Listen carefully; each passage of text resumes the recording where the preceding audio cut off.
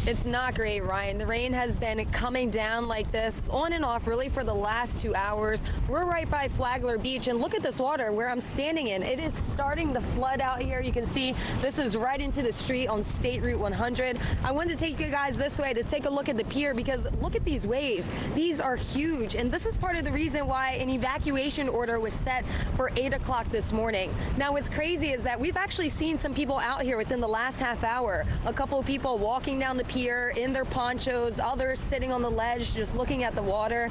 But that evacuation order is in this zone, and it includes Barrier Island from Marineland to Flagler Beach, and then on the mainland, all the neighborhoods off of John Anderson Highway, Palm Drive, LeBurt Avenue, Bullough Park, Ashley Way, and Polo Club West neighborhoods. Now, that evacuation order, it's not mandatory, right? So you guys saw us at Swillerby's Coffee and Donut Shop earlier. They were open. The owner tells us that he just wanted to help out the community and the first responders in this area who are out helping out during Hurricane Milton. But again, these waves are huge and the rain is coming down. We also know there is a curfew that goes into effect later on tonight. That's going to start at 7 p.m. and it's going to wrap up tomorrow morning around 7:30.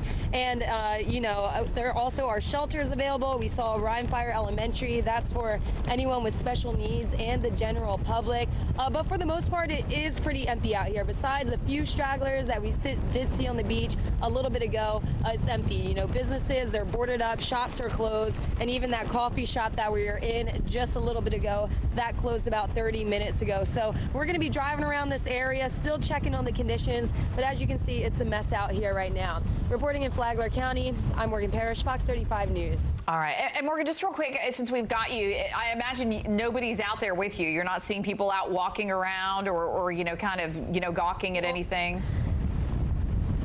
We are. Take a look at this right here. It looks like a father and his daughter just came out here taking pictures, and we saw another person actually just sitting on the ledge going into the pier right now. I mean, people are out here with their ponchos. I mean, there's some people who are storm chasing for sure. Oh, gosh. Yeah, it looked like that father and daughter were like, we don't want to be on TV. We're out of here. Yeah, so, all right. Definitely going to deteriorate. Yeah, Morgan, thank you. Took one picture and they were out. Yep. Thanks, guys. Experienced it. Yeah. All right. Well, our hurricane coverage continues, of course, right after this break. We're going to check in once again with our Storm Team meteorologist as we look at landfall and kind of what we know now that we didn't know earlier this morning.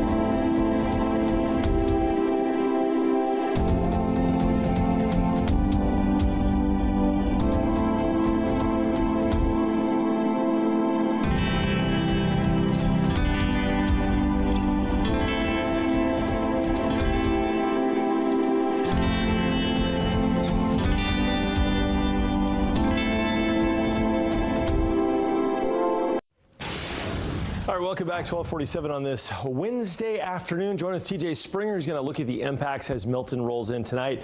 The name of the game today for us is rain and wind after midnight. And that's going to lead to this. Power outages around the region. Let's get right to it. Our power outage threat will be widespread in purple, including Daytona, Orlando, and Lakeland.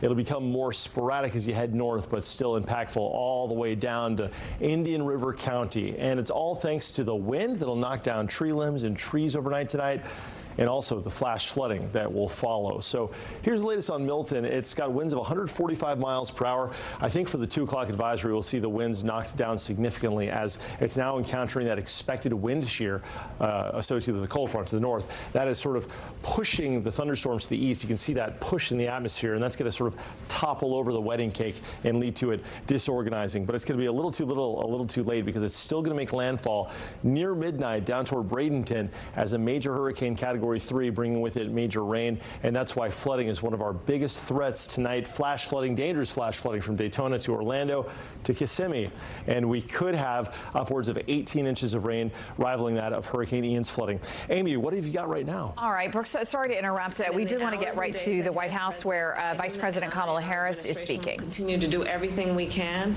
to protect the people who have been in the path of this storm, and once the storm has passed, we will be there to help folks recover and rebuild, as we continue to do for those communities in Florida, Georgia, North and South Carolina, and across the Southeast who have been devastated by Hurricane Helene.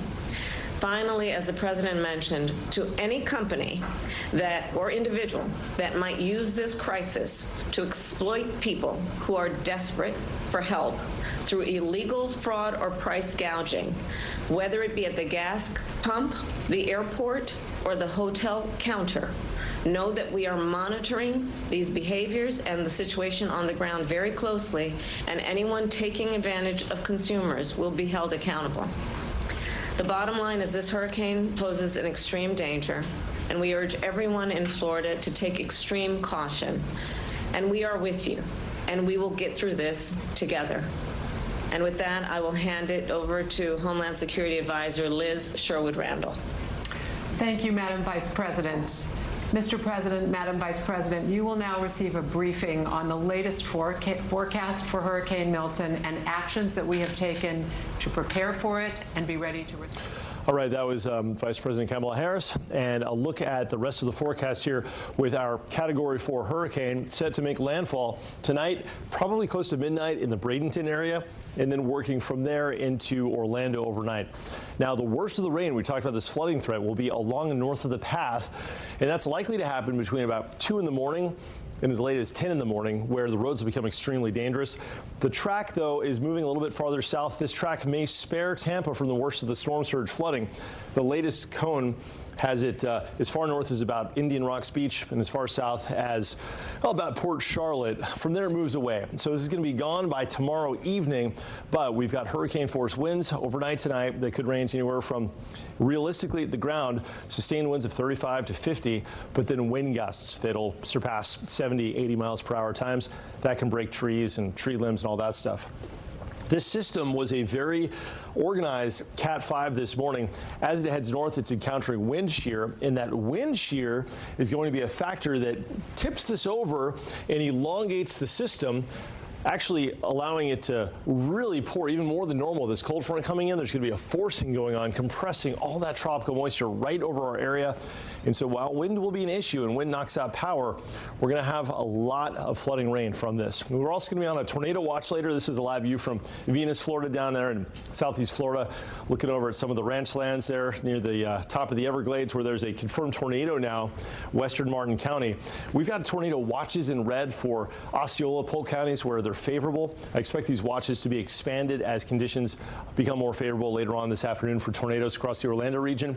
Right now, we've just been looking at rain and otherwise waves of downpours. And so if you need to make any of those last minute preps, you have between now and safely sunset, so about six more hours or so. We're gonna have intermittent rain moving in, and occasionally this afternoon, maybe some tornadoes popping up, but so far so good. Not so good though across South Florida. We've got a a really convincing radar signature here to the point where our Fox 35 Storm Tracker radar system is placing a rare shear marker indicating a high likelihood of a very large tornado here near Okeechobee, Lake Okeechobee, in the town of. Is going to be west of Port St. Lucie, heading northwestward. We'll have to watch this cell because it's going to be approaching southern Osceola County by 2 p.m. Meanwhile, we've got more tornado warnings back towards Sebring and Highlands County and other confirmed tornadoes in the purple box by Fort Myers. Drifting northwestward, heading into Sarasota and Manatee counties in the next hour or so. That tornado threat working north into central Florida, including Orlando, later this afternoon. A look at the radar right now revealing the eye wall about 140 miles southwest of its landfall location shortly after midnight. All right, guys, let me toss it back to you for the latest. All right, thank you so much, Brooks. Fox 35 Storm Team Thunder Truck has been out in the elements today. And we want to check in right now with Marie Ettinger as she kind of looks around. It looks like some wet roadways around you. Marie, where are you this morning or this afternoon? We are just exiting Wadeview Park, going through around downtown Orlando. I'll give you a look. You can see we have had some rain. It's been coming pretty consistently on and off, so consistent in that it's coming in waves and we can expect it every few minutes, but it hasn't been all too bad around here. We have seen some pooling in areas that we know have flooded in the past. That's why we were in Wadeview talking with people there about the preparations that they're doing. We talked with a family there who actually installed a pump just in preparation for these hurricanes. We also saw lots of sandbags, lots of tarping, lots of protective barriers around. We're headed now to some other regions that we know have seen flooding in the past. We'll definitely keep you updated about what we're seeing out here, especially as the storm progresses and as that rain picks up. All right, thank you, Marie. Well, the theme parks are going to be closing today. Disney's Hollywood Studios, Animal Kingdom, they will shut down really in about 5 minutes. Yeah, 5 minutes. Magic Kingdom, Epcot, Disney Springs, they will close in 1 hour. Universal will also close in 1 hour. SeaWorld, Aquatica, Discovery Cove, all are closed both today and tomorrow.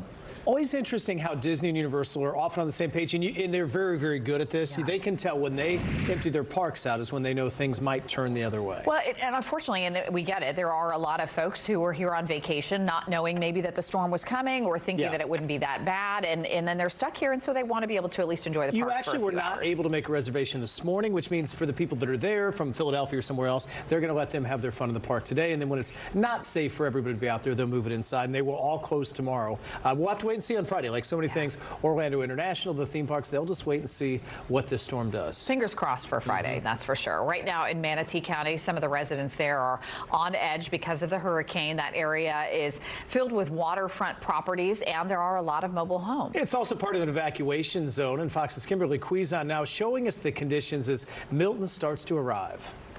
Manatee County is bracing for potentially some of the worst storm surge and winds the state could see, and they're doing this while still dealing with the impacts from Hurricane Helene. Out here on Sarasota Bay, you can still see there are tables, people's belongings that were blown into the bay.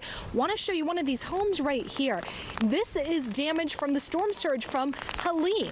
People's lives were uprooted, taken away with that storm, and now the area is potentially looking at possibly a direct hit. Sandbags still remain out here as well from the last storm as well. These homeowners appear to have gotten out of the area, which is a very good thing. And officials are stressing right now there's still a few hours that if you stayed behind in one of these evacuation zones, level A, B, and C, that there's still time to get out, but they want people to do it as they still can, as they can remain safe before nightfall comes and the storm really locks in its position. From Manatee County, Kimberly Quizon, Fox News.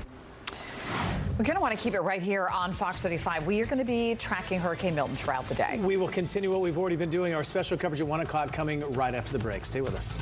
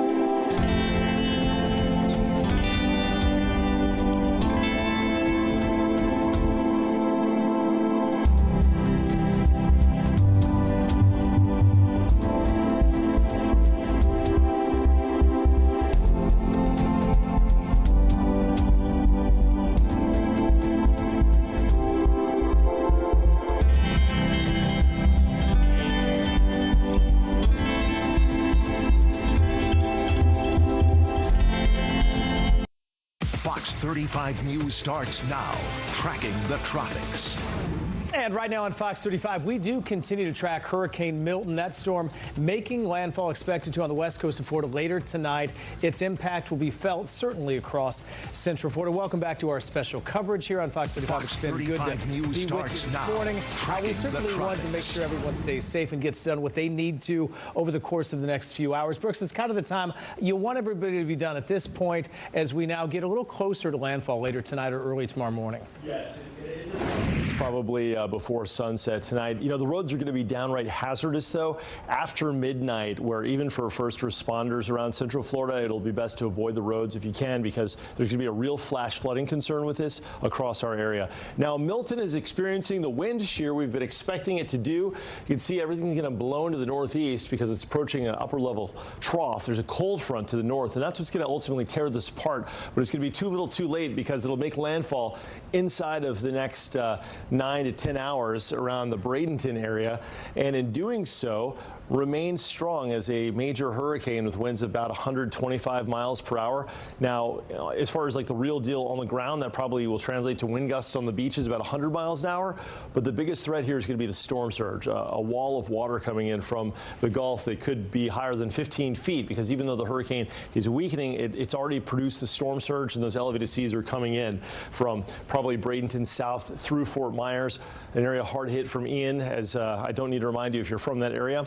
And from there, it's going to work into the Orlando region by 8 o'clock tomorrow morning. So it's going to go from here at around midnight, Bradenton, to 8 hours later, probably at the same longitude as either Orlando or maybe Geneva, before finally making it out to sea. There's going to be a period here where we catch some very bad weather, not just with the gusty winds. We'll have a sustained wind here in Orlando, probably between 30 and 50 miles per hour, depending on if you're like in an open field or at the airport. You know, the airport will show a higher wind speed because it's open fields, but the trees will slow a lot of the sustained winds down. But we're going to catch wind gusts that could surpass 70 or 80 miles per hour. That'll be what kills the power. That said, there's going to be a swath of very heavy rain along and north of the center as this system works up to the cold front producing the wind shear. Okay, and that's what's going to cause the heavy rain. So let's talk safety tips tonight. Sleep away from windows. In our house, we're blowing up an air mattress to sleep in the middle of the house and bringing the kids in there. It's going to be a big camp out because we got some big old oak trees over the house, which I'm not thrilled with. Side note, if you have overhanging trees, pick a different room. That's what we're doing tonight, because we've got a tree over the kids' room. So that's something we got to watch out for, and maybe you do too. Just trying to watch out for you in case there's a tree limb that falls or you know, goodness forbid, you know, the actual tree itself. The roads are going to be hazardous from 1 a.m. to 8 a.m. What do I mean? Well, it's going to be raining so hard that we may have some of the roads become quickly impassable with heavy rain and flash flooding. And unfortunately, that flash flooding threat is going to be so bad with 12 to 18 inches rainfall totals by the time this thing's all said and done. We unfortunately may see almost a mimic of what happened during Ian.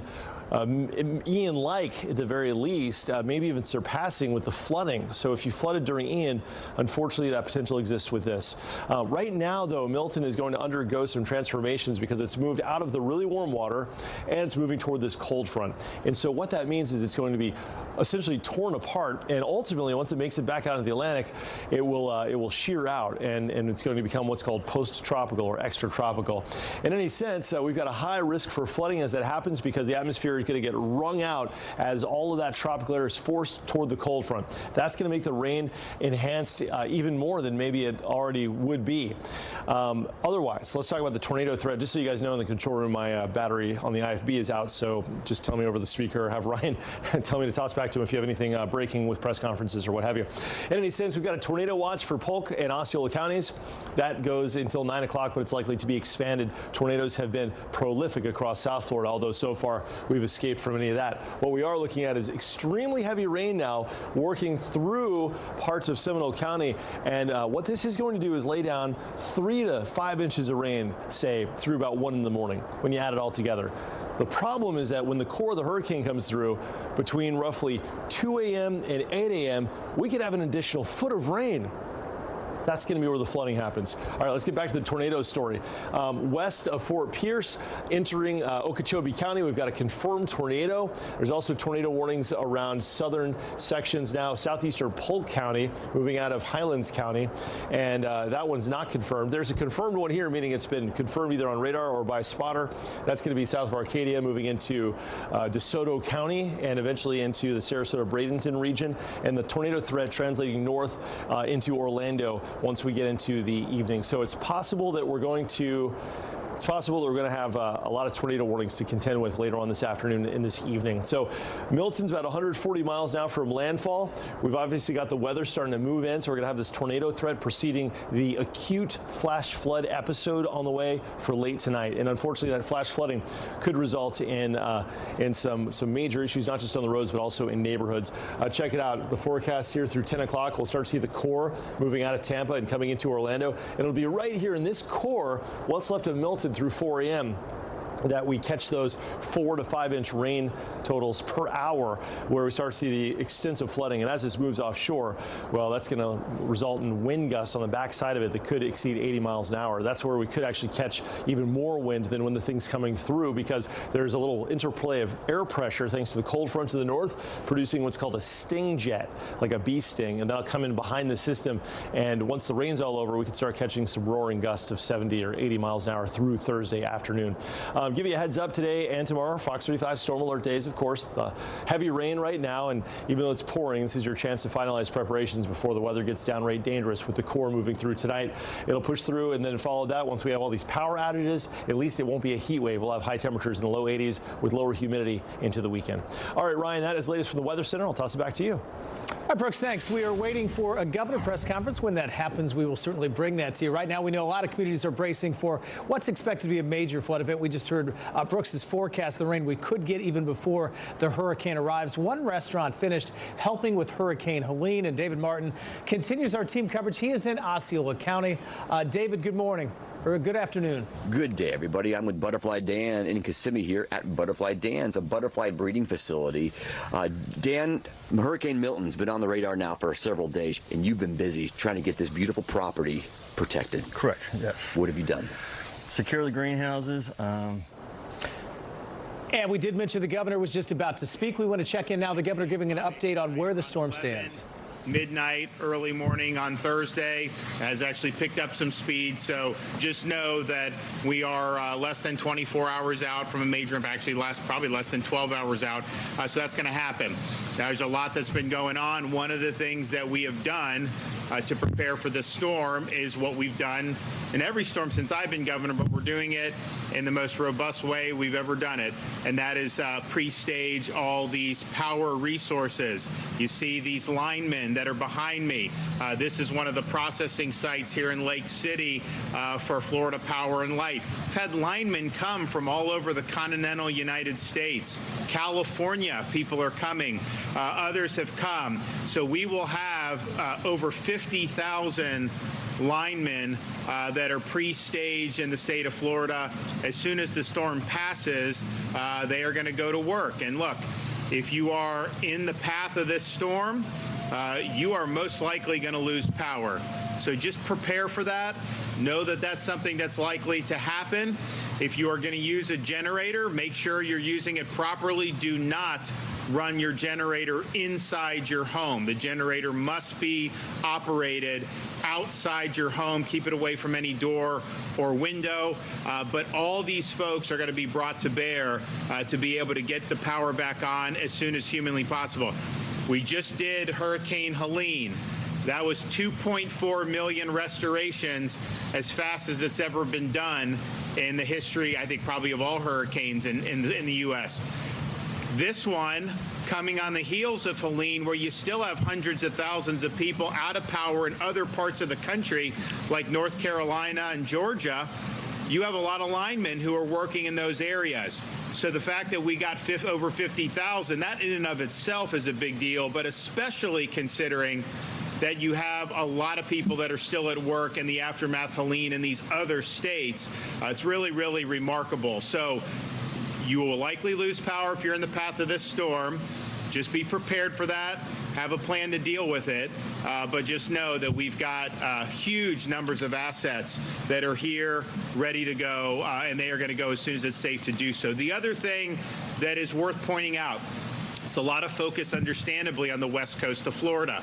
That's what's going to see the really significant storm surge, particularly where the storm makes landfall, and just south of the eye wall is going to likely lead to the most significant storm surge. The way these storms go, they go counterclockwise. If you're on the north side of the storm on the west coast, it may be that that pushes water away from the coast. That's possible depending on how the storm goes in. Right now, the track is that it's going to enter the west coast of Florida and then go almost horizontal across the state, maybe a little east-northeast, and then come out maybe in like southern Brevard County. Look, this can all change in the next 6, 8, 10 hours, but what will happen on the east coast of Florida is you will have the possibility for storm surge there. May not be 10, 15 feet like we could get on the west coast, but it's going to kind of be the opposite. If you're on the southern part of the storm, a lot of the storm is going to push the water away from the east coast. But if you're on the northern side of the storm, the counterclockwise, it's going to bring surge in. So places like Brevard, Volusia, Flagler, St. John's, you're likely to see surge. You're likely to see, and we've had issues on the coast there anyways with erosion and whatnot. So just understand that is going to be something that could happen. It's not just about where it makes landfall. It's going to barrel across the state of Florida. It's going to exit on the east coast of Florida, and that also can produce some storm surge. So just make sure if you're on the east coast of Florida that you understand this is not just a west coast event. The major effects for surge will be on the west, but there is going to be impacts far inland and on the other coast in the state of Florida. The fuel situation, I know when the initial evacuations went out on Monday and then even on Sunday when people were anticipating massive run on gas, people were crowding the stations. You had long lines. A lot of the gas stations ran out of fuel. We have not run out of fuel overall. When those stations go through it much quicker than normal, they don't have the same delivery schedules that can keep up, so they got to flex. So what we've done is, one, we've got 1.6 million gallons of diesel on hand just for the state of Florida and 1.1 million gallons of gasoline for the state of Florida. So that's just us. They're still bringing fuel out of the ports. The ships are not coming in, but the dockside operations have been going. Now, I'd imagine Manatee, Tampa, probably not at this point, just given what's happening. East Coast, that's likely. Dockside going to slow down too as the storm approaches. But we have to try to overcome. Had Florida Highway Patrol facilitate 106 long-distance fuel tanker escorts. So they got the sirens. They're bringing those gas into the gas stations, and they've done almost 1 million gallons of gas with that. So I appreciate what they're able to do for that. We may have interruption in fuel delivery into Port Manatee, into Port of Tampa, depending on the damage from Milton. And we will work on contingencies to make sure we're able to have a supply of fuel. But people should just understand we've got a lot of fuel on hand from the state. There is a lot of fuel still left at the ports that will be re-engaged from dockside once the storm passes on the west coast. But we could potentially have some of these ports that may not be able to open right away. We'll see. We'll see what happens with that. We've been talking about the debris. That mission was an emergency mission to help local communities who suffered a lot of debris and were not getting the debris moved quick enough. Places like the Barrier Islands in Pinellas County, Barrier Islands in Manatee, and even parts of Sarasota Barrier Islands. They worked through the night for the last few days, all the way through last night into this morning, and they've been able to remove a remarkable amount of debris statewide. They've just our folks. This is not even our responsibility in the state. This is a responsibility of the locals to pick up the stuff. But we've done a total 270,000 cubic yards of debris throughout the state of Florida with just our Department of Transportation and other assets. And just on those Barrier Islands and that emergency mission, almost 55,000 cubic yards of debris. So probably in those areas where our trucks were doing all night, the last few nights, 24/7 with the landfills, probably we're able to take about half of the debris that was there and that would not have been picked up unless we did it. That's going to mitigate some of the damage that happens when the hurricane comes in. We've got a remarkable amount of assets that are assembled. I've been in contact with both the President of the United States as well as the FEMA director. We're also closely coordinating with all our local partners in the affected counties. And we have a National Guard contingent that has never been amassed before for one of these. 6,000 Florida Guard soldiers and an additional 3,000 from other states, 34 search and rescue aircraft, and 500 tactical vehicles. This is the largest storm mobilization in the history of the state of Florida. Of course, we have our Florida State Guard, which is out and doing great work, and they've got massive numbers of assets that are going to be assisting them in their missions, and some of those guys have done a really, really good job, and we really appreciate it. Now, Florida Disaster Fund. We have activated this for Helene. It's also activated for Milton because we know there's going to be damage. So if you want to do Florida Disaster Fund, you can go to floridadisasterfund.org. This is a tax-deductible charitable contribution. We've raised many millions of dollars. I want to thank Publix, Walmart, Wells Fargo, and Lennar for coming in big. You can also text disaster 20222 20222 to be able to do that. Once we get an assessment of the needs and the damages, we'll be able to use that in a very flexible way to help get people back on their feet. We did it after Hurricane Ian to great effect, and we'll do it after this storm as well. If you have an EV and you're in an area where you are susceptible to storm surge, just know if your EV gets inundated with salt water, it increases the risk of fires. Those fires are very difficult with the battery to put out, and we have had people that homes have burned down as a result of those EVs being in the garage when you had storm surge. So if you can, you want to move that to higher ground and try to prevent saltwater intrusion. So we've had evacuations now in effect in these counties on the west coast of Florida. I know there's now some evacuations on some of the east coast counties that I had alluded to with the storm surge threat in the barrier islands on the east coast of Florida. The conditions are starting to get bad. Listen to your local emergency managers about when it's too dangerous to go out. In many parts of Florida, you probably could still go to a shelter, but you're starting to see major weather events happen. I know there were some tornadoes, massive tornadoes. I mean, just these like unbelievable tornadoes that you're seeing. So the hazards are increasing. Depending where you are, it may not be safe, certainly to get on the interstate at this point, but listen to your local officials. But if it is still safe and you can get out of the evacuation zones, you just go to a local shelter in your county. You don't even need to get on the interstate or doing that. And we still have a lot of space in our shelters around the state. We have now Sunshine Skyway Bridge and Howard Franklin are closed in the Tampa Bay area. Courtney Campbell Causeway and Gandy are closed going into Pinellas County. Those will likely be closed completely very soon, and it's just a result of the conditions that are deteriorating. So please understand the closures of those bridges. Until 5 p.m. or it's no longer safe, if you need to get to a shelter, we've partnered with Uber to provide free rides to shelters in counties with evacuation orders. If you want to do it, the promo code is Milton Relief 1, the number 1, Milton Relief 1. And that's going to go till either 5 o'clock today or when it's no longer safe, and that will likely vary depending on where you are throughout the state of Florida. So we have almost 150 shelters that are open for general population. We've got over 30,000 individuals that are in it, but we have space for over 200,000 individuals. So there is space available. The counties, by and large, I think are going to have Starlink. I think they're going to have the generator power, so if you lose power. So it isn't like, you're going to be able to use devices and stuff like that. Now, we also have 36 county-owned special needs shelters. Our Florida Department of Health works with that. They're opening in areas that are in the path of store. They're open. And then we have done 6 state-operated supplemental shelters. So we call them shelters of last resort.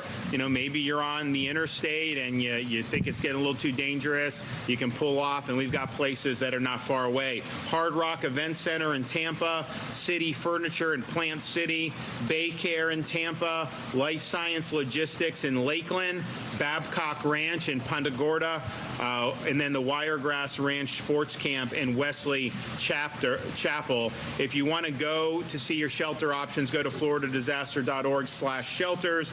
And then for any EM updates for your specific county, you can go to floridadisaster.org/counties. I want to thank everybody that's been working hard. We've had really round the clock for over 2 weeks now, preparing and responding to Helene, which was done very robustly, very efficiently. We got a lot of people back on their feet very quickly with power and other things. And we knew, because we're in hurricane season, we knew that we weren't necessarily out of the woods. We were hoping that we wouldn't have to deal with anything more. But when it became clear that something was brewing, people continued to help with Helene, but also spring into action to prepare for what is now Major Hurricane Milton. I know there's a lot of folks that have not gotten a lot of sleep over the last few weeks. We've got some more difficult days ahead today, and as we help to rescue people and assess the damage and try to get people back on their feet, but we will absolutely get through it. We can handle this. I've seen great sources of inspiration throughout the state of Florida with our first responders, with people who are working round the clock to help their fellow Floridian. And you can count on us. We're going to be in this all the way till the end. So please make sure you're doing what you need to do to protect yourself. Thank these linemen who've come in from all across the country to be able to be here, ready to go, and get people back connected to power as soon as humanly possible when the storm passes through. We don't know. You never know for sure how many power outages you're going to have, but I think looking at the strength of this storm, looking at the path of this storm, you're talking about potential significant number of outages, and we're used to having millions anyways, and you could have millions without power at some point for this storm. So be glad that you got over 50,000 linemen that are staged in the state of Florida and that are going to be ready to go to get on target and to get people connected. Okay, we're going to hear from Kevin Guthrie, Division of Emergency Management. Thank you, Governor. I'll pick up where the governor left off. We are committed. We are ready to go. The Florida State Emergency Response Team has nearly probably 100,000 assets in the field, to include the 50,000 men and women of the electrical line crews that are working with us. They are members of the State Emergency Response Team. So, Governor, thank you for your leadership in that. We have the right resources to move into the right places at the right time, and this is evidenced by the men and women standing behind me. I've said it before and I say it again, life-threatening storm surge is expected along Florida's west coast and portions of Florida's east coast. If you're under a mandatory evacuation order in a mobile or manufactured home, you rely on power from medical devices, or you live in a home that cannot withstand hurricane-force winds, then go to a shelter. There, as the governor said, there's probably nearly 200 shelters right in your communities near you with over 200,000 beds available. Your home and belongings can be replaced, but unfortunately you cannot. Neither can your family. You can find a list of shelters, including your state-run shelter or our state-run shelters, by visiting floridadisaster.org/shelters. If you do not live in an evacuation zone and you decide to shelter in place, make sure you have enough supplies to weather the storm. Make sure you have enough for everybody in your family, including your pets. Power outages, as the governor said, are to be expected. We will have them. We had 2.3 million for Hurricane Helene. I imagine we're going to have more based on this track. If you lose power and you use a generator for backup power, please use it safely. Make sure that you keep that generator 20 feet away from your home and away from all windows. Wait 20 minutes for it to cool down before you refuel it. Keep it on a flat, dry space. And if you have a carbon monoxide monitor, make sure it's on, the batteries are up to date and ready to go. During the storm, if you hear trees snapping, you hear transformers popping, it could be that you're right on the edge of the hurricane's path. So please treat it as if it's a tornado. Go to the center point, lowest point of your home. Get into that place. If you have a light mattress, pull it over the top of you and protect yourself from any type of flying debris. After the storm has passed, it is critical that you listen to authorities for guidance on when it's safe to return to your home. Do not venture out. Hazardous materials and hazardous conditions may exist and be present. Do not attempt to clean up debris by yourself when things are over, especially if you have fallen trees or power lines. Make sure that you wait for people to come and clear those. If you see these dangerous conditions, report them to your local authorities by calling 911 or non-emergency lines. Residents needing information after Hurricane Milton can call the State Assistance Information Line at 1-800-342-3557. There are English, Spanish, and Haitian Creole speakers available to answer these questions. Again, do not go out and do things that you're not capable of doing after a disaster. We do not need to have fatalities when somebody's trying to go up on a ladder, they're trying to use a chainsaw, they're trying to do extraordinary things. We're going to have plenty of volunteer organizations able to help you right after a disaster. Please do not do those things. Just let us come and help you. That's what we're here to do. We're here to help you. Governor, as always, thank you for your leadership. Thank you, Derek. Thank you, Governor, and good afternoon. I want to start by thanking our FDOT team members who've been working around the clock since we started preparing for Hurricane Helene and now shifting our focus and preparing for Hurricane Milton to make landfall. Really grateful for Governor DeSantis' leadership in directing state agencies to carry out this debris mission on the barrier islands in Pinellas, Manatee, and Sarasota. It was a tremendously important mission to prepare for Hurricane Milton landfall and get rid of as much debris as humanly possible on those barrier islands. We marshaled all of our state resources and even some of our road builder contractors to get out there, get dump trucks moving, get debris off of those barrier islands. The governor quickly saw that the debris vendors were just not keeping up with the local governments. We needed to get that debris out of there. It's remarkable what we were able to accomplish over the last few days. We've been working around the clock, 24/7. We had huge platoons of dump trucks last night moving in really bad weather, being escorted by Florida Highway Patrol, getting that debris to landfills. And as you heard from the governor, we were able to move nearly 55,000 cubic yards off of the barrier islands. We made a huge dent in that debris, and it is going to have a big contribution on safety as Hurricane Milton makes landfall.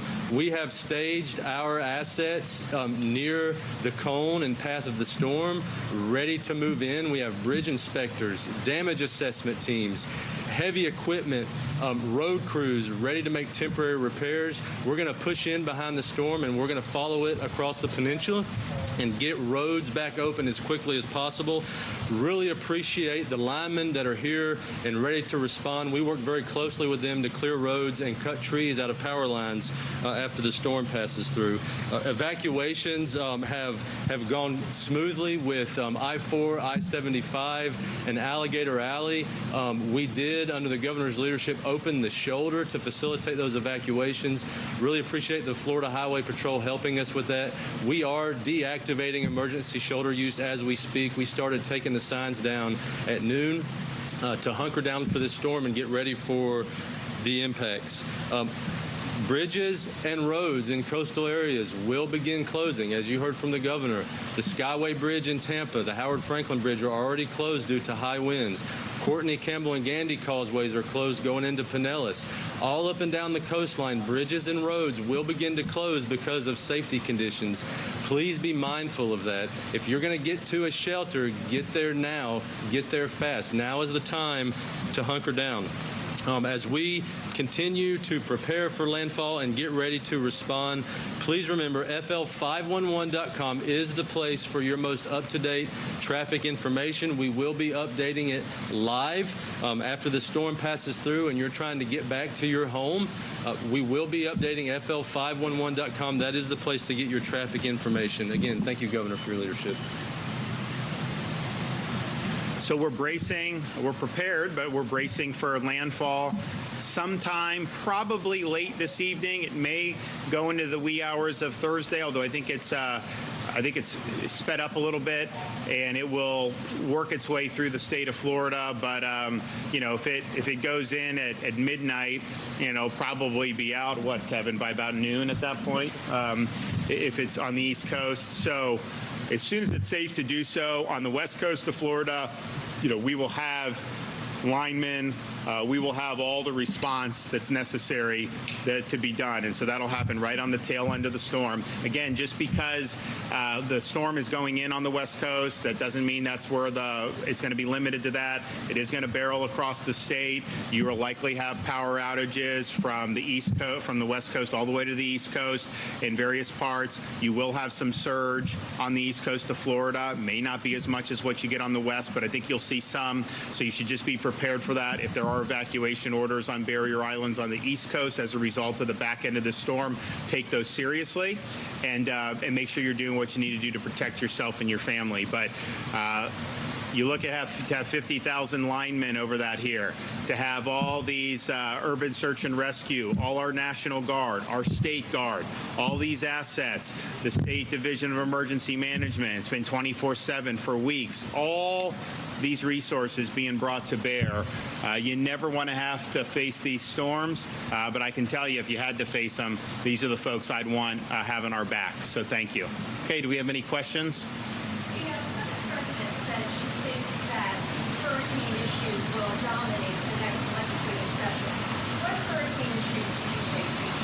I think it remains to be seen, to be honest. If you look at Hurricane Helene, we had major impacts, but I don't know what that would mean in terms of legislatively. There may be some stuff we have to do with budget, so we'll see. But it isn't going to be anything that we're not going to be able to handle. I mean, we put aside $500 million a year just to respond to natural disasters. We started that when I became governor, and we've got a massive rainy day fund. We've got a massive surplus. So if there is things that we need to do, we'll do it. We'll figure it out. Okay, everybody, be safe. Let's get through this. Thank you. All right, so that is the latest update from the governor. A couple of takeaways there. Number one, they're talking about getting everything in position to get power back on, certainly to get the fuel going again. And then obviously preserving life is the number one goal. You saw some of the linemen there just giving you a look into what the governor called the largest mobilization we have seen in terms of storms. Let's bring in Brooks right now. And Brooks, you hear all that. Obviously, they're watching the similar forecast that you are right now. I mean, how do we look? Is there looks like midnight's kind of what he's anticipating, or early morning hours? That's about right, yes, for its landfall in the Bradenton area, which is just south of Tampa Bay. And we'll start to see impacts here really ramping up. Believe it or not, I know it looks like it's ramped up, but it's going to really ramp up between 2 a.m. and about 8 a.m. with a boatload of rain, unfortunately leading to a lot of flooding. TJ and I were just looking at this. I've got to show you this. The tornado threat is rapidly ramping up. So while we've had kind of a showery morning, we've got a tornado outbreak right now in progress across South Florida, thanks to the outer bands of Milton, which right now is located about 130 miles from its landfall location in Bradenton. Again, set to get there in about 9 to 10 hours from now, which would place it around midnight. And to the south here in Indian River County, there's now a confirmed tornado warning. And so if this continues its track, it'll enter Brevard and southeastern Osceola counties inside of the next half an hour. So we're going to watch that very carefully for you, where we're going to just break into programming and we'll be with you until the threat passes. And unfortunately, we're going to see tornadoes through the afternoon, and there could be a lot of them out ahead of the main push of the system itself. So, we're focusing here on this inner band. This is the eye wall, which is going to bring us flooding rain after midnight tonight. It's going to weaken as it comes ashore as far as the system itself. Right now, it's still a Cat 4 with winds of 145 miles per hour, but it's starting to encounter wind shear from the southwest as it approaches the cold front to the north. So you can see all the clouds are kind of getting pushed that way, and that'll eventually weaken it to a Cat 3 as it makes its way ashore. Now, it's still going to have with it a major storm surge, unfortunately, especially south of the track with up to 15 feet of storm surge. It'll be a really, really bad situation here all the way down through Fort Myers. Tampa may escape the worst with a flow out of the bay based on this track, but as it moves inland, it will weaken to a Cat 1, so we'll catch sustained winds of anywhere from from 30 to 50 or so miles per hour. At night, in the middle of the night, probably from like 2 or 3 in the morning onward till 8 or 9 in the morning, but we'll have wind gusts up to 70, maybe 80 miles per hour at times. More so, a huge amount of rain falling on the north side of this thing. So the rain we're getting now is saturating the ground, and we're already seeing puddling and some flooding around. But when the actual core comes through, that's when the heaviest rains will get here, and it could rain more than 4 inches per hour, causing flash flooding, inducing water rescues in some cases tonight, as well as unfortunately flooding entering homes and businesses in low-lying areas. This system is encountering a cold front to the north, which is going to start to transform it, but it's a little too little, a little too late. All right, the latest from our Fox Weather Alert System. We've got our confirmed tornado in Collier County and Hendry County in Southwest Florida. Tornado warning for Martin County and St. Lucie County. That's the one we got to watch as it moves north toward Indian River County and Brevard County inside of the next hour. So that's the beginning of it, and we're going to continue to track this thing. The main impact is going to be flooding rains in the purple beginning after midnight today, making the roads hazardous. Here's TJ with the latest on our impacts. Brooks, yeah, you mentioned the tornado threat. Now tornado watches for a good chunk of the Fox 35 viewing area through this evening, and what is happening to our south will eventually expand north as we see that twisting of the wind, that wind shear start to move our way with these outer bands lifting northbound around the center of circulation with Milton. So let's look at that. The ingredients in the atmosphere, not just the instability, but at least with usually tropical systems, it's that spin in the atmosphere, the twisting of the wind or that wind shear that Brooks was just talking about. That organizational wind can get that rotation in storms to really get going. And you want to look for the colors of orange, red, even that deeper red.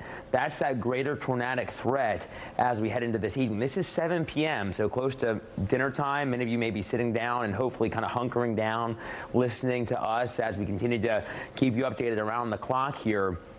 We could have tornadoes just like we're seeing now expanding across our area, especially for our southern neighborhoods. And you can see even through 9 o'clock, those colors, the reds, the deeper shades of red, dark red, indicating that potential for rotating thunderstorms right through about 10 o'clock before we see some of those ingredients in the atmosphere, the dynamics at least somewhat fading away and not supportive as much for tornadic activity as we head deeper into the night as Milton closes in on the Florida Gulf Coast. Now, in terms of the worst of the weather from now through our Thursday, as Brooks hit on, the flooding rainfall, that's our big story. Could have amounts over a foot, maybe up to 1.5 feet in some localized spots.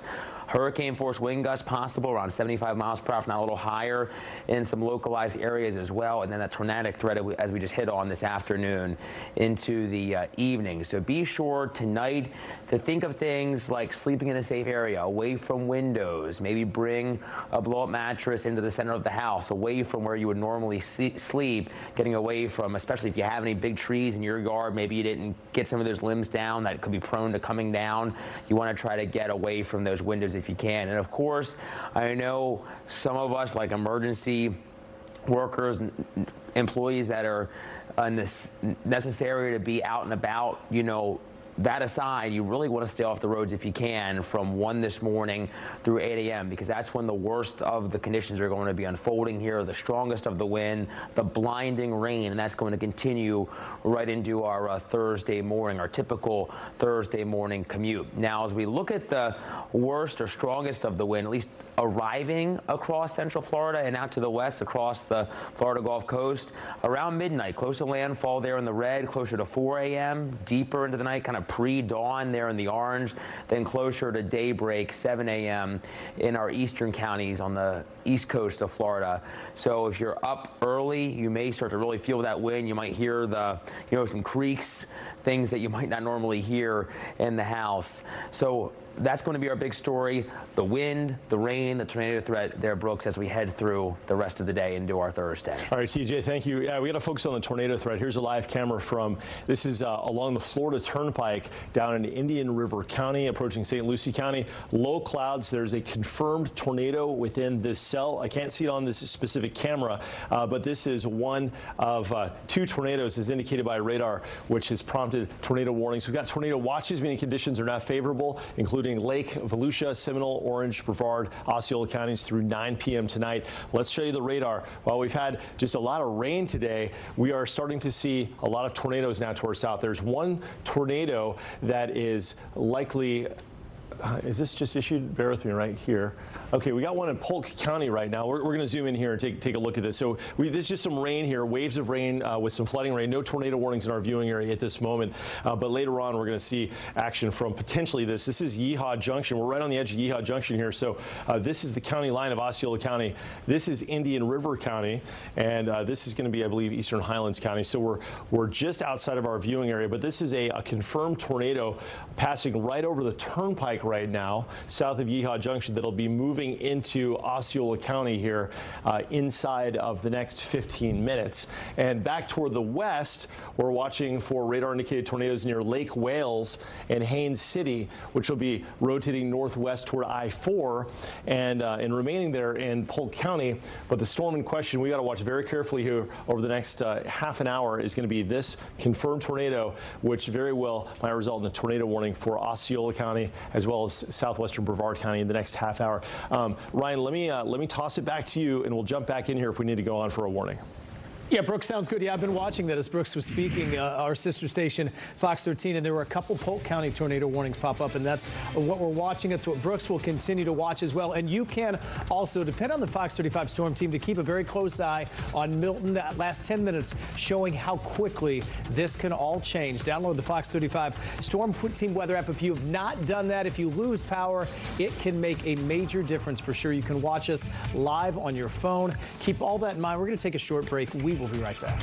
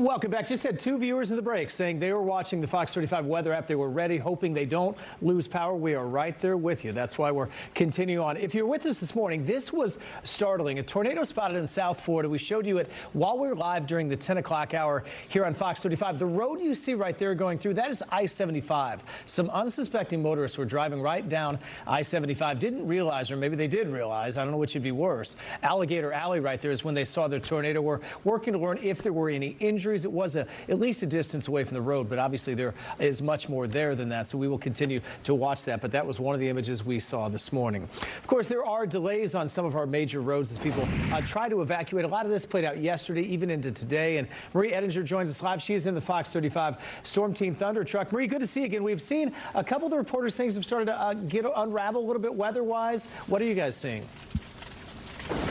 So I can turn you around and show you exactly what we're seeing. So not that bad right here. We're in the College Park area of Orlando, but you can see along the sides of the road there is already some pooling.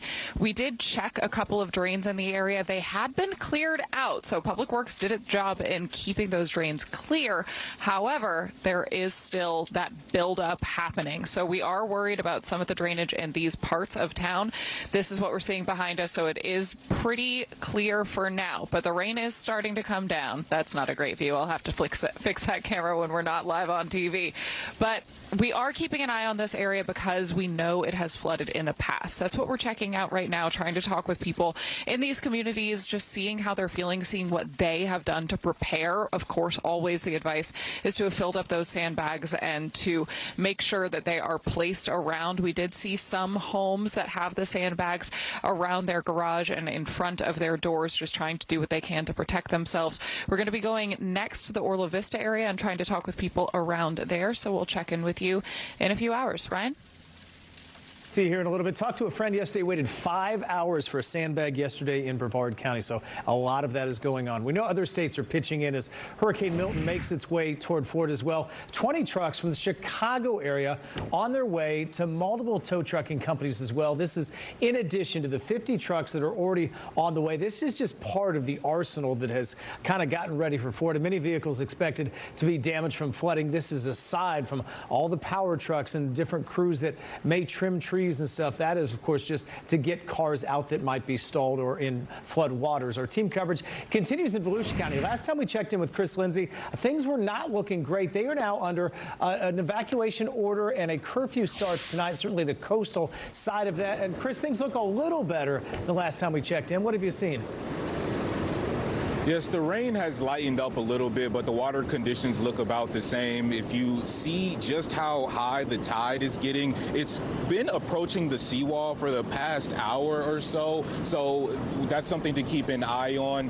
These sort of conditions are why they issued that evacuation order for people who are in low-lying areas, who live in mobile homes, RV parks, and things of that sort. They say that if you flooded during Hurricane Ian, then it's possible that you'll flood this time as well. So by 8 o'clock, they're asking everyone who is choosing to evacuate to do that. Otherwise, you could face some penalties for being out on the road as they're doing their curfew checks. That curfew applies to anyone who's not working, who's not doing first responder work or potentially law enforcement. Everyone else could face fines or even jail time if they're out here. Again, the rain has lightened up within the past hour or so. Water conditions, those waves out there are very angry right now, but we're continuing to monitor. Everyone on the east side of South Ridgewood Avenue is where they're focusing on for those evacuation orders. Reporting in Daytona Beach, Chris Lindsay, Fox 35 News.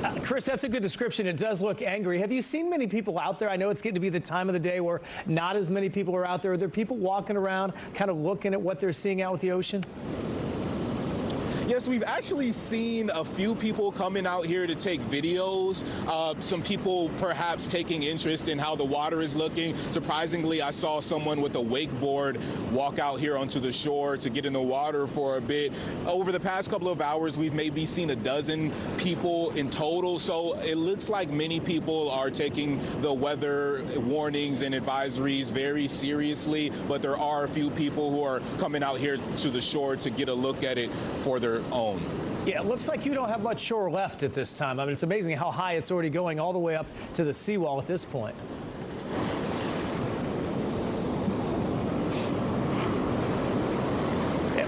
We might have lost his IFB there, but as we said that, you could see that wall coming up. So Chris will check back in a little bit, but it shows you the conditions. And I think Chris described it very well, saying it was an angry sea out there. And that's what we're seeing right now. This morning, we know Lake County has also had a voluntary evacuation order for residents living in manufactured homes, RVs, mobile homes, or flood-prone areas, very similar to what they've done in Seminole County. Also, the shelters are open there. Lake Express, Lake County's fixed route bus system, that's going to be providing free rides to travelers who need to be taken to a shelter. Remember, statewide, the governor mentioned this as well. If you are in an evacuation area, there is a code where you can get a free Uber that is applying to people that are in an evacuation order.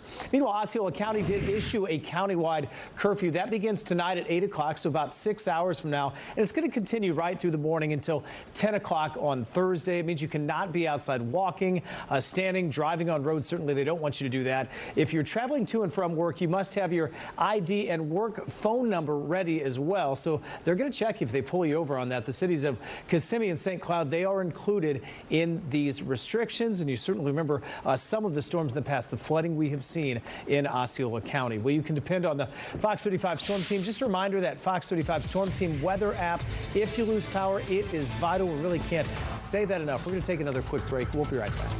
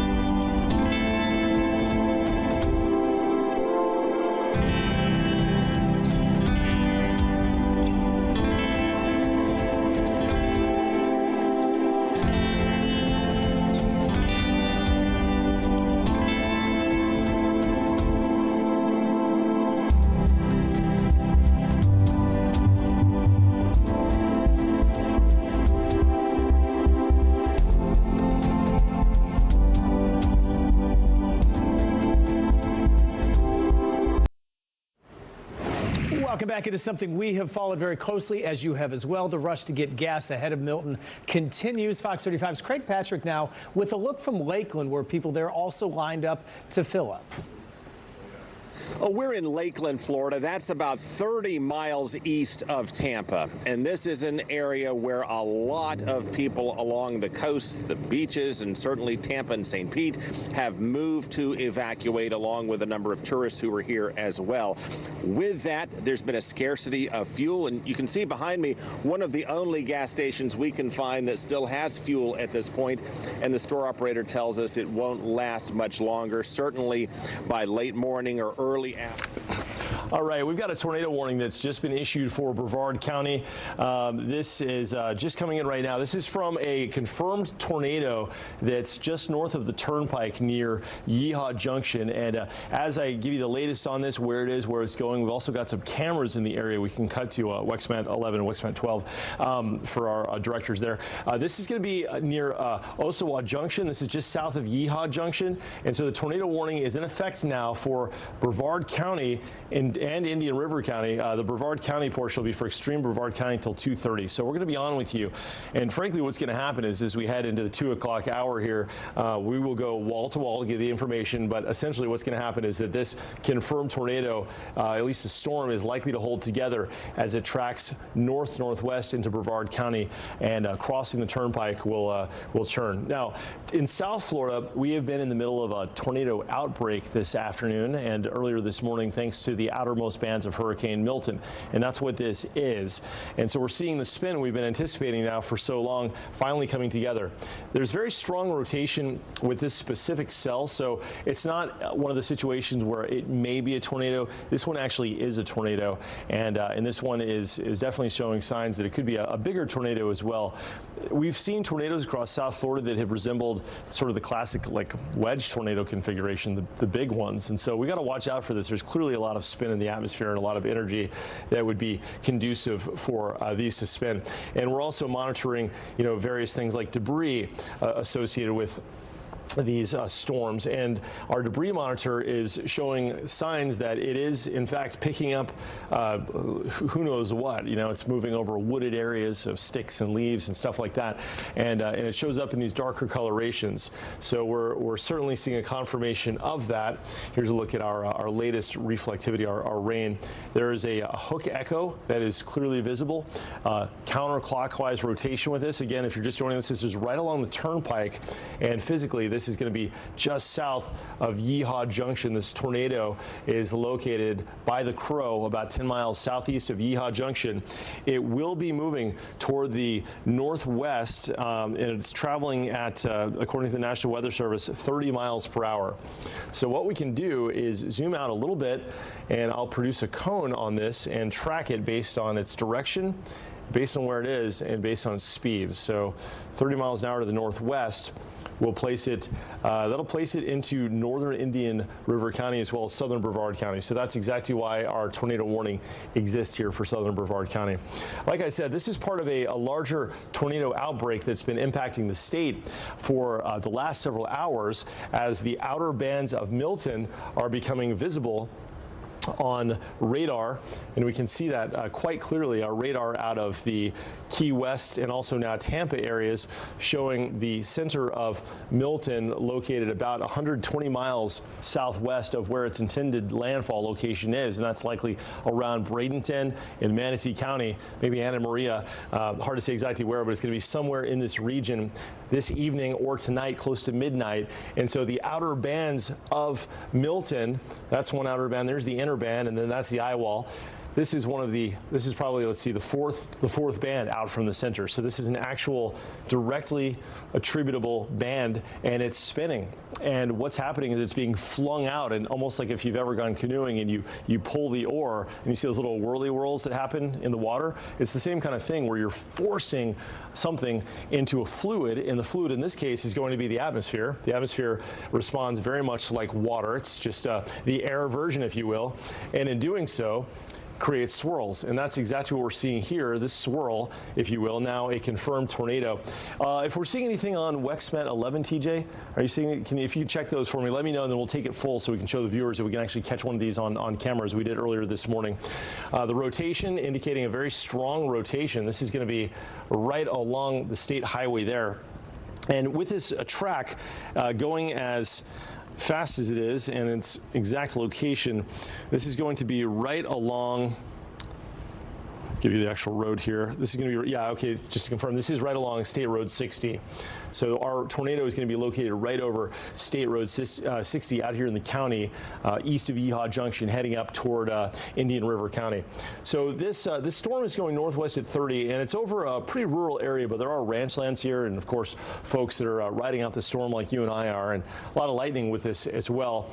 The rotation has been one of the most recognizable we've seen in the day today. So our radar indicated tornado right over Highway 60 there, and that's the road that you can take going all the way down to Vero Beach. I've been on it many a time. This is kind of that Orange Grove area, so there's a lot of farmland here, beautiful parts of the country here. But the tornadoes that we've seen earlier observed, and I've got them published on my Facebook page. If you go to Brooks TV on Facebook, were pretty wide, and it certainly goes to reason that because Milton is so strong and because this radar echo is so strong, we could have a rotation that's about a mile wide. That would mean that the funnel itself could be a quarter mile wide, maybe a little wider than that. So this is going to be an impact here as it's crossing Highway 60 at this time. We're also monitoring our DOT cams in the area along the Florida Turnpike to see if we can find it on camera. Otherwise, in Polk County, we've got another tornado right here in eastern Polk County, and this is going to be south, just by the Crow, south of Kissimmee, about 25 miles. So for all intents and purposes, it's in our general neighborhood. This one is going west-northwest toward Dundee, and if it holds together, it may impact the Four Corners region, and if that happens, we'll of course let you know, because that is our viewing area. Currently it's in the Tampa viewing area, but if you're watching us over bunny ears, the Polk County tornado is going to be located, it looks like southeast of Dundee to the east of Lake Wales. So this is right over, Highway 60 in Lake Wales, and that one is moving north toward Dundee. So that's another radar indicated tornado that is in our area. So zooming out, we've so far been free and clear of tornadoes in our viewing area today. So this is the first one actually impacting the Orlando area, and it's the extreme southern part of Brevard County away from the coast. So if you're in Grant and Valkyria, or if you're in Mico, you're okay. This is impacting the southwest part of the county. This is going to be specifically near Blue Cypress Lake and just east of Yeehaw Junction. Now, of course, there's a lot of traffic going to and from Yeehaw Junction with the various evacuation plans, people traveling, and so this is crossed right over the turnpike, and now it's crossing right over Highway 60, and in doing so, it's heading for the Three Forks Conservation Area right now before finally entering Polk County and eventually impacting the 192 corridor in about 30 miles from now. Looking at our DOT cameras, we got State Road 60 and I-95. Okay, so there's I-95, they're visible on the top right, and a view from our DOT cam from State Road 60. And I'm looking for a lowering in that. I don't see, sometimes the DOT they'll spin the cameras around, turn them from different locations, and we can actually see what's going on. And earlier this morning, we did catch a very large tornado on camera that was long-lasting near Alligator Alley on I-75 in South Florida. Let's put this on pause and zoom in and see what the latest is on this radar indicated but now almost confirmed tornado. I guess they've removed the confirmation tag on it. It's no longer being cited, but it's going to be right here. And zooming in, there are a lot of folks that may be technically outside of the viewing area, but they have us on over the air, bunny ears. This is going to be right over, basically right over the Blue Cypress Conservation Area. So there's some ranch roads here. This is Blue Cypress Road right here, and for reference, Yeehaw Junction. So this will impact us traveling on the turnpike. If you know anybody that's on the turnpike, they're heading down to Miami, for instance, maybe they want to get out of the path of Milton as it comes through Orlando tonight, and they've decided to head down to Miami. Unfortunately, they're driving through some really rough weather. Fortunately, this has now cleared the turnpike, but there could be more storms behind it. This one, however, will be moving north at 30 miles an hour, which will place it in western Brevard County before too long. Let's zoom out and get the latest on this. And by the way, if you're watching and you hear the heavy rain around Orlando and around Seminole County, this is all par for the course with an approaching tropical system. This rain obviously is producing big ponding and puddling. It's really heavy, and it could amount to 5 or 6 inches of rain by the time we get into midnight. But it's really after midnight where we're going to start to see these rains really pick up in intensity as the physical core of Hurricane Milton rolls up I-4 dumping anywhere from an additional 9 to as many as 15 inches of rain, adding to the totals. And it'll be during that time that, unfortunately, we see a lot of flash flooding around the Orlando region, not to mention the wind gusts that could exceed 60 to 75 miles per hour. It's going to weaken the system itself, the Milton, as it comes across Florida, but in doing so, there will be a lot of impacts, one of them being power outages, but the main impact being flooding. And the first impact ahead of all of that, you know, we anticipate these bits. We forecast these time parts and these impact parts to the storm. The first impact is the tornadoes, and now that is coming to fruition. Now we're seeing that across the area. So the tornado is radar indicator right now. The latest scans from our radar site in Melbourne, very close to this tornado, still showing a pretty persistent rotation in this area. This is going to be located west of, here, I'm going to zoom over here just a little bit to give you an idea. This is going to be west of I-95. And there's I-95, so just give you a little bit of a sort of it helps sometimes just to use the old ruler here. Okay, it's about 11 miles west of I-95, and it is going to be located approximately 11 miles east of Yeehaw Junction. So it's right in the middle, splitting the difference. It's over the ranch lands there. And that will place it right now over the TM Goodwin Waterfowl Management Area. So this is a place with some fish camps and some hunting grounds and some ranch lands, but there are some folks here. So if you live there in northwestern Indian River County, this is a radar indicated tornado at this point. Earlier, a confirmed tornado and a tornado warning for Brevard County, southern Brevard County.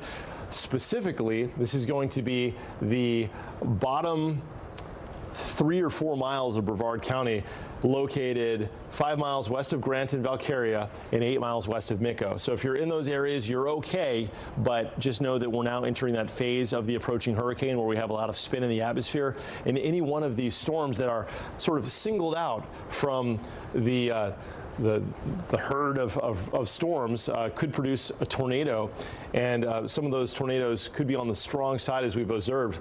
Here's our Fox 35 Storm Tracker radar, and it has a really good rotation around it as far as the radar indication. Now here's a look at the turnpike. We can take it full maybe. This is, where is this? Okay, this is the turnpike near 60. We can even take this full, take a look at it. That's on the top right of your screen. The trees blowing around. It's at the very least a severe storm producing wind gusts over 60 miles per hour.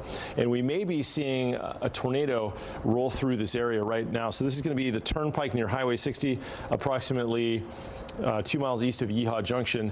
And the tornado is going to be, okay, here's a full view. The tornado is going to be located east of this specific spot, believe it or not, about 6 miles away.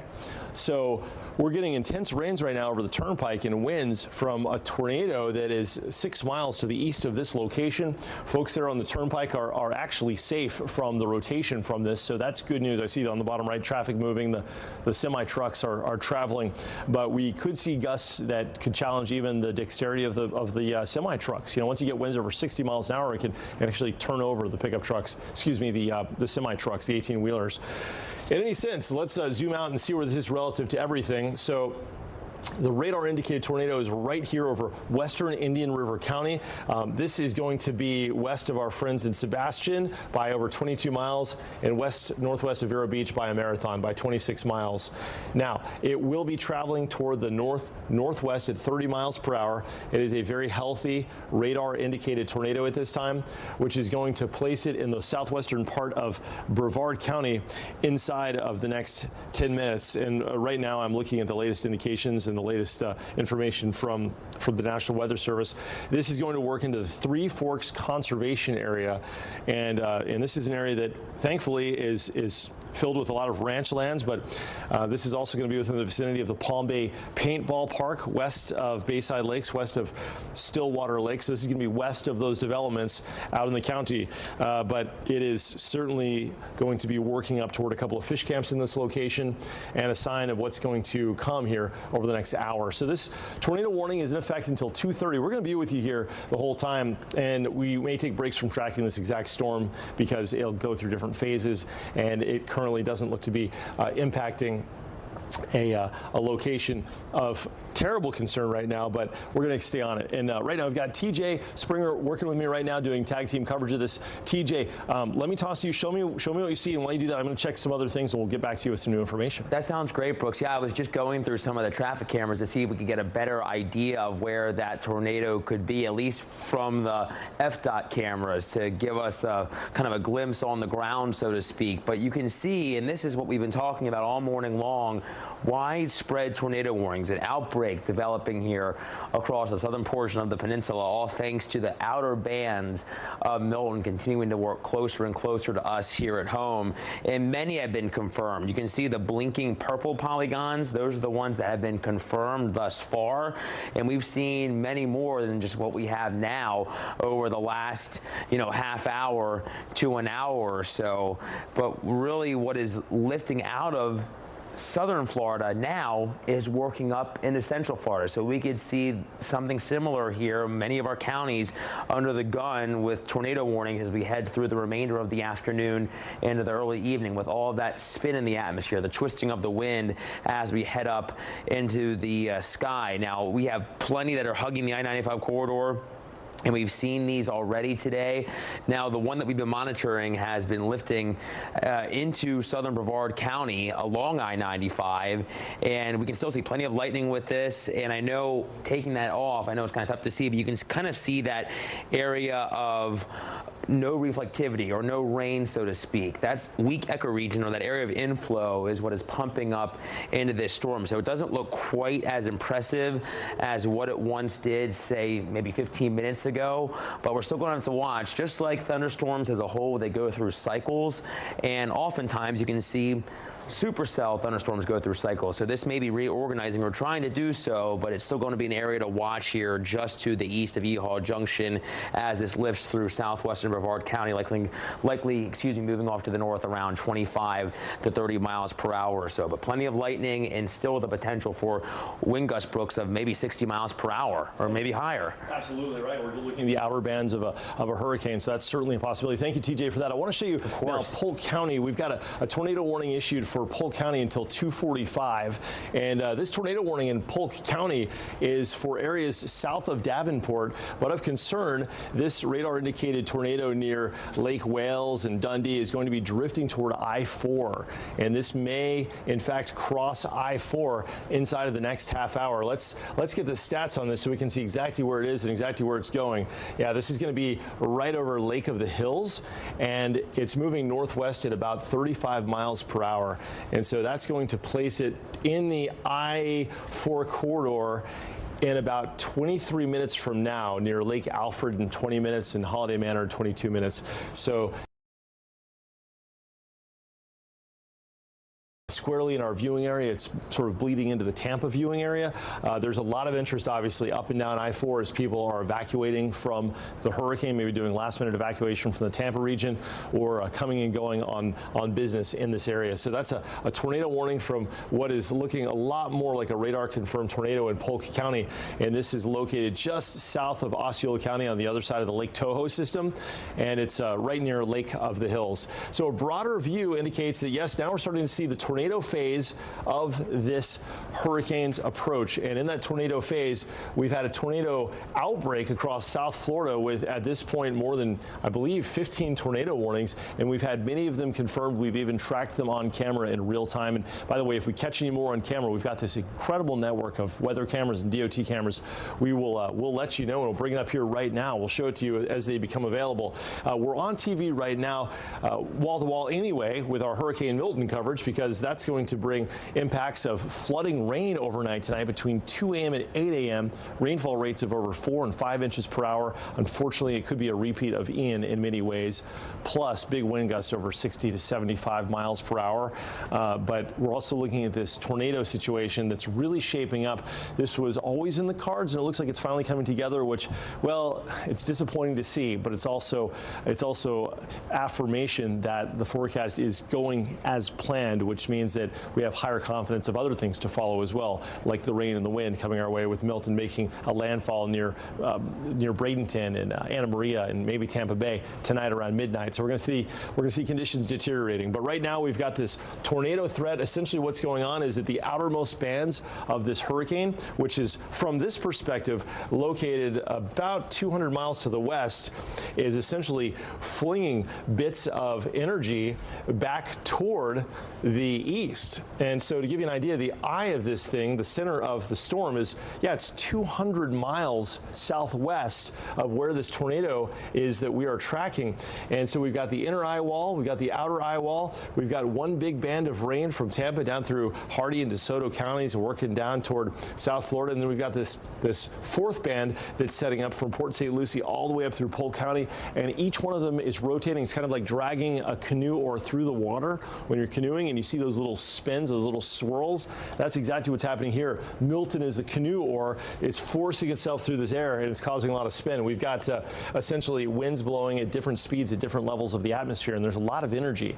And so what that's doing is really allowing these tornadoes not just to form, but they appear to be on the stronger side. So we've got to watch this potential. You know, the statistical chance of you getting hit by a tornado is low, but there's a chance considering what we're looking at today. We've got a tornado watch, meaning we've got now favorable conditions specifically for tornadoes for Volusia, Seminole, Lake, Orange, Osceola, Brevard counties through 9 o'clock tonight. So this is going to be something we're continuing with now at 2 o'clock, but we're also going to be dealing with straight through 9. And then from there, we shift to more of a flood threat, watching for flooding rains coming in as the eye makes its landfall near Bradenton and Manatee County over there on the Gulf Coast side, bringing with it the unfortunate, devastating storm surge that's expected. All right, let's get back to the latest on this track to see where it is and where it's going. And it's typical with storm cells like this and with what are essentially very organized storm cells, what you honestly see like out in the Midwest with this kind of a size of a cell is cycling. So we'll have the tornado touch down and then it'll pick up again and touch down again. We've got a couplet here that's not gate to gate shear, which is what it's called when the red and the green touch, where it maxes out, where it's at the full velocity potential on both sides, and you know, not to get into the weeds and nerding out with it, but that's when you have the radar indicated tornado. This one is more of a mesocyclone, where it's a lowering of the clouds and the cloud base is rotating, but it's from underneath those cloud bases that you can get really quick spin ups of tornadoes. So this is now located northeast of Yeehaw Junction, about 9 miles, and it's heading into Brevard County, soon to head into some of these conservation areas. Fortunately, it's not a super highly populated area, but we do have some ranches here and some folks live here in western Brevard County, and they're going to be under the target of this over the next hour or so. And of course, we've got our other tornado warning we're tracking. This one is in Polk County until 2:45 p.m. So our one first for Indian River and Brevard till 2:30. This one until 2:45 for a radar indicated tornado that is near or just north of Lake Wales and Dundee. And this one is heading north-northwest at about 30 to 35 miles per hour, which is going to place it in the Poinsettia Park area in about 15 minutes, Haines City in 17 minutes, and Lynchburg in about 24 minutes. And that's key because this is the I-4 corridor, and there's a lot of people that are still evacuating and traveling about that could be impacted by this tornado. And more so when we zoom out to a view of our viewing area, this is a sign of what is going to come a little bit later on today with the tornado axis, if you will, right here rolling northward. And so that axis of spinning thunderstorms is located only about 30 miles south of Orlando. And so that'll be here in Orlando inside of an hour. All right, TJ, what are we tracking right now on your side? So just wanted to go back to Milton, Brooks, and get the latest here. This is since 2 o'clock, our latest advisory. The wind down to 130 miles per hour, moving off to the north-northeast at 16 miles per hour. And it's the outer bands that Brooks has been talking about that are lifting up through the peninsula, have a lot of spin associated with them. And we've seen this outbreak unfold. Plenty of dynamics in the atmosphere to support this potential for widespread tornadoes. And as Brooks also mentioned, something you would see not typically with tropical tornadoes. Usually these are quick spin ups. They're pretty weak, but we've seen large wedge tornadoes, something that you would see in the plains in the upper Midwest with a severe setup, a strong cyclone coming across the country. But this is still a strong storm with plenty of energy associated with it. And I think what is unfolding now across southern Florida is going to unfold, at least potentially for us, could have numerous tornado warnings ongoing as we progress through the remainder of the afternoon. We've already seen a couple here across Polk and Brevard counties. So in terms of our latest advisory, at least with the track here of Milton, as we head through the remainder of the afternoon into the early evening, still likely making landfall as a Category 3 hurricane, likely south of Tampa Bay, potentially between Port Charlotte up through the Bradenton area. And then we start to see this move across the I-4 corridor through 8 a.m. on Thursday. Still a Category 1 hurricane with wind, I don't think that strong. TJ, just in, we've got a brand new tornado warning just issued. So let me give you the scoop on this. This is issued for Osceola County now, and this is coming to us in real time. So let's see what's going on. We've got a plethora of tornado warnings now across the area, across South Florida especially. This one just issued now for Osceola County, and this is from a confirmed tornado. It's being observed near Lake Okeechobee, and it has a debris signature. It's located right about here, and let's put on our debris layer to see it. Yep, specifically it's right here near Dixie Ranch Acres. This is a confirmed tornado, okay? And this will be moving northwest at a clip of exactly 35 miles per hour. And so where it's located and the direction it's going, it'll be approaching the Fort Kissimmee area of Osceola County. That's not Kissimmee. This is across the southern part of the county, inside of the next 25 minutes. Now, just for reference, here is Yeehaw Junction, and so this confirmed tornado warning for southern Osceola County is for the extreme southern part of the county, thanks to a tornado that's been confirmed, that's located exactly, let's get the measurement on this. This is located exactly 20 miles southeast of the border of Osceola County. So they're getting out ahead of this one. And here's a live pic from the Lake Okeechobee area. I believe it's Yeehaw Junction on the top right, Lake Okeechobee on the bottom right, and obviously the camera's blowing around in the wind. But they're getting out ahead of this one, saying, you know what, we got to watch this. We got to watch this for the potential that this holds together as a confirmed tornado, and folks in southern Osceola County near Yeehaw Junction need the heads up. An update on a couple of other tornado warnings. We've got our tornado warning now we need to stay on top of. This one is just north of Yeehaw Junction, right? So we've got a couple of tornadoes in the Yeehaw Junction area. This one is located right over a conservation area, which is next to Yeehaw Junction. And this is specifically going to be over the Three Forks Conservation Area and the Blue Cypress Conservation Area. We're starting to see a defined rotation in this location, and that would indicate indeed that we've got a tornado that may be developing there. And finally, we've got another tornado warning in Polk County. We've got to watch it very carefully. This is going to be across, this is a tornado warning that borders Osceola County right here for a tornado that is located right here in the southern part of the county, and that is going to be specifically south of our viewing area in the Tampa Bay viewing area, but it's near Dundee. And our interest with this one obviously is that if you're watching us over the air, which a lot of people do in the Polk County area, we're on top of this one, and this is heading northwest at 35 miles an hour, which will place it in the Haines City area, as well as the I-4 corridor inside of 20 minutes. So that is an important one to track, because this has been radar indicated for a while. It may be confirmed at some point, and we got a lot of folks coming and going down I-4, especially the hurricane evacuation, which continues for a lot of the last minute evacuees leaving Tampa and coming up to the Orlando area. So it's getting very active right now. And joining me in a few minutes will be Noah Berggren, and he's going to track these storms with us. And I've been here tracking storms with you since about 2 in the morning, so I'm going to bow out shortly, and I'll join you back here a little bit later on tonight as the hurricane gets closer to our area. But he's going to help track this one, and we're going to pass the baton in a few minutes as really we see the activity ramping up significantly in what's otherwise been a comparatively quiet morning. It's been quite rainy, quite downpoury, but no tornado warnings yet. The tornado warnings across South Florida, which there are many of them. Look at all the active tornado warnings right now across South Florida from Yeehaw Junction down through Highlands County, Sebring, and Lake Placid, down toward Port St. Lucie, Fort Pierce. We'll have to watch this one for another incursion into Brevard County. This one near Port St. Lucie is producing a lot of spin and also indications that there's a lot of wind with this one. In fact, our velocities are registering at over 100 miles an hour in this cell near Port St. Lucie.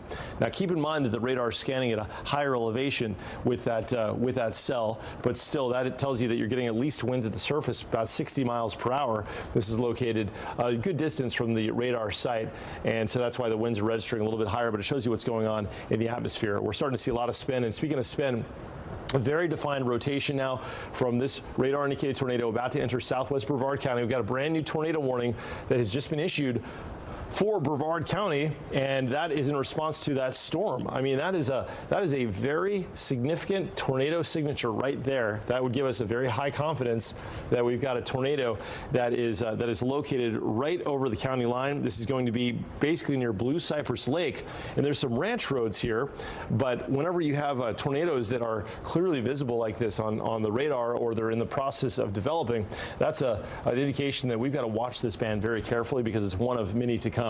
Right now in our area, we've got a new tornado warning issued for Brevard and southeastern Osceola County in effect until 3 p.m.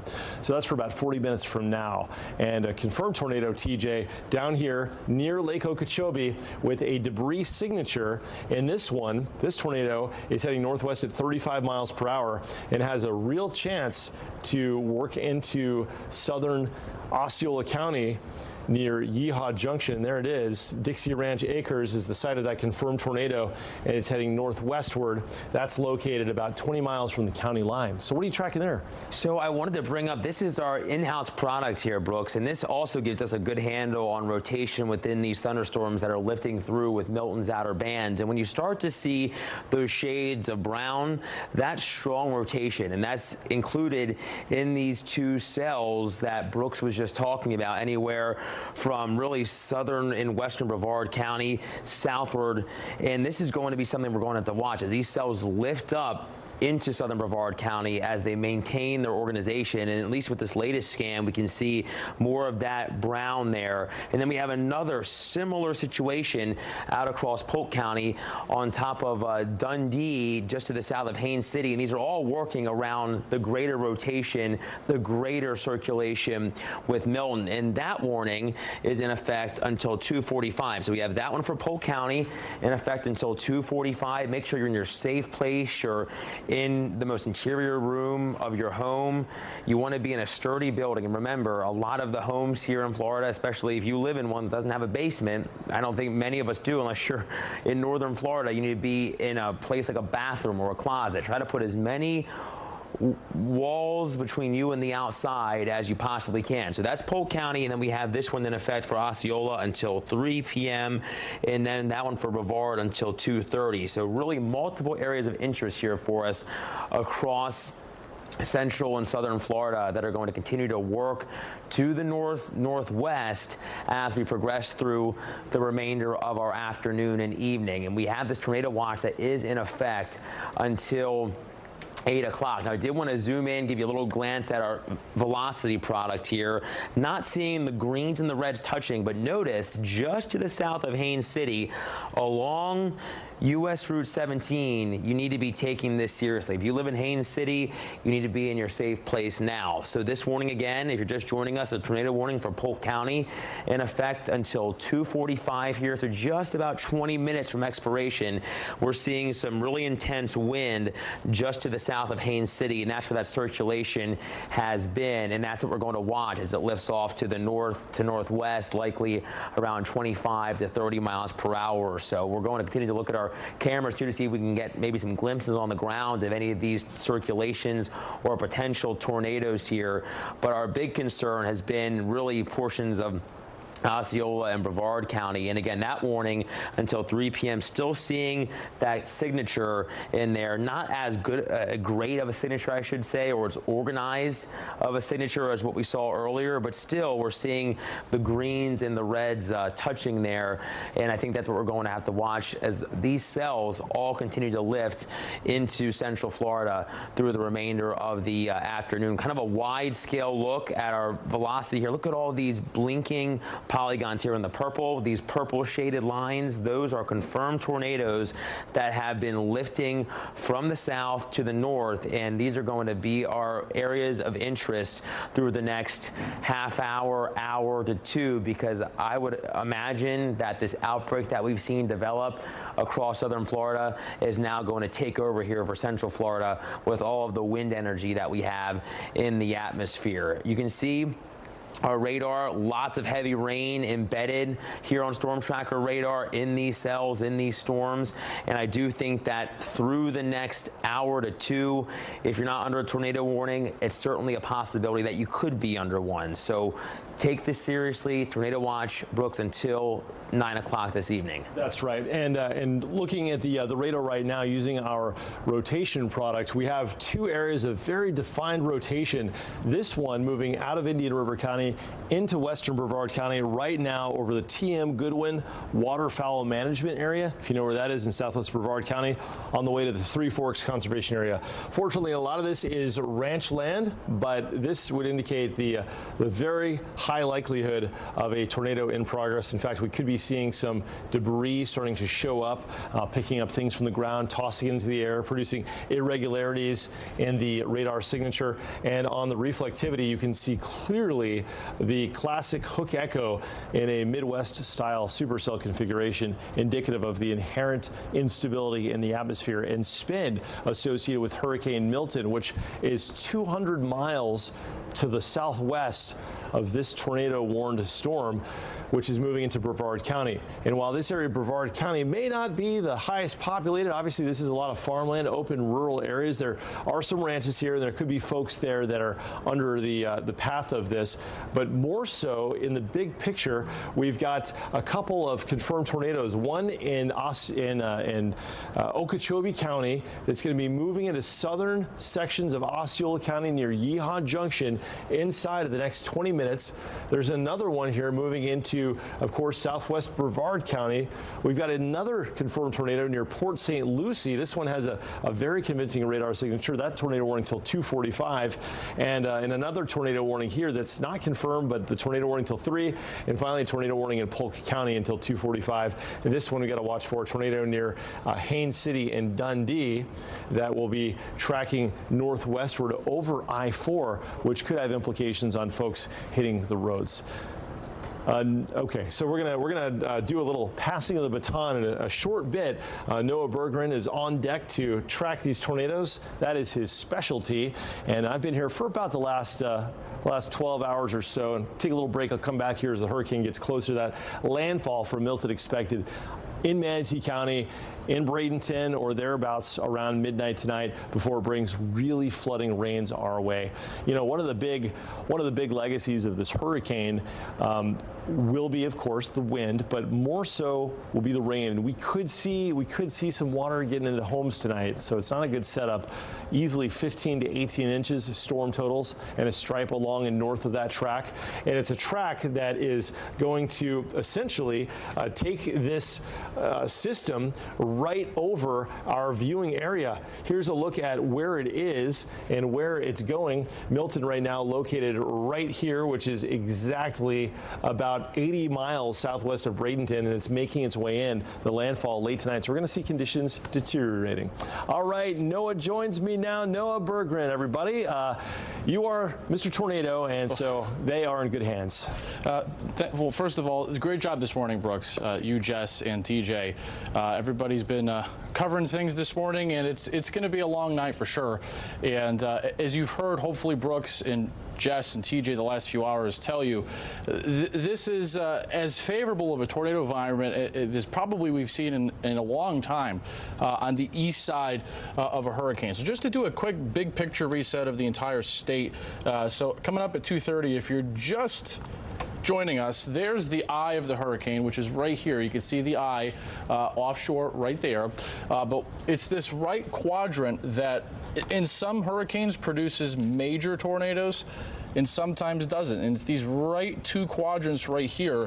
And as this continues to slowly inch north, we're probably going to have, I'd say, at least just when I was sitting in the makeup room and sitting for a few minutes looking at some data before I took over here from Brooks, it looks like this threat is going to go till at least 6 to 7.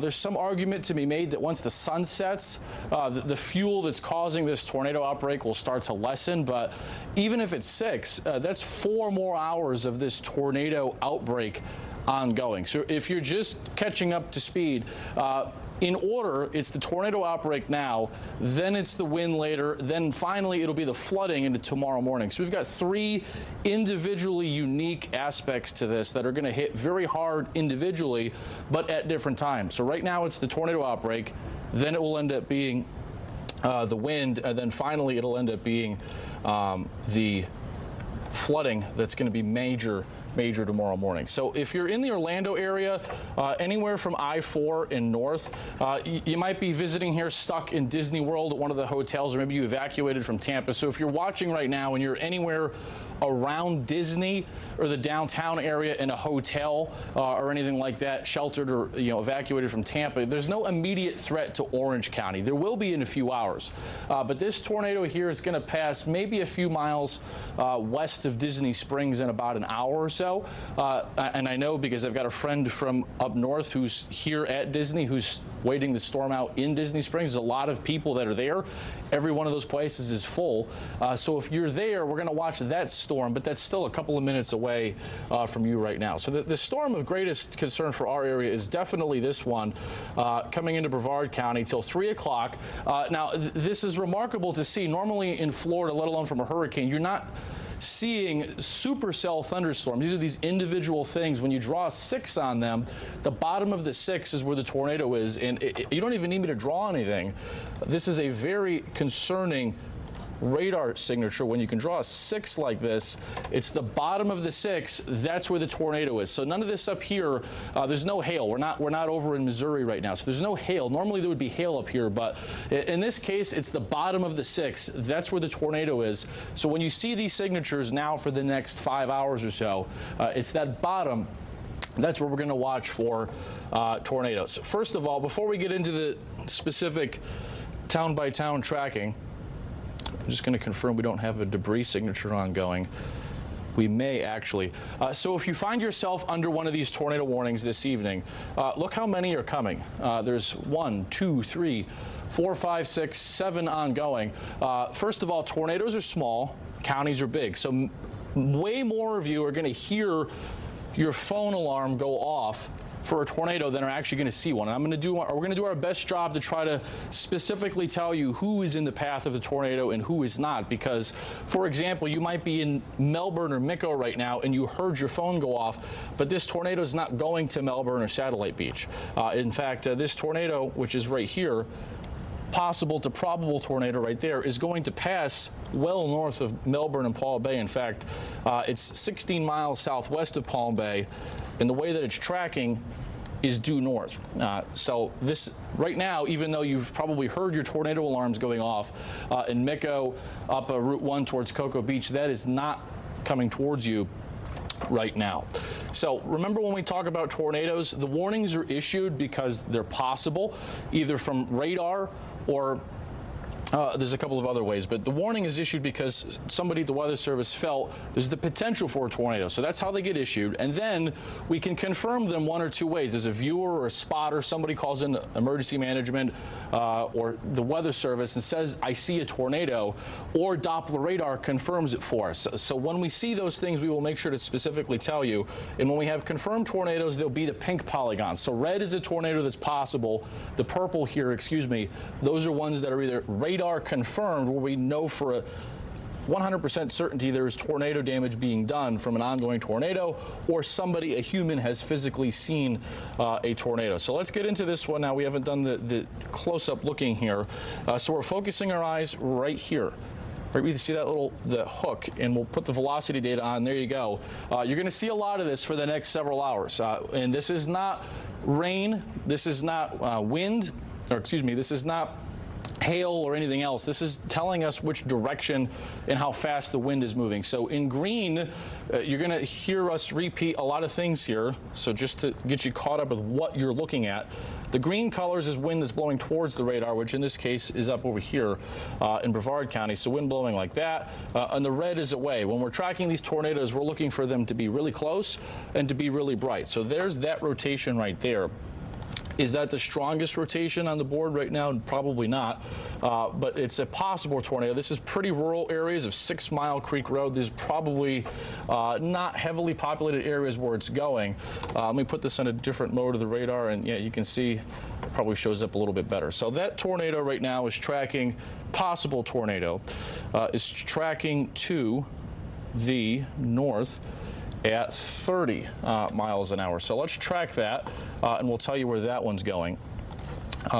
So I would say probably something like that. And you can see there's not even that many populated areas in the path of this. In fact, we'll just look in this cone. There's not even that many roads. We'll see here, there's a road right there. You come up here. Eventually, this is going to cross 192, but that's not going to be until maybe, I'll tell you how long it is till it's going to cross 192. Probably about maybe 20 minutes, I'm going to estimate on the top of my head. So by time where this rotation is, it's 15.9 miles from crossing 192. It would do that at about 3:09 p.m.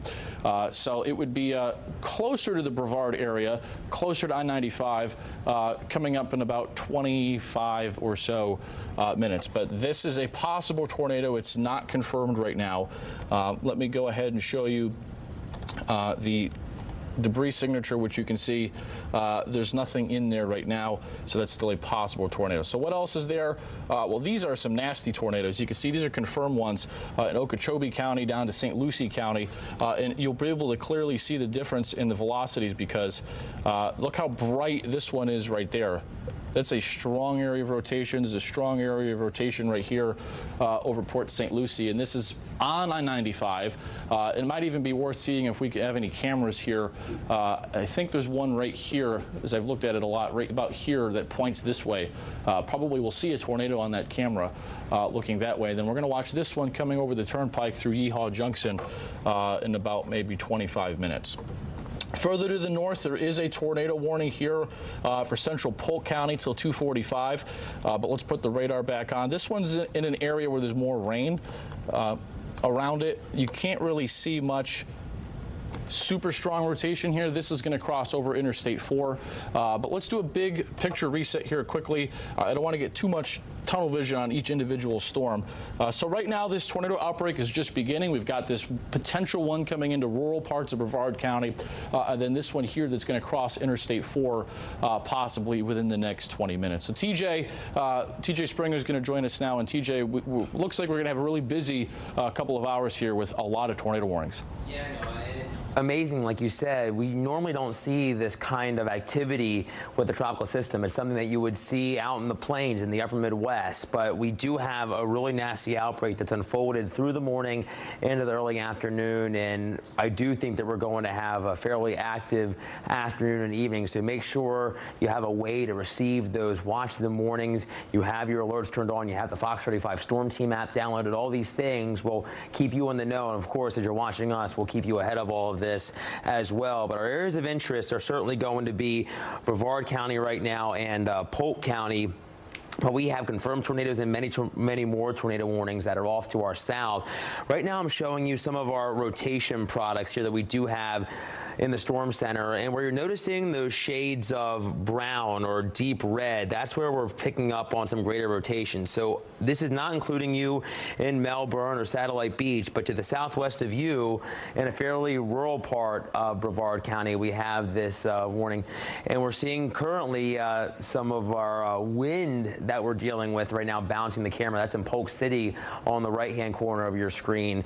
So we're going to have to watch as that area is right now currently under that tornado warning in Polk County. We'll have to see as that area of circulation starts to work to the northwest. But Polk City, treat this with some caution. Make sure you're knowing where your safe place is in your home. Put as many walls between you and the outside as you can, and get to that most interior room. But for now, we'll focus on this one because this one does look a bit worse, at least the rotation that is. And as we look at our velocity, we are still seeing that area of green and red, that area of rotation that's kind of gone through cycles. All storms, even just general thunderstorms that aren't severe, go through cycles. And just like that, severe thunderstorms can as well. So this may recycle the rotation, at least since we saw it about 15, 20 minutes ago, looks a little worse now. I don't think we're seeing a really good sign of debris, but we are seeing some shades of yellow. So that might be the indicator of maybe there is at least the potential for maybe something that the radar is picking up on, getting lofted off into the air. So let's zoom out, kind of reset a little bit here, because we do have many more tornado warnings off to our south. So if you're just joining us, we have one for Brevard County, one for Osceola County until 3 p.m., and then we have another one for portions of Polk County until 3:15. And it looks like another one may have just been issued to expand on that storm. So that whole area right now, Polk County, we'll zoom in there. That's until 3:15. I know we've been focusing on Brevard County. Let's zoom in, take a better glimpse at this. So anywhere from Cypress Gardens up through Haines City, there's one tornado warning there, but I think they've gone ahead. The National Weather Service out of Melbourne has kind of expanded on that one. So it looks to encompass more of north and central Polk County. So anywhere from Davenport back toward Foxtown there, Noah. Zoom in on that rotation on yours over in Brevard. And while you do that, I'm going to see if I can try to pull up some cameras over there, because I don't think we're going to get a debris signature because there's nothing there.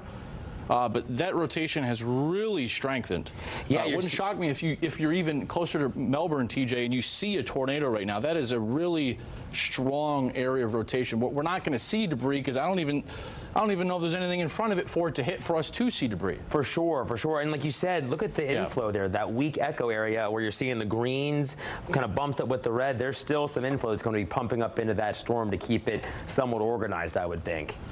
Yeah, and check out that velocity data there on that. I'm going to try to pull up a camera, look at our cameras for you while you're doing that. It's really come up right here. In here. Yeah. That area where you're seeing the green and the red, that's the area that we're really going to have to watch here as this lifts. I wouldn't be shocked if this tornado warning does get extended for more of Brevard and Osceola County as we start to see this lift out of the main warning area. But it's certainly pretty nasty looking just to the south and west of Palm Bay and Melbourne. I would say if you live anywhere from Deer Park to Vieira to Patrick Space Force Base, you'll want to be treating this with some concern and watching this closely, because we do definitely have the potential for, if one hasn't dropped, I would say one to drop fairly quickly. And that's the nature of this. With Milton, we have these spin-ups, but we have such an outbreak on our hands that we've seen through the morning south of us. We've had wedge tornadoes on the ground this morning, which, again, you typically don't see with something like a hurricane or a tropical system. But we have plenty of spin in the atmosphere, plenty of wind energy, so to speak, and we're going to continue to see, I think, this threat as we head through the afternoon and early evening, Noah. Yeah, definitely, TJ, for sure. And I want to just show you that the radar with the polygons right now. So look at the severe weather outlook for tonight. A couple of things. If you've lived in the Midwest before, you probably know very well what this is. If you're a Floridian and never lived in the Midwest, you might not know as much about this color scale. So this is solely for tornadoes, damaging winds, and large hail, which in Florida, yeah, sometimes in the spring we get hail. We do get tornado events and outbreaks, but much more seldom than the Midwest and the Mid-South.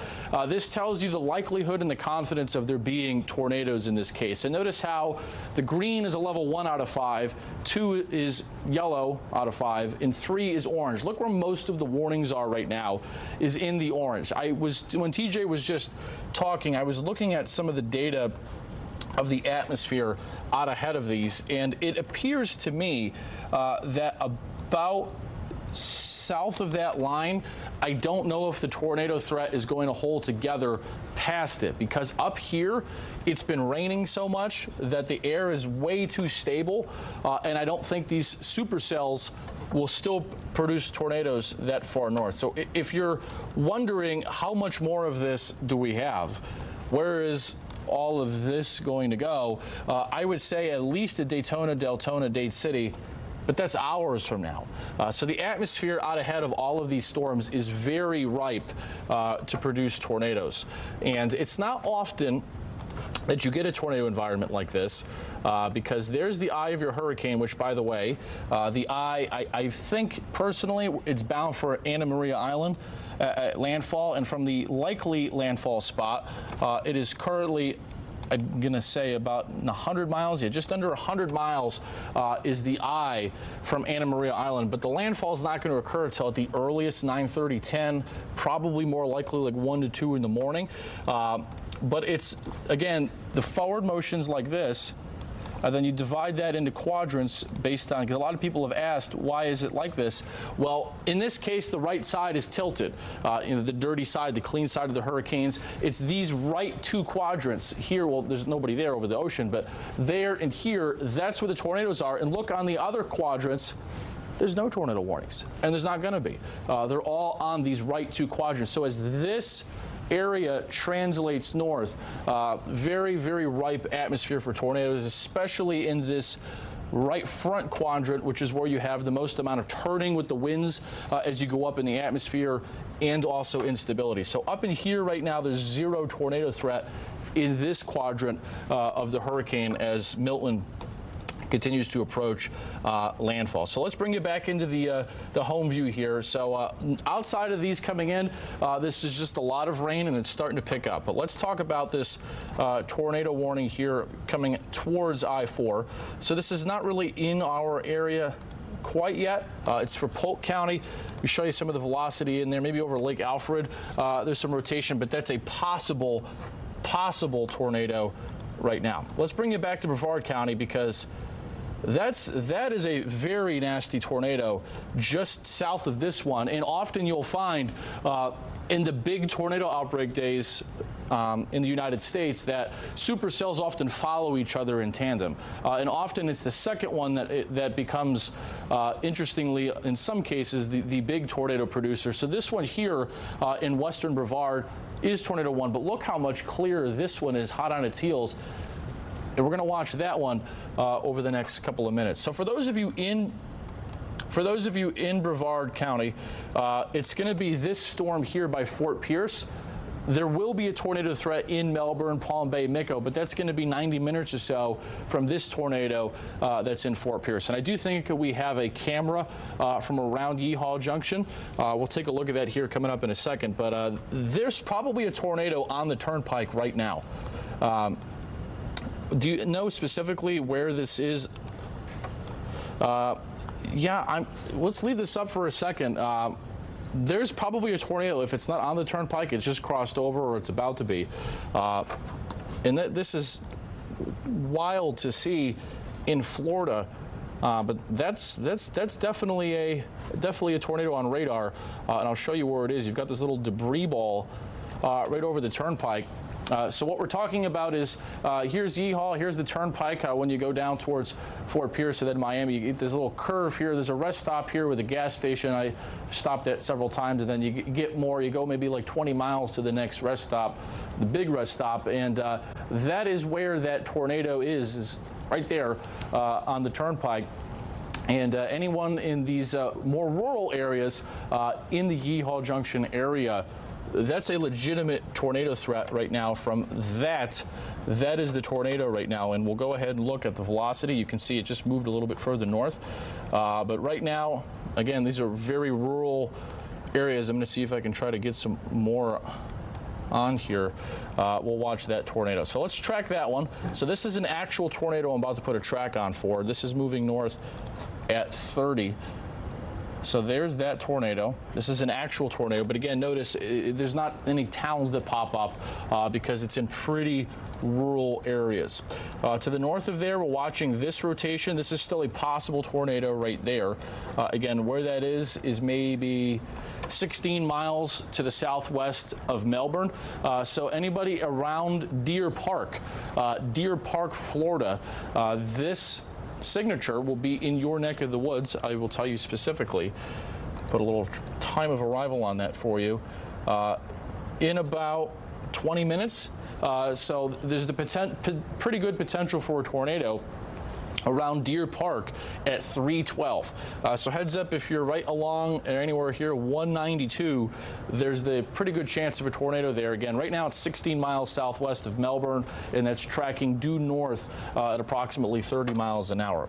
Now again, the interesting thing here is, okay, well, there's some roads here for me to track. So right now, Kempfer Road, this is where you're going to watch for that potential tornado right here. But like we were talking about before, to get debris, you have to have it hit something.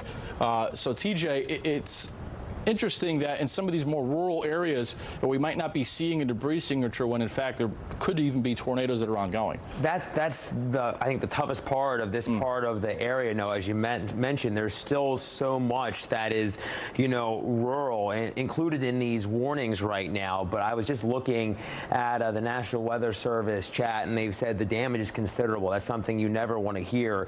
So if you're between Lacoste and Yeehaw Junction, this has been a confirmed tornado, and we've seen the debris signature now multiple times, and we're seeing one likely on top of Lacoste. So if you live in Lacoste, and I hope I'm saying that right, if you know yourself of anybody that lives there or you live there, make sure you're taking this seriously and you're in your safe place now. Now, as we zoom out, there's another area of rotation and debris just to the south of Yeehaw Junction. So there could be at least the potential for multiple tornadoes ongoing, with this area of storms. And that's what we've been watching through the afternoon thus far. We've continued to see these areas, these storms kind of colliding and coming together in these outer bands of Milton. But this is certainly a nasty looking picture, and I do think that we're going to see the potential for this to kind of lift up further out of Okeechobee County into Osceola County, so we'll likely see that get extended, and we're going to have to watch out for portions of, they've actually extended that, it looks like Brevard County and Osceola County now until 3:30 for this confirmed tornado. So we're going to continue to watch this extremely closely. Now, I do want to bring on our wind product here, but before we do that, I want you to focus on the colors here, the yellows and the blues, and I'm going to circle those for you. These are the areas of debris here, and I would say that there's another one just to the north of Yeehaw Junction, and there could even be another one that's popping up just to the south and east of Fort Kissimmee. It's kind of a messy picture, at least looking at the reflectivity or the areas where, the greens and the reds that you normally see when we're just talking about rain. But we have multiple areas of concern here, and I think that's why the National Weather Service has gone ahead and really expanded on this tornado warning. I'm going to zoom out just a little bit, so if you're just joining us, getting your bearings here, I'm going to clear this off, put back on the reflectivity here because you were just looking at our debris product. So we have a tornado warning, a confirmed tornado warning for Osceola County until 3:30. Okay, and we're looking at some live pictures here, and it doesn't look great. I know the rain is torrential, so it's really knocking out, really giving us a lack of visibility, so to speak. So please, if you're traveling anywhere through portions of Okeechobee County into Osceola County, out of these counties northbound into Brevard County and westbound into Polk, you'll definitely need to travel with some caution, or in fact, you really don't want to be traveling at all because of how bad the rain is coming down, how heavy it is. And this isn't even the area of really concern that we've talked about for flooding for the last few days. But I do think that these areas, we now have multiple confirmed tornado warnings, Noah, and I think this is going to be something that is going to be at least ongoing for a bit longer. Yeah, TJ, I was just looking at, I've got our radar product that you and I and the rest of the weather team use off camera. So if you see me turning, I'm not turning my head from you. We've got another radar product. This is a strong tornado. I just looked. There's debris lofted to about 10,000 feet right now. So this is a live, ongoing tornado, and we can track this. There's debris lofted about 10,000 feet, which makes this about 20 years ago. We would never be able to say this, but there's been a lot of research done to be able to estimate the strength of a tornado in real time based on the height of the debris. The stronger the tornado, the higher the debris gets. And right now, that correlates with about an EF1 or an EF2 tornado actively ongoing. So if you have any family or friends in this area, this is a very serious threat. This is a live tornado right now going to pass right through Yeehaw Junction any moment. And these are moving so fast that the radar, remember, the radar is like taking pictures of a moving train with tornadoes. You take a picture, click, then 30 seconds later, it's moved on. So really, really the tornado right now is already right here. And just the radar is showing it right here because, again, tornadoes don't move like this. They're constantly moving. So it's really already in Yeehaw right now. And let me put a track on that because this will be one to watch as it gets eventually into the East Orlando area, maybe 2 hours from now. When this thunderstorm has produced tornadoes on and off for the better part of 2 hours already. And that is going to be one to really keep an eye on over the next 2 hours. So right now, there's the path of that, which you can see in the next maybe 20 minutes, we're going to keep an eye on that. Now, if you look on the right there, it's tough to see. First of all, if you don't have to be driving, you shouldn't be driving through the rest of the day, especially in these areas east of Orlando.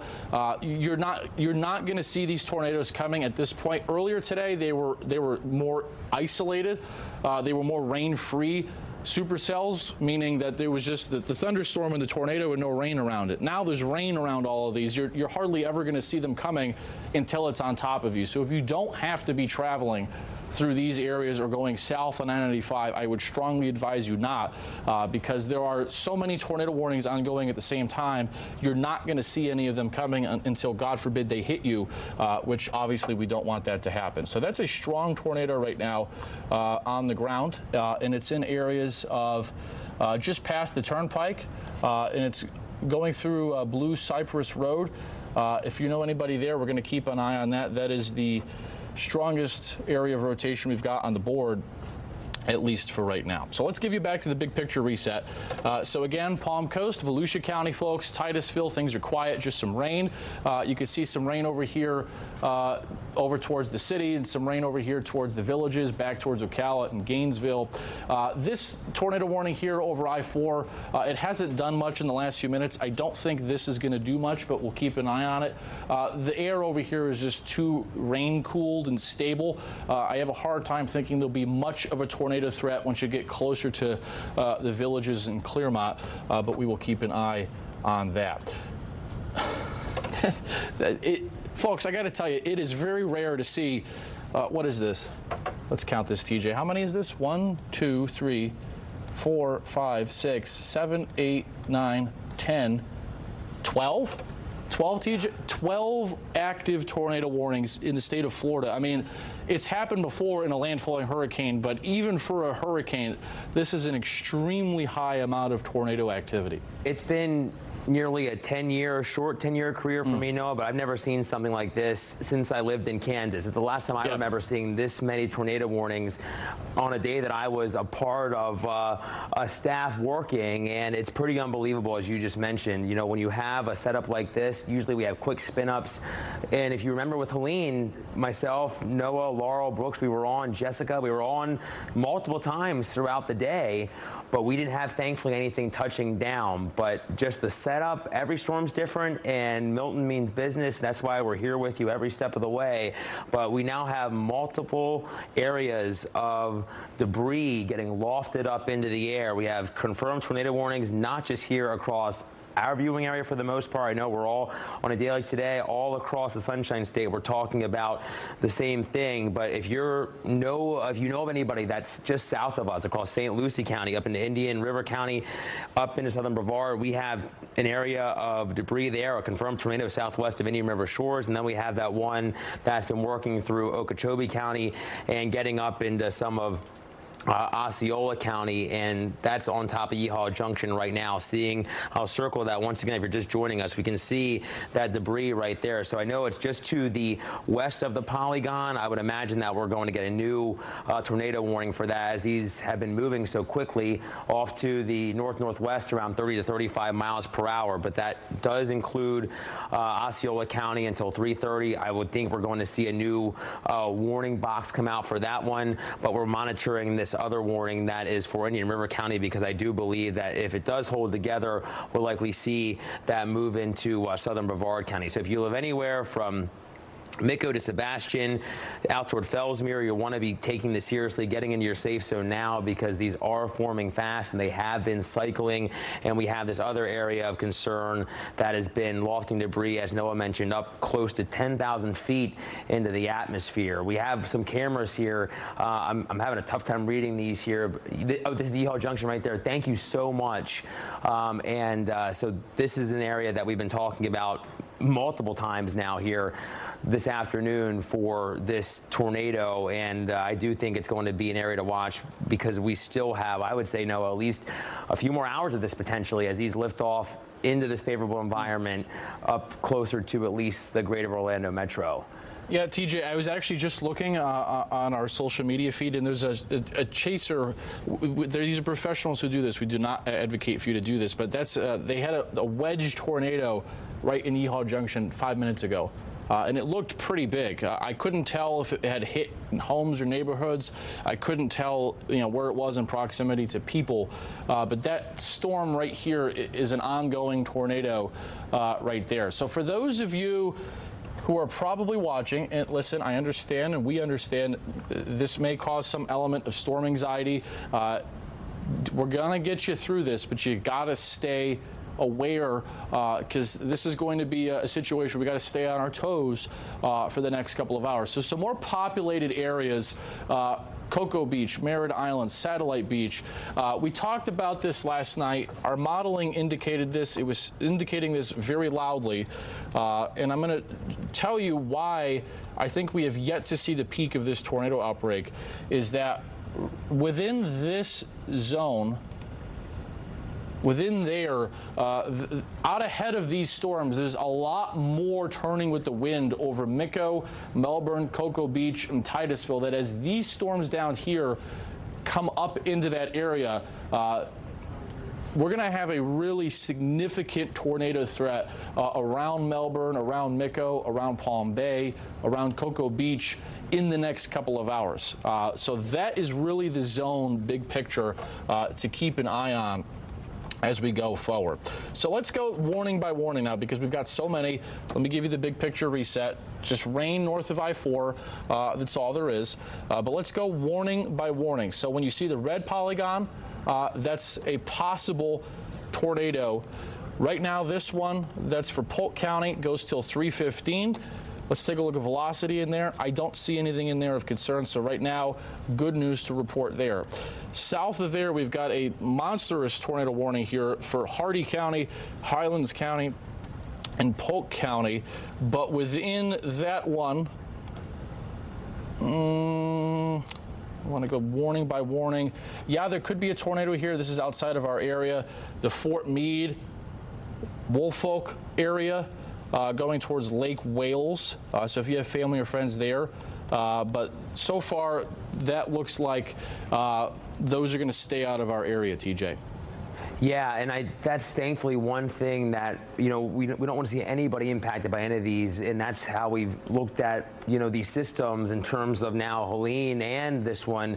Someone's going to get the worst of the weather, and that's the sad part. So we're going to be here with you to walk you through each part. We've seen tornado warnings ongoing since before lunchtime, and this is our Fox Weather Alert System. This is something exclusive to us. It gives us alerts all across the nation, and we just got a brand new flash flood warning that came in for Clay County and St. Johns County, Florida until 9. And I think we're probably going to see more flash flooding as Milton really moves on shore later on tonight, closer to midnight, and we see those heavy rain bands lifting on through, and it could be so much rain in such a short amount of time. But we have tornado warnings, of course, not showing the ones that are over our area right now, but anywhere from Palm Beach County down through Martin County and St. Lucie County, we've had these tornado warnings ongoing, and it's all part of the greater impacts from Milton that we're going to continue to see. And I don't think, sadly enough, we've gotten through the worst of it quite yet. No, I think we're going to have, as you mentioned, this tornado threat now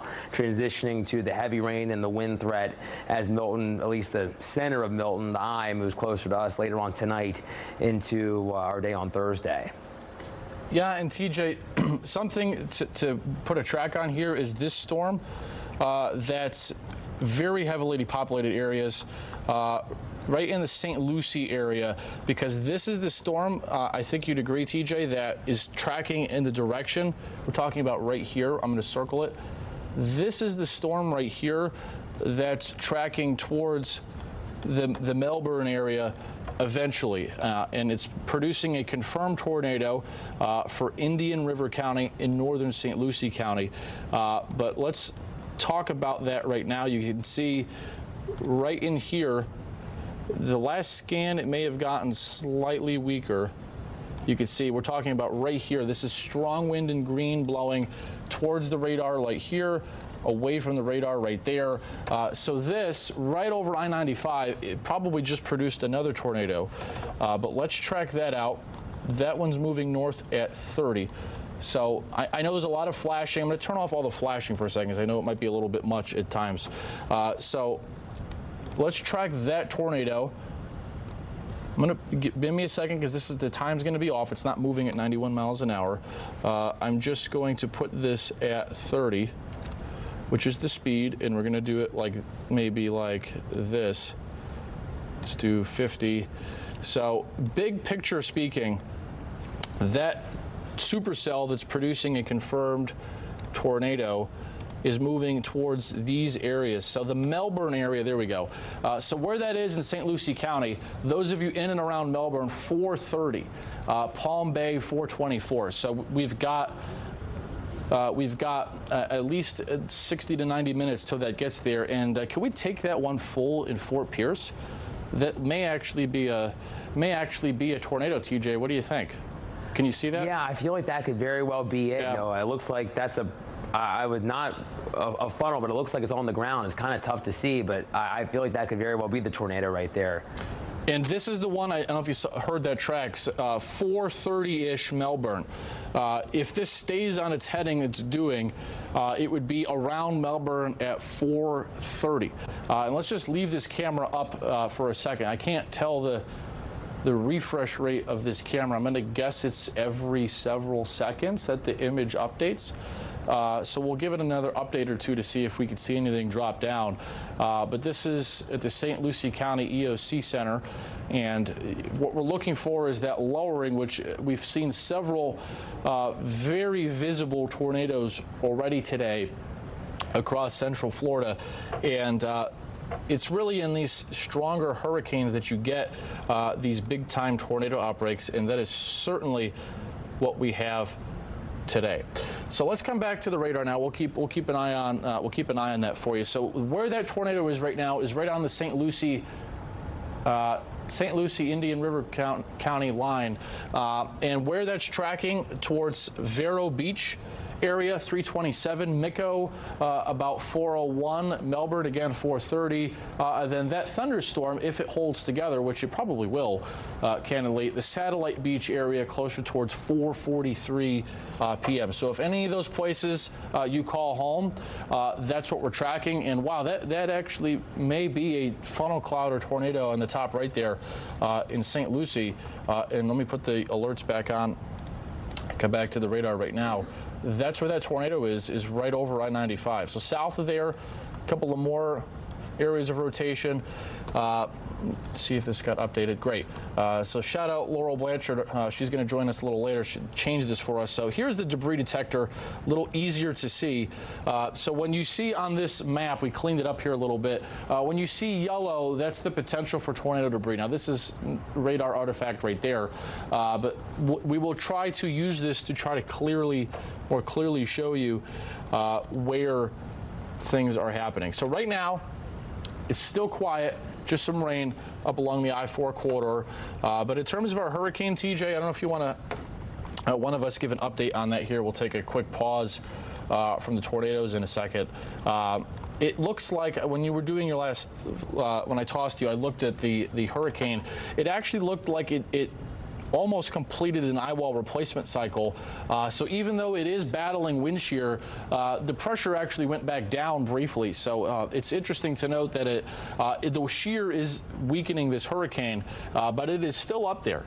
It's holding its ground against that shear, and the consensus of the modeling takes it to about Anna Maria Island by about 9 o'clock.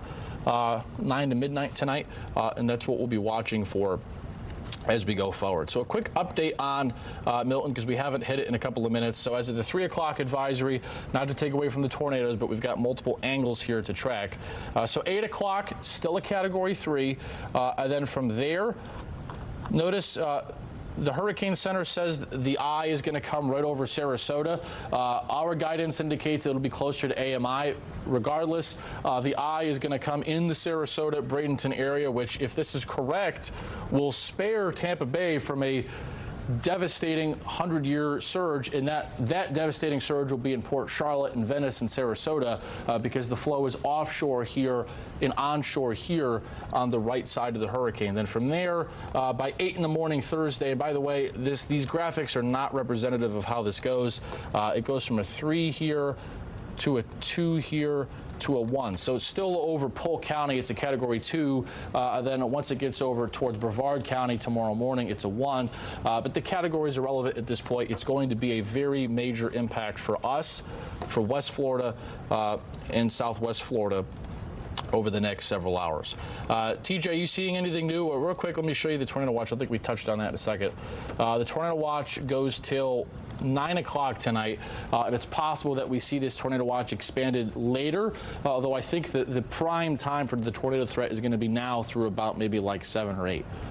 Yeah, I feel like we're going to have to watch the next few hours, as you hit on, just because of the atmospheric setup that we have. I do think that with the stability, as you were hitting on earlier on, I don't think we're going to see this linger well into the evening, which is good news. But I think from now through about dinner time, we may be with you for a prolonged period, and we would have been anyway. But I think because of the potential that we do have for tornadoes like we've seen so far today with Milton, we could see that trend continue. But if you are just joining us, NOAA is giving that update on the tornado watch, which is until 9.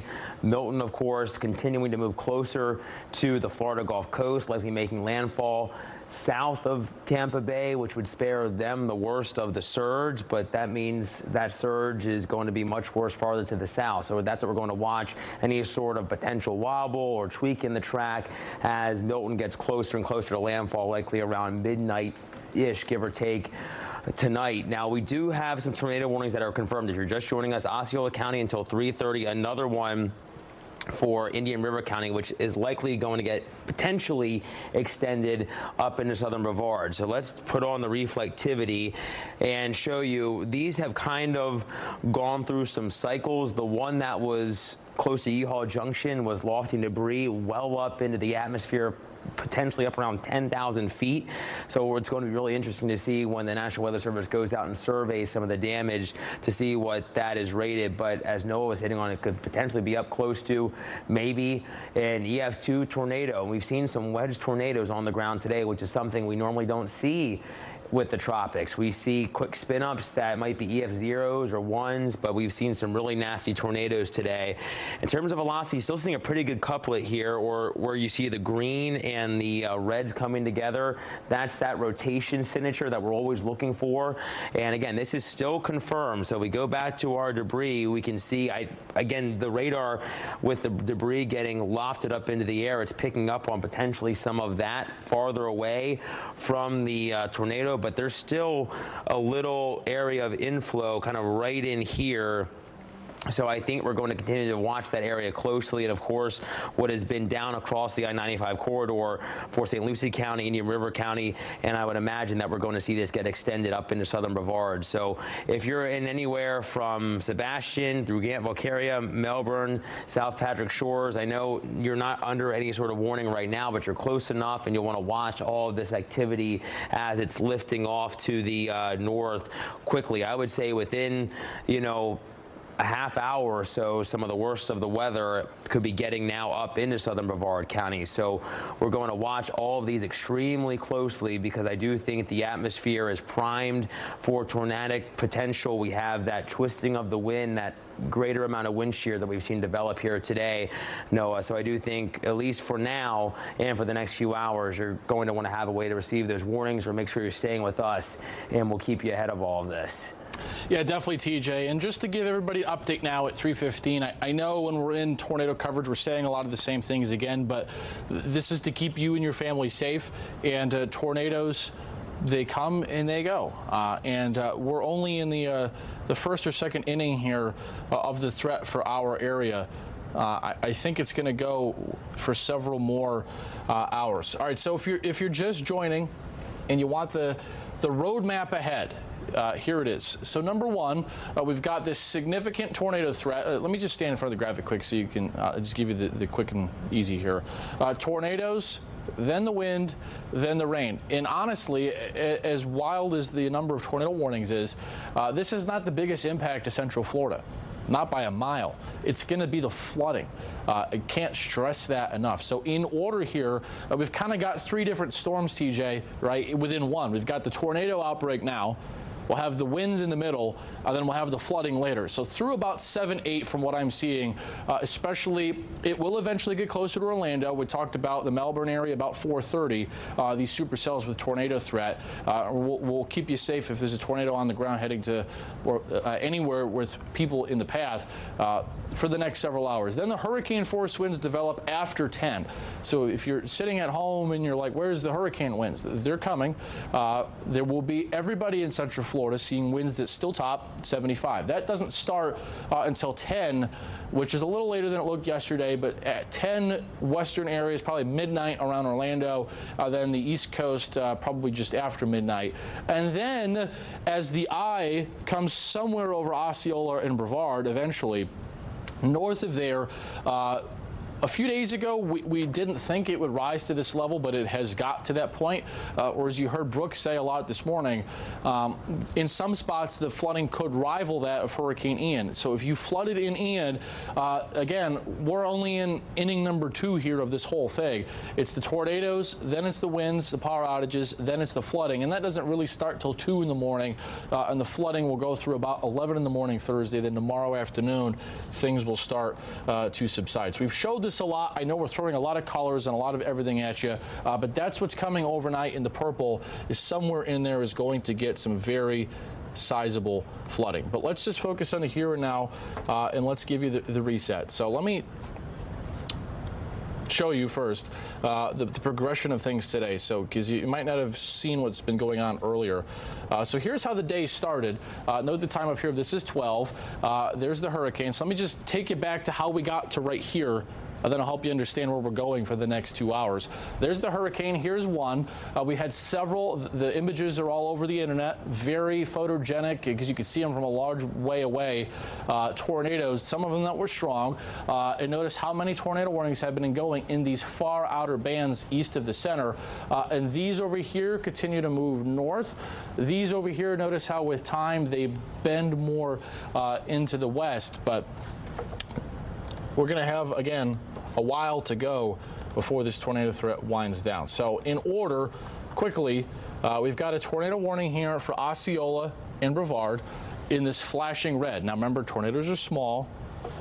The counties are big. So we're issuing the warning for more people that will end up being under the actual threat.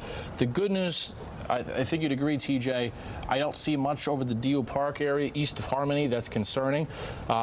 There's rotation there, but the area that is really jumping off the screen to me, wow, is this. Yeah. That is a strong rotation. And let me zoom this in a little more. Kenansville area, if you know anybody here, Fellsmere Road, this is a tornado. There is a debris signature, and in fact, I'll show you that right now. So this is the wind blowing towards the radar here, away here, and how we as a human standing here 60 miles away can tell you there's a tornado is we look at the radar, there's the rotation, and we put the debris on, which, let me get it to the correct mode. 1 second. So there you go. Right where you see this dropout, I know this is a mass of colors, but the kind of magenta, this is where everything in the atmosphere is the same. So it's rain and everything's the same. Where you see the yellows and the greens, that's non-meteorological stuff, which in this case is tornado debris. So this is 100% right there a tornado, which you can see the debris is perfectly aligned with where the rotation is. We match all three together, so that is a tornado. It is ongoing. And a probably pretty strong one.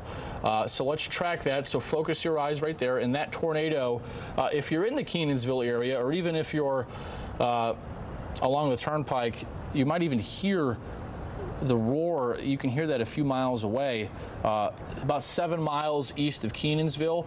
Where this tornado is in relation to Palm Bay, it's 21 miles away. You can see here's Palm Bay. There's where that tornado is. So let's put a track on that. TJ, they seem like all the storms today have been moving at about the same forward speed in the warnings. No? Yeah, I'd say about 30. Yeah, there hasn't been a lot of variance in the speed seems to be about the same. Yeah, 25 to 30. I feel like it's been a good bet through most of these, Noah. And yeah, I feel like that's one thing.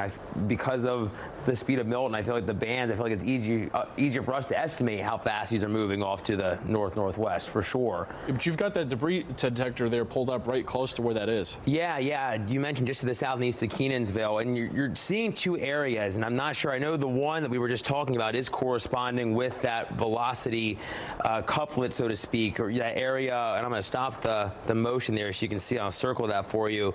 Just to the south and east of Kenansville, we do have the greens and reds touching. That's that shear that we're watching out for, or that area of rotation. And this, to me, from everything we've just talked about, is on the ground, and we're going to have that warning likely getting extended as we head through time. Right now, that warning is until 3:30 for Osceola County, but it wouldn't be shocked if we see this get extended further. Thankfully, right now, that's the only confirmed one we have. I do think, kind of looking at the bigger picture, well, actually, that's not true. We just got a new one just to the south of Fort Pierce, but just a couple minutes ago we did not. But I do think that what may be a good thing, Noah, I think eventually as we go through time, I think a lot of these are going to start to cluster together. Some are still well on their own and they'll be able to get that inflow, but some of these might get kind of choked off, if you will, and we'll see some of these fade away. As they all kind of come together and cluster, we might see that tornado threat start to wane at least a little bit.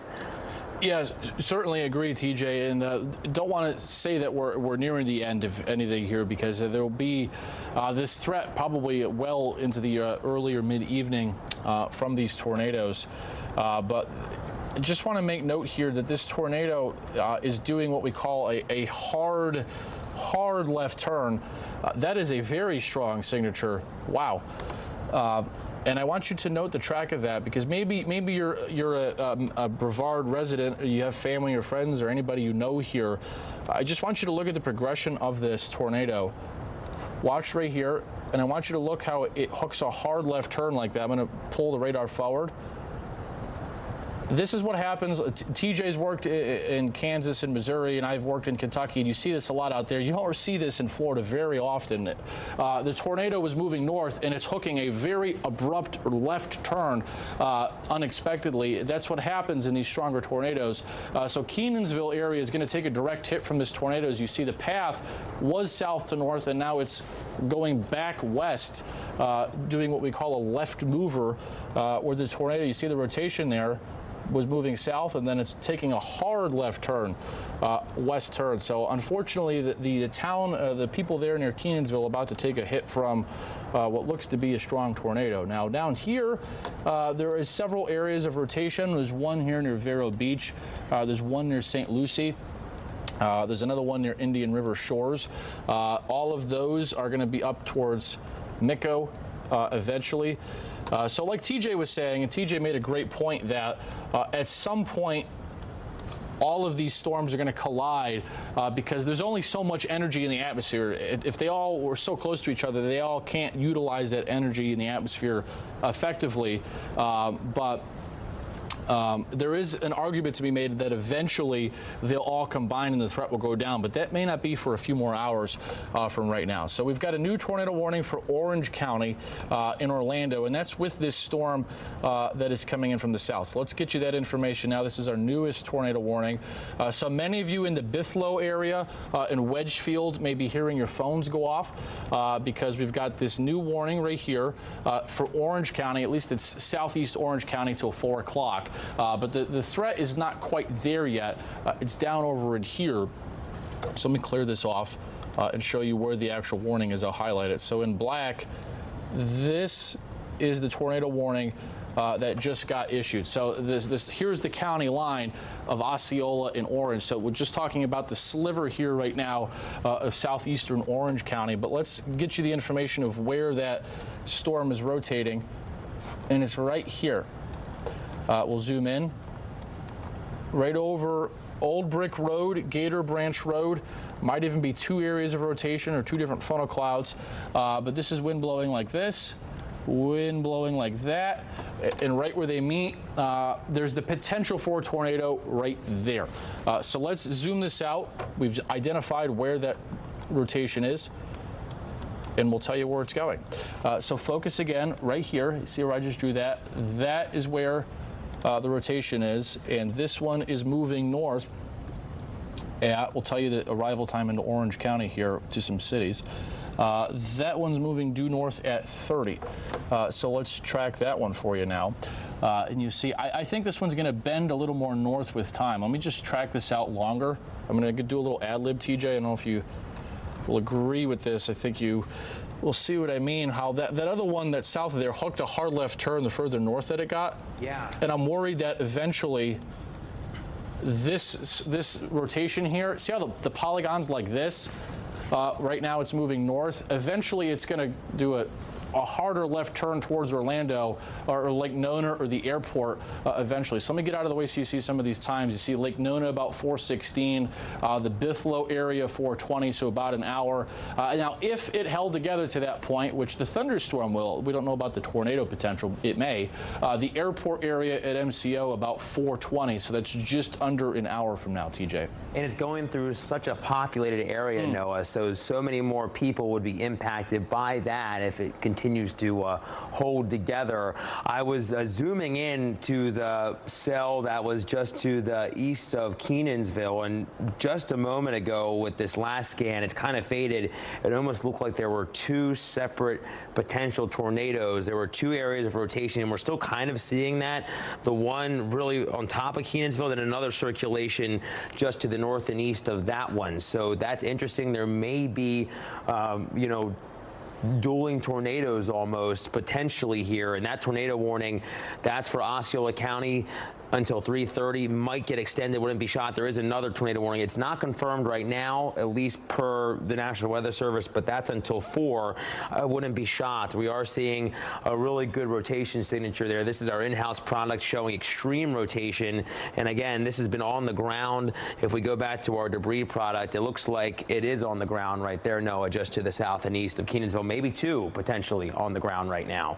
Yeah, and TJ, you want to talk quickly, or you and I can talk back and forth about what people should do, right? Because I know, like, we keep referencing, you know, places outside of Florida, but in a hurricane, you're not going to see this. I know we've got video earlier, of those tornadoes, but right now, like you really correctly and accurately said, there's more rain developing around them. You're not going to see this coming. So don't go to your window when you hear the alert and try to, if you're in the area where we tell you it's rotating, you're not going to have a chance to see it coming until, if it was on the ground, it hits you, which is why you should go to the centermost part of your house.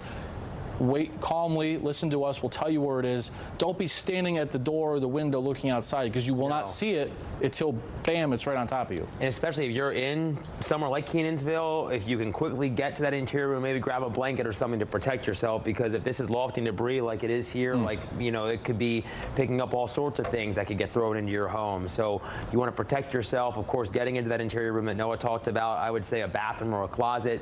I have said this a few different times today, and one of my old chiefs, that was one of her sayings, put as many walls between you and yourself, you in the outside as you can. So please do that. Again, this is just to the east of Kenansville.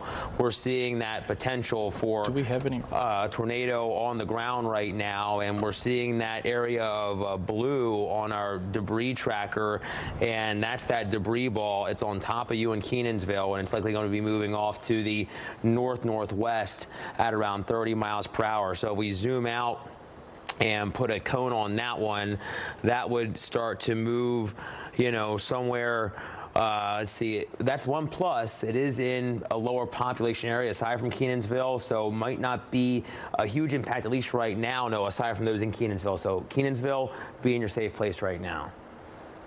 Yeah, TJ, and you were showing this earlier that our radar product does really good at filtering out where there's just rotations. Let's give you a big picture reset here, and we'll take you across all of Central Florida. And I want you to notice the polygons, the red ones are tornado warnings, but we'll move this to the south. And notice this one here, just east of Kenansville, you see the color legend here above my head, weak, strong, and extreme. And that's now a confirmed tornado, as it should be. The Weather Service is doing a fantastic job in getting these warnings out. So this is now a confirmed tornado warning for Osceola County until 4 o'clock. For right here, there is some significant to extreme rotation, probably a strong tornado just to the east of 441. And something else you see on radar is whenever you see the radar kind of look like an S or like this little kink, that is whenever you see that, really tells you you've got a high-end area of rotation right now. So that said, let's clear that off. So tornado right now is over a 10-mile road. I'll zoom this out so you can see. So this is right here what we're talking about. This is a tornado. We're tracking that one, and we're tracking this one that's a possible tornado, and both are moving towards the Orlando area. I want to stress something very clearly here to you. You turn off all the warnings. I know it's like a lot. Okay, so we'll get that off. So the hurricane is over here, right? Hurricane is over here. Now let me zoom this out further so you can see, because there's going to be something that happens here with both of these alerts, and I want you to be aware of this. The hurricane is out over here, right? So the last few hours, these tornadoes have been moving south to north. There is going to come a point where they take a hard and abrupt turn left. And that may be when they get closer towards Orlando. So right now, like these tornadoes earlier today, they were moving due south to due north. At some point, the wind in the atmosphere has to go into this hurricane this way. So my concern is I'm making you aware of this steering flow, because that rotation that's in Osceola in this tornado, even though right now the movement is south to north, it could take a very abrupt and last-minute turn right towards Orlando International Airport in that area in about an hour if it holds together, because the wind around the hurricane is going like this, and they just can't keep going south to north. At some point, they have to turn to the northwest. And there you see the radar. Again, there's the eye of the hurricane, and these bands, notice how they curve in like this. They curve in like that. So that'll be the path of these cells. So I do think these two here could end up in or around Orlando in an hour or so. And that's what we're going to keep very close eye on. Obviously, that's a very heavily populated area, and we're going to watch these two storms as they could come pretty close in or over to the Orlando area in about an hour or so. Now, you might be wondering about tornado safety if you're new to Florida, or you've never lived in a part of the country that's experienced tornadoes and you now live here, about what to do. I understand there could be some level of anxiety, your phones are going off, but we've got a couple of good reminders for how to handle this when you're under a warning, and TJ is going to walk us through that now. Yeah, I've said this a couple different times. I know you did, Noah. I know we're in a part of the country that a lot of buildings and homes don't have basements, so it's getting to that most interior room, get away from windows. And I know these have formed quickly. They've been moving quickly as well. So if you can grab something to protect your head, I know I've said this before, a bicycle helmet if you can. Check out the radar, TJ. I don't mean to cut you off, but that is probably like a violent tornado. We may get a tornado emergency for that coming up in a second. Pull up your radar for that, the one that's near Kenansville. Okay, that's not looking good at all. That has really taken a substantial size up. That is a violent radar signature. Yeah, this is something that you never want to see, but if you are just to the north and east of Kenansville, thankfully, as we were just kind of going out and talking about this track, there's not a lot of people to the north and east of Kenansville. It is a fairly rural part of the viewing area, but that is nothing that we ever want to see and talk about, but it certainly looks pretty rough. You're seeing that likely debris ball just to the north and east of Kenansville, and that radar signature now, we have the confirmed tornado warning that has been extended until 4, and I wouldn't be shocked. I have the National Weather Service chat up here. I'm curious if they've said, considerable damage or anything like that. It looks like that, if I'm seeing that correctly, I think that is the case. Okay.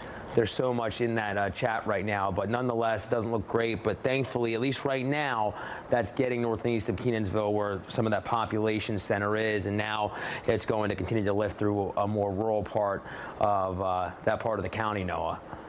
Yeah, TJ, so there's 3 different levels of tornado warnings. There's a tornado warning that gets issued. Then there's a tornado warning with considerable threat. Then the rarest type of tornado warning is a tornado emergency.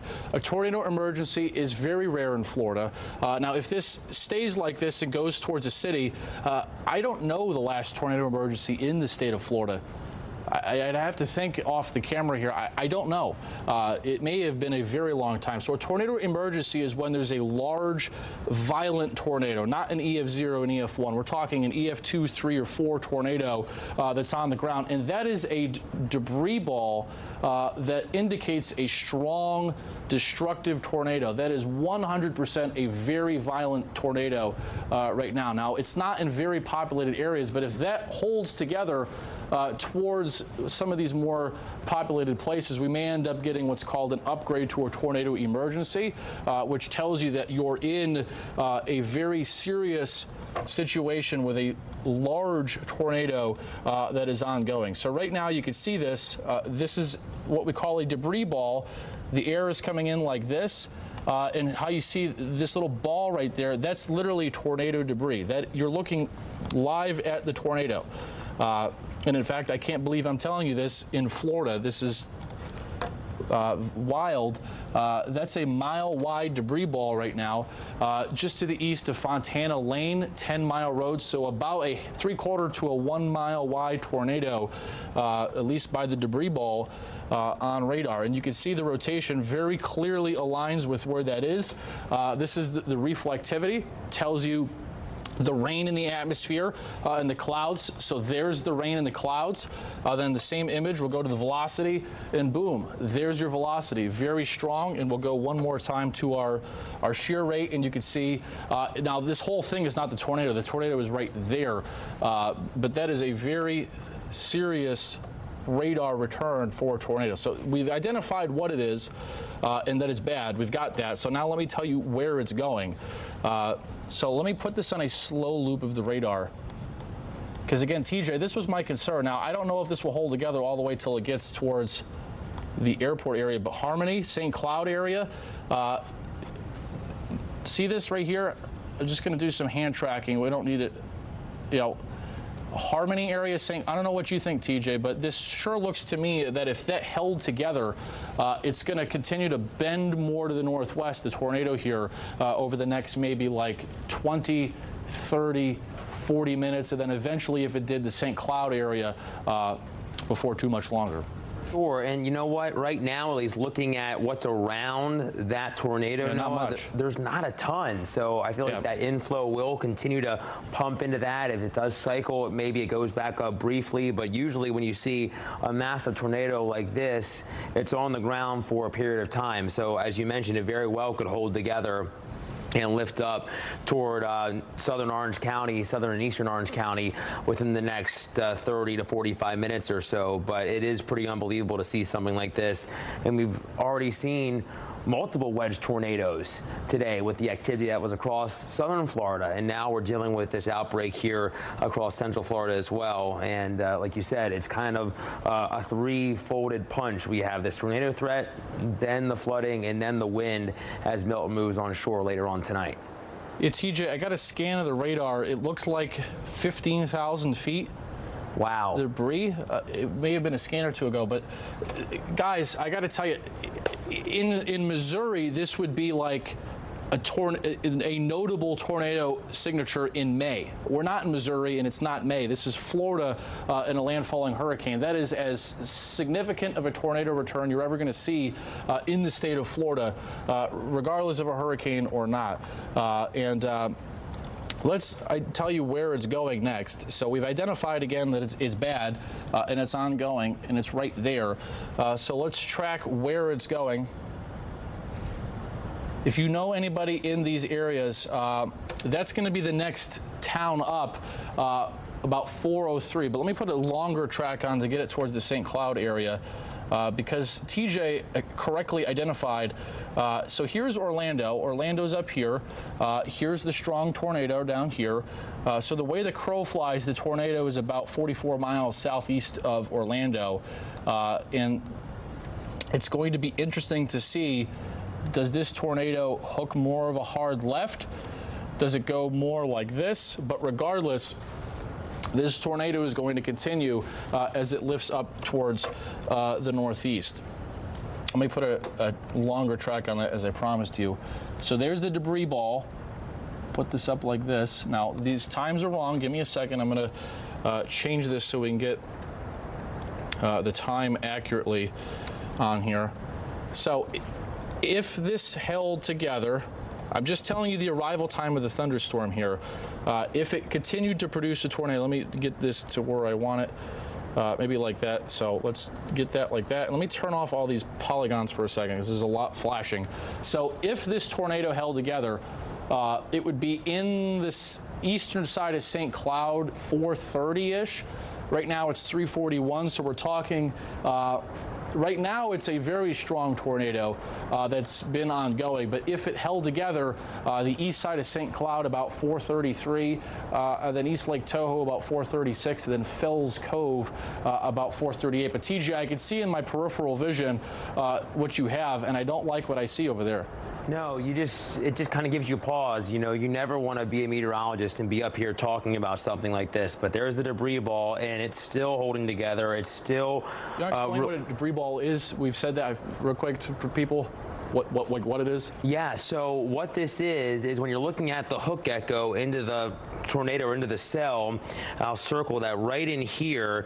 That's where the tornado is, and then right in here, that's the inflow. That's that warm, moisture-heavy air that's acting like fuel into this cell and into this storm as a whole. And where it all is coming together is that tornado, and that matches up, well, just a little bit to the northwest of that now is that debris signature. So that's what we mean when we say debris ball. It literally is a ball, and what the radar is seeing, remember this, our debris detector, this radar product is deciphering things like rain and hail to things like trees and anything else that is getting lofted up into the air. So when you see these shades of yellow and blue and green, that's non-meteorological phenomena. It's not going to be rain. In some cases, you might see in maybe some large hail scenarios, maybe some colors like this, but when you see the blue like that little ball of blue, that debris ball we say, that's all of that debris that's getting lofted up into the air from this tornado. So thankfully, it looks like it's going to miss Deer Park, but if you live in Hullapaw, you're not included right now in this tornado warning. Again, it is until 4 o'clock for portions of Osceola County as this tornado is lifting up to the north-northwest at likely around 30 miles per hour. So if you're in Hullapaw, you'll want to get to your safe zone now, or at least get some things ready, because this will be moving dramatically close to you likely within the next 15 to 20 minutes or so there, Noah. Yeah, TJ, and I got to tell you, there's not a lot out ahead of this, I think, that's going to weaken it for right now. I don't have reason to believe that it's going to weaken, but you know, the scary thing for me.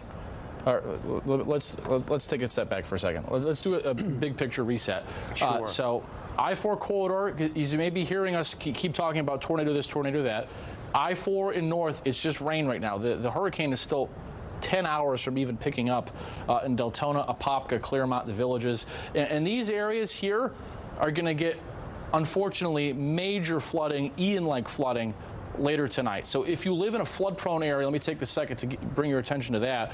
If you're in a very flood-prone area along the St. Johns River in Seminole County, down towards Sumter County, you know who you are if you're in a flood-prone spot and you have not taken precautions yet with around your home and whatever, you've got a couple more hours if you absolutely had to, because it's in these areas where my hand is that Brooks, Jess, the whole team, and I feel very strongly that there will be some big time flooding tomorrow morning, but that's not of immediate concern.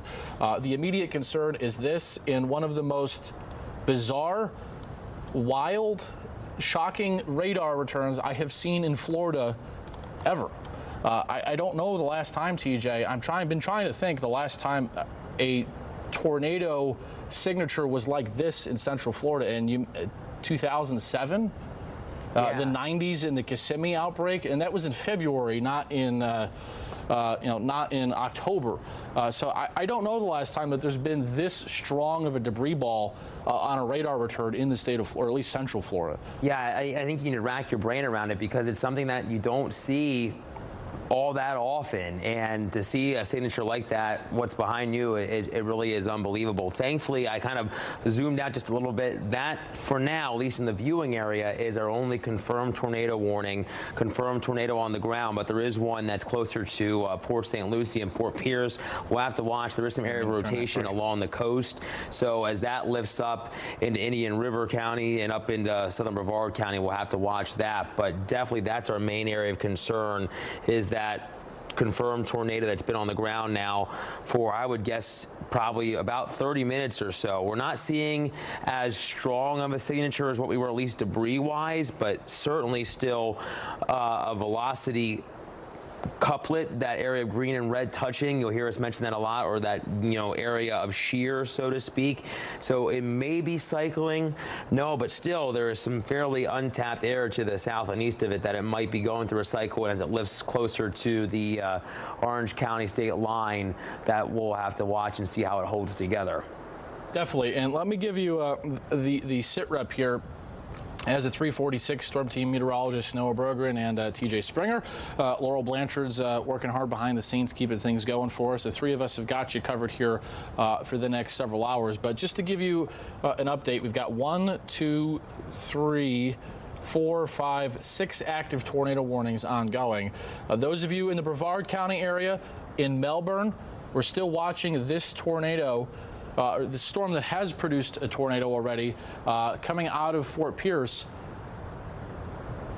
maybe about 4:30. So 45 more minutes. The Melbourne folks, there could be a tornado threat in and around Melbourne. Let's go warning by warning quickly, because there's a lot. This warning over Wake Wales, I don't see much. This warning over Highlands and Polk County, I don't see much right now. This one over Okeechobee, yeah, that's probably at least a funnel cloud right now, right there. But that's far from us still. This one over Port St. Lucie is a confirmed tornado right now in St. Lucie County till 4. Remember, the purple polygons are confirmed tornadoes. The red ones are radar indicated potential tornadoes. This tornado potential over Vero Beach, that one, if it holds together, while we're here, this is not on the ground, but if this holds together, it's going to ride up Route 1, 4:30 to 5 o'clock. I know that's a range, but between 4:30 and 5 is when a tornado threat may materialize in Melbourne. But up here, this is the strongest radar return by a mile. And what you're looking at is the wind blowing like this, like that. And this tornado was probably very large a few minutes ago. Now, let me put you on a loop of this. Yeah, so right here, notice how the wind here, see these pixels? Look how much brighter they were. This is back at 3:36. So this is about 13 minutes ago. So watch right here. Watch this right there. Thank you. We got a new warning for Brevard till 4:15. We'll get to that in a second. Watch that right there. Moves to the north. It's still strong, but it's a smidgen less strong. But maybe you've got family or friends in Halapaw, right along 192 near Deer Park. This is a strong area of rotation right there.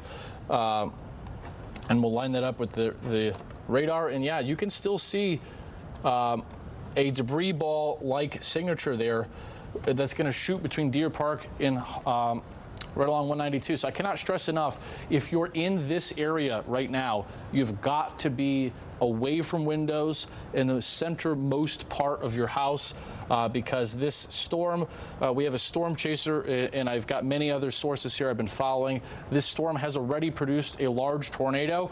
Right now, I can't tell if it's on the ground, but you are in an imminent threat of a large tornado right now over 192 just to the left, the west of Deer Park. So this is 10 out of 10 urgent that you need to be away from windows in the centermost part of your house right now. So once that crosses 192, notice there's somebody read off some other places. So we're talking about this. That's the tornado right here. It's going to cross 192, and then from there it's going to come up further. Let me put a track on this. Let me zoom this out. I know I'm moving the radar a lot. So where this tornado is, this is getting interesting for Orlando area folks, and we're going to really start to watch this close because, to be honest, I'm not sure how this is going to play out. Right here is the tornado that, again, about 10 minutes ago was a very strong tornado. Right now, it's maybe just a weaker tornado. Here's Orlando up here. Here's the airport, south central Orange County. This storm, there's one of two scenarios here. Scenario A is that this tornado here will fall apart right when it gets to the Orange County line because there's too much rain in a storm here. It'll merge and they probably will fall apart. That's scenario one. Scenario two is that this gets out of the way and doesn't do anything, and then this tornado just keeps on going, and that would put it towards the B line, Wedgefield and Christmas, in maybe 40 minutes. But that's the greatest concern I have right now on the board is that. And let's put a time of arrival for you. So notice the Orange County line about 4:30. So the way it's moving, it being that likely tornado, the Orange Osceola County line at about 4:32. And if it continued on this heading, the B line about 448, 550. Now you're starting to get into really heavily populated areas of which, if this radar return was like that here, we're going to have a problem. We're going to hope that it fades away. I would love nothing more than for this to go poof now or 10 minutes ago. But this is what we really have to keep our attention on for the next 50 minutes is what this supercell that has a history of producing a strong tornado does as it gets into the southeast part of Orlando in Orange County by about 4:50 to 5 o'clock. So within the next hour, we're going to keep an eye on that. And actually, TJ, it looks like it's strengthening again, that one. We'll come back to that in a second. But you want to touch on that tornado warning that's down in Brevard County? We haven't hit on that here in a second. And you were just mentioning that area of really Indian River County, and Brevard County, just a minute ago on top of Vero Beach, and there's still some really good rotation there. So this is going to be lifting off to the north. So if you live in Sebastian, Mico, up toward Malabar, I know Malabar, you're not included in that tornado warning, but Mico for sure. If we put a track on this one, likely going more to the north at around, let's say, 30 miles per hour, maybe a little bit faster than that, it would put you, almost in Mico within the next, let's say, half hour or so. And that warning again until 4:15. Clear this off, and we do have a brand new warning that was just put into effect for Osceola County. So this is something we're also going to have to watch here. But as really our main concern is going to be this area of really the roughest weather we've seen with this tornado on the ground, and it does not look the best, and it hasn't been looking so here for the last, I would say, half hour. So still seeing that hook echo and likely that debris ball, not as strong of a signature, but still we've seen that deep blue ball, and that's something that we've been watching for the last nearly 45 minutes or so. There is some rain as you were hitting on, Noah, off to the east, so that may start to allow this cell and this system as a whole to weaken, but overall it's still looking rough right now. Yeah, TJ, I think you agree. It's interesting. There's an argument to be made. Does it merge with that storm ahead of it and get stronger? Does it weaken? we're really getting, not to get too much into the weeds because we care more about people's safety right now than the meteorology here. For sure. But in terms of what happens to that storm, it's going to be interesting. I could make an argument it would fall apart because the rain in front of it. I could also make an argument there's nothing on the sides of it. No. It could keep going. So, but that's the one we have to really keep a close eye on here for the next few hours. I think that's why we've seen the National Weather Service go ahead and extend that warning until 4:30. It's not confirmed right now, but it has been, and I think it very well could hold together. So if you live in, the northern portion of Osceola County, getting close to the Orange County line, you're definitely going to want to have your safety plan ready to enact, so to speak. Have a blanket and something to run to the most interior room of your home. And if you live in a structure, or say you're working in a structure now, you had to go to work today, make sure you're getting to the lowest level of that structure safely, but want to do so sooner rather than later. Yeah, TJ, I'm going to put a track on this for you here, town by town and road by road. So if we could just take the radar full here at the Chrome, I just want to give people the fullest view here of the street level of where this is. So big picture. We're talking about, if you're just joining us, we're coming up on the top of the hour. Meteorologist TJ Springer and Noah Berggren here. We're watching this circled area right here. This thunderstorm has a long history of producing tornadoes. At one point, about 15 minutes ago, it was in a somewhat rural part of the county, probably produced a violent tornado. And we will await to see any viewer or reports, people who were near that after the fact. But this thunderstorm is 10 out of 10, got our attention as it's drifting towards Orange County. Now, again, what does it do once it's in Orange County? Tough to say. I can make an argument that there will be a legitimate tornado threat here in Orange County in about 40 minutes. I can make an argument that it will fall apart, and I'm going to hope that it falls apart. But it's time to start following this very closely, this being this thunderstorm. If you're anywhere east of Bay Lake, Hollow Paw, and let's put the velocity back on here. So right now this is interesting because it's cycling, which I know we're throwing out a lot of words and terminology you're probably not used to hearing in Florida. So let me try to explain to you what that means. So in Florida, generally, 90% of the time when we have tornadoes and hurricanes, they're brief, they're weak, they're EF0, EF1, they come down, they go up, minutes at most. Most of you probably know that. Any landfalling hurricane, we've had that. Today, with this one, we've talked about all week, this is a very unique hurricane. We haven't even touched how the flooding aspect is going to be very unique as well over Orlando overnight. But the tornado threat is unusually high, and they're not brief tornadoes. These are legitimate Midwest U.S. style thunderstorms where earlier today we saw tornadoes on the ground for a long period of time that were strong intensity. You don't really see that a lot in Florida. So the term cycling means that the thunderstorm is still ongoing. The tornado touches down, it's down for a few minutes, it lifts, then it reforms. Think of it like an eyewall replacement cycle in a hurricane. The tornado's down, it lifts up, the storm's still going, and then all of a sudden 10 minutes later it drops again. So that's why when you see the velocity data, what TJ and I were saying, it's really strong, it fades away, it's really strong, it fades away, hence the term cycling, how the tornado is really strong, lifts, it can be really weak but still on the ground, lifts, and it's going through this cycling period of various intensities, which again is not normally something we're talking about. So that's where the tornado circulation is, and we've got a tornado warning here for the sliver of Orange County till 4, but it's really these areas of Osceola County. And let me tell you who's in the path of this, because we brought this full screen so you can see that. So right now, that is where the rotation is. Let me clear this off so you can see that.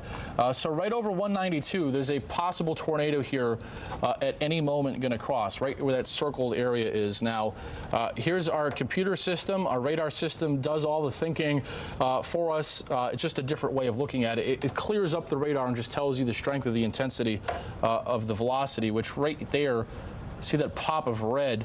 That's our radar system indicating strong rotation. So right focused on that blob of red where there is strong rotation coming up at 3:55. So where is that heading next? Old Brick Road, Old Melbourne Highway, Gator Branch Road, Nova Road. Any of these places sound familiar? Then eventually, once you get up by the Beeline, we're getting into more populated areas of Wedgefield. If this holds together, then Lockwood, then East Orlando, about 40 minutes from now. So we're giving you ample heads up and ample time here. Do not leave your house. You don't need to leave and evacuate your house for a tornado here. Just know that if this holds together and comes to you, what you do when there's a tornado warning is, first of all, keep us on. We're going to walk you through it every step of the way. But you want to just be away from the outside as much as you can. Bathroom, a closet. It's Florida. Many to most don't have a basement. If this was the northern U.S., I would tell you to get to your basement. We don't have a basement, so what do we do in Florida? Put as much between you and the outside as you can. So whatever the centermost room in your house is, if it's a pantry, a kitchen, a bathroom, get to that place, sit there, wait, and then once we tell you it's past you, then you can come on out. So that's what you should do if you're under where that rotation is as it comes north. So let's put a track on where it's rotating. Do this about like that. So these times are wrong again. Let me just dial this in about like that. So here is the path of that rotation. Let me get out of the way so you can see. So if it holds together, that's the storm that has a history of producing a strong tornado. Orlando International Airport about 5, so a little over an hour. Christmas 4:59, Lake Nona 4:55, New Eden 4:34, Lake Conlin 4:25. And TJ, we're going to watch that, but do you have any other update on the storms down in the Fort Pierce area or coming into Brevard County? Those seem like they've ticked down at least a little bit for right now. They had, yeah, those. And before I jump back in, I did zoom out, just wanted to touch briefly. You have a flash flood warning ongoing for many of our communities right now, including Polk, Osceola, some of Orange. So that's going through this evening. Remember, we always say turn around, don't drown. If you're out and about, I know we were kind of hoping that the hunker down time, so to speak, was around mid-afternoon to early evening, and we're about there. So the conditions certainly going to continue to get worse as we progress through the remainder of the evening. Heavy rain, and the good news is I think as we progress throughout the next couple of hours, I think we'll slowly start to see the tornado threat likely start to little by little wane, but we still have many areas that we're watching and still ongoing warnings to our south. And as Noah's mentioning, that one that's ongoing for Indian River and up into Brevard County, that is slated to expire at 4:15, so just under 10 minutes. And there is still an area of rotation that we're monitoring. It's kind of messy, but you can still see just to the south of Indian River shores. So if you're traveling along the coast, Route 1, southbound, then up to the north, you'll definitely want to watch out. So this does include those of you in Mico and Sebastian. Right now, far southeastern Brevard County, not seeing a great radar signature in terms of velocity or the wind going toward and away from the radar site. Just moments ago, it did look a little bit better, but it's kind of, it looks like weakened some just to the south of Indian River shores. So we'll watch that area closely. But I think our main concern, at least right now, has been that warning that was moving through Osceola County and getting closer and closer to Orange. But at least before you toss things over to Mino, it did look like at least the structure that we've seen that was so textbook is starting to slowly fade away. I think we're seeing a couple of cells merge out there right now. Jay, zoom in and loop. It's interesting, though, because even though they are merging and stuff, it's really, we don't want to distinguish the threat, even though it may not be as intense as it was earlier. Check out this loop of the velocity I'm going to put on here of the last, let's just do 30 minutes. And I want you to look at how interesting this is. Notice how you can kind of see the whole thing orbiting each other. Now, it's getting consumed by the rain. It's possible as this comes closer to Orange County, it ticks back up. But for right now, the live play-by-play is that the intensity of that rotation has come down. It's right there. And it's not right at this moment a confirmed tornado, but it's one that we will still need to watch.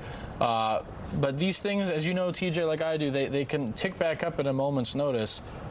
This is where it's tracking, so we're going to keep an eye on it towards the airport over the next couple of minutes. But that's certainly good news that that intensity of the velocity has come down in the last couple of minutes. But certainly we do not want to distinguish that, because we've seen this already where it looks like it's going away and then it comes right back.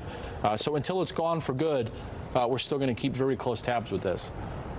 You hit the nail on the head. No, I can't discount anything. Still have that warning for another 20 minutes or so, 25 minutes. But I do think, which is interesting, I do think that even further back in its life cycle, I would imagine, you mentioned the rain. I bet that as it was going through that cycle, and it could have been still on the ground, I'm sure it was rain wrapped and really tough to see. So hopefully everyone that has been hanging with us here, the storm team, has taken this extremely seriously, because it has been certainly what we can only imagine, a strong and potentially violent tornado that impacted the Kenansville area, now getting to the north and west of there and starting to close in on Orange County.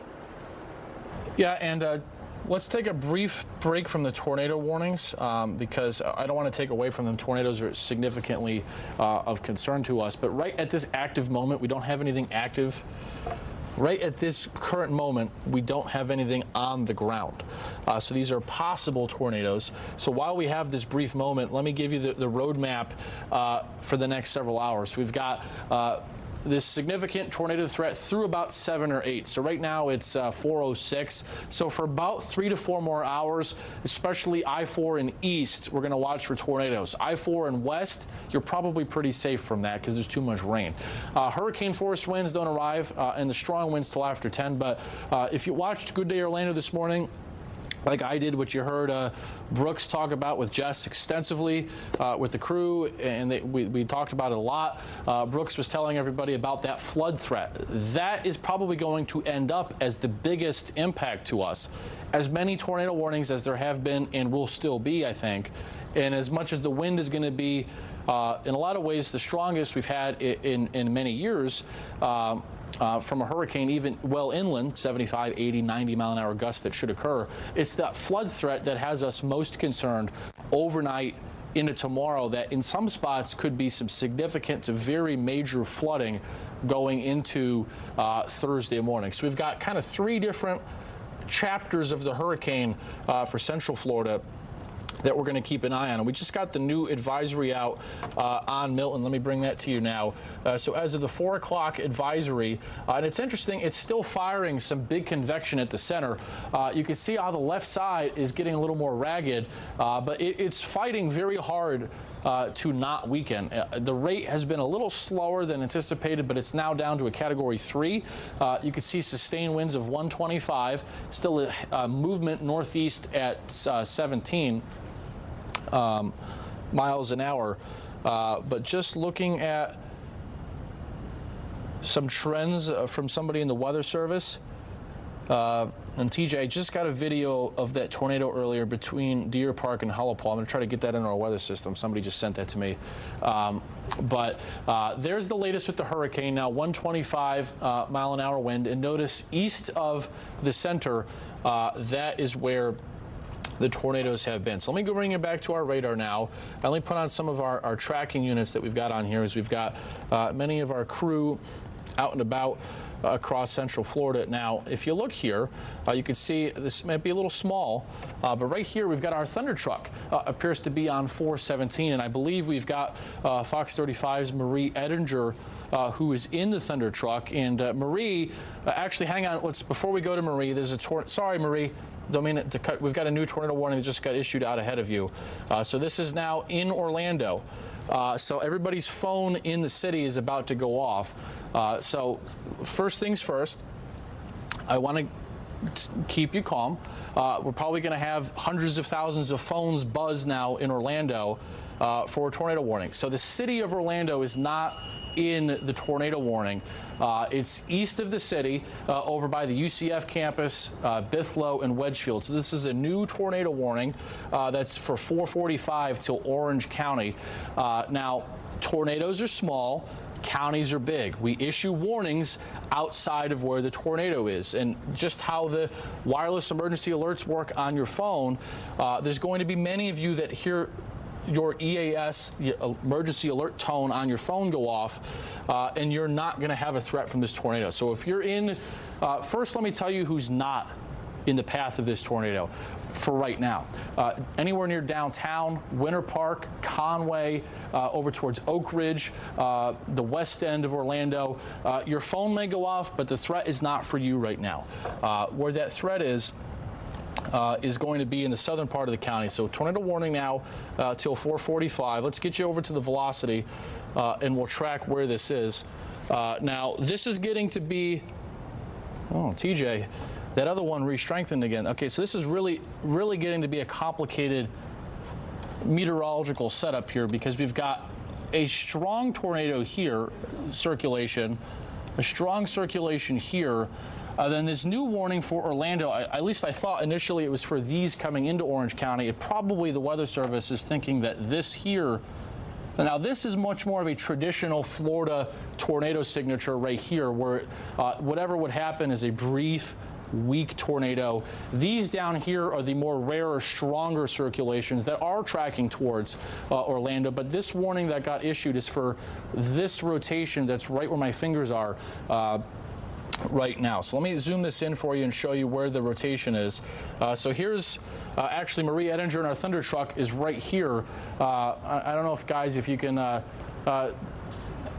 they may be able to see a funnel cloud out their passenger side door looking off to the east. We'll see. There probably is rain in the way between there, but here's the airport. Here's Lake Nona High School. So this rotation is just east of Lake Nona, and where it is about 5 miles east of 417. So you can see there's the Thunder Truck coming up 417, Lake Nona High School. But that's where the rotation is. So anywhere right along the B line, possible for a tornado. Now, this is not on the ground. This is not a strong rotation yet. Let's be clear here. This is rotation, though. It's enough for a tornado warning. We're talking about right here. Now, let me circle that and put our radar product on. Notice our radar is a little bit behind with where I would say the rotation is. But we're going to keep an eye on this area. There's probably a couple in here. Broadly speaking, right in there. So let's put a track on where this rotation is. And you see our Thunder Truck on the top right. So let me see if I can make our Thunder Truck icon a little bit bigger here for you on our system so you can see where they are. So here's the Thunder Truck right here. Now, they're driving north. So out the camera on the front, looking to the right side there, that's where, so see the camera here in this triple box, off to their right is where that funnel cloud would be. But this is what TJ and I have been telling you, is that look out their windshield. If there was something, and you're not going to see it until it's right on top of you because there's too much rain around. So that's why if you're under this warning and where the rotation is, it's best to just be inside and sheltered and not out in your yard or looking out the window. But you can see them going up 417. So it's about 5 miles northeast of where they are right now. And you can see that icon right there of that Thunder Truck. But TJ, I want to bring you here in, Laurel. TJ Springer, Laurel Blanchard, and I have been tracking these storms. And Laurel, first off, welcome to the coverage. And it's going to be a long night ahead. We've got flooding, tornadoes, and wind. But for right now, Laurel, it looks like we're in the heart of this tornado potential for East Central Florida. Yeah, absolutely. We really have the trifecta of threats going on at the moment. We have tornadoes, we have flooding, and we also have the wind on top of it. As we are keeping focused on this cell right here that's continuing to move up towards Orlando and bypassing it just off to the east, we are still watching our coastal regions as well. So with that, this is the storm overall, and you can see with this, all of this rotation and all of these rain bands are just going to continue to follow the flow of Milton. So as we do doodle just actually a little bit right here, we're going to continue to see all of these just follow the main circulation of Milton. So every single one of these tornado warnings that we can see right here are all slowly trying to move up towards towards the northwest.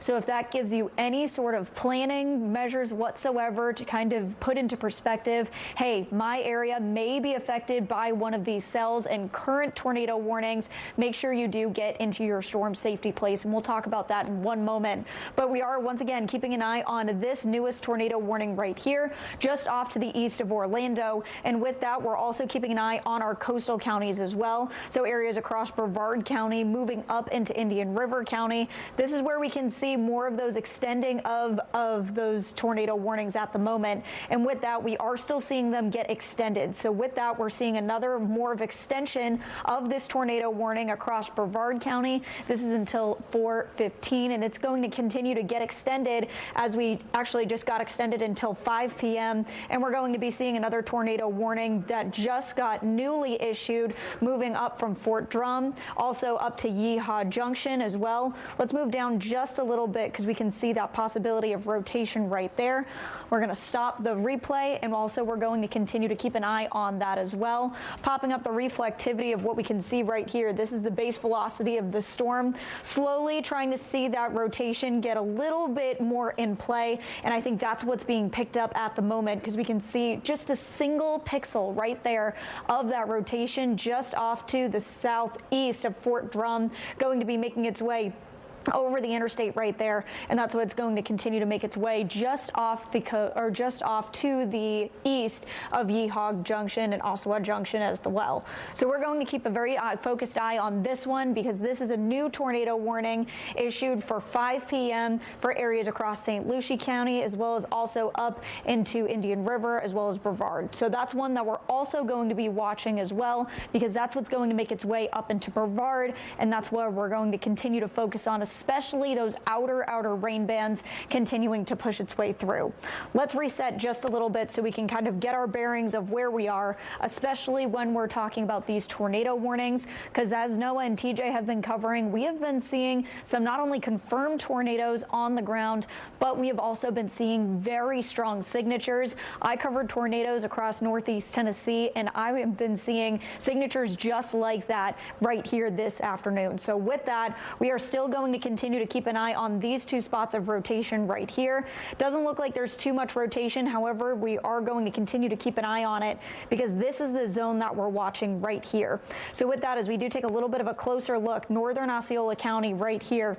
With that, slowly just trying to move over the border from Osceola County into Orange County. That is our sweet spot zone right there. So with that, as we zoom in even a little bit closer, areas especially across just to the south of Wedgefield, as well as areas just right on the border of Orange County, as well as Osceola County, make sure you are in your storm safety place. So put as many walls as you can in between you and the outside. So that's going to be the main goal right there. And with that rotation continuing to make its way up into Orange County, that's what we're going to continue to watch. So as Noah was saying, we are going to continue to keep an eye on this little bit of rotation right here. We can see right now the green is moving towards the radar. So this is the Melbourne radar is what we're keeping right now. So this is moving towards the radar right here. All this red is moving away from the radar. So you have the circulation right here at the moment. And because it's following the circulation of Milton overall, it's actually going to continue to move up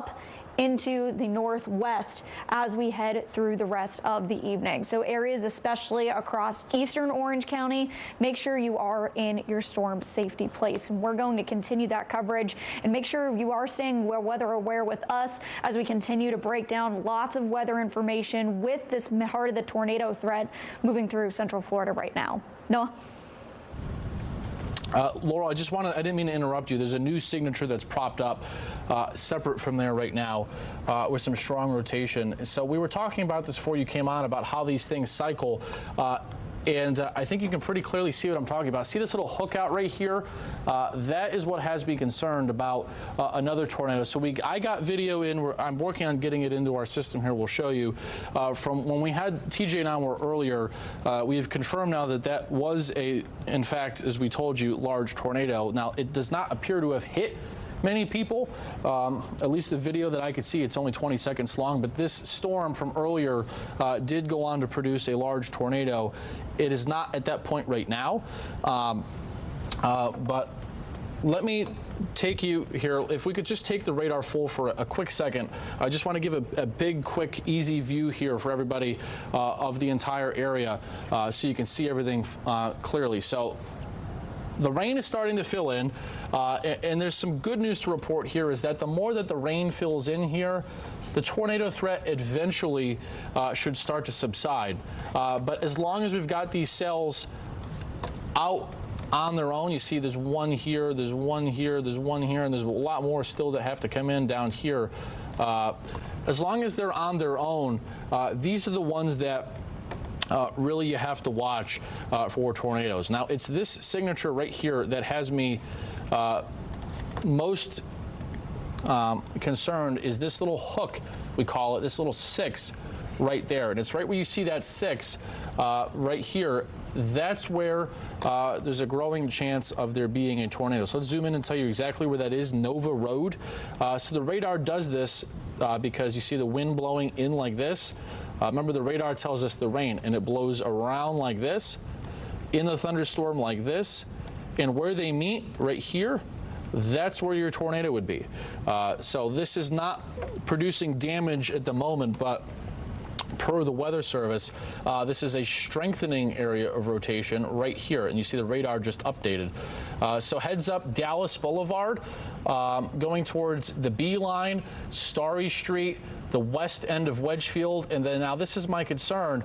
We're talking about maybe 15 more minutes in some more heavily populated areas of University Park, Curry Ford Road, Bloomfield Drive, Lockwood, eventually the UCF campus. I want you to focus your eyes right here. That's what's got my attention. That's the potential / probable tornado, and here is where it's moving. Notice the Wedgefield area about 446. So right now it's 421, so that's coming up in just over 20 minutes, the Wedgefield area, the potential for a tornado. Further out from that, the west end of Bithlow, closer to 5, if this holds together. Now eventually I think it will probably end up hooking a harder turn to the left like that, because again, remember the hurricane is off the coast and the steering flow is curling everything like this. So with time, they will turn more to the west. That said, we really need to watch this. 5 o'clock, let me put a track on this. So moving northeast, just focus on that right there at 30. So here's who's in the path of that rotation. Let me put it out a little further, sorry about that. Put it out a little bit further for you. I'm going to put it all the way up to about like that. I'm trying to make sure I track it correctly. Now hang on, those times are going to be off. Let me get the specific speed in there for you. So I don't want to do it quite that far. We'll do it like this. So here is the specific times of where that rotation is going. If we can come back now here on the green screen. Bithlow 454, Lockwood 456, University Park 5 o'clock, Century Plaza 503, Azalea Park 504, and Conway 504. So right now this is not ongoing. The tornado warning is in effect currently for that because there's the medium to high potential at any moment a tornado could touch down, and it's moving to the northwest.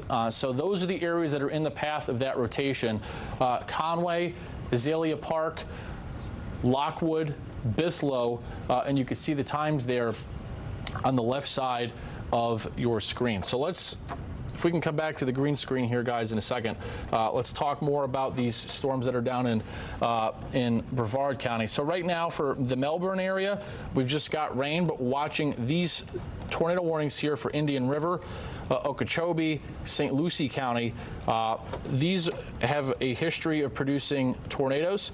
And you can see this is going to be, we said about 4:30 for Brevard. It's slowed down a little bit earlier, but there's a rotation by Miko now, over here, there's one over here.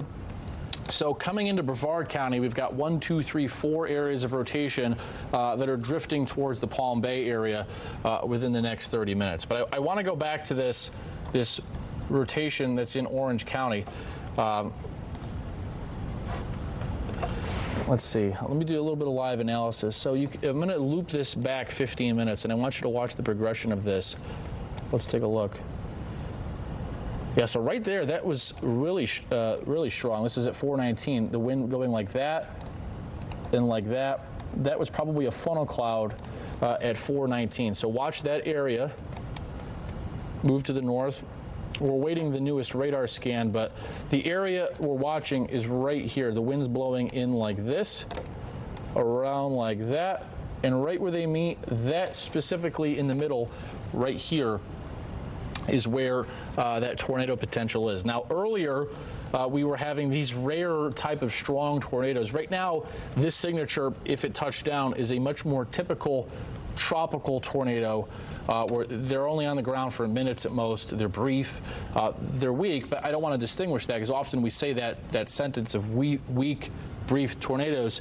Any of one tornado is a big deal if it hits your house. It may only be on the ground for 90 seconds, but if it hits you, it's a big deal, and that's why we're keeping you informed here and keeping you calm about watching this minute by minute because most times these are only on the ground for seconds to minutes. We've had many today that have been on the ground for a lot longer and been a lot stronger, but this signature here, it needs to be babysat every minute of the radar because at a moment's notice, it could change.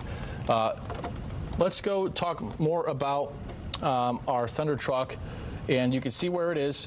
Where our Thunder Truck is now looks to be pushing west, so they are safely west now of where this rotation is, which is right here, and that rotation's tracking towards the B line in 417. So you can see where they're facing. Not too bad the visibility right now from that rotation, but we're keeping an eye on this right here and then that right there right now.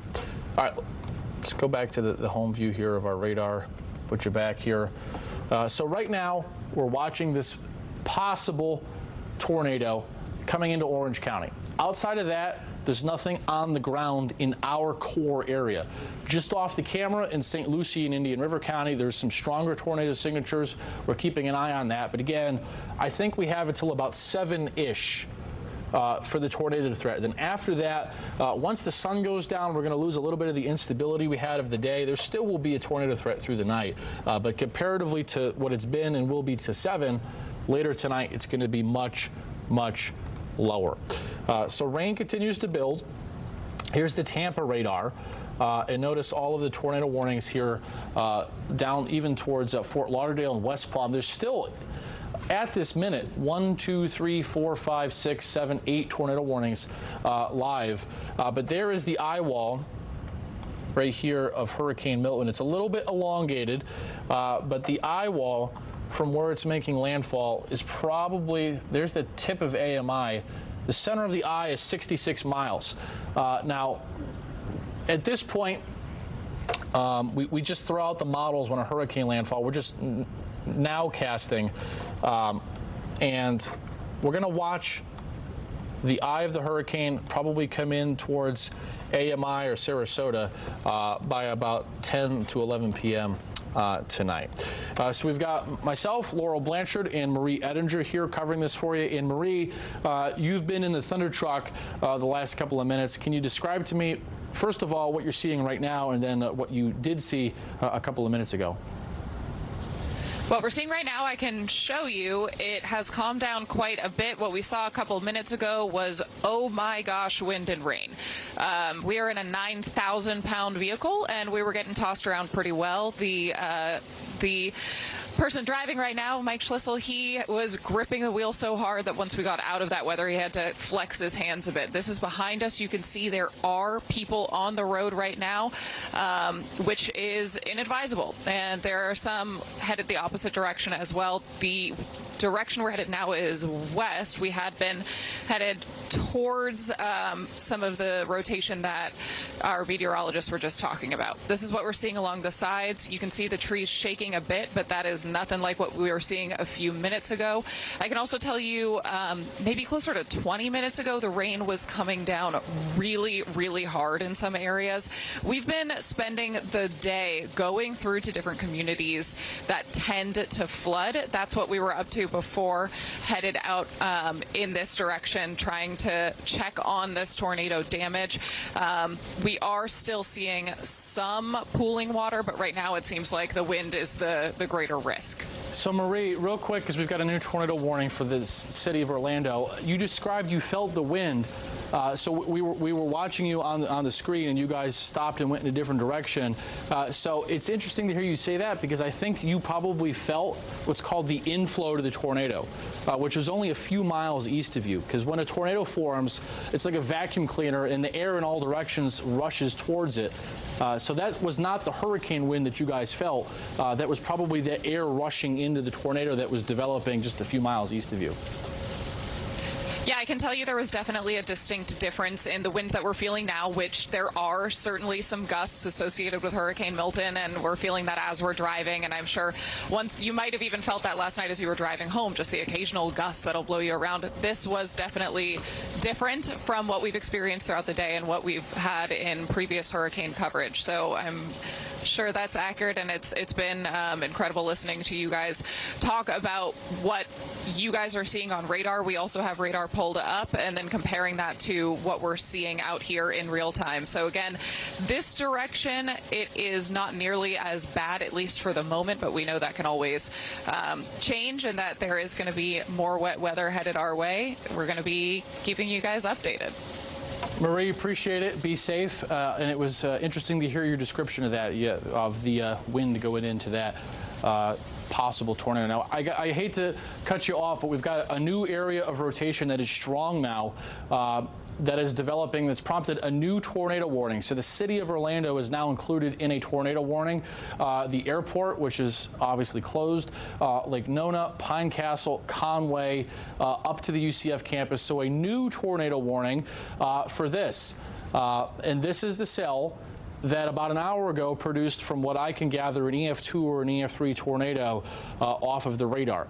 It produced an EF2, EF3 tornado. It stopped for maybe like the last half hour. It's rotated, it hasn't done much, it hasn't produced anything. Now it's starting to perk back up the rotation right there. So right where you see that little query of strong, and that's the concern now. We've talked about this. Will it hold together into Orange County? Well, at least right now it is. And we've got a new tornado warning till 5:15. So the new polygon is this one here. Let me make that clear to you. And we've got a live picture over Conway and 408 we're going to show. So these winds from these little supercells on the outer bands are a little bit different than the wind you're going to get from the hurricane, because as you heard Marie Edinger describe before, the wind was going in a different direction. They probably got west to east winds where Marie was into that developing tornado, when the ambient wind elsewhere in central Florida right now is east to west, because it's going into the hurricane. But you can see that right now. This is on 408 looking to the east from our traffic camera. And given the threat for these tornadoes, if you don't have to be going out and about, it would be best to be inside right now, because the last thing I would want for you to do is to be driving out, get stuck on the road somewhere, and a tornado passes over you and you're stuck there. That would not be what we would want you to do. So that's why I'm telling you, if you're in this area and you don't have to go out your home, just stay put for right now. So there's a new warning here, and it's this polygon right here. So see how there's two polygons? The one I highlighted in black is the new one. This is the old one, but it's for that rotation right there. We put a track on this because we've done a lot of this and not a lot of tracking. So on the there's rain out ahead of it. This is very misleading. Winter Park, Conway, University Park, 417. It's very deceiving, and you might be confused. I get it. There's a lot of rain ahead of it. That's not the potential tornado. The potential tornado is down in here. So all of this rain that's ahead of it is not where the tornado would be. That is right in here, and you can see our radar scan just updated. I don't have anything jumping off the page here telling me that this is on the ground. But if you're anywhere near, let me tell you who needs to be sheltered right now. Now, the good news is, I like sharing good news here. Look at the last scan, strong rotation. Look at the next one, weak. So that's why these things change every 2 minutes, minute by minute. But in terms of who needs to be in shelter right now, I would say it's this area.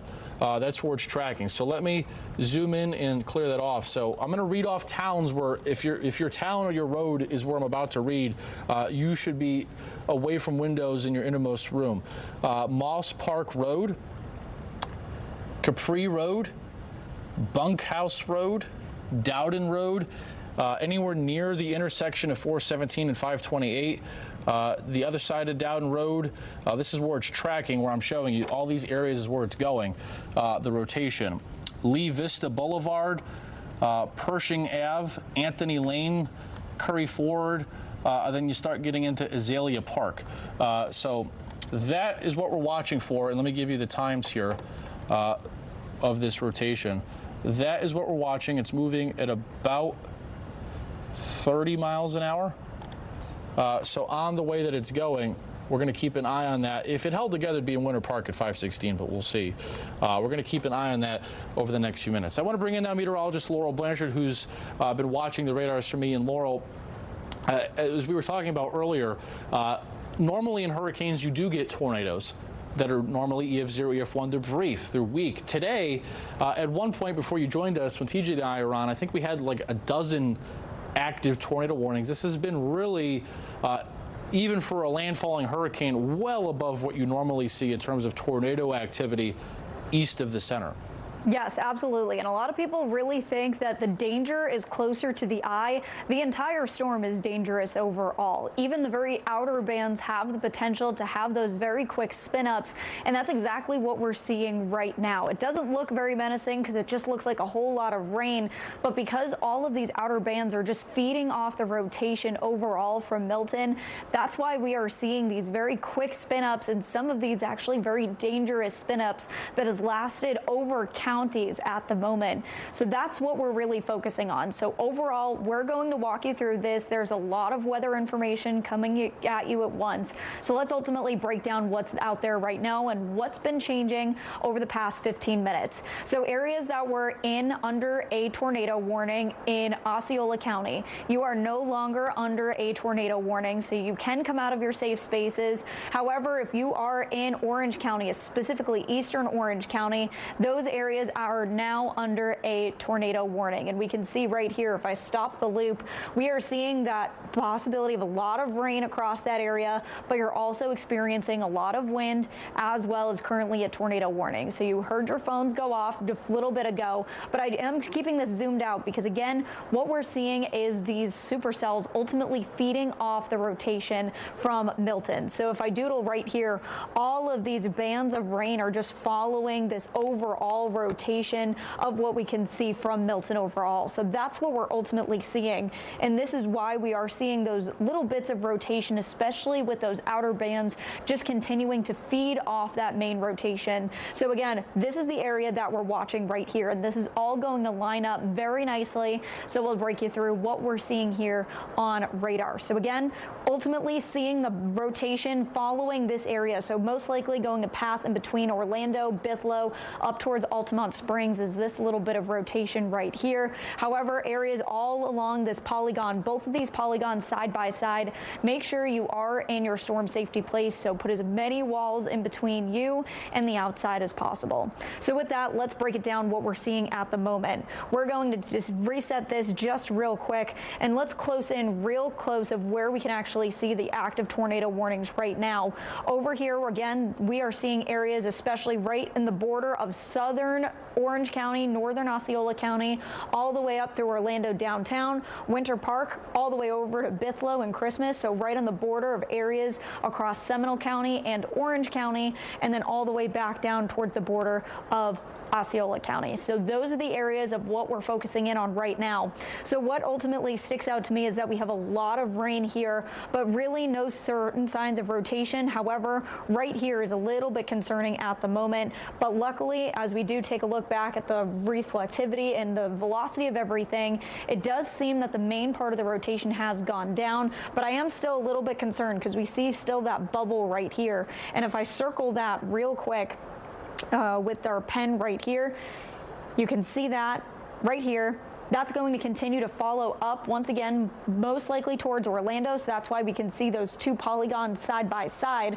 But again, what we're really looking for is that little bit of rotation. So that green and the red meeting each other. And we still are seeing that right now. So let's actually pop on our rotation apparatus right here. This is one of our tools that we use, and it's showing rotation just down right on the border of Osceola County and Orange County right there.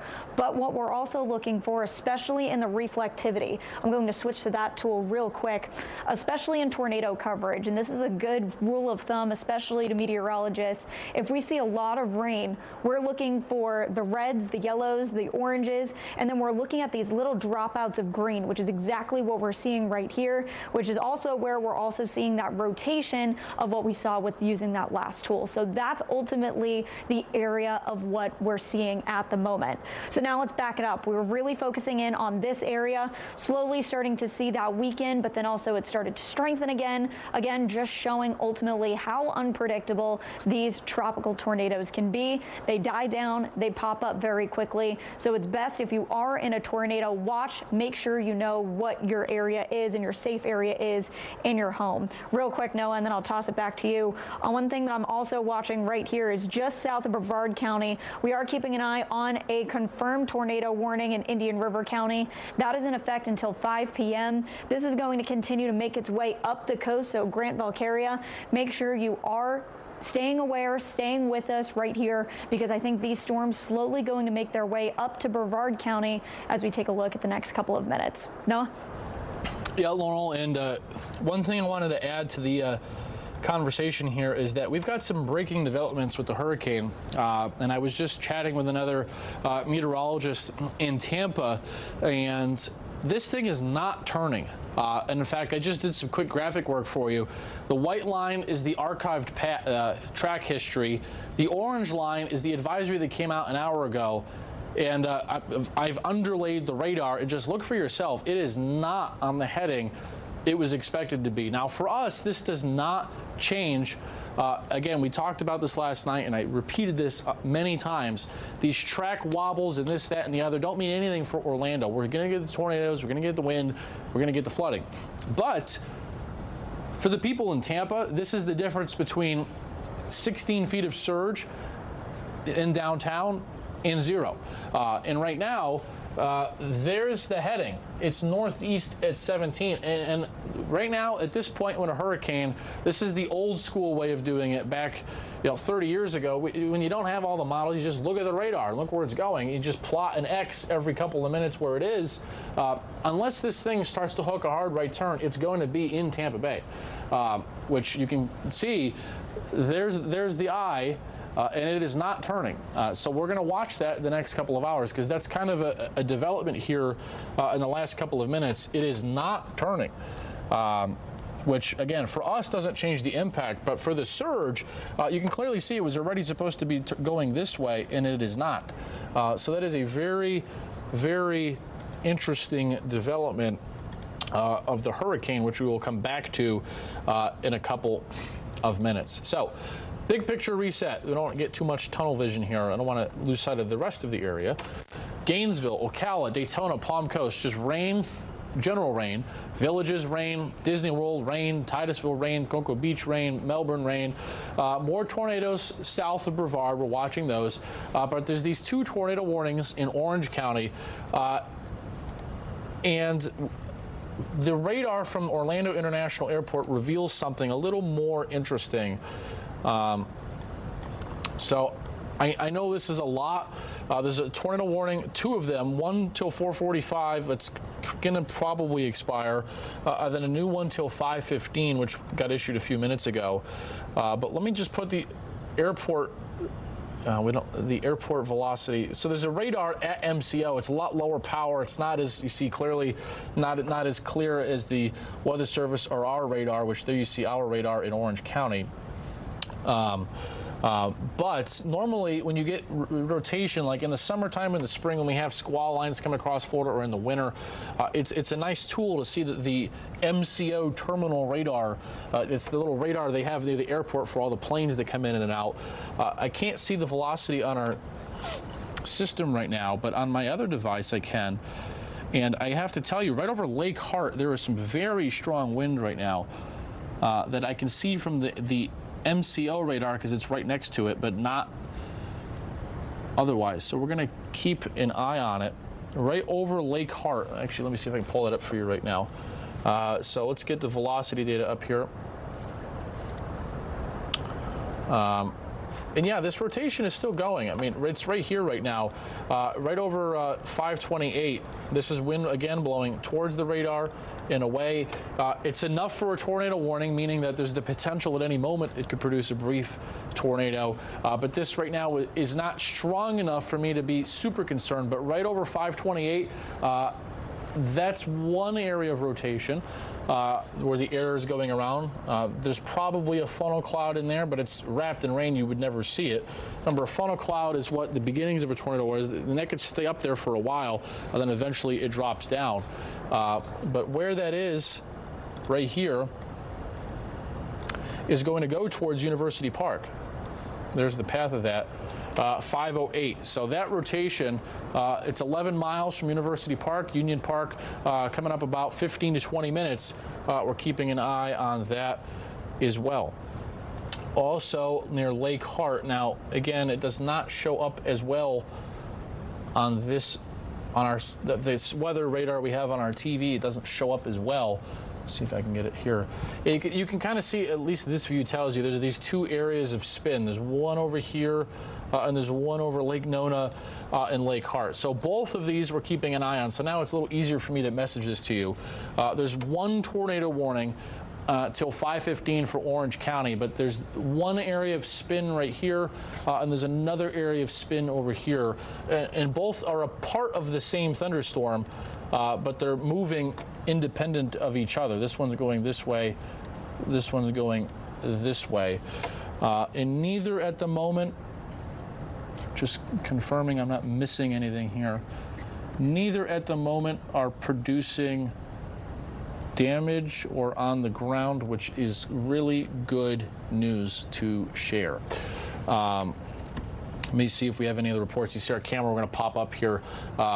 That's our thunder truck, which is out there tracking. You can see things with the rain there. Just catch up with the Weather Service here, make sure I haven't missed anything. So, man, there are a lot of confirmed tornadoes just to our south in Indian River County. So here's some new stuff for you guys. Melbourne Beach, 64 mile an hour wind. This was 6 minutes ago in Brevard County. So Barefoot Bay, that's I think it may be like a mile south of there, 2 miles south. So a 64 mile an hour gust. That was from a tornado warned storm just south, but it produced 64 mile an hour winds there. St. Lucie County, 60 mile an hour gust observed. This was 8 minutes ago. Vero Beach, 72. We're talking about these storms down over here right now. So these wind gusts I'm referring to are these storms over here to the south of Brevard County. 72 mile an hour gust in Indian River County. 60 mile an hour gust in Fort Pierce. Observed tornado with damage in Fort Pierce. Train spotter reports tornado, bent power poles on Route 1, business signs destroyed, a couple buildings with structural damage and trees down. That's in Martin County, and then the same report in St. Lucie County. So some, unfortunately, tornado damage to report there. Standing water, observed tornadoes, more Martin County damage. Yeah, so a lot of damage from these cells just south of Brevard we're still keeping an eye on right now. We haven't talked about the spin here off of Brevard County. Let's take a look. So there's a little bit of spin over Melbourne Shores. We'll keep an eye on this right here. A little bit of spin there. Could be a water spout there. This is a strong area of rotation. That was just what was over Route 1 near Sebastian. That's probably a water spout offshore, more likely than not. There's another water spout offshore right here. So you've got 2 water spouts just off the beach there. And then another, this is a confirmed tornado. We're still watching this. That's another strong one. You can see that little hook down there. It looks like a 6. Again, these are signatures and terminology on the radar you're not probably used to hearing a Florida meteorologist say, because you don't really normally see that in central Florida. But it's pretty clear. You see that little hook there? That's a confirmed tornado. So we're still keeping an eye on these storms sitting here south of Melbourne. At some point they should lift north, but we're keeping a very close eye on those for our friends in Brevard County. But back to the Orange County stuff right now. And again, I know we're talking a lot about tornadoes, but as long as we have warnings, we're going to stick with them. And this one goes till 5:15. So it's now 4:49. We're continuing to track that, and on the right side of your screen you can see there's the view from UCF, and then the top right is from 417 Innovation. We're keeping an eye on that. So let's go back to our shear rate, which does it clears up the radar. You can see a little bit of a perk up now of the rotation here, approaching 528. You see there, it's weak, but we're keeping an eye on it a little bit more than it was a few minutes ago. Let's see. Make sure I'm not missing anything else. Yeah, so the good news is when TJ and I were earlier, we talked about this. Let me get this back here. So the storm that's producing the tornado warning in Orange County, we talked about this earlier, how, let me bring this back a full hour. Here we are at 3:50, so if you're just joining us and you've missed everything we've been talking about, this was the radar at 3:50 p.m.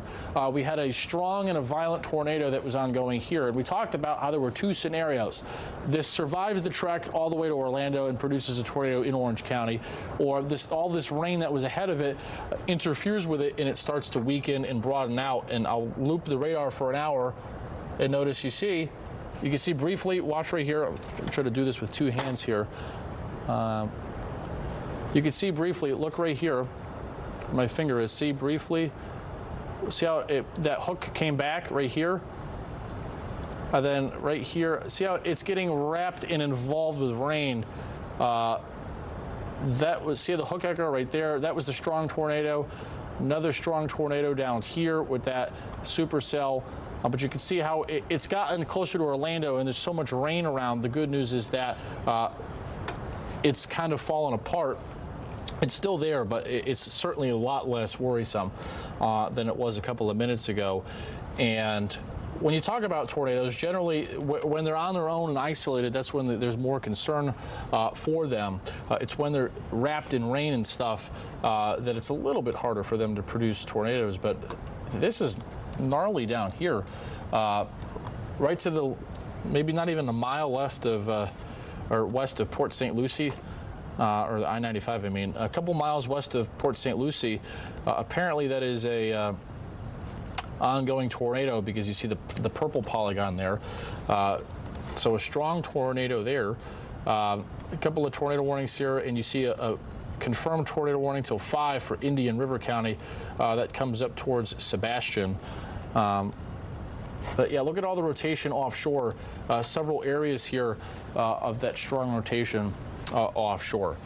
So one more view up here, and the good news is I'm going to venture to guess that, let me make sure I look before I tell you this.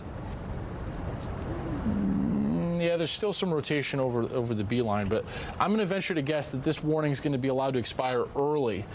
So it goes till 5:15. I think if this holds, the Weather Service will cancel this warning early for Orange County. So that's some good news. So let's, now that we have a brief moment of things at least taking a breather from tornado threat, let's do a little reset of our hurricane here.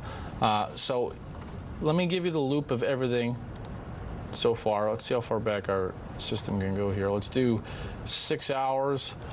Let's do this so you can see, to get you caught up with where we've been so far. The outer bands have moved in as expected. This is a 6-hour loop. Here's noon, 1, 2, that tornado outbreak, southeast central and eastern Florida.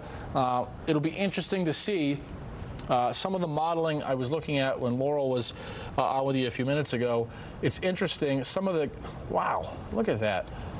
All the way down to West Palm, all the purple ones are confirmed tornadoes. This is really uncommon to see this in Florida. Confirmed tornadoes, St. Lucie County, Palm Beach County. There's two confirmed tornadoes in Palm Beach County now, and a third in St. Lucie County. But some of the guidance later, it'll be interesting to watch this line, or maybe not that far north, this line of storms here. Some of the guidance pushes this offshore at 7 o'clock. And some of the computer model guidance that we have takes these storms and kind of just moves them more north towards the Space Coast. That's clearly where the environment is most favorable for tornadoes, because we haven't had any confirmed tornado yet, at least around Orlando. They've been all down here. But where this environment that has produced all the tornadoes goes is going to be interesting to see. Does it just kind of scoot offshore, then there's a lot of water spouts offshore through the night, or does this kind of translate more up to the Space Coast by 8, 9 o'clock? That's something we're just going to have to watch the radar trends and see what happens over the coming hours. But in terms of rain so far, we haven't talked about this. Let's look at our rain total so far. Let me turn off all the warnings. So rain so far from Milton. Let's take a look here. You see Osceola County, 4.7, 2.8 in Orlando, 2 in Deltona, 2 in Oak Hill, 4.5 there. So the rain totals are starting to pick up. In the villages, we're only sitting at about maybe 1.5 inches, 1.75 inches in Ocala. But you start getting down towards Tampa, and the rain has really been picking up. Over by St. Pete Beach, 6.7, 6.3 by AMI. So let's do a hurricane update now. Now that we still have that tornado warning. I'm watching it, but until it's expired, we're going to stay with you wall-to-wall coverage here with the tornado warning. So let me give you a hurricane update. Now, what I started talking about earlier, if you were on, and the Hurricane Center has adjusted their forecast. This is not turning anywhere near as far east as it looked like. The eye, you can see it from the radar. We don't need any more models. The time for spaghetti models and models is over with. When you're 12 hours, T-minus 12 hours from landfall, back in the day, this is literally what TV meteorologists in the Hurricane Center did, is just plot an X where the eye is and just watch where the X goes. That's how, just very simple, but that's how it was done, and it still works. But notice that the break here in this white line, see how the white line goes this way? The hurricane is still on a more northerly trajectory than east-northeast, so it'll be interesting for the landfall. That has huge implications on where it comes in. At least its current heading would make it believe like the eye is going to go towards Tampa. It's going to have to start turning a lot more east if it's going to hit Sarasota directly, but we will see about that later. So here's the latest stats with Milton as of the 5 o'clock advisory now. Moving northeast at 17, it's a Category 3 major hurricane as of 5 p.m. Sustained winds 120. Now notice this convection around the center. It's holding tough. You know, there was some data that suggested this would come in as a 2, some as a 4. I think at this point it's safe to say it's going to landfall as a 3. But notice I've left the warnings on here. You can see there's the center of the hurricane. You see all the dry air over here eating into it in the west central Gulf. But all of these tornado warnings on the east side. So as this comes in tonight, eventually this tornado threat will wane. But it's going to be a long, busy night for us here in central Florida, and here's why. Let me give you this tornado watch first. So we have a tornado watch through 9. So a tornado watch means that conditions are favorable for tornadoes to form. And you see the active warnings flashing on top of them. But this lighter red everywhere, Polk County, Volusia, Lake, Sumter County, there's a tornado watch till 9 p.m., which means we're going to watch the radars closely through then for the potential for tornadoes. So for anywhere in eastern Florida, east central Florida, that tornado threat is going to be pretty high through 7 to 8 o'clock. After that, it'll be interesting to see, does the threat move offshore or does it kind of redevelop over the Space Coast? So kind of a 3-chapter hurricane here And we're only in the first chapter because right now it's just raining in a lot of areas and it's a little windy, but not that bad. The hurricane force winds arrive in central Florida after 10. So we're still at the earliest, and that would be I-75, Ocala, the Villages. We're still at the earliest 6 to 7 hours from hurricane force winds starting. And then as Brooks Garner talked about extensively this morning with Jess, I was up watching them and they were doing a great job echoing this. I'm going to continue to pass their message along to you here in the afternoon. The flooding is going to end up being the biggest impact to us here. Yes, tornadoes. Yes, there's going to be wind damage and hurricane force winds. Yes, the winds may be the strongest we've seen in a while from a hurricane in Orlando. But it's this flooding potential I cannot stress enough. In some areas could rival Hurricane Ian from several years ago. So let me show you some more about the wind potential. Now this graphic is going to be old there. I believe I still have my winds here. I want to show you the maximum wind potential for this as this comes in, because I do think we're talking about 75 to 100 miles an hour for the peak gusts around Orlando. Now it'll be interesting to see later. These are the highest gusts recorded at MCO since the airport's been there. Charlie in 04 was 105. Donna in 1960 was 100. Irma in 2017 produced a gust of 79. Ian in 2022 was 74.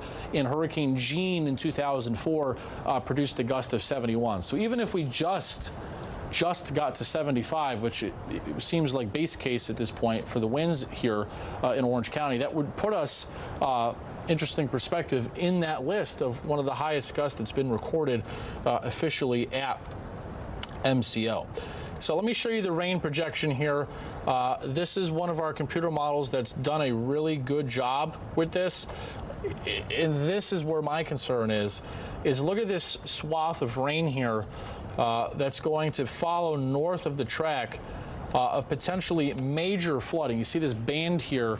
That's where it's going to happen, where there could be 8 to 20 inches of rain in here. Now, is everybody going to get 20? No. Are some people going to get 8? Yes. But within that range, I'll query some spots here. So you see some of these totals: 15 inches in Seminole County, Osceola 16, in downtown 11, Apopka 10, Clearmont 7, Disney World a foot.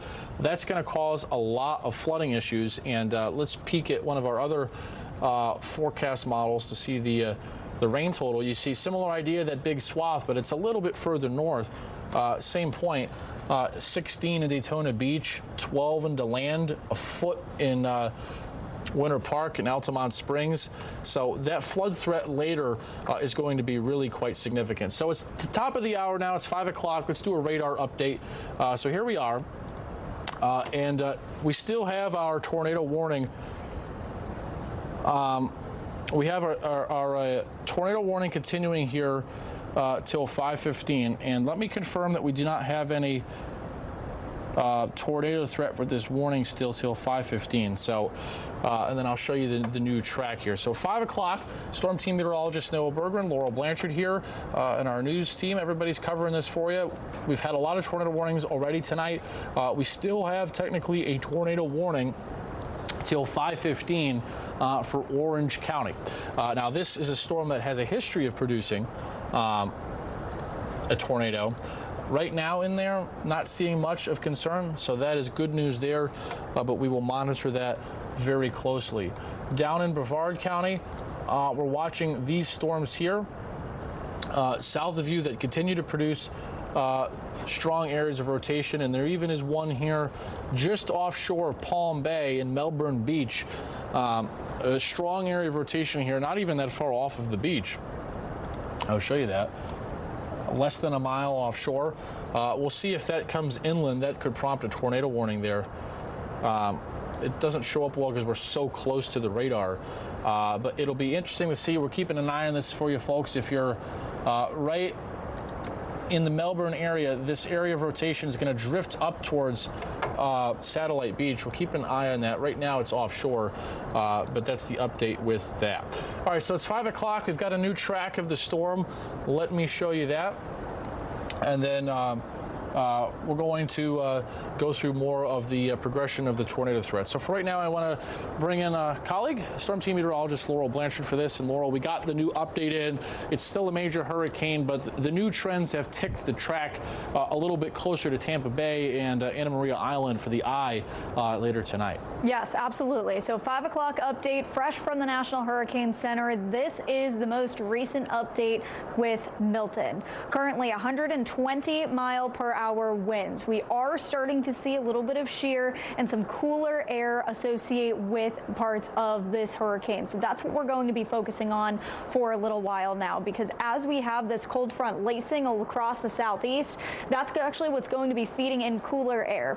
And with tropical meteorology, especially hurricanes like this, they like warm ocean water and they like warm tropical air. So when cold, dry air starts to tap into this hurricane, it's going to slow it down. It's going to allow it to weaken a little bit more, but with that, it's also going to spread out quite a bit. So we are going to be seeing this cloud field continuing to expand all off the East Coast and actually further up into Georgia as we head through the next couple of hours. So that's what we're in for at the moment. Still going to be keeping that tornado threat, and we'll show you when we're going to be possibly seeing a little bit of a break in just a moment. But this is the latest track right here, holding Category 3 hurricane strength, winds 120 miles per hour, gusts 150. The track that was set to roll through Sarasota has now backed back up more towards Tampa. So with that, if we do see it just pass to the south of Tampa, it's going to be taking any water from Tampa Bay and pushing it down further down the east coast of Florida, or the west coast of Florida. So Manatee County really going to be seeing the brunt of the storm surge there.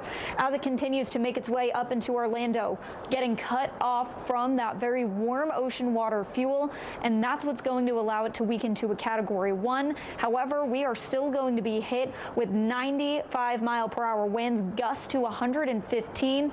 And as it continues to make its way over the East Coast, this is what we're going to be talking about, especially as it weakens back to a tropical storm. It is still going to be holding those winds very strong. We're talking 70 miles per hour with gusts of 85 early Tuesday morning, and that's going to be pushing a lot of water towards Daytona Beach, and also going to be seeing those tropical storm hurricane force winds across Flagler, parts of Volusia, as well as parts of Brevard County. So that's ultimately what we're seeing right now.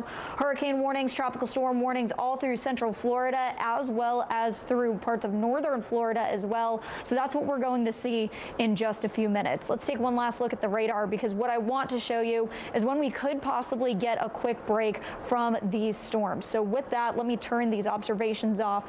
Right now, we actually did see that tornado warning for Orlando get released. It was released a little bit early, was supposed to let go at 5:15, but no longer a tornado threat, as we do see that Orlando, again, not in that zone. But we could see a little bit of a break, especially rolling up into Polk County, parts of Osceola County. However, areas especially along the East Coast, Brevard County, areas even up towards Volusia County, still seeing that threat for a confirmed tornado just in Port Lucie County, continuing to make its way up into Indian River. And these are what's going to cause those very quick spin ups that what we've been monitoring all afternoon. Noah, we'll send it back over to you.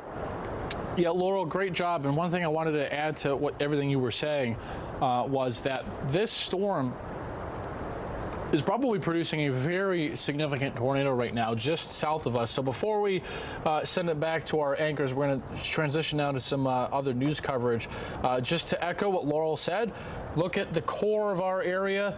For the first time in hours, 0 tornado warnings. So no more tornado warning in effect at all has been allowed to expire for Orange County. But one thing in final thought before I leave you is that this is a very, very intense tornado signature here just to the south of us, going towards Lakewood Park.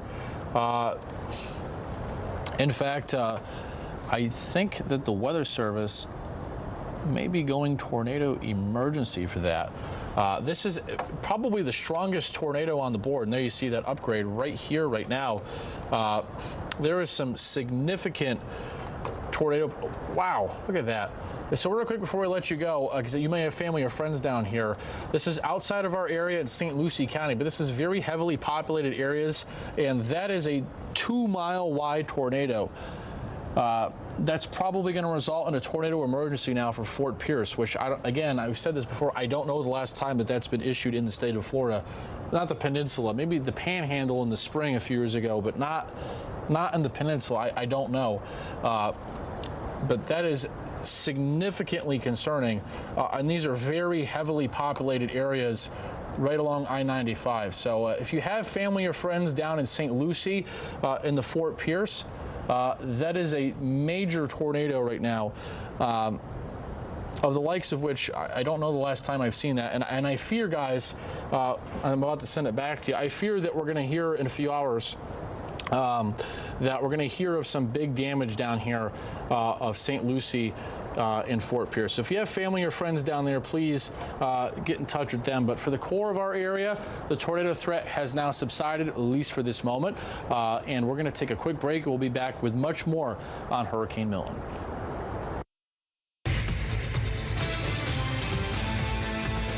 Register.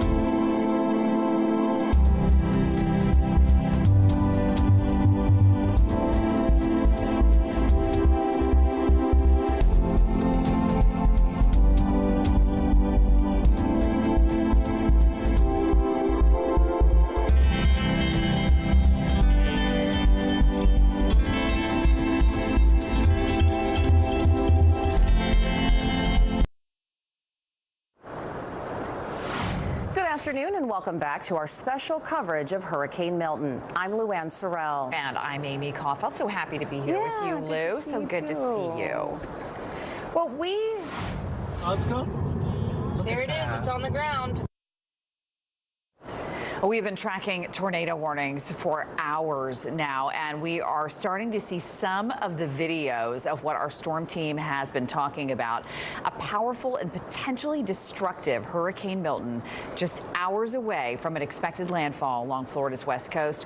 Now, this tornado here, this was spotted right near the turnpike in Ocoee, Florida, and tornado warnings, watches, all of that in effect across parts of our state right now. We've also got some new video that just came into the newsroom. This is a possible tornado spotted in the southern part of the state. This is something that our storm team warned would happen as the storm develops. And this is in Clewiston. That's about 80 miles northwest of Fort Lauderdale. Tornado watch in effect for that region through tonight. And we also have video of palm trees. This is down in Fort Myers.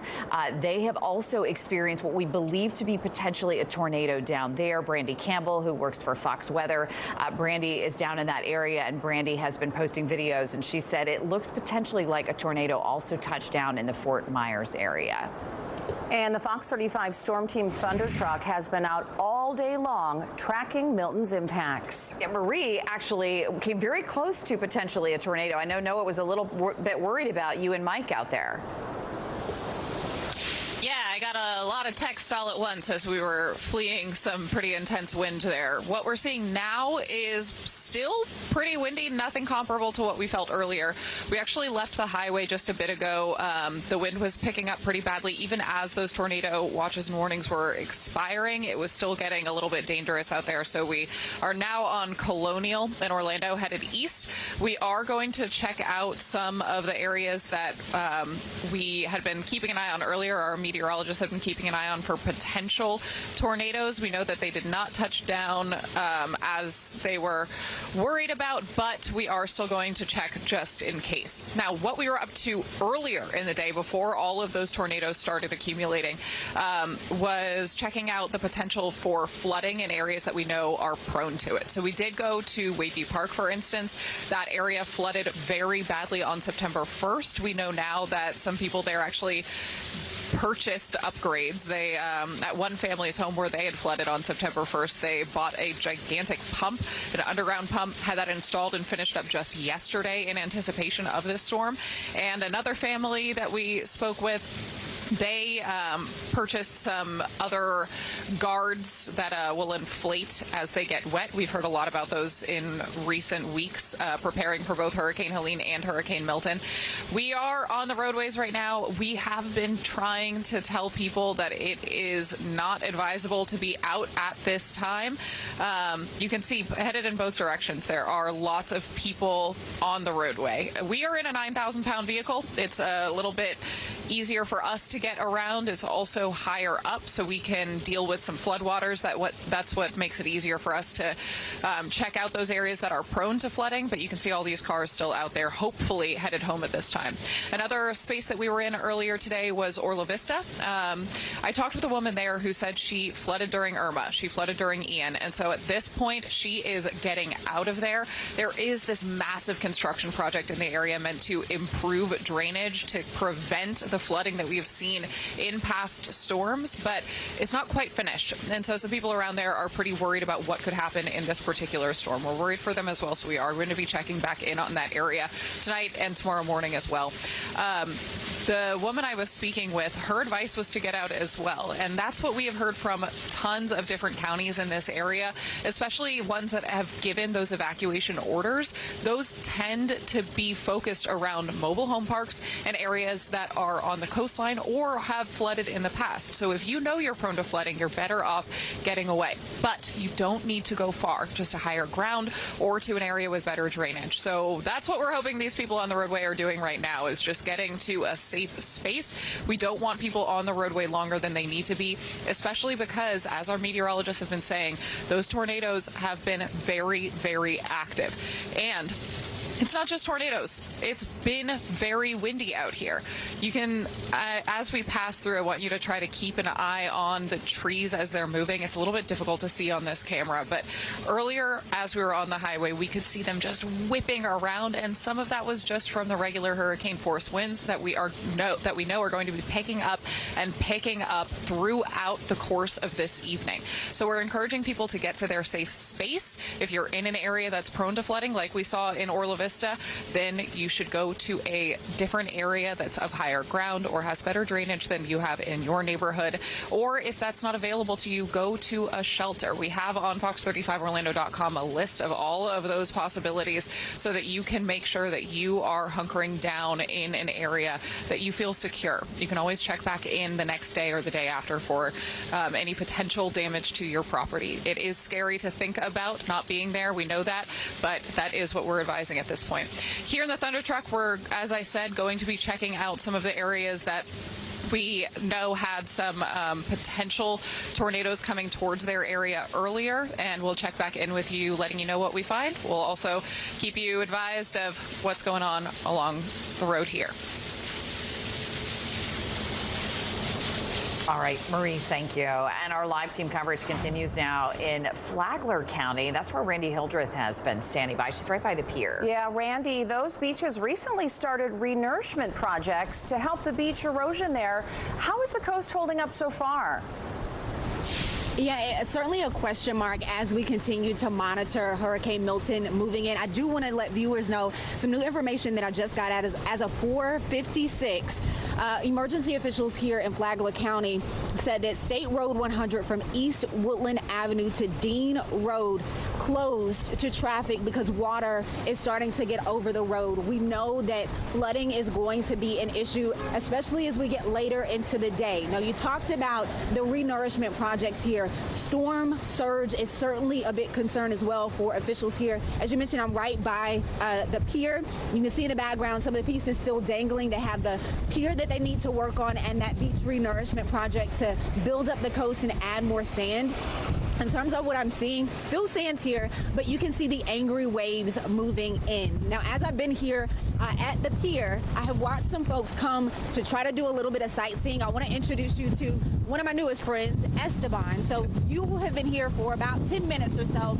Talk about wanting to, I guess, get out, do a little sightseeing before you hunker down. Yeah, it's just a tradition that me and my daughter and family do. We always come and see the bridge or see the beach before, because you never know what's going to happen after the storm. But just being here 10 minutes, the intensity that it picked up, we're getting ready to head back and hunker down for the storm. And one of the things they advocate for people is to make sure that you are safe. I know you want to get back to your car, and I want to get you back home quickly. How have you prepared? Just making sure our generator works, make sure it's got fuel, make sure you got fuel in the car and you got water. Everything else, you just hunker down, just hang on for the best. You said this isn't your first time experiencing a storm. So talk about what you have experienced in the past and how what we're already seeing compares to what you have learned during hurricanes. For all the storms that I've been a part of, I would say this is probably one of the most severe. I'm worried more about the flooding because it's been raining like crazy out here. And just in our neighborhood alone, I had to go out in my front yard and my backyard to clear away so the water would go off my property. And that's just from the storms that we've had in the last few days. So this is really concerning. Did you have storm damage from Helene? Is that also a factor that you're dealing with right now? Oh, no, I have not. I had a few branches down, but nothing what the West Coast has encountered. But, I'm just praying for everybody over there because, it's going to hit really hard over there. So you're in our thoughts. Thank you. Well, you are in our thoughts as well. I know you need to get home. One thing to keep in mind, thank you so much, and you and your daughter be safe. One thing to keep in mind, the sheriff had a news conference earlier today, and he is reminding people, one, if you live in one of the areas that is known to have flooding, if you live in an RV, if you live in a mobile home, evacuation orders started around 8 o'clock this morning, and they want you to make sure that you're gathering your things, heading to a safe place, whether that is a relative's home or one of the shelters that's available. The local elementary school, Rimfire Elementary, is available, so make sure that you are heading to a safe place. And don't forget, there is a curfew in place starting at 7 o'clock tonight. For now, I'll go ahead and send it back to you.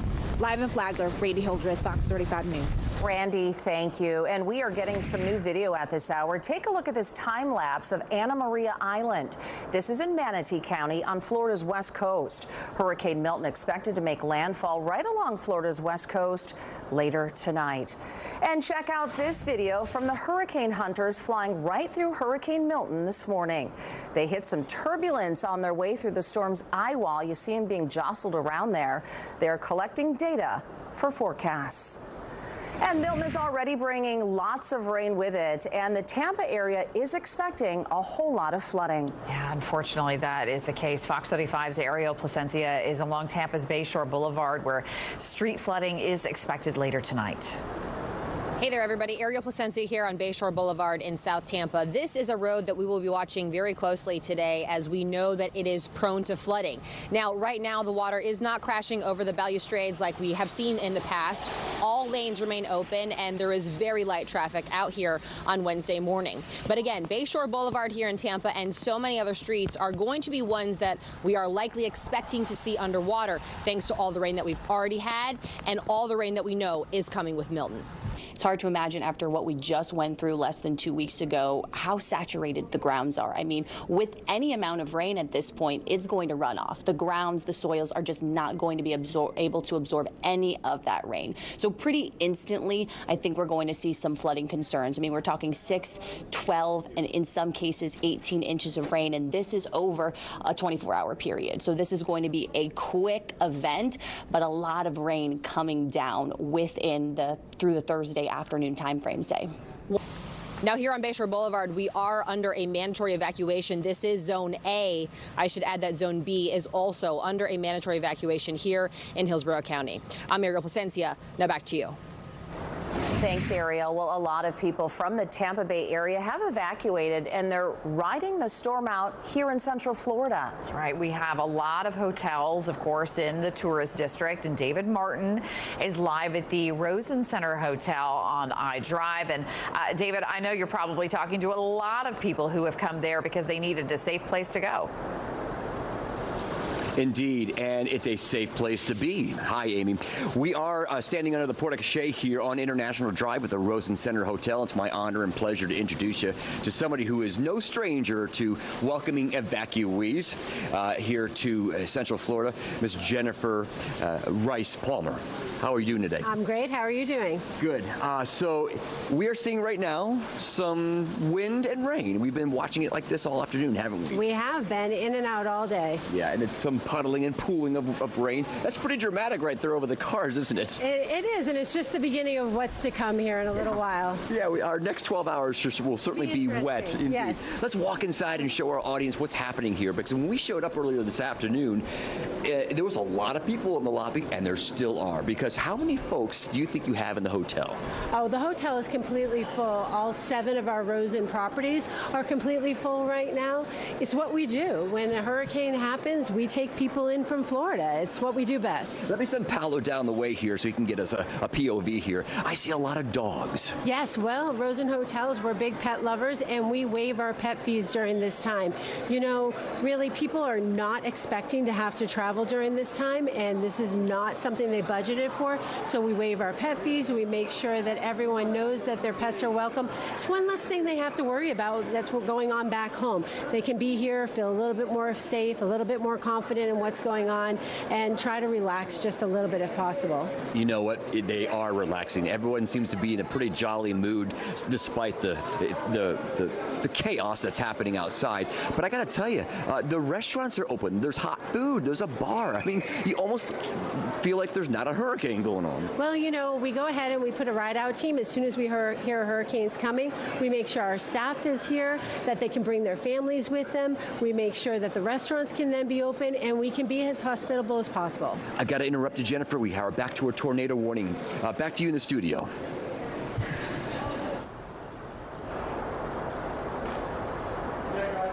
Hey, everybody. everybody, as we continue our tornado coverage, we are monitoring the outer bands of Milton, which have been producing tornado warnings all evening. So this is the newest one for Brevard County. This includes areas across Satellite Beach over to Vieira, also parts of up to Cape Canaveral, and then back down. This also includes Cocoa Beach area. So just make sure you are staying weather aware, have your weather alerts on, because I feel like we're going to be seeing a lot more of these as we head through the rest of the evening. Again, this is a tornado warning for parts of Brevard County until 5:45 this evening. Noah, I'll send it to you to do an analysis of it.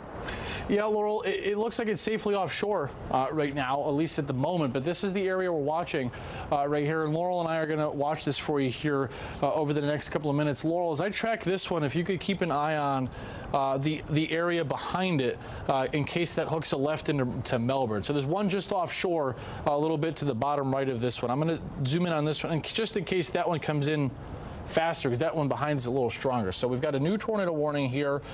This is for Brevard County through 5:45, and the area we're watching is this offshore, which is a very strong area of rotation right here. So where this one is about 4 miles offshore. Now, just to catch you up, we've had a lot of warnings for Fox 35 counties. Have we had any confirmed tornadoes yet? No, but I have to tell you, it is a devastating night to our south. There is 1, 2, 3, 4. I don't know the last time this has happened in Florida, maybe ever, where there's been multiple strong tornadoes at the same time ongoing. And we've got one now, Cocoa Beach, one here, one here, one here, one here. But the one down here in Vero Beach, I have to just tell you this quickly, because the three of us were just looking at this. This has been a debris ball that was at one point 3, you have to hear this, 3 miles wide at one point. I don't know the last time. This was a few minutes ago.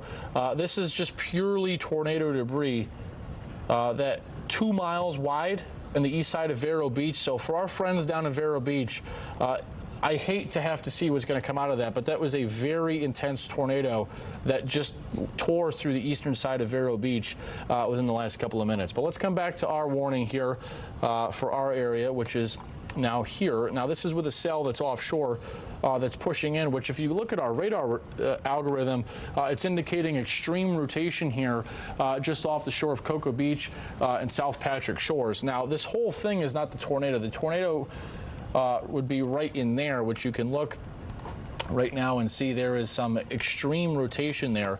So let's put this back to the radar, and actually might even be a tornado. It would be a water spout.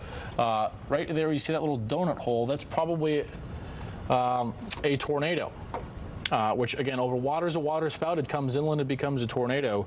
But right there, definitely, certainly, and it's getting closer. So let's give you a loop of this so you can see the progression, and I can see it too. Yeah, this is coming in.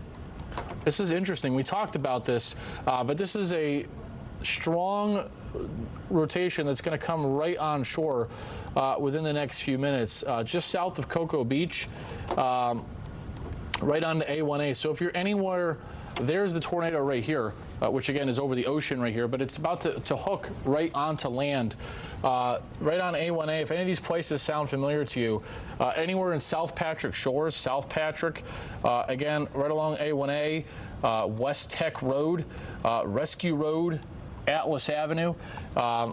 There is what, if it comes on land, will become a strong, if this signature stays the same as it hits the beach in a few minutes, that will be a tornado that's on the ground. And I hope it lifts, because that will do damage if that stays like that. But that is a tornado, and let me tell you how it's moving right now. It's moving northwest at 40. And now our radar system does not display this as clearly as my other radar I've got off camera, which that is really strong offshore, really, really strong. So let me get that off here, sorry. So moving northwest at 40. So this if it does not do anything else, is going to come onto the beach in 7 minutes. So a very strong area of rotation that any of these homes, maybe some people evacuated here for the storm, but if you live here and you're watching in the South Patrick Shores area, this is not a maybe.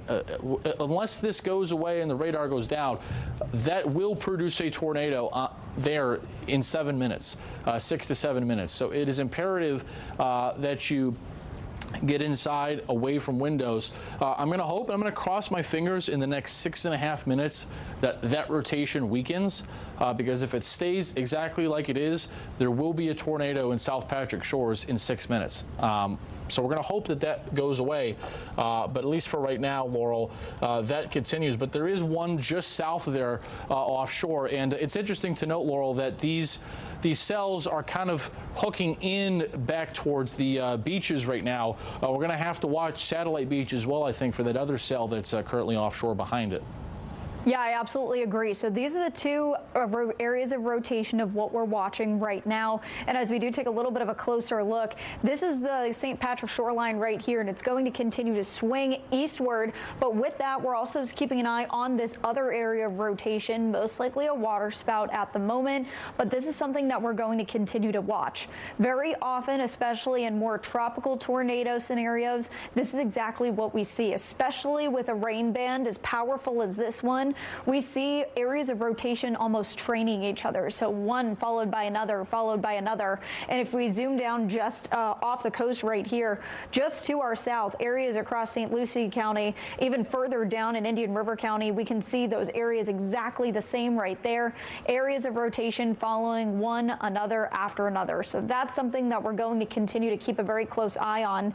Zooming out so we can do a little bit of a reset real quick. This is what we're talking about when it comes to areas of rotation. When it comes to that, those outer rain bands, although they seem much lighter and less powerful than what we can actually see with areas across closer to the eye, these areas, because they are solely following the momentum of Milton right here, and Milton just trying to make its way just to the east so it can make landfall within the next couple of hours, even though we're over 120 miles away from that main eye, all of these rain bands just going to continue to follow up. And as I take my pen right here, it's going to continue to follow up more towards the northwest area and swing back around. So areas across Cocoa, up towards Orlando, areas across Daytona Beach, still seeing all of these areas, especially impacted by the outer rain bands, holding the potential to cause tornadoes as we head through the rest of the evening. So this is what we're looking at right now. All of these rain bands just going to continue to follow and hook up into the northwest as we head through the rest of the evening. So that's ultimately what we're seeing right here. Areas across Yeehaw Junction, southern Osceola County that got tornado warnings earlier on this evening, you are in the clear for now, because look at this. We are really going to start to see things clear out as we see a little bit of a lull in the system, but that doesn't mean you're out of the woods yet, just a little bit of a break. You're still going to be feeling very intense winds, but with that, we're slowly going to start to see these rain bands sweep up more towards the east coast, but also going to be seeing a little bit of clearing starting to move in to southern Osceola County and eventually southwestern Orange County. That's what we're going to be focusing on for the next few minutes. So with that, let's actually focus back in on our tornado warning right here. Again, we're focusing in central Brevard County, so areas across Cocoa Beach up to Cape Canaveral, areas across Satellite Beach. And as I pop on the rotation real quick, we are seeing very strong rotation now starting to move into the inlet of what we can see. Let me close in just a little bit more so you can see that right there.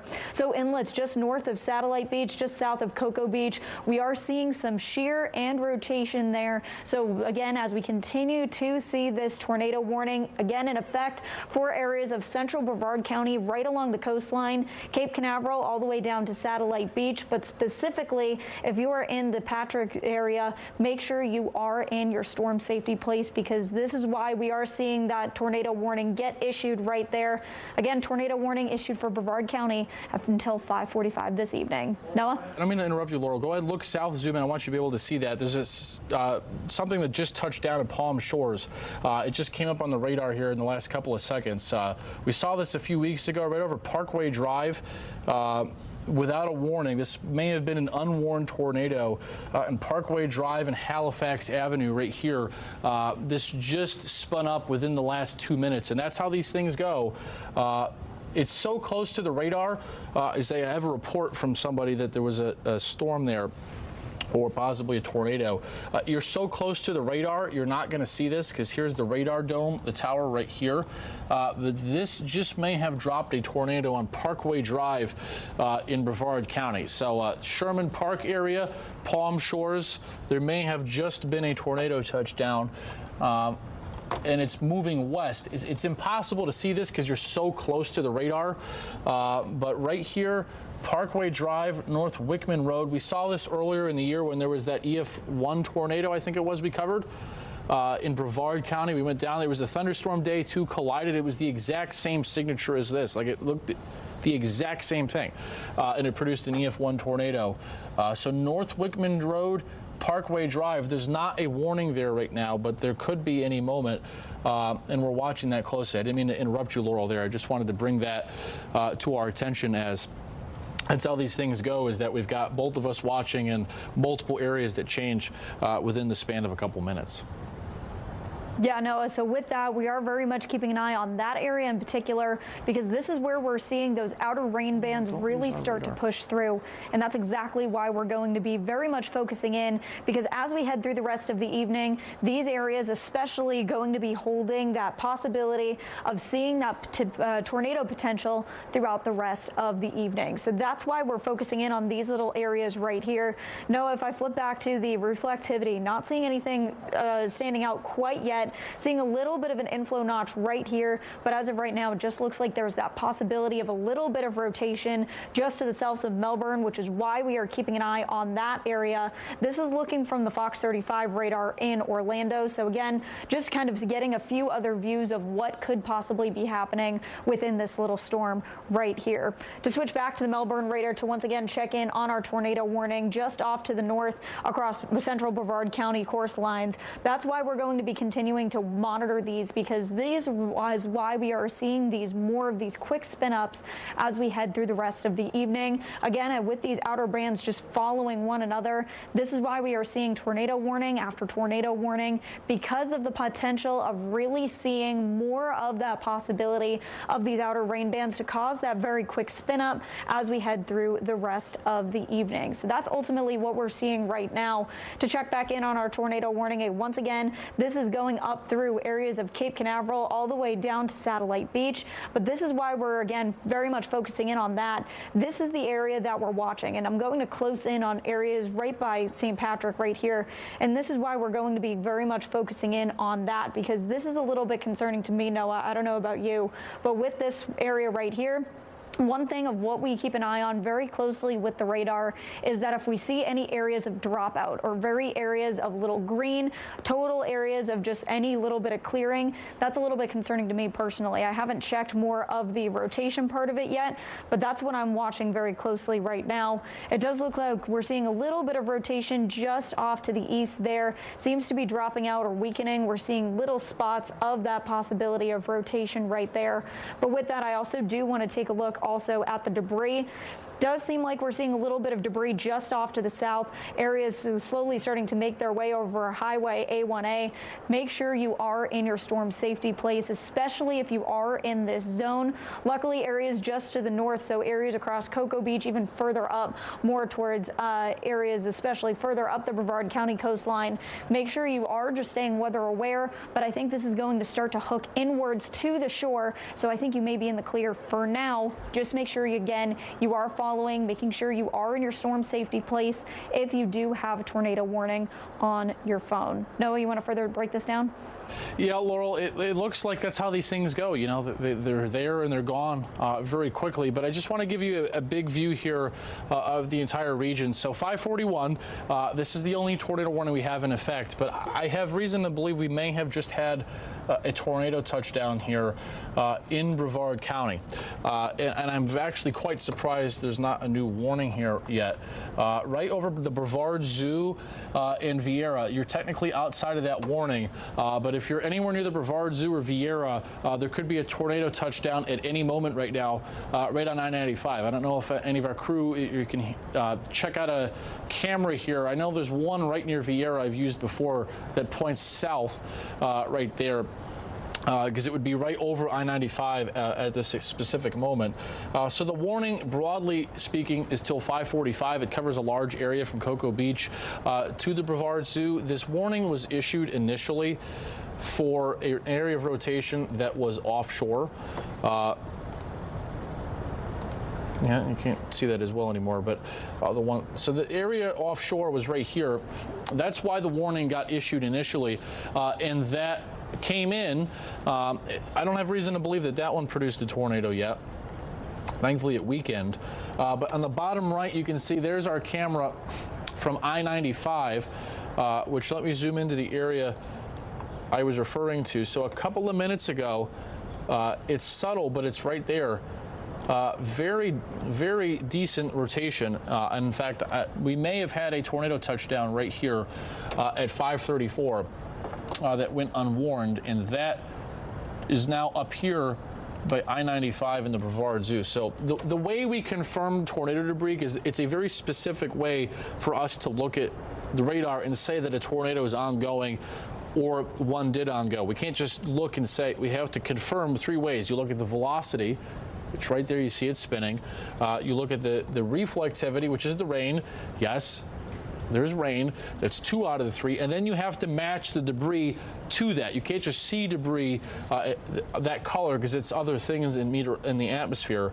Then if you look right there, let me see if I can get this on the right mode. It's going to look skewed because we're too close to the radar. But right here, there may have been a tornado that touched down with some damage. I'll read it off to you earlier. Parkway Drive, Croton Road, or even just some straight line wind damage. Playground Place, Eastern Way, Hampton Greens Boulevard. That was a couple of minutes ago. That was at 5:43. And you can see where that went. It's now up by the Brevard Zoo, up by Vieira. That's where that is right in here right now. Go back to the velocity data here. And there's a couple of areas in here now. There's one here that's redeveloping over the river near Lotus. And remember, radar is on a tower and it sends a beam out.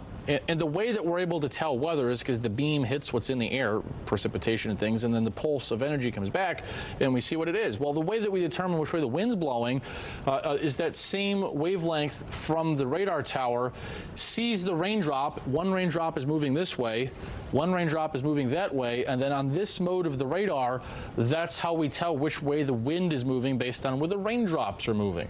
And notice here over Lotus, towards the radar, away, there's definitely some spin right here, right over the river right now, and we'll see what this does here in a second as it comes in. But yeah, that's redeveloped now. So right over Route 1, going to watch that area too, and there's also some spin up by the Brevard Zoo in Vieira, so we're going to watch that. I think they're going to reissue this.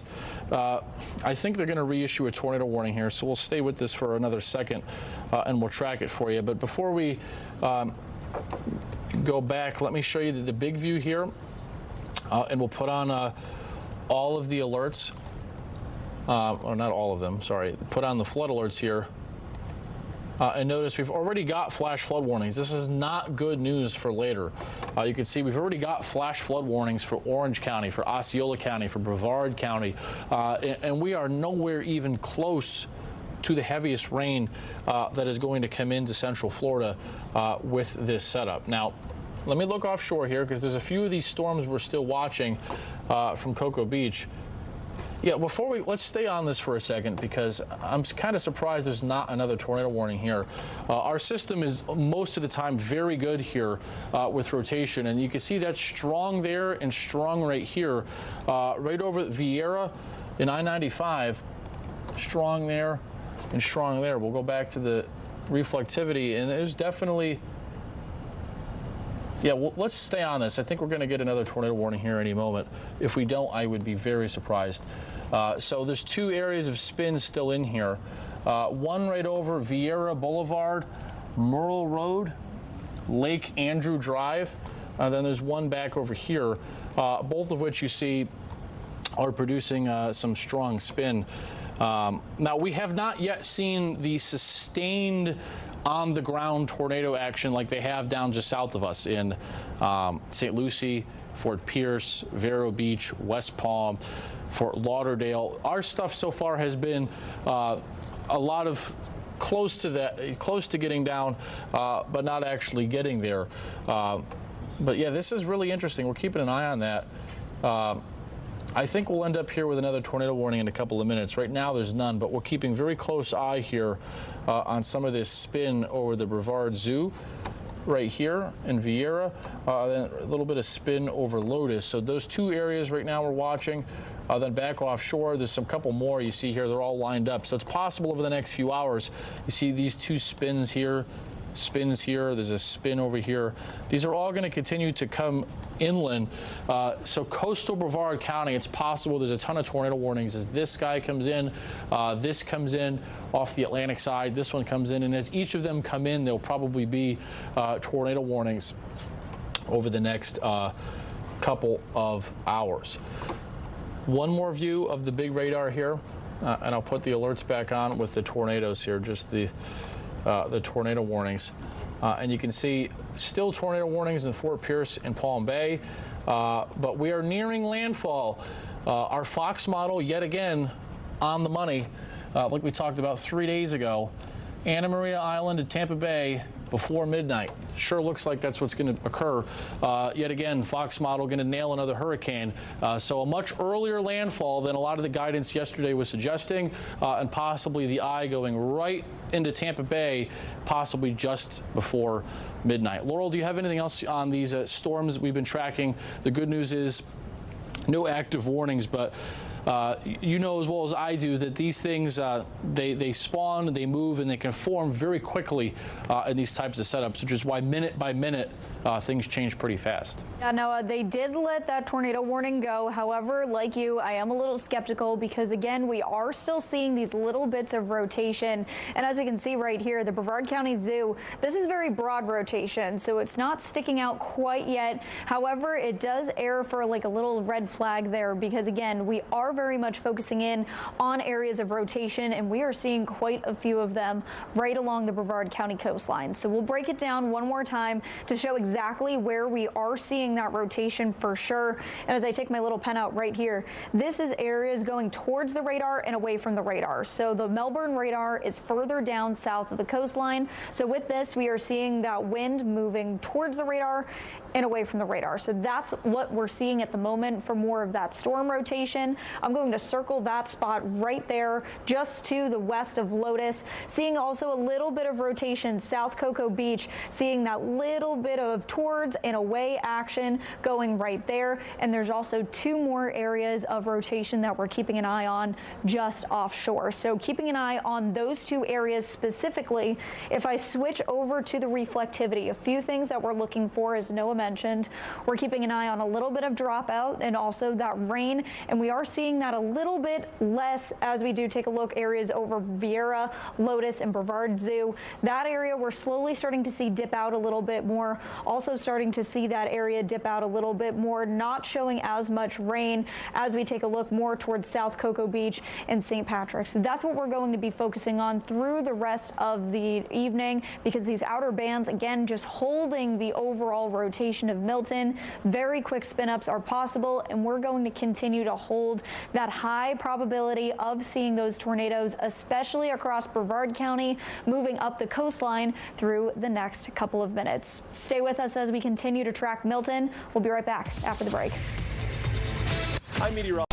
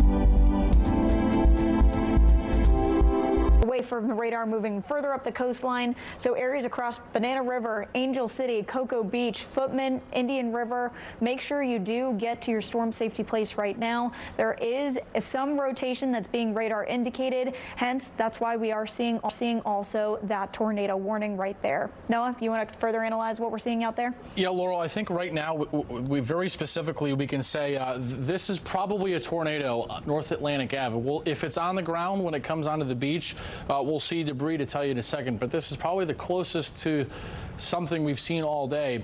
So here's the Cocoa Beach Pier, right along Route 1, or right along the beach here. There is a very strong rotation here.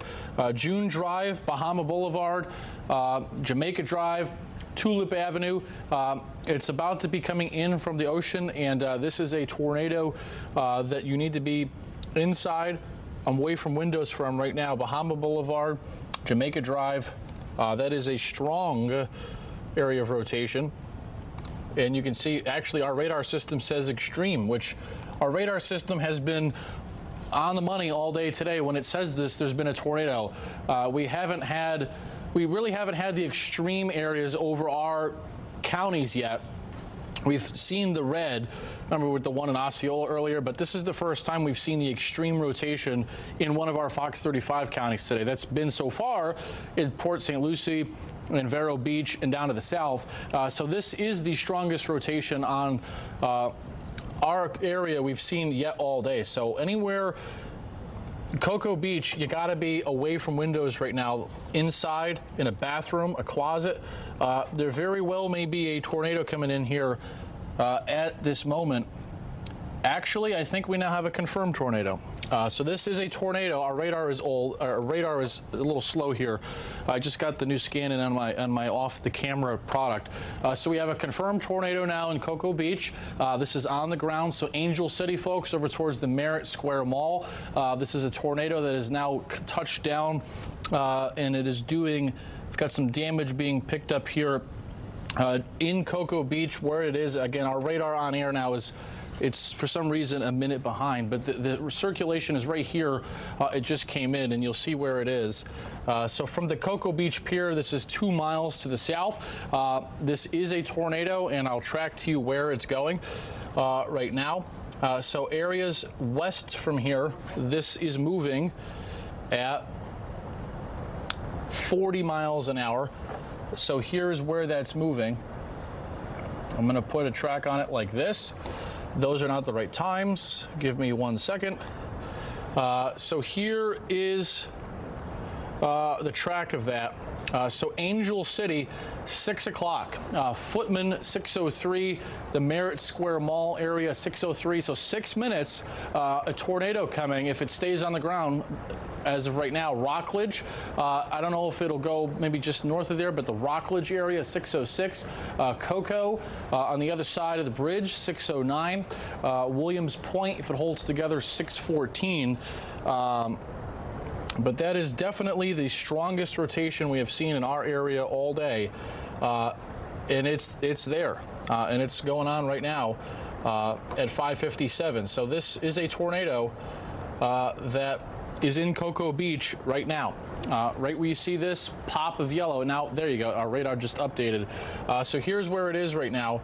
It just crossed over. We screamed out these roads here a couple of minutes ago. Jamaica Drive, Bahama Boulevard, June Drive. A tornado just went through, and it's moving to the west. So who's up next? This is going to do an interesting thing where it crosses the Banana River, and then it goes towards Cocoa and the Merritt Square Mall. So if you're anywhere near Cocoa or the Merritt Square Mall, that's where you call home. This is a tornado over the Banana River right now. Now remember, Doppler radar is like taking a picture of a train. The train is the tornado, and we're the camera and the photographer. Tornadoes don't just move like this, like we see them on the radar. So even though it shows it right here, it's probably right here right now, coming across the other side of the Banana River right now. And yeah, this is not as strong as the tornadoes to the south. I wouldn't say this is like anything like EF3 or anything like that, but this is certainly of concern right there. And that is where it's tracking the Merritt Square Mall, Cocoa, and Rockledge. right now. Let's go back to the radar view here of this. And you can see that there's rain out ahead of it. It's raining right now in Cocoa, Rockledge, but that's not the tornado right now. We can see that on our shear rate product. You can see it lines up with the velocity right there. Very well, actually. Let me see if I can get our debris, and you see there's a little pop there. Let me see if I can get this on our different modes. So this is going to be behind by a minute. So it's the next scan of our debris tracker that you'll see that. And Laurel, TJ, I don't know if you're over there, Laurel. If you see anything else, please jump in over me about this. Trying to see if we have any reports or anything from the Weather Service that have come in. I have not seen anything, at least right now, but at least a detection possible here of tornado debris. So when you're looking at this debris mode, the radar is telling us where things are similar or dissimilar. Obviously, everything similar would be raindrops. They're meteorological. Non-meteorological objects would show up as a yellow or a blue color, which is pieces of trees, roofs, twigs, mailboxes, building, construction debris that's been lofted from a tornado, and it shows up on the radar as things that are not of the same shape and size, which is how, using radar, we can tell where there's tornado debris. So let's give you back to this mode here, because this is old. Zoom this back out. So right now, the tornado warning continues for 6:15 for Brevard County. So Cape Canaveral to Cocoa Beach, at least right on the water, that threat has now passed inland. And it's now 6 o'clock. Laurel Blanchard, Noah Bergen here. We're tracking on air tornado warnings. We've had a lot. I've lost track of how many we've had. Probably over 15 now. But this one came in about 2 minutes ago, had a pretty solid area of rotation in a small area.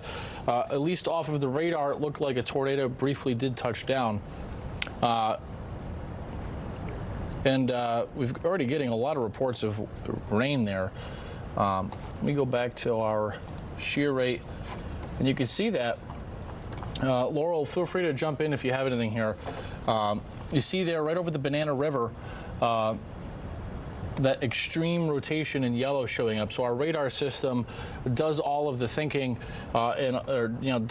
uses a whole bunch of equations to eliminate everything else on the radar and just specifically hone in on where the air is rotating. And it's right there, right over the bridge. So if you're anywhere, anywhere near the mall, actually, just broadly say that, there's the potential for a tornado here at any moment. And I'm just trying to cross my T's here and dot my I's. Yeah, our radar doesn't really show it as well. Oh, there it is. Okay. So this is pretty clear to see. This is definitely of concern right here. You see the wind blowing like that and like that. Now, it's not a huge tornado, but it's right over the Banana River right now. So anywhere near the Merritt Square Mall, inside, away from windows, ideally a bathroom, a closet. This is not Kansas. This is not Tennessee.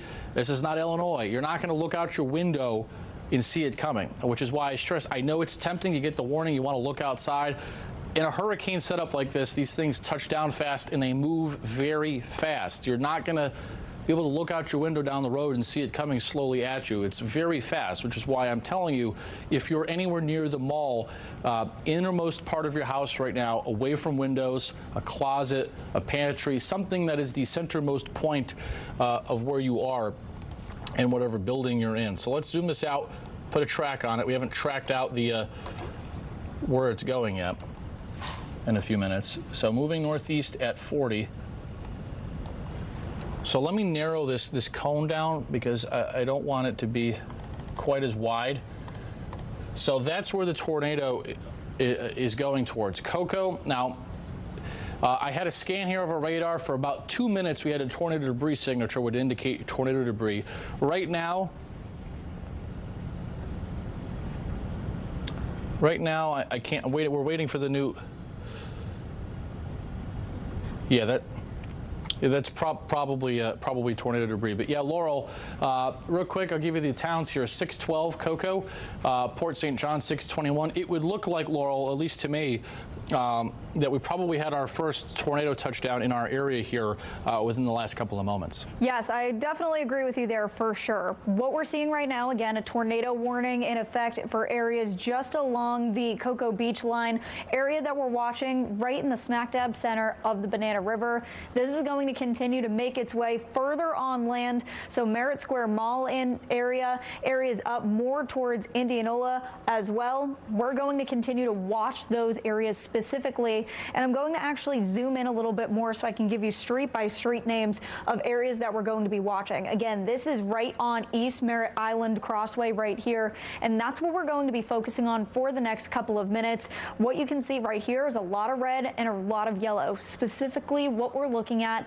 is the yellow. So with that, that's actually what we're focusing in on with that possibility of debris. But if you're on Morningside Drive, areas across Milford Point Drive, Island Drive, Anchor Lane, Glen Haven Drive, Phyllis Drive, any of these little sub areas right here, all along that area of the Banana River, just to the east of Cocoa Beach and west of Cocoa Beach, make sure you are hunkered down. Get into the most interior point of your home, because there is where you're going to be the most safe.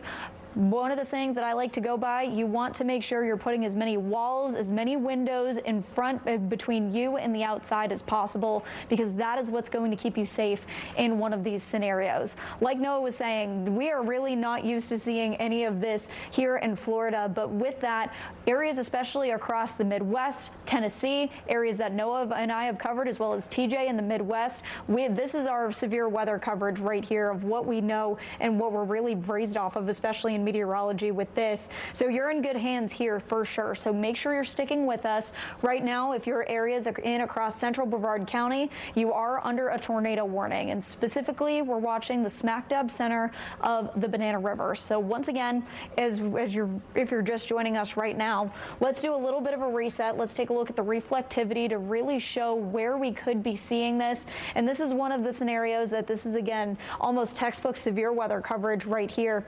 Again, tornado warning in effect until 6:15 for areas right along Cocoa Beach area and just over the Banana River. What I'm seeing right here is this little dropout right in the center of the river that's continuing to make its way just off to the northwest right here.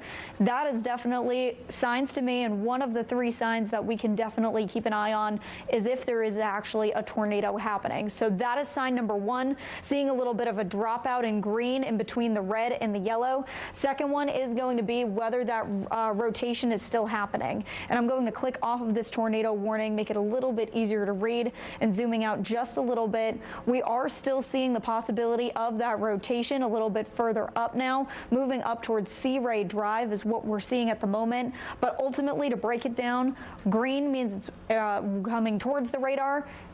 Red means it's going away from the radar. So with that, we're going to be keeping an eye on this rotation right here, moving away from the radar, because again, this is using the Melbourne radar. This is down to the south. Southern Brevard County is what we're seeing at the moment, but we're here across the Banana River, going up towards the Cruise Terminal 5, Port Canaveral, Cape Canaveral area. This is what we're watching just off to the west of there. So what we're seeing, Sea Ray Drive moving just off to the east of Indianola right there. We're going to continue to keep an eye on this rotation right here. And again, this is going to continue to move up to the northwest, impacting areas across just across the inlet. So that's what we're watching right there. All of these little tornado spin-ups are just following the main momentum of Milton. So that's ultimately what we're keeping an eye on, and we're going to hold this pretty high tornado threat for quite a while. One more thing, Noah, before I toss it off to you. Another thing that we're really keeping an eye on is this debris, and it does look like there is a little bit of debris just to the north of where we are seeing this rotation happening, and that's why we're going to be focusing in more on that Cruise Terminal 5 in Port Canaveral as we head through the next couple of moments, because again, we have until about 6:15 before we are going to be keeping an eye on this tornado warning that's currently in effect for areas across Brevard County. Noah, you got anything? Yeah, Laurel, the thing I would say first is that offshore here, there is a large area of rotation right off by, you see there by my keyboard. I'll show you that in a second. But I think you hit every nail on the head there with this. There's a rotation, and here's a track for you. So Sharps 618, Port St. John 622, Canaveral Acres 624, Bellwood 624. If any of those places sound like home to you, or that's where you are. But look at this. Wow. That is probably like a EF3 level tornado out over the ocean right now. Just monster large rotation that is wild. It's actually got an eye to it, this tornado. If you look right there, there's literally an eye of that rotation. The radar just updated, but we're watching that very closely. It's about 13 miles offshore from Cape Canaveral, but let's check out that right now. Just extremely favorable tornado environment. We talked about this the last couple of days, but just a very, very favorable environment for these to occur. Now, right now, it appears this guy offshore is moving more northwest, but if it took the hard left turn, we'd have a new tornado warning for that one. So we'll watch that. For right now, it's staying offshore. But for right now, the areas around Cocoa, Cape Canaveral, the tornado warning continues till 6:15. Remember, tornado warnings are issued when there's the potential of a thunderstorm to produce a tornado. Not every tornado warning produces a tornado. After the warning is issued for the potential of one, we're looking for debris on the radar, which 100% tells us there's a tornado, or a viewer, a spotter, a storm chaser, law enforcement to call into us or the Weather Service to say, yeah, there's a tornado, and then it gets confirmed. So when these keep coming out, it means there's the potential for one, and we will do our best, and I will do my best to tell you when or if there is actually one that is ongoing. Yeah, look at that offshore. That is, we're going to really have to keep an eye on that. That is huge offshore right there. But just in terms of the wind here over Cape Canaveral, it's just coming in right now. I would say north Banana River Drive. What you're looking for here is these pops of green and red where they converge like this. That is where you've got your rotation. So Laura was mentioning debris. Let me take a look at that with you here, because right now, while there's actually 3 areas of rotation, there's one up here by the Space Center complex, there's one right here, and there's one right here. So really within this one thunderstorm, there's 3 potential areas of a tornado touchdown, one towards Port St. John, one going towards Cocoa, and then one that will end up over by Titusville, you see there in a couple of minutes. But let's go to the debris tracker. And let's do this. So I know this looks like an eyesore, but let me bring this back and forth and show you what I was looking at here. It's interesting over Rockledge at, what time was that? 6:12? Yeah, that wouldn't have been anything. But what we were looking at before is when this came in, yeah, nothing right now. But about 5:57, there may have been some debris here. Let's go back even further. We'll go back even further so we can tell you if you're just joining us. There's where it is when it came into shore. This was at 5:55. Right now the time is 6:12 and change. But there may have been a tornado there right at Cocoa Beach about 5:59 p.m. We'll do this on the old school radar mode here. It wouldn't have been on the ground for long, but maybe like 2-3 minutes, a tornado in Cocoa Beach earlier. So that's what happened. So right now it's till 6:15, but let's do a big picture reset. Don't want to get too much tunnel vision there on one spot, as I know there's a mass of you watching from the rest of the area.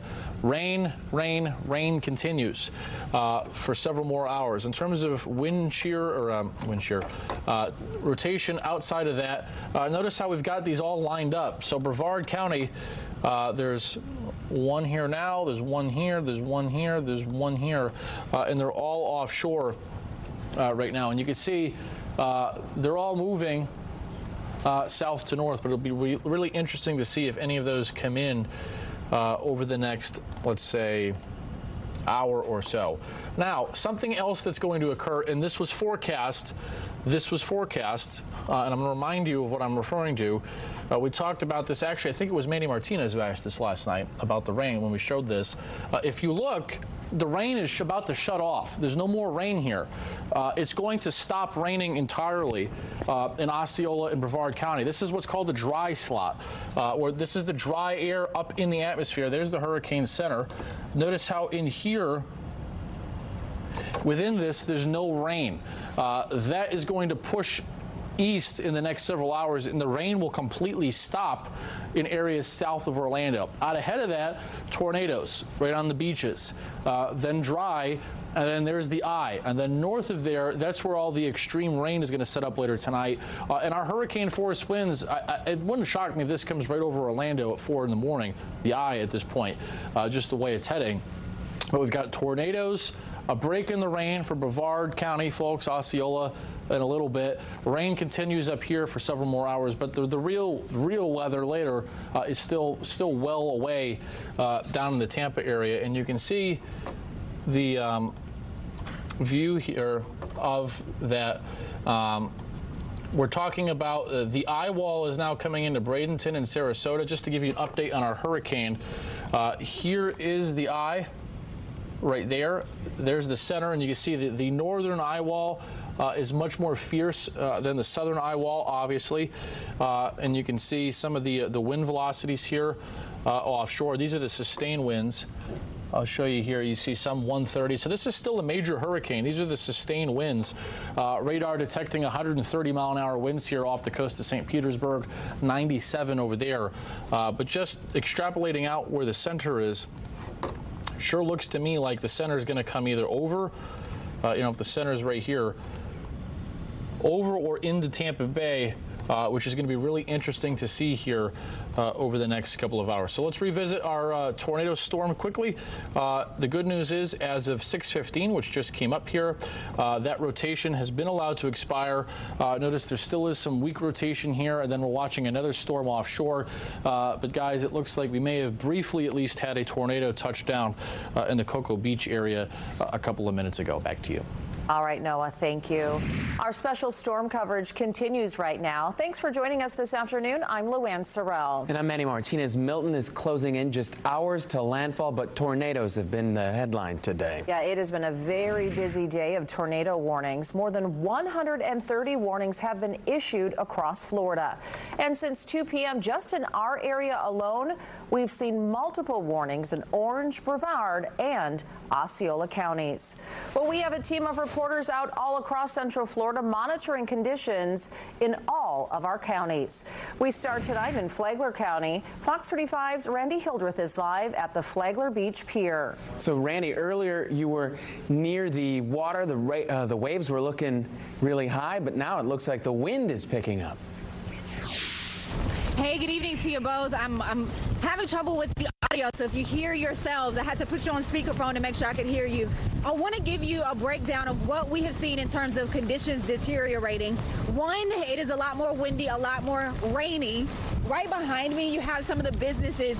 One, you can see that the sandbags are in place, but it looks like some business owners are trying to get those windshields in front of their business to make sure that they are protected during the storm. I want to walk a little bit closer to the pier, and you can see the wind whipping around. One of the big concerns for this community is the work that had been done to restore the beaches. We know that we just had that restoration project underway to build back the beaches. We know the pier here was damaged during Hurricane Ian and Nicole, and there is work to have that restored. After Hurricane Milton moves through, we'll have to see the status of that. Now, I have been at the pier for quite some time this afternoon and had the opportunity to meet a couple folks. And so this hour, I want to introduce you to Justin and Jennifer. And you said that you born, raised, have been through a number of storms. Walk me back to walk me forward. You have experienced multiple hurricanes. How does this compare to what you have experienced in the past? I mean, you can't really compare, all hurricanes to be the same. So you have to prep as we go and, rely on the news to find out and keep up on details and, prep along that. We hope everyone's safe and, gets through it. And Jennifer, talk a little bit about how you have prepared for Hurricane Milton. We've just been trying to prepare our home, get the things we need. It's devastating to see all this stuff. You really can't prepare. It's just, I've never been really scared of a hurricane, but with the devastation of the one that just came through, Helene, it's just got me really nervous. Born and raised Daytona Beach, seen many hurricanes. The devastation is just unbelievable. And I know I was talking to you guys. You say you kind of want to come out, get a quick snapshot in your memory of the coast here, and then you're heading back home.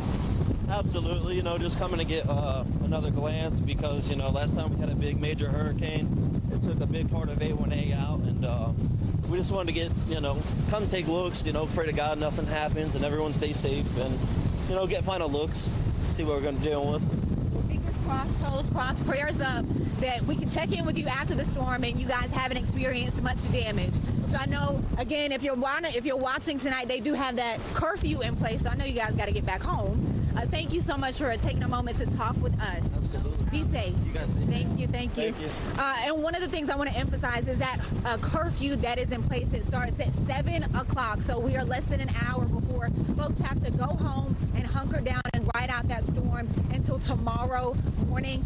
If you are out, you could potentially get a fine. And I have, in the last maybe 35 minutes or so, I have seen law enforcement moving through this area, probably doing an assessment, trying to get a count of how many people are out before they are moving people and reminding them that they have to get home. If you are in an area where you are concerned about potential damage to your home, do not forget you still have time to get to that emergency shelter at Rimfire Elementary. I'll send it back to you for now, Randy Hildreth, Fox 35 News. Hi, Randy. Thank you. You are watching Fox 35's special coverage of Hurricane Milton. We'll be with you every step of the way as the storm moves across Florida. And as we head to break tonight, here is a live look outside near Cocoa. You can see the rain is really coming down and the winds are already picking up. Stay with us. We're back with much more. Stay ahead.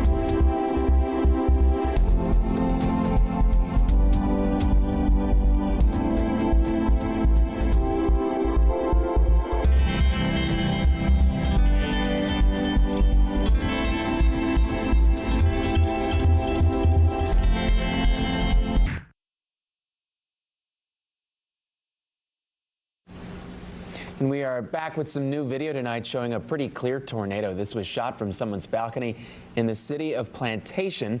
Roughly 100 warnings in South Florida alone today. Now, a lot of people from the Tampa Bay area are riding the storm out in Central Florida after evacuating. Yeah, we have a lot of hotels, of course, in the tourist district. Fox 35's David Martin is live at the Rosen Center Hotel right there on I-Drive. And David, we're hearing that that hotel is totally full. Well, I've got the person who can answer that question for us, Luann and John, and good evening to you. We are on International Drive, staying safe inside the Rosen Center Hotel, and with me now is someone who knows this business quite well. She's been with the Rosen property for more than 30 years. Her name is Jennifer Rice Palmer. How are you, Jennifer? I'm doing good. How are you doing, David? Good, and this is not our first rodeo together during a hurricane evacuation. They want to know, is the hotel full? It is full. All 7 of the Rosen properties are full, and I would say well over half of the rooms are directly with people who are directly being impacted by the hurricane, whether that be utility crews that are waiting, the American Red Cross. We have a nursing home that's relocated up here from Naples area, and we have over 1,000 individual families staying with us at the 7 properties. As well as some media. Yes, we do have some media. You're staying with us tonight. Yeah.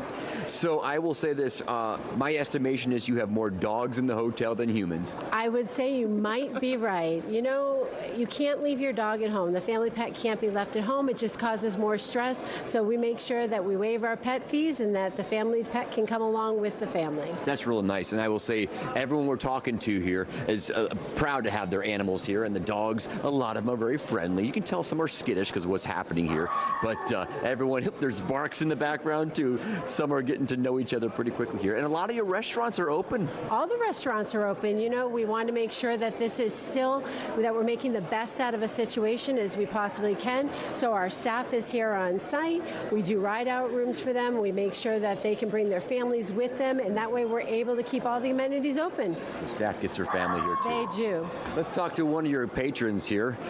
Good afternoon. How are you today? I'm doing okay. What's your name? My name is Sue, and this is Mia.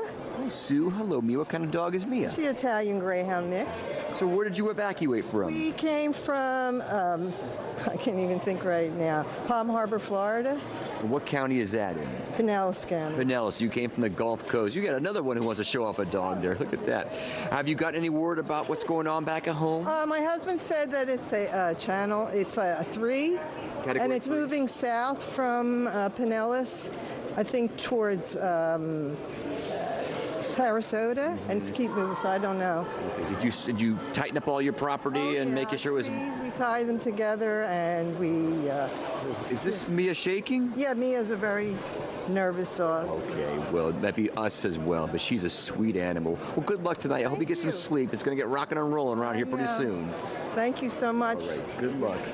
Sweet animal, sweet people. Boy, I tell you, everyone has a story here, don't they? They really do, you know, and this isn't anything anyone plans. This isn't something that we want to be doing, and I think even for us in Central Florida this time, this isn't something we're used to. We're usually used to being a tropical storm, not the potential of a Category 1 or a Category 2 coming across our state. So we're doing everything we can to make people at ease. That's an interesting point, because you and I were talking earlier how you get evacuees for storms like Ian or the storms that go up our Gulf, and we haven't had a real Central Florida-wide impact storm since, honestly, Hurricane Charlie. No, exactly, and that was 3 in a row, and I think for some people this is reminiscent of it. Last week we had Helene, and it wasn't as big of a maker for us here in Central Florida, but the coast got so badly damaged that this time people are really heeding the warning and they're getting out. And then we talk about it coming inland, and people in Central Florida are really taking precautions, unlike anything I've seen in past years. All right. Well, Jennifer, I appreciate your time this afternoon. Are you staying at the hotel as well? I am. We have operations set up here, so we'll be here throughout the storm. All right. We're going to hunker down ourselves after this, and we'll be up bright and early on Good Day Orlando to see what the storm is doing outside your front doors. Will the doors remain locked tonight? Yes, they will remain locked. Okay, very good. Good luck tonight. Thank you. You too. Always a pleasure. Always a pleasure. I'll see you soon. Jennifer. We'll send it back to you in the studio. Thank you, David. It's I think fascinating to see the number of people that choose that as an option, just because the hotel offers these discounted rates. Yeah. And the chain has a solution for people. Yeah, and if you know you can afford it, then that's a great option. A lot of people can't afford to go to hotels, so they're in the local shelters. So it's nice to see those so many people that evacuated the west coast of Florida, taking heed to all the warnings to get out. So now they're here. And a good place to make some friends, too, some doggy in the meantime. Yeah.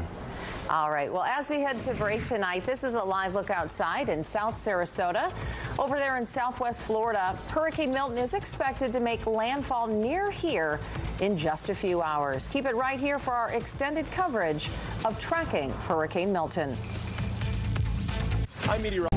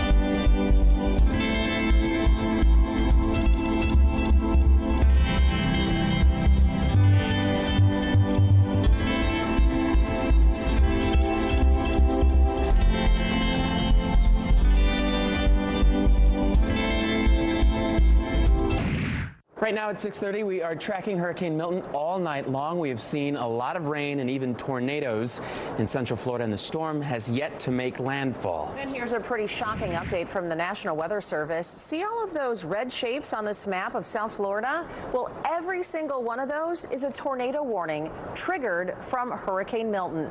In total, the National Weather Service says there were 133 tornado warnings so far here in Florida today, including 49 around Miami Miami, 35 in Melbourne, and about 49 over in Tampa.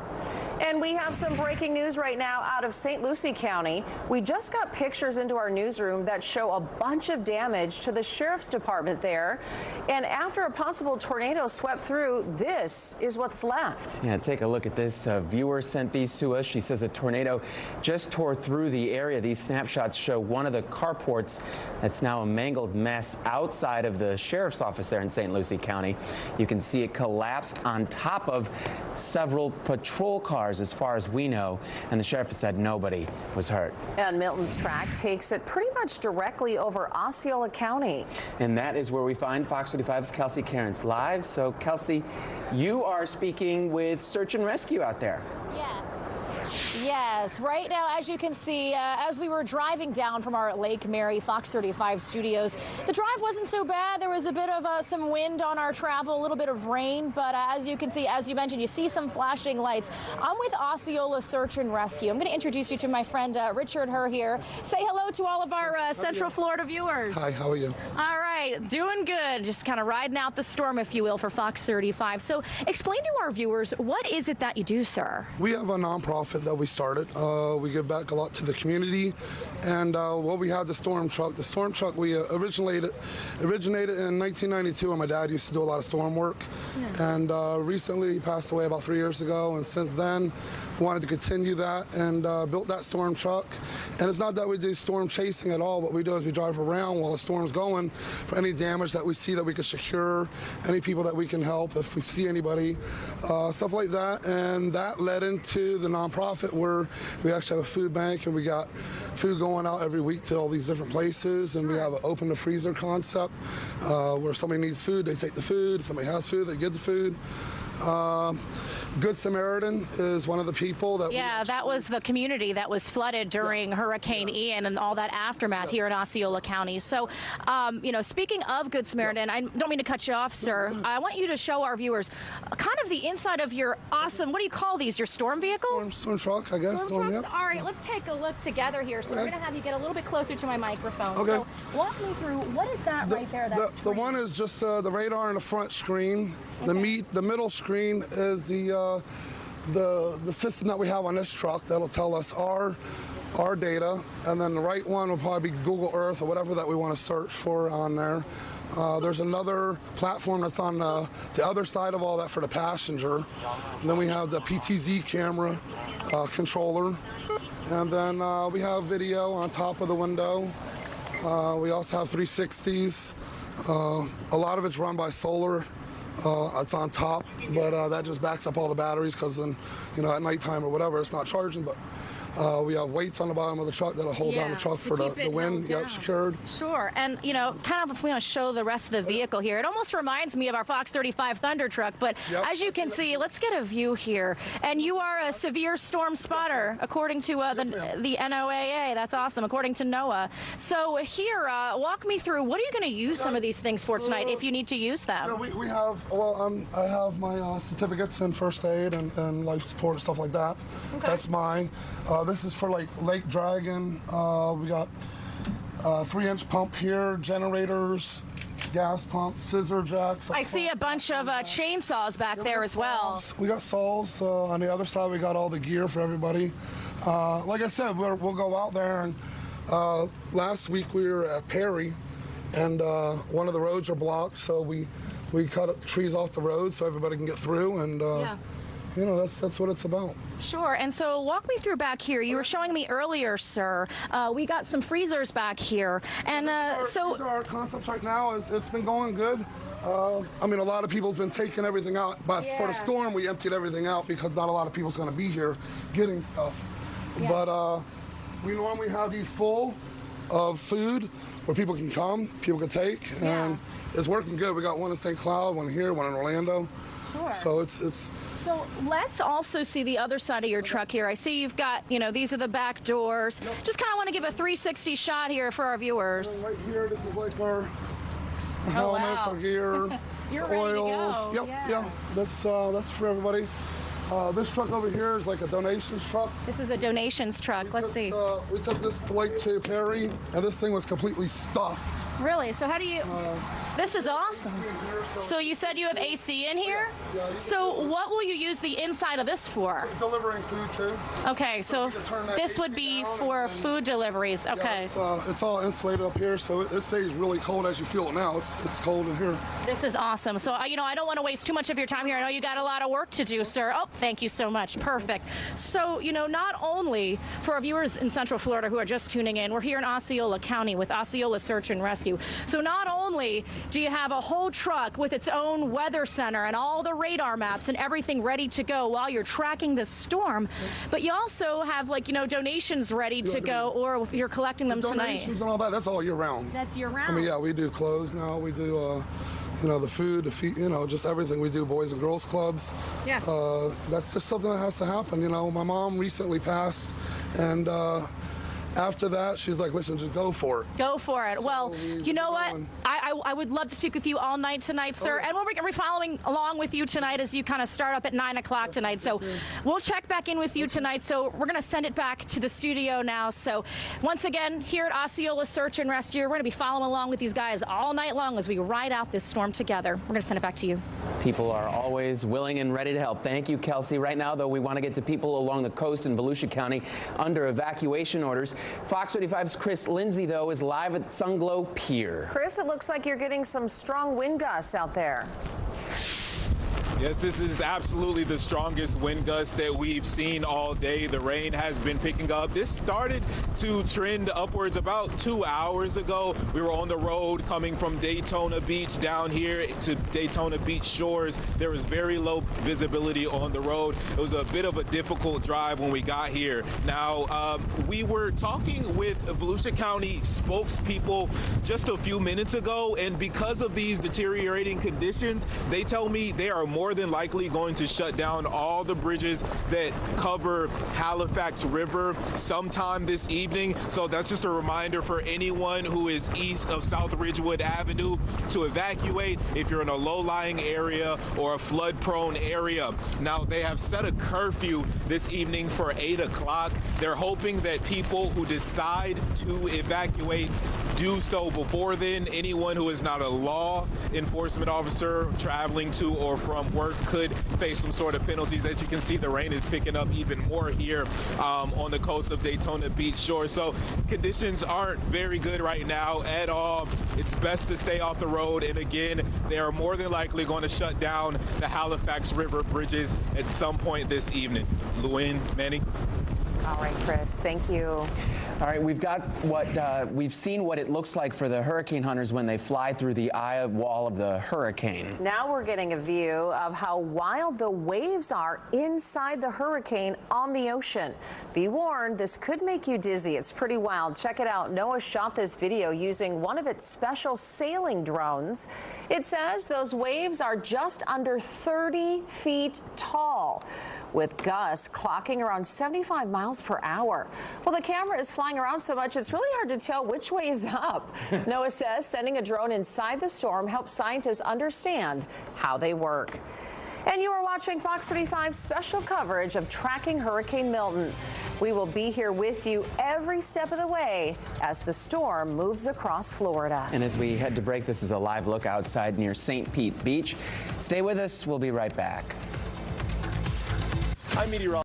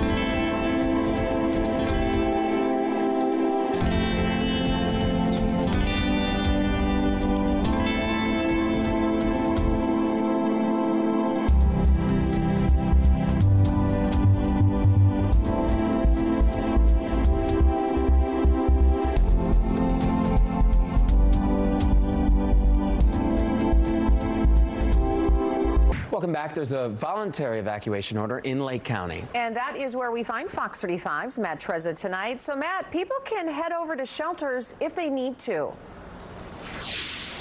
Yes, they can. We're at the seaplane base on Lake Dora in Tavares, and it's really a ghost town down here. But one of the reasons why it's important to be here is to kind of flash back to the way things were back in 2017 and the lessons that they heeded from that. You see, you can take a look at the docks behind me here. Now, these are new docks. These were all completed back in 2021, and that's because in 2017, Hurricane Irma ripped through this area and basically destroyed all of this. Now, at the time, there were boats basically filling this marina. And after the storm, all those boats were just crashed up against the shore here, and basically millions and millions of dollars worth of damage. About 25 boats, even some floating buildings that were as part of the dock infrastructure. They were all destroyed. Everything was basically obliterated here. And so it took them several years. 2021, they finally rebuilt this marina, and now you can see basically there are no boats here. Everything is gone except for that one large party boat, riverboat style boat that's out there, the white one, and then to the right of that you've got that small tiki hut boat out there. Other than those two, the entire marina is deserted, and that is a good thing, because with the predictions of the damage that Milton could cause, it's a good idea that everything is gone from here because of the possibility of surge, because of the waves, because of everything that could happen to this area. Now, we've been seeing the bands of rain and wind coming through here throughout the afternoon. If you look across Lake Dora, you can see the tree line there. That's something that we actually have only recently been able to see because of we have very little rain or precipitation coming down right now. However, it comes and goes. In the course of the next maybe 15-20 minutes, the rain and the wind will blow back through here, and then it'll look like trees. What trees? You won't be able to see across the lake.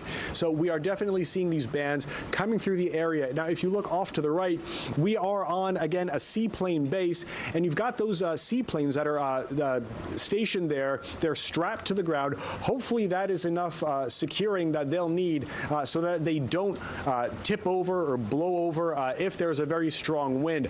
But again, people here taking no chances. There are also restaurants and hotels all surrounding the lake here. We talked with two of the ladies who were securing a restaurant that's on the other side of the trees there.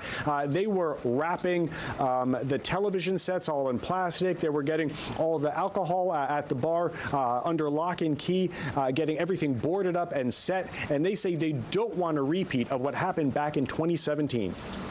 It took everything out. The boats were up on the shore. It was pretty bad. This place survived. Most of the businesses survived. It was just the docks and the boats. We're hoping that this place is up and running by the weekend, and people are here saying we made it through.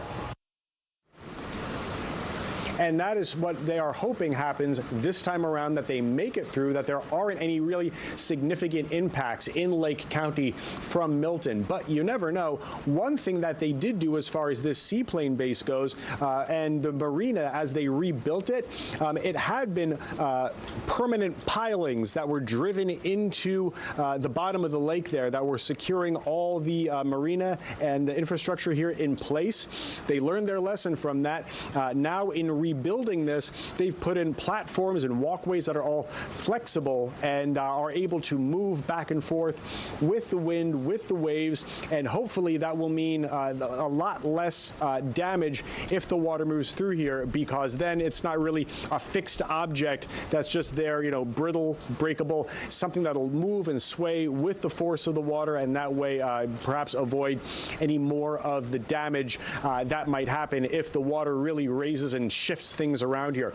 Now, we were talking with some of the emergency operations managers in Lake County, and they said that you know, they. All right, we're going to send it back to you. For now, live in Lake County, Matt Trezza, Fox 35 News.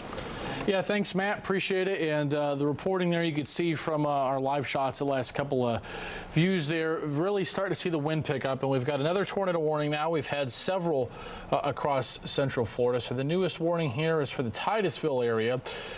This just came in probably about 2 minutes ago. till 7:15. So it's not a long tornado warning, but it is a tornado warning that's going to go for about maybe 15 minutes. So let's put our shear rate on, and you can see where this rotation is. Right over the NASA shuttle landing strip, going towards the Indian River. Let's put our velocity data on. Yeah, I mean, is there a tornado in here yet? That's what I would say. I've seen stronger. Let me just pull up my radar off the camera here. Actually, no, I take that back. It's deceiving. So it looks a little easier to see from this. You see right where this little curve is, like that, and then like this. That is where, if there is a tornado, it would be right in here. And this is going to drift towards Mims, Turnbull, and Scottsmore over the next 20 minutes or so. Can't see a ton in there. Well, actually, you can see on the velocity data here. A lot of this is up by the Space Center there, but you see the wind speeds here, 75, 81 miles an hour, 73. So even if there's not a tornado, there's probably very strong wind in through here blowing. And the negative signs, by the way, the negative signs indicate the wind's blowing towards the radar. So from moving north to south, in case you were wondering what the heck the negative sign means, it's not negative wind, it's just the direction of which it's moving. And actually, there's probably two areas of rotation here. There's one right here, and there's one right here. So there could be two different possible tornadoes here right now. So if you're in this area, innermost room, closet, bathroom, let's track these out for you here over the next little bit. This area of spin is moving at 20 miles an hour, and it's moving north-northeast. So I'm going to track it this way. 20 like that. You can see Allenhurst about 709, Shiloh Beach, that particular one about 719. But there's another one here, another tornado possible here, right here. Wind blowing this way, wind blowing that way. Actually pretty good rotation there right in the middle, and that's over Max Brewer Memorial Parkway. And let's see where that one's moving. That one is moving a little more to the northwest, so that is probably the strongest rotation on the board right now, going northwest at 20, I'd say, like that. So Indian River, and then Turnbull about 720. So Titusville, folks, you might have heard your tornado siren go off on your phone. Again, as I've said many times tonight, the tornadoes are small and counties are big. The tornado warnings cover more people than the tornado actually will threaten, but you see the path there towards Scottsmore, Turnbull, Mims. You might have heard your warning, but this is the rotation right there we're keeping an eye on. Let's look at our debris tracker. Don't see anything yet. If there was tornado debris, it would show up as yellow right here. So this is still at this moment a possible tornado, but it is interesting, I have to admit. Actually really interesting, because and we're going to bring in TJ in a second. If you look here on remember, we keep saying a lot of words you may not have heard tonight a lot. Reflectivity. Well, what is that? Well, that's just the precipitation mode of the radar. It tells us where there's rain, where there's wherever. And you see how the thunderstorm here curls around like this, then goes back down like that. That indicates what the air is doing. So it's blowing like this, around like that, and right in the, probably right in here is where you've got that spin, and that spin is going towards Mims, Turnbull, JJ, and we'll put the velocity data on right there, and you can see it's correlated pretty well. This is a mode of the radar that takes out the forward motion of the storm. It just shows us the wind of the storm. We call that the storm relative wind. You can see right here, there's your wind blowing this way, circulating right there. But as of this moment, do not have a tornado confirmed. So we're going to watch that close. So if you're in the Scottsmore area, Mims, JJ, let's keep an eye on that. It's not on the ground right now, but there's some strong wind there nevertheless, about maybe 8 miles southeast of Turnbull.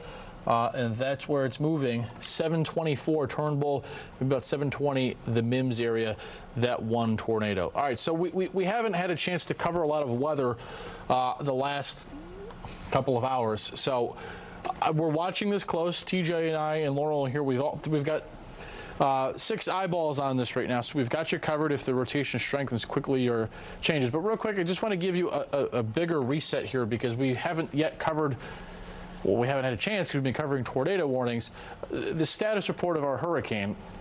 First of all, we've got this arcing line of storms here from Oak Hill off the coast of Brevard. The rain is shutting off in Brevard. This was forecast. This was expected. A little bit of a dry slot now into Brevard County. You can see that here. This is that dry air up at about 10,000 feet wrapping around the hurricane. This is air that if you had launched a balloon, let's say over St. Louis, up at 10,000 feet, you put a jetpack on, went up to 10,000 feet. That air is fall, dry air. It's beautiful weather in the Midwest right now. That dry air came all the way from the Missouri down to Louisiana, the southern Gulf, and it's wrapping all the way from there into the east side of the hurricane, which is why the rain shield here has shut off. But out ahead of that, you've got tornado warnings and a lot of storms here offshore. Most of these are offshore right now, and again, we're keeping an eye on some more areas of rotation right there than this little area right there. You see that little blip of green tracking towards Turnbull over the next couple of minutes. So a tornado warning there goes till 7:15. Elsewhere, Ocala, Leesburg, Bushnell, just some steady to at times moderate rain. Now here's the eye of our Hurricane Milton. This is earlier and more north. We talked about this last night, that the north part would verify. A little surprised at how early it is. North was definitely what we favored last night, but this early, this is going to make a landfall well earlier than forecast. In fact, one of our short-range models brings the eye ashore at 8 o'clock. That might even be a little early, but certainly before midnight. Now, as the hurricane starts to weaken, we're getting the eye starting to grow. The diameter of the eye, you see the reflectivity here is a little faint on the southeast side, a little ragged, but the eye itself is about 35 miles in diameter. And you can still see some of the wind in here. Now, let me turn that off, and I'll put some more queries on here for you here in real time, because the radar moved. You see some of the winds in here. These are the sustained winds, by the way, 111, 114. So this is still a major hurricane. 130 in the eastern eye wall, 96. So when you remember the negative signs, the negative sign is towards the radar. So this is radar in Tampa Bay. That's wind blowing that way and then this way. So you've got category 2 to 3 winds in the western eye wall, category 3 sustained winds, even a couple blips of category 4 winds in the eastern eye wall. And it's getting windy in Sarasota and Bradenton and Gulf Estates and Lakewood Ranch, but the worst weather is still a long way from there right now. And it's going to be coming in here in a matter of hours. So there's the velocity data from the radar in Tampa for that. And right now, the center of the eye is about 35 miles away from Anna Maria Island, which if you just do basic math, the forward motion is 17. That equates approximately a landfall at 9:03 p.m. The way this eye is going to go, it may spare the bay barely from a major surge, because remember, the wind is like this in here. So that 15 foot of devastating surge, Venice, Longboat Key are just going to get decimated from that surge, unfortunately, in the words of the National Weather Service. So as the 7 o'clock advisory, 120 sustained, northeast at 15, pressure is floating at about 952 millibars. It's still firing a lot of convection. You can see that there in all of the severe weather and flash flood alerts on the east side. And here's the visible imagery as the sun is beginning to set. You can still see in the last couple of frames there as the image is going away. Still firing a lot of thunderstorms here right near the center. And the eye's going to come right either over AMI or just over the Sunshine Skyway Bridge in a couple of hours. So the arrival of the strongest wind tonight for Milton, Laurel, TJ, and I just updated this about 10 p.m. along and west of I-75, Ocala, Gainesville. About midnight, the strong winds start in Orlando, and then about 2 o'clock in the morning for the I-95 corridor, that's when the strong winds start. Now, we just updated this as well, and it's coming into better focus now that we're in range of our short-range computer modeling. And the rain is going to happen. We're going to have that major flooding. Welcome, by the way, in case you're just joining us at the top of the hour at 7. The rain is going to happen later tonight, so it's a 3-chapter hurricane for us. We had the tornado warnings. So far, we may have only had 1 tornado touch down in Cocoa Beach. The majority were just south of us. Now we get a little bit of a break, some kind of a break, then the winds, and then the flooding. But the wind aspect, now that we're in range of our short-range computer modeling, TJ and I were talking about this. Well, we've talked about it all week, about how on the backside we're going to get strong winds. And I think this forecast is pretty much in line with how it'll occur. Now, these are not the sustained winds. I want to make that clear. These are the peak gusts, and I feel quite confident that this is how it'll play out. So first, you see here the Space Coast, Daytona Beach, Flagler County. That's mid-morning to midday tomorrow. You'll get a strong couple-hour period, maybe just 3-4 hours of winds that will really get up to 90, 95. Could see a 101 gust in Daytona Beach Airport. Right along the immediate coast as this pulls away and merges with the jet stream. Well, we've already seen gusts to this right on the beaches, but 100 plus the Tampa area up to Lakeland, but we've kind of narrowed the goalposts here for the wind forecast around Orlando, Orange County, Seminole County, 80 to 100 mile an hour gusts overnight. Again, this really doesn't start till about midnight, and then 2, 3, 4 in the morning. It's just going to howl those winds. And then Gainesville, 50 to 80 miles an hour. So that's an update with the winds in the landfall. Coming up in a few minutes, I'll walk you through the hour-by-hour forecast of the simulated radar through the night. We'll talk more about the flooding aspect. But I want to bring in now meteorologist TJ Springer for more on that tornado warning we still have ongoing. TJ, I've lost track, but we've had certainly a lot of tornado warnings out there tonight. Yeah, we have been, and it looks like, thankfully, from what I can understand, I'm going to turn the play mode off and go back to our current time.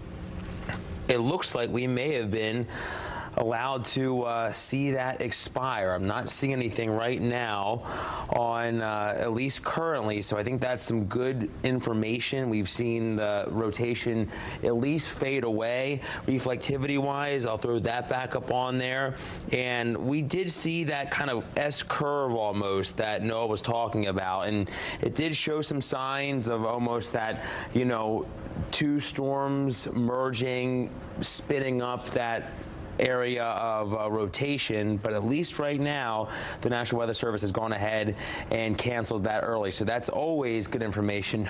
We can see a tornado warning get canceled early, and I think as we hit on earlier today, with us starting to lose that daytime driven instability and all of this activity moving up into a more favorable environment for just showers because it's been raining throughout the day, we've seen our tornado threat slowly start to fizzle, which is good.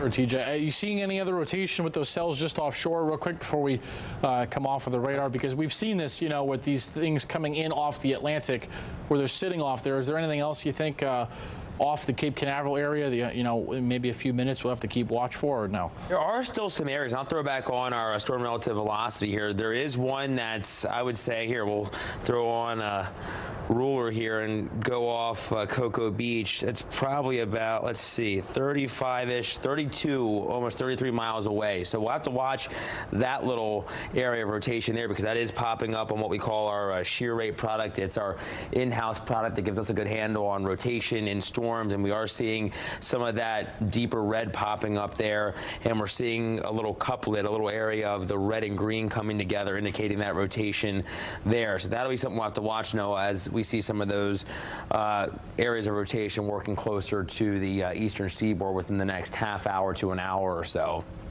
Yeah, for sure, TJ. And the good news is, as you said, looks like that tornado warning's been allowed to expire. So real quick, let me walk you through, because we haven't in a while, the hour-by-hour forecast, because again, we've been so consumed with the tornado warnings.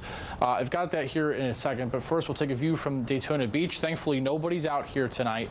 You see the wind really starting to pick up. Sustained wind now, northeast at 31. At least that was probably 10 minutes ago. 29 sustained wind in New Smyrna, 19 Cocoa Beach, 23 in Bithlo, 28 in Leesburg. Wind gusts last couple of minutes, 44 in Leesburg, 46 in New Smyrna. And this is a very unmeteorological, or it's just basic math. The way I think about this is we're 7:05. Winds are 40-ish, 45-ish. We're about halfway, a little less than halfway to the peak magnitude of the wind, just looking at the profile of the atmosphere. So just very basic, old school weather forecasting. We're already at 40, 45, 46. So if we're about halfway to the speed of the wind aloft, that falls right in line with what I think will end up happening overnight with 75, 80, 85, 90 gusts. Wouldn't shock me if a few spots around Orlando get up to 100, but the majority will be that 75 plus range. Certainly, I think everybody will end up seeing hurricane force winds overnight across all of Central Florida. So the wind aspect is right in line with what's going to verify later, but the flooding is still a major concern. I know we're throwing a lot of graphics at you with flashy colors and blinking and this, that, and the other. But the flood threat overnight, this is the final chapter of this event. It's the tornadoes, which is winding down, a little bit of a break, and then we're going to get the wind, and then the flooding. The flooding will be the final act of this hurricane for Central Florida. And where you see this purple, the villages, DeLand, Daytona, the city, Kissimmee, Lakeland, Titusville, Cocoa Beach, there is going to be many areas that get significant flooding out of this. So with all of that said, let me walk you through the latest forecast modeling. So the models are actually doing a really good job of picking up this dry slot, which you can see, this dry slot meaning where the rain shuts off. Notice how it gets much spottier here, much spottier here. There's really not much rain. Meanwhile, this is 9 o'clock. The rain actually starts to pick up here north of the city, going up towards Marion County. So our model is a little bit slow with the landfall. But it could slow down. That's an interesting thing. TJ was bringing that up earlier. It's possible, assuming its current forward rate of motion, it's going to make landfall before 10. There's some reason to believe that it will slow down briefly, so we'll watch that. But our model's got the landfall around 11-ish or 12. Either way, it's going to be at the earliest 9, at the latest 2 in the morning. So somewhere within that ballpark of where it looks to be right now. But here's 11. Here's 12:31, and then notice this is when we start to get to the wind. The core of the wind picks up, and also the flash flooding. Here's 3 o'clock in the morning. Here's 4. Here's 5. Here's 6, 7, 8, and it's still going. And this is when we'll really have all of that flooding here. This is very unrepresentative of how this will be. This right here, this is the eye. Like a nor'easter, the worst of the wind in the eye wall detaches north of the center, and this is actually what's left of the northern eye wall. So this right here, you see this right here at 3 o'clock in the morning over Lake Mary, Sanford, Deltona, that, hold that thought in your head, hold that thought, don't look behind me, hang on, hold that thought. That is what this is right here, right now. Just imagine this over up here at 3 o'clock in the morning. So this is where all the big wind is and the flash flooding is. So we're literally going to get this, but right now it's attached to the eye. Later, it will spread north of the low-level circulation, and that's why we're going to have really major rain in Central Florida overnight. So back to 3 o'clock in the morning, here's 4. You see that again. This model takes the center right over Osceola County, 6:30 in the morning, and you've got these very, very strong winds going around the center at 6:30 in the morning. So tomorrow, there's still hurricane force gusts through the morning. Our surge on the East Coast beaches will be felt in the morning. Palm Coast, Flagler County, Volusia County, that onshore wind here will be maximized in the surge of 2 to 5 feet in the mid-morning and then the early afternoon.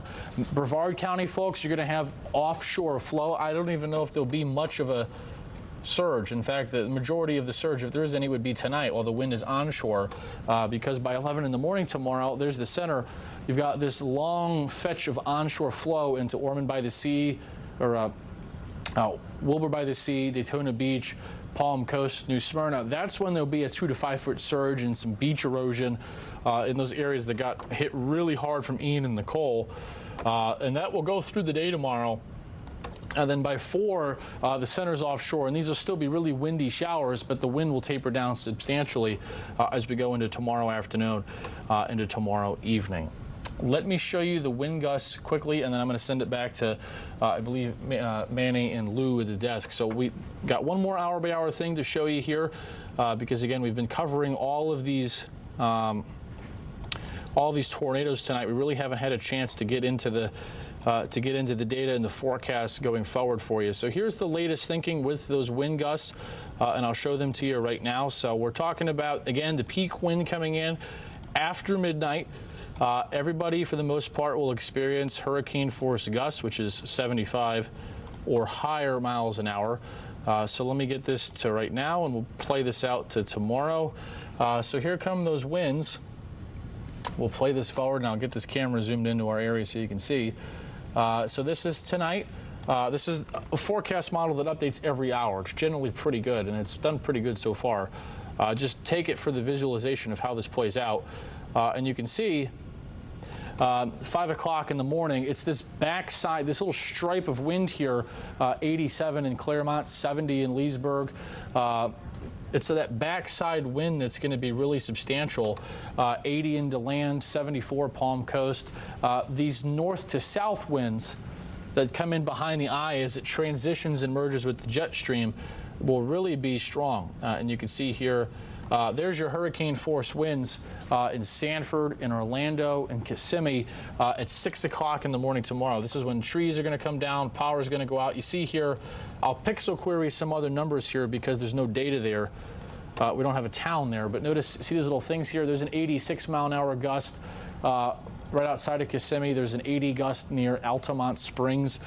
So the 75 to 100 seems to be a pretty good call. And you see here, as this pulls away, the winds will go from north to south to northwest to southeast. 88 in Sanford, 85 in Kissimmee. This is 7 a.m. tomorrow, 90 in Daytona Beach. Here's the remnant center over Cape Canaveral. And then there you see the winds pull away. And again, there's that little pocket. TJ, Laurel, and myself, we've been telling you this today. We've said it all week, that there's this little sliver of the beaches where there could be a brief window of gusts higher than Central Florida, right on Daytona, New Smyrna, 100, 110 gusts. You see there 98 in New Smyrna at 8 o'clock in the morning tomorrow as the center pulls away. And then you see the winds start to move more to the west. They taper off Ocala, Gainesville, 9 o'clock in the morning, but still 80, 75, 90 miles an hour. New Smyrna, Sanford areas. Then from there, you see 90 in Titusville, 93 in Titusville, 10 a.m. tomorrow, noon, 1.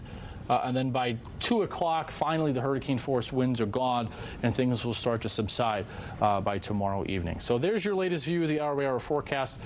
Manny, Lou, I'll send things back over to you at the desk. All right, thank you. No. Fox 35 News starts now, tracking the tropics. All right, thank you, Noah. We are getting closer to Hurricane Milton making landfall along our Gulf Coast tonight. Thank you for joining us for our extended coverage. I'm Manny Martinez. Good evening, everybody. I'm Lou Ansra. We have already seen a number of tornado warnings all across our area. This is what we can see from our network of live cameras across the state as Hurricane Milton continues to head towards Florida's Gulf Coast. An update now from Cocoa Beach. Winds are really getting strong out there, and we've learned that a possible waterspout actually came ashore. Yeah, Fox Weather's Bob Van Dillen shot this video here. It's hard to even make out the cars in the parking lot because the wind is just blowing that rain around just with such a force. Fox 35 does have a crew headed to the area to assess any damage and speak with neighbors. We will have a live report coming up. And we have live team coverage tonight all across Florida. We begin right now in Flagler County. That's where we find Fox 35's Randy Hildreth at the Flagler Beach Pier. Randy, the curfew for the county just took effect at the top of the hour.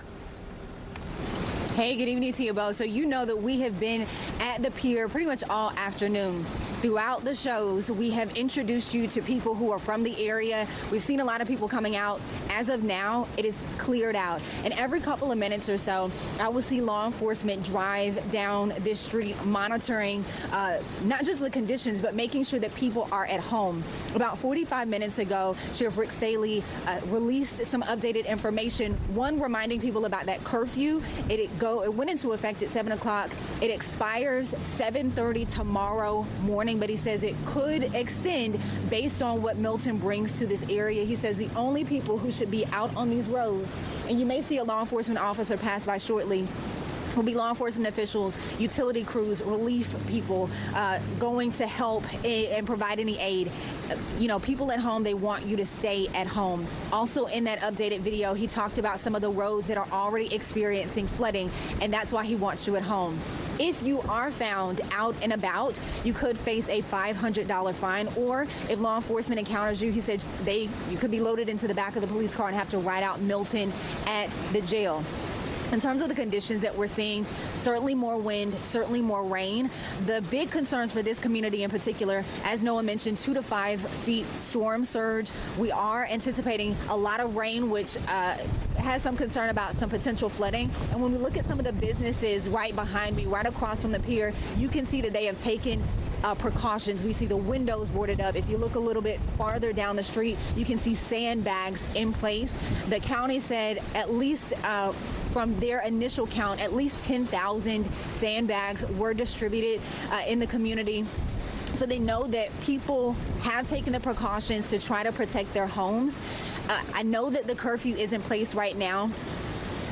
And so they, again, want you to hunker down. And just a reminder, if you are out and about, you could face a fine, or if you are caught, you could have to go to jail.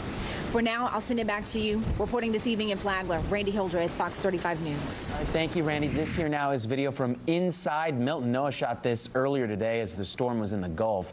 Looking at these waves, you can see the might of the storm. Noah reported waves that topped 28 feet. And then we're also seeing new pictures and videos of damage left by Milton in Mexico's Yucatan Peninsula. Entire piers torn down, washed away completely. There are lots of local reports of torn down trees and power poles. Roads along the coast are also totally covered in sand. And we've learned a neighborhood in North Fort Myers was just hit hard by a potential tornado within the last couple of hours. Yeah, we've seen a lot of pictures on social media from this. And take a look at this one. We just got these pictures into our newsroom from the Lee County Sheriff's Office. It shows part of a mobile home community is just thrashed. You can see gutters, trees, and bricks strewn all over the place. Other pictures show part of a strip mall where decks, fences, and light poles were torn to splinters. The National Weather Service is sending a crew to survey more of the damage. And here locally in Volusia County, Sheriff Mike Chitwood is preparing his high water rescue teams for emergency response efforts overnight. The sheriff says rescue teams will do their best, but with rising waters, rescue crews won't be able to reach everyone immediately. The emergency shelter at Mainland High School has reached capacity right now, but there are some other emergency shelters you can go to if you need to in Volusia County. Creekside Middle School, DeLand and University High Schools, and the Volusia County Fairgrounds are open to the general population. Special needs shelters are open at Galaxy Middle School in Deltona and Hinson Senior Middle School in Daytona Beach. And you can depend on the Fox 35 Storm Team to keep a close eye on Milton. Download the Fox 35 Storm Team weather app right now. If you lose power and can't watch TV, you can still watch us live on your phone. And you can listen to Fox 35 on the radio as well. We're on AM 950, FM 49.9, AM 990, FM 101.5, and Real Radio 104.1.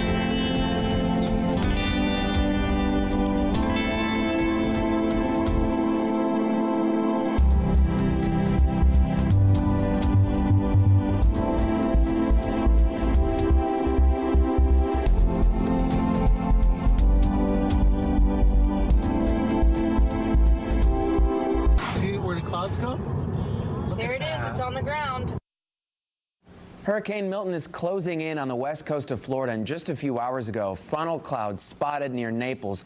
More than 100 tornado warnings across Florida today. And here's another video showing a possible tornado moving through Fort Myers around noon. Security footage shows the palm trees there just blowing around. And look at that ferocious wind moving through.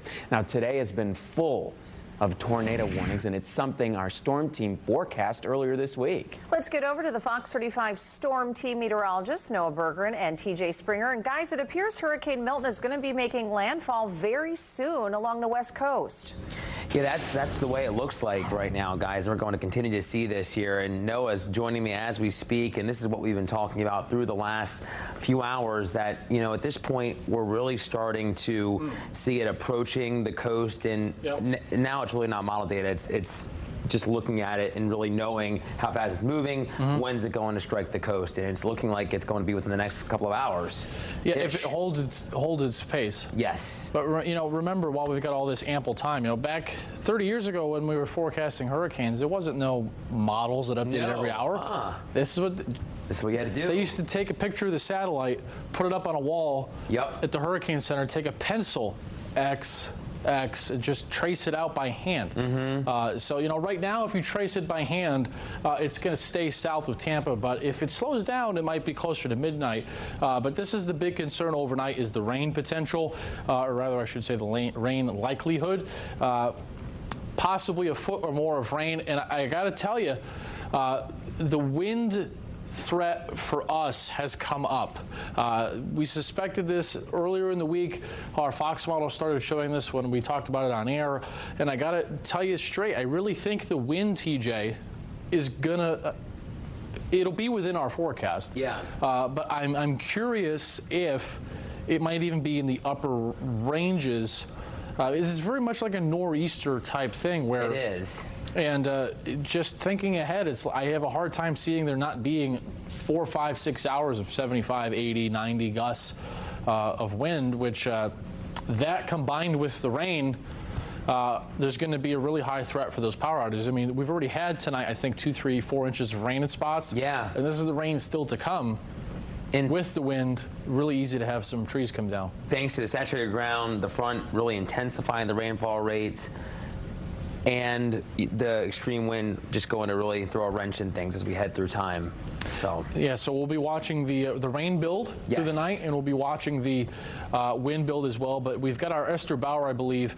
Our live team coverage is going to continue now with Esther. She's out in Brevard. We were tracking this earlier. This tornado came through. I don't know if we can go straight to Esther. Esther, you're out there now. I assume you just got out there. What have you seen so far? Yes, well, a lot of damage here in Cocoa Beach. I'll set the scene for you. I'm here on A1A in the Publix strip mall parking lot right now. We have an eyewitness. He was in a nearby condo. Drake and his beautiful daughters over here. Sir, walk me through where you were. What did you hear? What did you see? Yeah, so the tornado warning came across our phones loud, and then we live on the beach at the Saturn condominiums, and it came right off the water, probably right through Laurie Wilson Park, about 3 blocks to our south, and we saw it come off the beach straight onto A1A, right through the plaza right here. Really loud, really fast. And you can see it blew out all the windows in the supercuts. And then there's a road right behind us with a big neighborhood power lines down. Very loud and fast, dangerous tornado. I mean, were you thinking, I know our meteorologists have been seeing tornado warnings pop up around the clock for hours, but were you actually thinking this would even happen? No, not today. We were thinking maybe tomorrow morning, strong winds, but no tornado threat today, but it just happened that way. I know, absolutely crazy. I mean, for you guys, when you were in your safe space and then heard what your dad said was loud, I mean, how did you process that? I was just really scared at first, so I was just listening to him, doing what he told me to do. Absolutely. And how has it been for you surveying this damage? Scary. Yeah. Absolutely. I do want to share some good news, though. We thank you guys so much and so glad you are safe. Some good news from the city manager. He tells us he has crews out here surveying all of this damage, which we're going to give you some better looks here as well. No injuries reported at this time. However, in this Publix parking lot, it looks like a supercuts. So this is a salon location, several windows completely shattered, just gone. We have some flooding over here, so we do want to be careful with where we are stepping. These windows, I'm not sure how well we can pick it up because it is dark. We have a little bit of this wall where the windows are fine, but if I keep walking, number one, I'm dodging, debris and other things from trees that have fallen. But then on this side of the Supercuts too, same thing. Windows absolutely shattered, completely gone. Now, we mentioned there are several homes that were damaged. It's actually on the street right behind us. We're going to be heading over to that area right after. It also does look like power is out for the time being in this specific area. But as the city manager said, no injuries reported at this time. But that fast-moving tornado, Noah, this family said they watched it start on the water and then make its way on land. That was not something they were expecting to see. And obviously, they were not expecting to see this kind of damage, but they are glad they are safe and really that everyone in this community is safe. Manny and Luann. So, Esther, is it just that one store, or does it appear like you're in a strip mall there? How extensive is the damage there? Right, so I'm going to walk. So this Supercuts is separate from the additional shops, but we are in a strip mall, and this is specifically the Publix parking lot. I'm not seeing damage to any of these other buildings behind me. The damage that we are, talking about, and I'll see if we can try to make it over to this spot. It's on the opposite side of this Supercuts. We also know a Wells Fargo bank lost its roof. I haven't even been able to make it over to that side yet, but let's see if we can see where that bank roof came off. More damage over here to the Supercuts. Oh, definitely some standing water. A lot of tree limbs down. This is really pretty deep, so do be aware. And really right now, if you don't need to be driving in Cocoa Beach on A1A, do not, because we have several emergency first responders vehicles out here right now trying to survey. I mean, there is debris everywhere. I'm getting a better look right now at this salon. I can see the little hair dryers. We have a picture that is still on the wall, but I mean, the entire roof, not sure if you guys can see it, the entire roof is completely damaged. This is still that Supercut salon. I have not been able to see the Wells Fargo bank, but like I said, the city manager did confirm at that bank the roof is completely gone, and we do need to make it behind to this residential street because that is where we are told several homes are damaged. So good news is, like the city manager said, at this point they've not reported that anyone was hurt, but you can imagine first responders are going to be out here for quite some time trying to survey all the damage that they are dealing with. Thank you. So we have Noah Berggren here now. Noah, explain how that water spout then turned into a tornado. Yeah, if you were watching us earlier, we were calling this play-by-play when it was offshore that it was coming, and 5 minutes before we said there may be, and then there it was. This was the radar at 5:54, which you can see there's A1A, there's Cocoa Beach. That bright pop of red and green, that's the tornado. So a tornado over water is inherently called a water spout. And then if a water spout is on the ocean surface and comes onto the beach, as soon as it crosses over land, the definition just changes to a tornado. Fundamentally, it's the same thing. It's a rotating column of air attached to a thunderstorm. The whole process is, it's fundamentally a tornado. It's just called differently because it's over water. But as soon as it comes over land, it's a tornado, and it looked like they're just before 6 o'clock. And by looking at the radar, I'd say EF0, EF1. We'll await, obviously, a Weather Service survey to officially attain a rating to it, but that would be that. Were you able to see just how big it was when it came ashore? Yeah, I can measure that now. If we take that full, I can step off and put a little distance on there for you and show you how big this was. So this was at 5:54 this evening. And I'll zoom in and show you. I don't know what street Esther's on, but you see there's the rotation. It came in, and then it went over towards Angel City too. But in terms of some of these roads, yeah, it's uncanny. We called this out when it was out there. I remember saying Jamaica Drive and A1A, but in terms of the width, Lou, 3.3 of a mile wide. Yeah, I'd say it was about maybe a half mile. So is it huge? No. But this was it right here. I mean, that's literally your tornado that came in earlier. You see right with those green and red meat, that's the tornado. Any other confirmations? I know we've had so many. You had a dozen tornado warnings at one time. There's one, well, the one that was coming out of St. Lucie. Early, I remember if you guys, we had the tornado about the emergency with a huge one. Yeah. And we were worried. That was the one that prompted those warnings in the Orlando area. It moved north towards Orange County. When it was in rural parts of Osceola, we had a storm chaser send a video of a very strong tornado.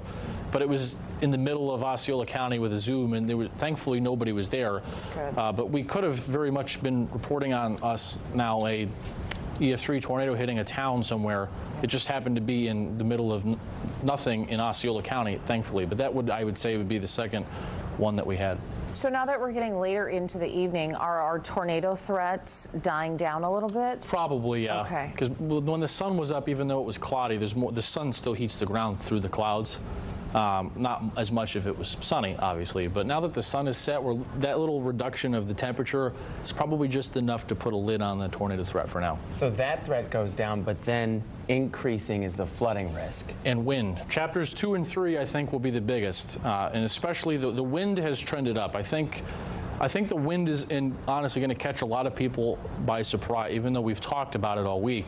I think when this is all done with, people are going to go, wow, in some areas it was windier than I realized it may be, just because this storm is going to merge with the jet stream. So the winds in front of the eye are not bad.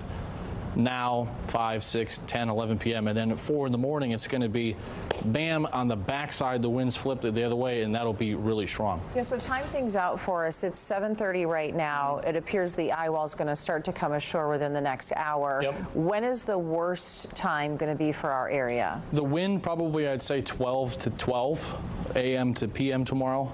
But more specifically, maybe like 3 a.m. to 9 a.m., the strongest wind area-wide, and then the rain will be in that time frame as well. All right, thank you, Noah. Yep. So we are going to be listening now to Governor DeSantis, who is speaking. We're going to take it live. Is predicted to be between 5 and 13 feet, depending on where you are on the Gulf Coast of Florida.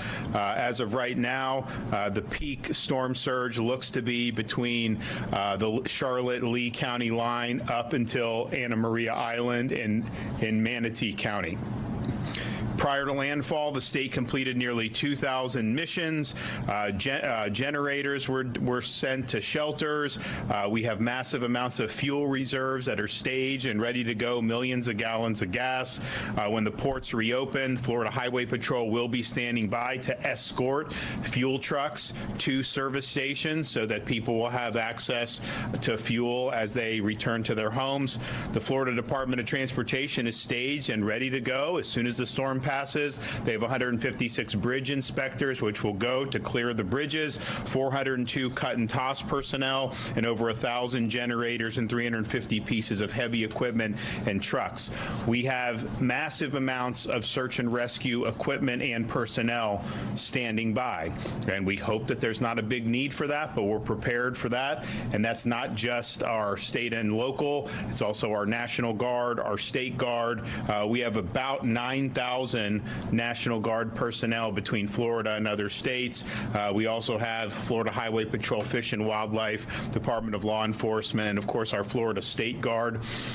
There was a lot of questions about pre-staging linemen, which is our practice here in Florida, given that you have a lot of linemen working for Hurricane Helene in places like Georgia and North Carolina. I'm happy to report that we have over 50,000 linemen that are in the state of Florida, and as soon as it's safe to do so, they will commence with power restoration. We're already seeing power outages. You're going to continue to see a lot more power outages over the course of tonight and into tomorrow morning. Now, at this point, it's too dangerous to evacuate safely, so you have to shelter in place and just hunker down. Category 3 storm for most places in Florida, particularly newer construction, likely the building is going to be able to withstand it. But if you start to get in a situation where trees are snapping, power's popping, you do have to treat it like a tornado. And then if you are in a tornado warning, that's a duck and cover in a place that's safe in your your structure. Those can be very, very dangerous, even if you are inside in cover. Stay inside and stay off the roads. Floodwaters and rushing storm surge are very dangerous, and I would say that's even more so in spite of everything the state did to help these local communities hit by Helene remove a lot of debris, and they did move a lot of debris over the last 72 hours. You're going to have new debris created, and you still have some of that old debris in some of those places. So there's going to be hazards in the storm surge and in the flood waters. Stay put until the storm is passed. If you are in Sarasota, Manatee, some of those areas where the eye of the storm is going, it may be where things calm down for a minute. Just understand that means you're in the eye. It's going to go back and get really nasty very soon. So don't go outdoors until it is confirmed safe. You can listen to your local emergency management officials about that one. Power outages are going to happen, as I mentioned, so please, if you're using a generator, make sure that you're using it safely. Do not run the generator inside your home. That can be fatal. Make sure it's outside the home at a safe distance from windows and doorways. If you see dangerous conditions, please report those to your local authorities so that they can help protect people and mitigate it. So the storm is here. It's time for everybody to hunker down. I know we've got massive amounts of resources that have been prepared for this storm. People are tired because of having to deal with Hurricane Helene, and yet all I've seen is people just dig deep inside and say, we're not going to be denied, we're going to get the job done. So I really appreciate everybody that's worked so hard on the heels of Helene to prepare for this storm and to be ready to go. And you will see that in action very shortly as this storm passes. Okay, Kevin Guthrie. Thank you, Governor, for leading us through this. Appreciate your support. Conditions across the state continue to deteriorate as Hurricane Milton approaches landfall on Florida's. No more Michael. No, sir. No, sir. As Hurricane Milton approaches landfall on Florida's west coast. Many areas are already experiencing life-threatening storm surge or life-threatening tornadoes. Please make sure if a tornado warning comes in, especially on our east coast of Florida, we have certainly had a lot of tornadic activity over there with confirmed radar signature, confirmed tornadoes. We do have Virginia Task Force 1, Ohio Task Force 1, and Miami Task Force 1 going into those areas to help with those structural collapses that have happened. We're receiving somewhere in the neighborhood, this is really, really rough numbers right now, but about 125 homes that have been destroyed, most of them mobile homes and senior communities. So we're trying to get into Florida's most vulnerable to make sure they're taken care of. If you have not already left, as I just said, as the governor just said, you need to stay inside, stay safe, and stay put. Make sure that you're getting to a central area of your home, that you're getting as low as you possibly can. That is, if you have a single-story residence and no storm surge, you want to get as low as you possibly can. I had this question asked of me earlier. Do I go to the bottom of the house if I got storm surge? The answer is no. If you've got 2 floors, you need to go to the lowest part of the 2nd floor to escape the storm surge. Please do not. If you have storm surge coming in, please just do not go to the lowest level of your home. Do not attempt to leave your home or drive during the storm. Roads may be flooded, blocked by debris, or have down power lines. Please do not risk it. If you hear, as the governor said, if you hear trees snapping, that means that there is going to be flying debris. You should seek shelter immediately and treat it as if it's a tornado. Protect yourself from flying debris by putting household items such as pillows, heavy coats, blankets on top of you. There may be a point where you think the storm is over. If it goes from absolutely nothing or absolutely horrible and terrible to absolutely nothing, then you are most likely in the eye of the tornado. Please stay in place. Do not come out. We are anticipating power outages, as the governor's already mentioned, with this storm. Take time now, if you still have power, to keep those electronic devices plugged in and keep the charge full. If you lose power and are going to use a generator for backup power, please use it safely. You've heard the governor and myself say this. Keep it 20 feet away from the doors and windows of your home. Make sure you wait 20 minutes for it to cool down before you refuel it. Make sure it's on a clean, dry surface.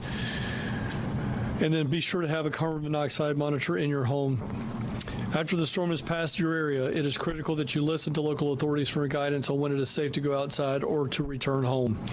Do not venture out. Hazardous materials, debris, and flooding could still be present. Do not attempt to clean up the debris by yourself, especially fallen trees or power lines. If you see a dangerous condition, please report them to your local authorities utilizing your 911 lines or non-emergency lines. Residents needing information can continue to call our State Assistance Information Line, which will be open for most likely weeks. That number is 1-800-342-3557. That's 1-800-342-3557. Please follow the agency on X and Instagram at FLSERT and on Facebook at FDEM. That is the best way to go and catch up on latest up-to-date information from the division. If you do not have access to that, but you have access to the internet, please make sure you go to floridadisaster.org/updates. Floridians, we are with you. We will be with you. The state of Florida is leading the way on this charge. Please know that we're coming as fast as we possibly can. There's going to be places that we just cannot get to until the winds die down. But as I've already mentioned, there are strong winds. There are banding rains. But we have the men and women of Florida Task Force 1 out of Miami-Dade, as well as members from the Ohio and Virginia Task Force going into harm's way to help you out. We will continue to do that all night long. I will be here throughout the night along with my team. Governor, it's been a pleasure working with you to this point, but I also want to say thank you for your leadership, and I know that you're not going to go anywhere anytime soon, and I appreciate your leadership. Thank you, sir. So we are staged with massive amounts of search and rescue assets, not just with the cities and counties and their considerable resources, all the state assets for our state agencies and National Guard, as well as urban search and rescue teams. And so we will be ready to help people who are in harm's way, and hopefully we don't have a lot. I know a lot of people did heed the call to leave, but that will be a priority to save lives. We also have a record number of people there for the restoration of power. These linemen, people love seeing the linemen coming in on the interstate. It's a great sight. They will get to work, get their power resumed as quick as possible. And then we have massive amounts of fuel on standby that we can use, but we also want to make sure these ports get up and running. I mean, we'll see what the damage is to Manatee and to Tampa. We have been discussing, and Kevin and his team have been discussing with our federal partners like the Army Corps and some of these agencies, some expectations about getting these ports back. And I think there's a difference between kind of Florida expectations, which is like we get this stuff done quick, and maybe how the federal bureaucracies have typically worked. But I think that we have had very good conversations. I think there is a sense of urgency with some of the federal agencies as well, but we want to get these ports back open as quickly as possible. We're going to have to assess some damage. Now, the track of this storm, the fact that it is Sarasota, perhaps the Port of Tampa is not going to take a major hit like it would have if it was a direct impact, but we'll see.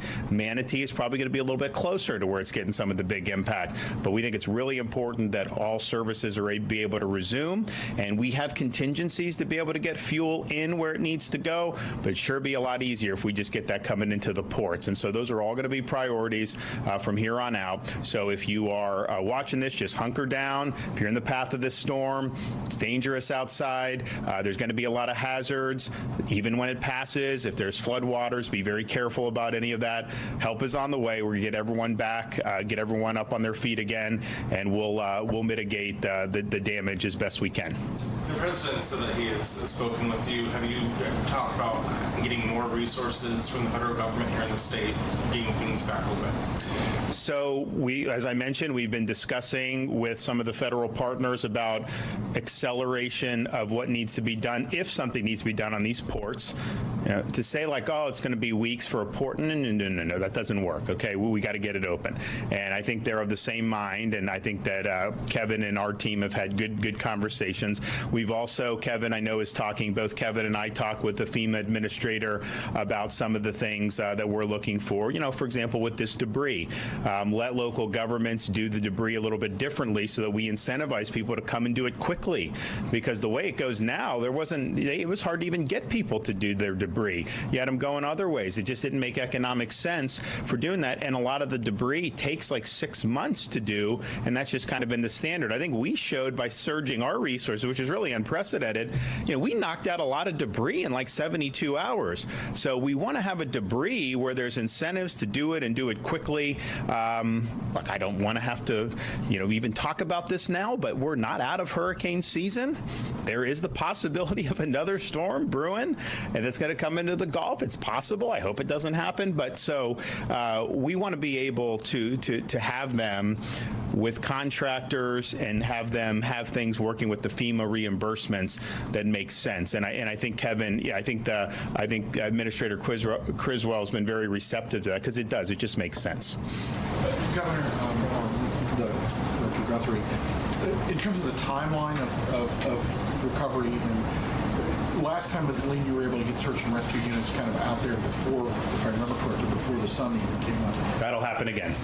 Yes. So, yeah, they will do in the dark. That is totally, absolutely fine.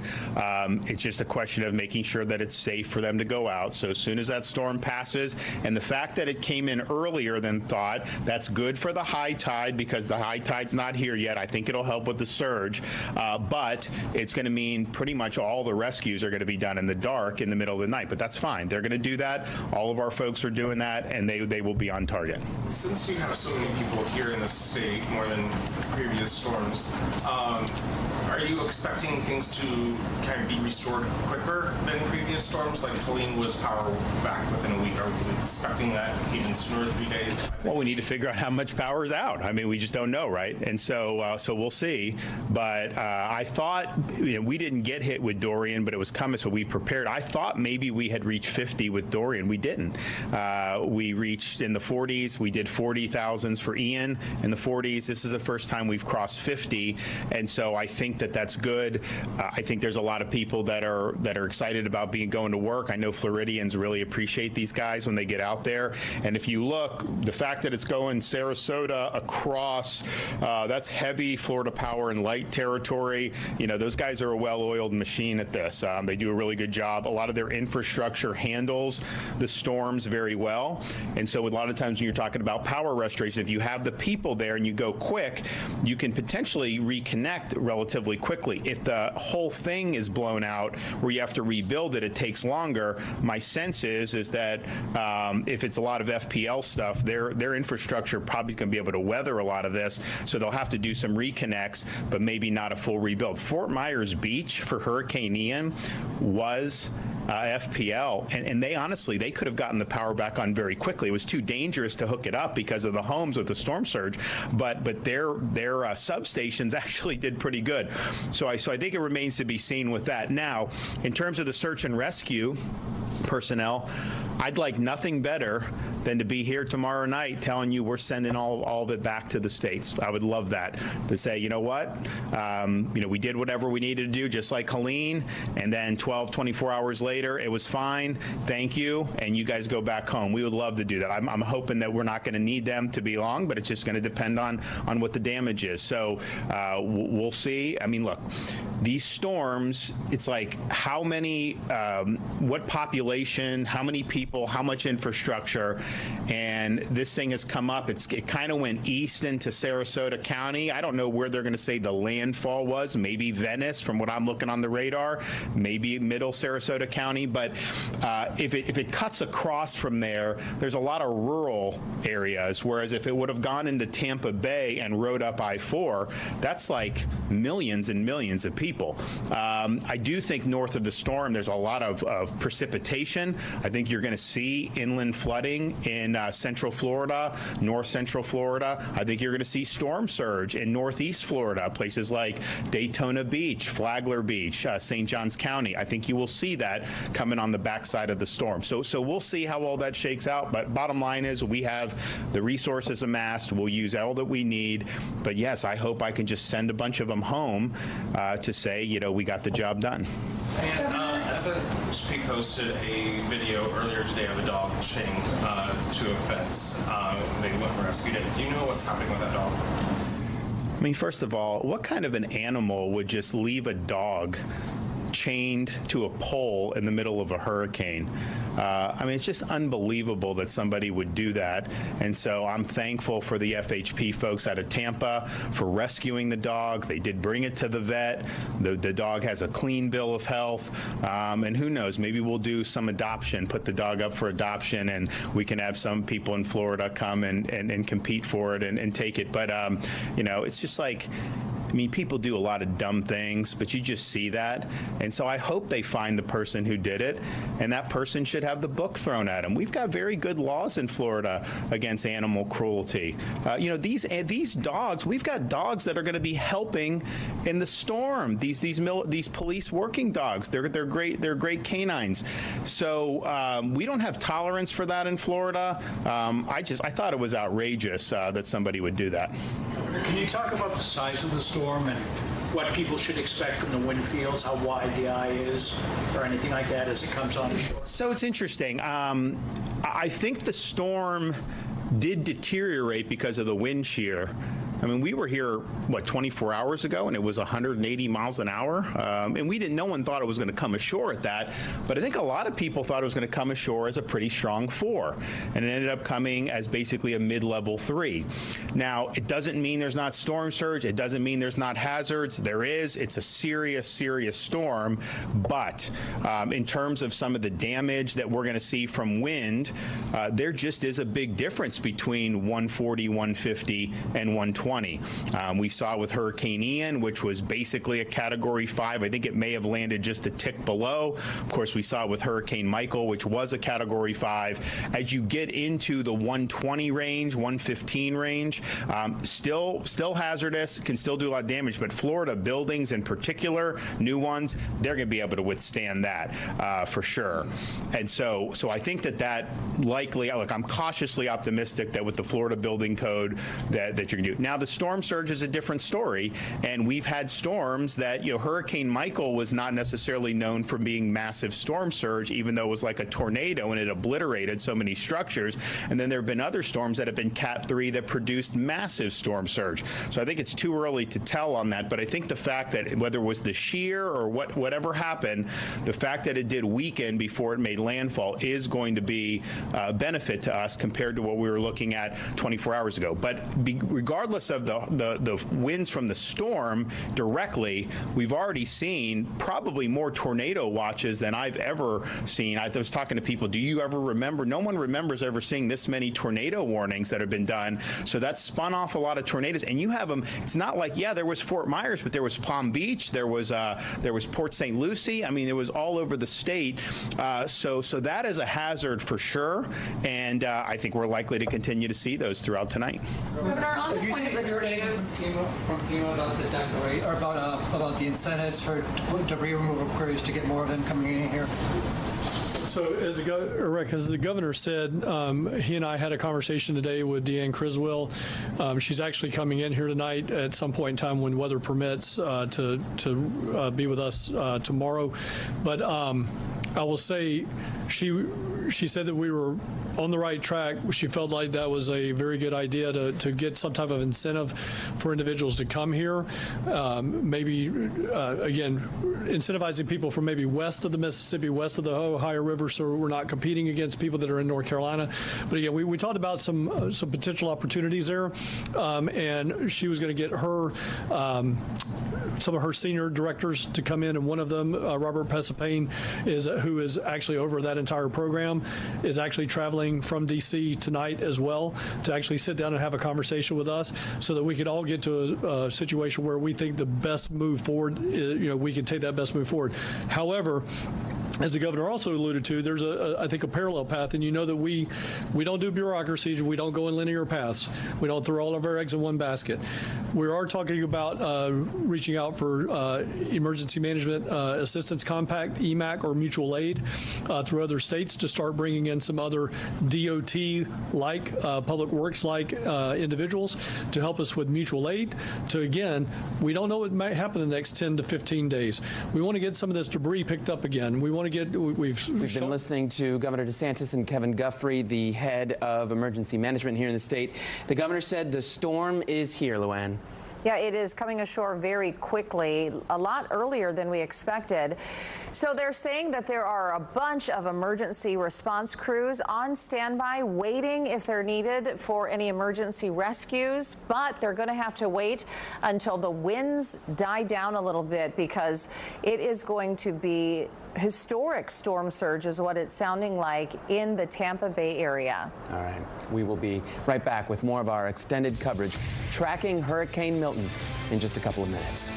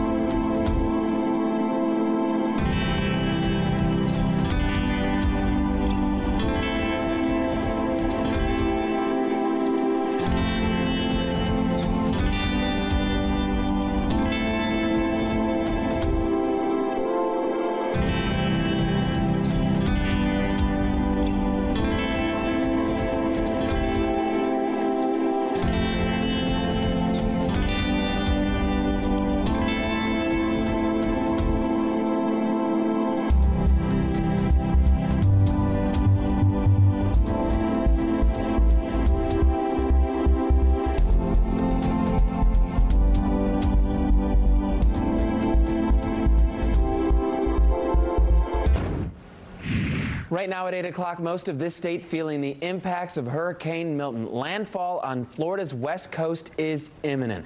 We are tracking Milton all night long. Thank you for being here with us tonight.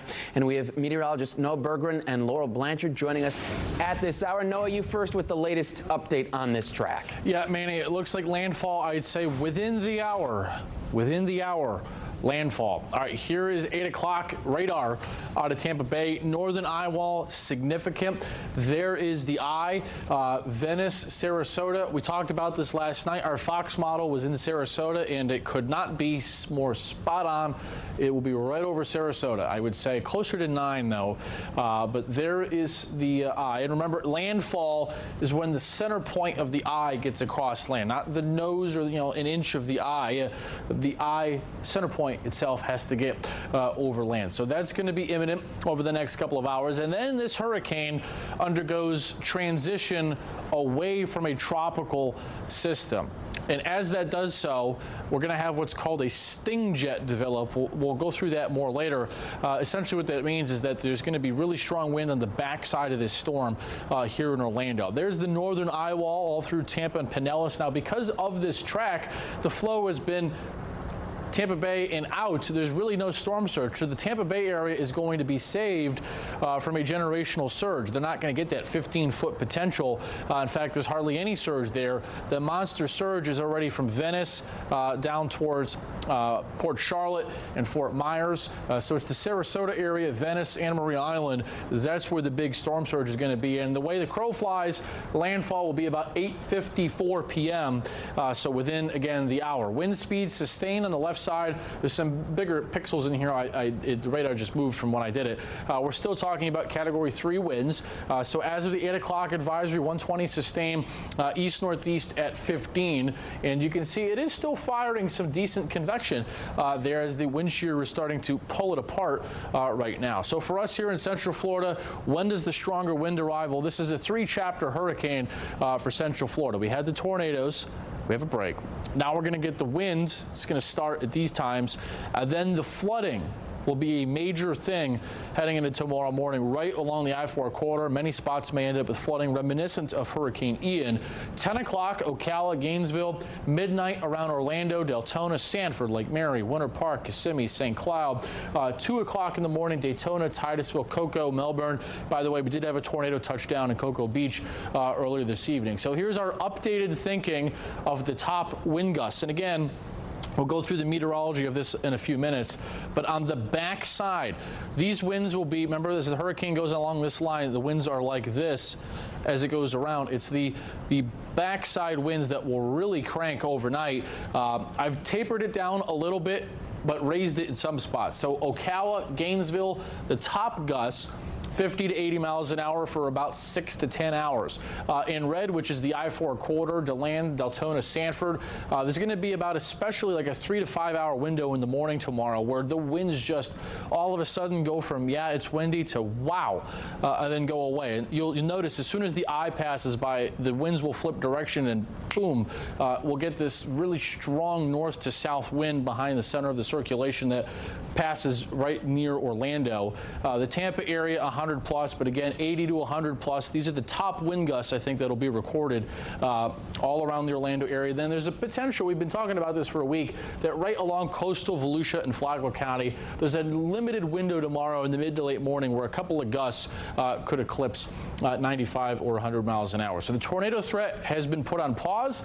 We've got some rain developing back in, tropical downpours to the south, but again, the big story is landfall is imminent. We can't see it from the Melbourne radar, but landfall looks to be occurring, I would say, about 8:30 to 9 o'clock, which is going to be in the Sarasota area. And this is adding to our unprecedented year of hurricanes in Central Florida, or in Florida in the United States, with multiple strikes already to the U.S. So the sun is now set. You really can't see the visible satellite. There's what it looked like earlier with just a prolific tornado outbreak on the east side.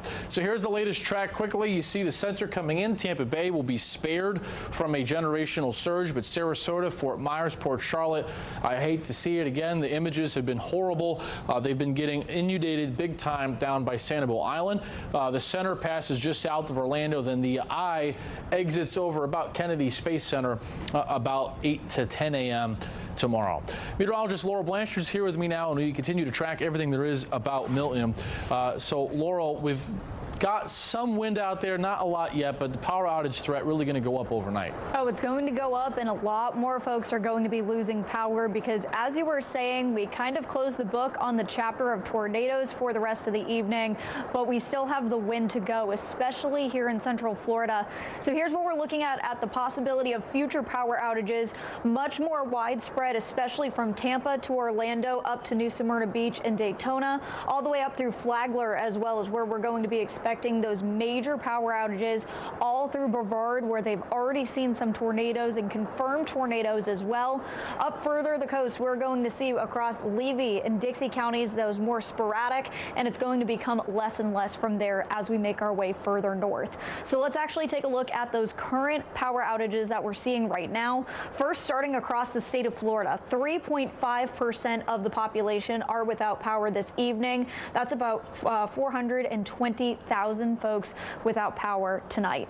And that, again, we're just closing the book on more of the tornado chapter of everything, but let's actually take a look more closer to our neck of the woods, where we can see lots of power outages. As of right now, most of those counties clocking in of roughly about 10,000 people per county without power, but we are still seeing a few areas, especially such as Marion County, seeing about 12,000 people without power tonight, which is about 5% of the population there. A few other counties that we're seeing those massive power outages with, about 150,000 people, or excuse me, about 7% of the population currently in Levy County. That's about 1,500 people without power this evening. That's what we're seeing there. Further closer to Orlando, we're going to really start to see more of those power outages start to pop up, especially because we're going to start to see those winds really pick up. 700 folks without power tonight in Alachua County, and as we continue to go county by county, 2,500 folks without power in Lake County at the moment. That's about 1.25% of the population there. Continuing to make our way, Seminole County, 1,500 folks without power there this evening. Orange County is up next. 2,000 folks without power as well. We saw a tornado warning a little bit ago as it made its way from Osceola County into Orange County. And even as we do take a look at parts of Osceola County, as of right now, only 100 folks without power. It hit more the rural parts of Osceola, but with that, we did see multiple tornado warnings, especially along the coastline. Not necessarily in Volusia, but Volusia holding about 5,000 people without power this evening, but Brevard County especially. I was here for 2 of them. Maybe there were a few more, but right now, about 1,000 folks without power. And again, we do now know that there was a confirmed tornado report in Cape Canaveral. Right there is where we saw that tornado warning in between Cocoa Beach and Cape Canaveral earlier on this evening. Manny, we'll send it back to you. All right, Laurel, thank you. You heard from Laurel, about 420,000 people without power right now across Florida. Officials did expect millions to be in the dark at some point after Milton. And just 11 days or so since Helene, the power crews have made 2.4 million connections. The governor touting that that is the most ever in the history of storm recovery in Florida. And crews are right now all set and ready to go. 50,000 line workers across the state to get power back on. And officials have been warning that it could be days. It could even be weeks. All right, moving on, check out these 2 snapshots of what looked like a tornado over Port Canaveral Beach. Viewer Samantha Burkett sent these our way. We've told you tornado warnings have been going out for hours now. Thankfully, we haven't heard, though, of any reports of any damage caused by tornadoes there. But we go to Fox 35's Esther Bauer, who's live in Brevard County, and that's where we are starting to see some of the damage in Cocoa Beach. Esther, you showed us some shops earlier that took on some damage. Unfortunately, looks like you found a home now. Manny, we just talked to the mayor of Cocoa Beach, who tells me he had his home. He was inside when a tornado went near his home. We're going to take you there next. But right now, we actually found the Wells Fargo Bank that had its roof completely ripped off by a tornado that touched down in Cocoa Beach. I know it is dark out, so I'm going to describe to you what I can see from my perspective. Just a huge gaping hole just past the Wells Fargo sign. Pieces of wood sticking out where part of that roof was torn off by a tornado. I want you to take a good look at this gentleman right over here. This is a volunteer, and we have been watching him move so quickly, picking up whatever debris he can find from this roof and getting it into this garbage can. You guys were just talking about, we're expecting those winds to pick up. He was concerned about a rain band coming through, so he is out here completely on his own, trying to get whatever he can, whether that's wood, the gutters, anything that's come off from this roof, taking it from the asphalt where it is and getting it into the dumpster. If you guys can walk with me, oh, we're just stepping in some water. Got to be careful. Speaking of water, I want to discuss, we are smelling kind of just a bad smell of water in the area right now. Do we know if that's sewer water? Do we know if that's storm water? I'm not sure, but there is a strong odor just really taking place in this specific area. Tons of standing water. We mentioned the Wells Fargo lost its roof. It's right over here. This is the roof that was ripped off the bank. You can see the shingles. We have to be very careful because that gentleman, you saw the volunteer, he's been stopping drivers because nails, they're scattered everywhere. So we are going to be very careful where we walk. We did just have some police officers arrive here on scene, but right over here, I'm not sure if our cameras can pick it up. You can see the medical group sign. This is a urgent care. Maybe we got power back on just right now. If you see this street light came back on, that would be amazing. It would help us a lot. You can get a better look at the damage. I'm going to try to step back, see if you can see this roof. You can see this tarp. This is all part of that roof that, like we said, if we just flip around, it came over from this Wells Fargo bank when a fast-moving tornado ripped through Cocoa Beach. Again, you can see that volunteer just grabbing whatever he can in his hands. He doesn't want to see any of this debris get picked up when the winds get even stronger and send that into someone else's home. I mean, the debris and the damage, the devastation on this specific street just off of A1A, it is shocking. Now that we're getting some lights on, that is good. We can really see it. And I started off speaking about the mayor of Cocoa Beach. I just got off the phone with him. We're going to head over to his house right now. I mean, he's surveying damage. He had some trees come down. He told me on the phone he was watching the winds and he just watched them pick up and get so fast. And he told his family, this is a tornado, get inside. So he immediately shut all their doors and tried to get them to their safe room. He tells me at this time, none of his family was hurt. We also spoke with the city manager. If you're curious, were any other Cocoa Beach residents hurt? At this point, the city manager is not saying anyone was hurt. That is great news because so much damage in this area. But the Cocoa Beach mayor, his house was struck. We are heading over there right now. He told me his boat, it's in a position he's never seen it before. He doesn't know how he's going to move his boat. He doesn't know what that is going to be like, but he is so happy him and his family is safe. So a lot of cleanup underway here in Cocoa Beach, and really people just hoping they can move fast enough to get any of this debris out of the way before the eye does hit and before things will get worse. Guys, we'll send things back to you. And Esther, that was my question actually to you, because I saw that there was a police officer there kind of blocking it off. But at some point, if the winds and they're going to pick up, they're going to have to leave themselves. No, I mean, definitely, absolutely. I think what they're trying to do is get as much done as they can. There are some people out here on the road. I'm not sure if these are people who had damage themselves, people who are just trying to check things out. But I think the fewer people that can be out right now, unless you're really able to help like this one volunteer is doing. But there will come a point where you can't move this. And hopefully they can get enough move where we're not going to see this shooting around and doing damage to someone else's home. Esther, thank you. She is in Cocoa Beach giving us a look at some of the shops that have taken on damage from what is likely a tornado.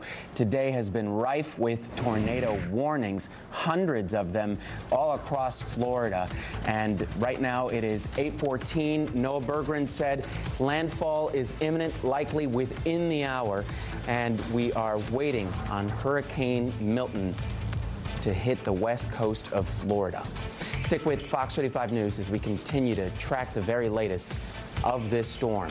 We will have continuing coverage on Fox Local and the Fox 35 News app. So if you lose power, you can still get updates and watch our live coverage there. You can also watch on the Fox 35 Storm Team Weather app and get alerts. We'll be right back. In Florida.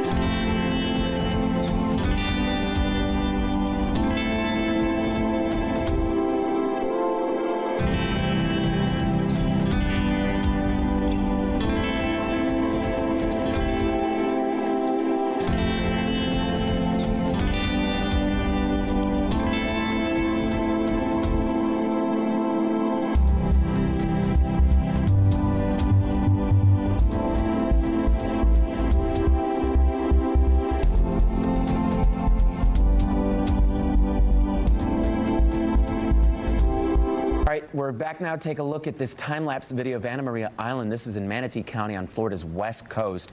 Hurricane Milton is expected to make landfall along Florida's coast here within the hour, and it continues to close in.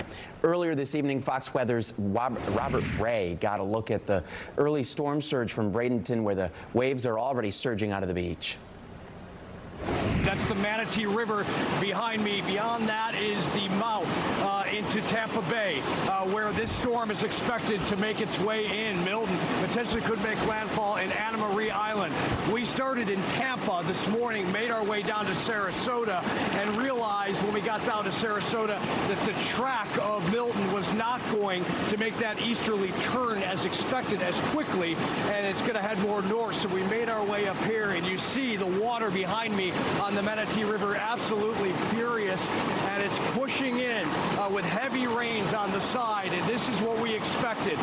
We are going to be ready if we have to leave this particular area because of storm surge and head more inland into West Bradenton. But in the meantime, it's really begun to kick up in the past 30 minutes or so. When we came in, it was not as intense as this, and you could see in the distance across the river, but you see how furious this river is moving as Milton is trekking its way into Tampa Bay, and it's going to be a very long night. As the darkness is about to fall, we are illuminated by the Fox Weather Beast, and Lloyd Alford tucked again, as always, into the back of a vehicle to try and maintain the integrity of not only our equipment but our broadcast. So tough conditions beginning, and it's going to go on for hours upon us in this area. I'll be interested to see where the exact landfall is. It may be just a few miles to the west of us on Anna Maria Island, or maybe it goes right in to the catcher's mitt of Tampa Bay.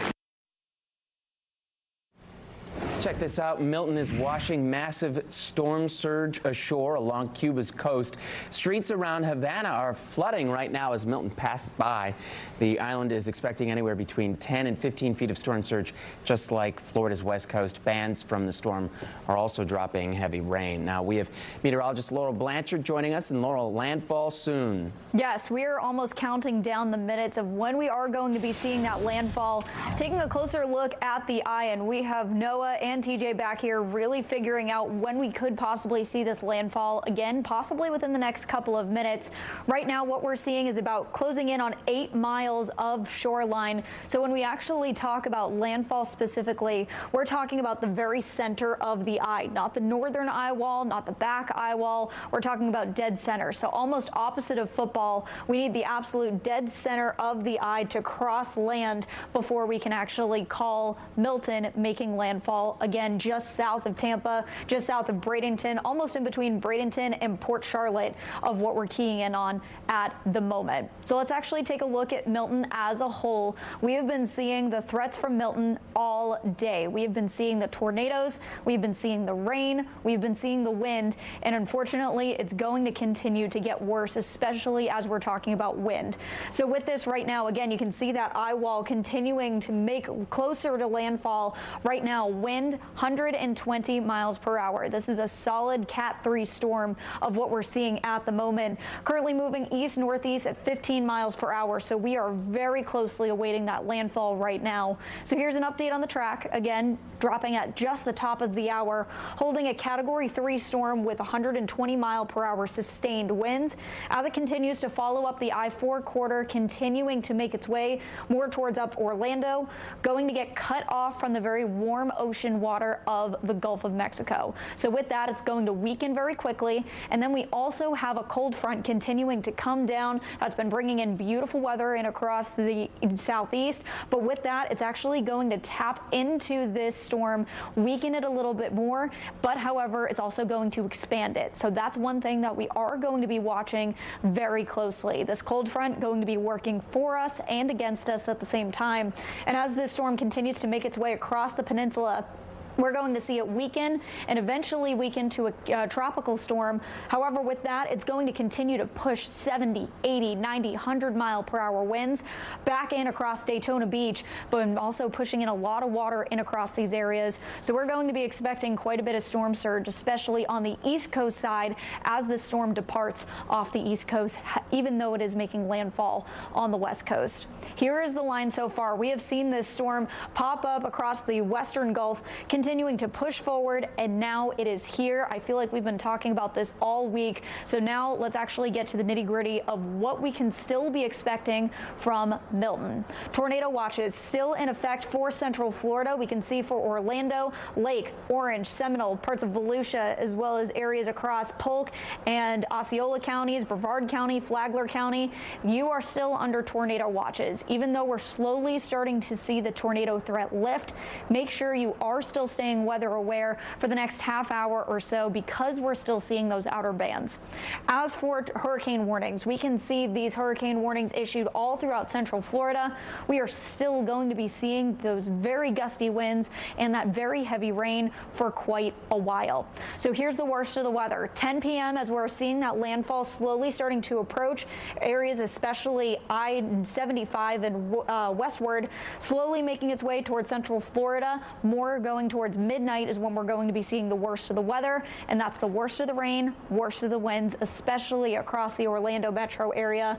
And then as we make our way into early tomorrow morning, Daytona, Palm Coast, Flagler Beach, Titusville, anywhere along the East Coast, especially the northern parts of our viewing area, especially Flagler, Volusia, northern Brevard County, you are going to need to be careful, especially because we're going to be seeing those winds on the backside of the storm now pushing down the East Coast, and that's going to create some severe rip currents over the next couple of hours. Now let's take a look at the wind to really map this out. We are going to be seeing that wind slowly start to move up the I-4 corridor. Eye of the storm set to roll over Winter Haven, continuing to roll up, and then eventually start to make that forward line, and that's going to be bringing 80, 90, 100-mile-per-hour winds as the storm is exiting off the East Coast. So that's ultimately what we can see, holding about 75-mile-per-hour winds as it continues to follow up the I-4 corridor, bringing that into downtown Orlando. But then with that, it's going to bring even stronger storms continuing to follow along the backside of the storm as it continues to push out. So anybody along Daytona, New Smyrna, Titusville, up to Palm Coast, be careful as we head into very early tomorrow morning, because that's when we're going to be expecting the worst of the weather for you. Now let's take a look at rain. We're slowly starting to close the book on the tornado threat, but still we have a lot of heavy rain to go. Areas especially from Tampa Bay all the way through Orlando, possibly looking at anywhere between 8 and 14 inches of rain as we head through the rest of the overnight tonight, which brings me to making sure you are staying informed even if it is through the overnight. Make sure you are sleeping in a safe area. Again, if you are still in a tornado area, make sure you are being careful with that. Going to be sleeping in a safe area, making sure you're avoiding any trees and windows, staying off the roads for sure, and also making sure you are keeping your phone on just in case you do find yourself in another weather situation. We'll toss it back to you at the desk. All right, thank you, Laurel. Milton, just about here. We've done what we've needed to get ready, and we will make it through this storm together. Here now from the Fox 35 Mission Control Milton from space, video from the ISS shows the storm churning in the Gulf. At 8:26, this is a live look at our Grills Lake Fairview camera tonight. There you see the wind is picking up. You're watching Fox 35 News as we get ready for Hurricane Milton. We'll be right back. Millions.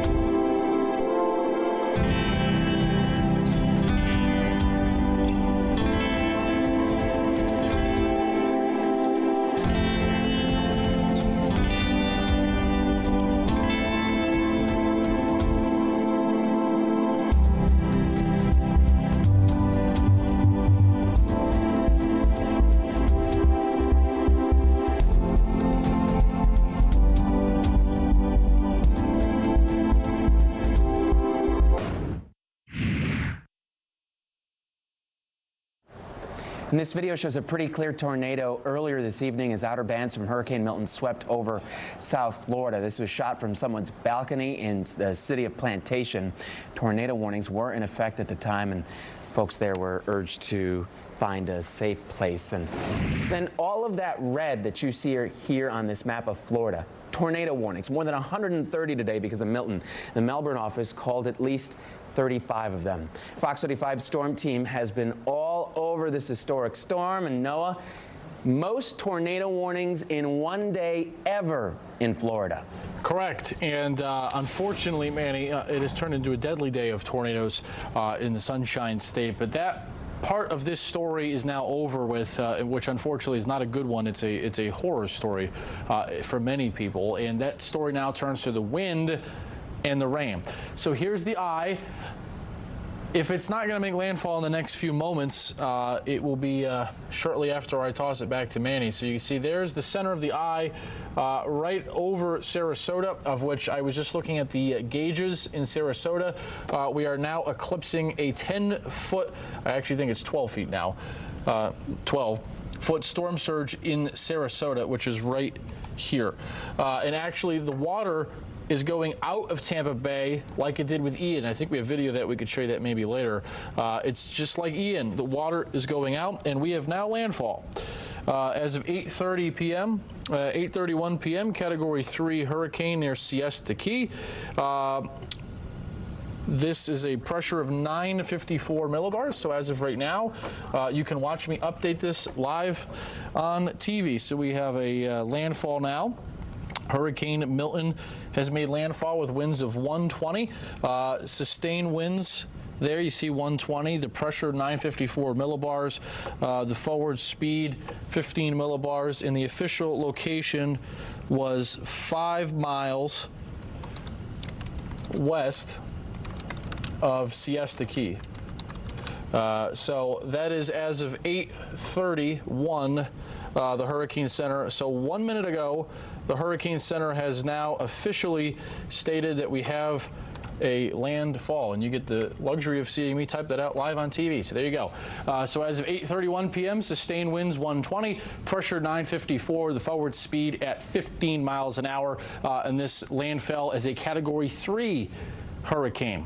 Remember, Category 3 is 115 plus, so a middle-of-the-road major hurricane, Category 3, 8:31 p.m., again, 954, the central pressure. Forward speed, not Ian level slow, but not Charlie level fast, kind of somewhere in the middle. Charlie, when it came across Central Florida and Orlando, ended up being about 25 miles an hour. This is 15. Ian at one point was 7, 6, 8 miles an hour. So this is about twice as fast as Ian, but about half as fast as Charlie, if that gives you some perspective. And again, 5 miles west of Siesta Key. So that's the latest now, Manny. We have a major hurricane landfall, and now the attention will turn towards the impact here in Central Florida, which will be major flooding and major wind. I do think the wind is going to be more than many people may think, even here in Orlando, overnight into tomorrow morning. We'll toss it back to you, Manny. All right, thank you, Noah. That breaking news just right now, and Hurricane Milton is over Florida. Fox Weather's Brandy Campbell is live in Fort Myers. Brandy, what are you seeing right now? Well, Manny, right now in Fort Myers is mostly a wind event. It's not too hectic at this time. I mean, just looking behind me, you can see the trees are kind of calm at this point. So it's on and off. But what we cannot see is what's happening along the waterways. We actually retreated to our hotel to make sure that we were safe, as everyone else in the area should be doing as well. But we were not too long ago, about an hour and a half ago, near the Caloosahatchee River, where we could see the storm surge coming onto land. So those waves just slowly making their way on. We know along the river, the wave heights or the storm surge could go up to 6 feet. But if you are on Fort Myers Beach, that could be up to 12 feet. And again, we know we just had landfall, and Governor Ron DeSantis, he did tweet out or post onto X that as soon as first responders, well, he was just basically saying first responders, they're staged and they are ready to go. And as soon as the weather conditions allow, the search and rescue teams, they will be on their way to help people and save lives where needed. So we know it's kind of a waiting game to see where people need the help at this time. So hopefully everyone's in shelter. We know earlier today over 6,000 people took shelter here in Lee County. We also have just over 500,000 outages here. Thankfully, where we are, we still have power, especially given the winds that do get pretty strong at some point in time. But again, it's a wind and it's a storm surge event for us here. So, and on top of that, we're part of that tornado impact as well. And there we go. We have a gust right there. But here in Fort Myers earlier, we did have some tornadoes on the ground, ripping off some roofs, unfortunately displacing people right before the storm has hit. Manny? Brandy Campbell live for us in Fort Myers. Brandy, thank you. Caught on camera the moment a massive tree branch snaps and lands right on top of a car. It happened in DeLand, and this is the view from a DeLand officer's dash camera. Oh my gosh. Thankfully, we're told the driver is okay. Their car, however, a different story. There you see the massive dent in the windshield. Unbelievable. Another story here, keep in mind, DeLand has a curfew that's now in effect. This was from earlier today. This was before sundown. The curfew started at 8 o'clock tonight and lasts through the night. So we are going to go back now to meteorologist Noah Berggren. Landfall, Noah, that's the big story this 8 o'clock hour. Yeah, that's exactly right, Manny. And I've got an interesting nugget of information for you here, as this now is just the 6th season. Let me pull this up here. In the state of Florida, this is just the 6th season on record: 1871, 1886, 1964, 2004, Charlie, Gene Francis, 2005, and now 2024 with 3 landfalling hurricanes. So we've had Debbie, Helene, and now Milton. So pretty rare territory as of 8:31 p.m. tonight. This is now just the 6th hurricane season with 3 hits of a hurricane status to the state of Florida. 120 sustained, 954 millibars, 15 miles an hour the forward speed, and the official landfall point was 5 miles west of Siesta Key. All right, so let me give you a little bit of a status report here, because we've talked a lot about tornadoes and this, that, and the other tonight. So where do we go from here? Well, now that we've made landfall, let's turn our attention to us, because look, we were on for hours earlier with the tornadoes, but the storm impact here hasn't even started yet. For Orlando area, Central Florida, Volusia, anywhere, if you're listening to this and you're in Central Florida, our storm hasn't really even started yet. That's not till maybe midnight or so, like the peak stuff. The storm now starts to merge with the jet stream. From there, the center is going to track towards Brevard County by dawn. The consensus of the modeling and our thinking is that the center will end up at about Cape Canaveral mid-morning tomorrow. The eye will track across Osceola County to Brevard County. And I cannot say this enough, the winds on the back side of the storm, so remember there's south to north ahead of it, then north to south behind it, the winds will be strongest on the backside of this for Central Florida. As of the 8:30 advisory, 120 sustained, east-northeast 15. And notice the left side is starting to erode away. That's because, again, it is starting to merge with the jet stream. Here's the high-res infrared imagery with all the warnings today. Just a prolific day of tornadoes, almost 140 tornado warnings, and unfortunately, a day that turned deadly in southeast, south central Florida in a retirement community. Let me pull that back up and read you that, because I just saw another flash of info come by on that. I believe it was actually, there's now multiple reports of fatalities at the Spanish Lakes community of Fort Pierce, Florida, where mainly 55-plus communities are located, and that's some sad news to report there. And there were a lot of big tornadoes down there earlier today, but there now we go to the flash flood threat for Central Florida. So wind speeds, these are the sustained winds. Already tropical storm force sustained winds, 32 New Smyrna, 17 Titusville, 19 Cocoa Beach. Look, my advice to you, by the way, we've repeated a lot and we've talked a lot about this, that, and the other. Charge your phone right now. If you haven't done so and you're sitting at home and you've been watching us, go plug your phone in, as I think a lot of you are going to lose power starting in a few hours. So if your phone is not on or close to 100% and you're sitting on the couch or you're in your office or wherever, go plug your phone in, your laptop, your iPad, your devices. That's my advice to you there, because many of you are going to start to lose power in a couple of hours ahead. In fact, in Orlando already, a wind gust to 55. And this is interesting because the winds, again, are going to be strongest from the opposite direction overnight.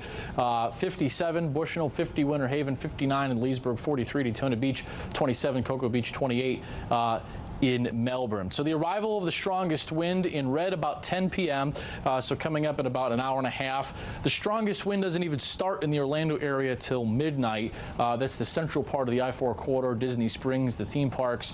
Then 2 o'clock in the morning on the I-95 corridor from Palm Coast down towards Brevard County. So we've updated this. A couple of changes to the peak wind gusts overnight. Number one, we've trimmed both the red, moved it south here and moved it north here, just because the corridor of intense winds is going to be narrower, but it's still going to be focused right over the heavily populated areas of the I-4 corridor. So first up here, Gainesville, folks, Ocala, 50, 60, 70 gusts. Seem fair. Between, really, it's midnight, 1 in the morning to 8, 9, 10, 11 in the morning tomorrow. Really, this will be later in the night. But for the I-4 corridor, Disney, Claremont, Altamont, Winter Park, Sanford, DeLand, Lake Mary, Titusville, Kissimmee, St. Cloud, Osceola County, I feel confident that the peak gust in most spots will be 75 to 100 miles an hour in red. So hurricane force.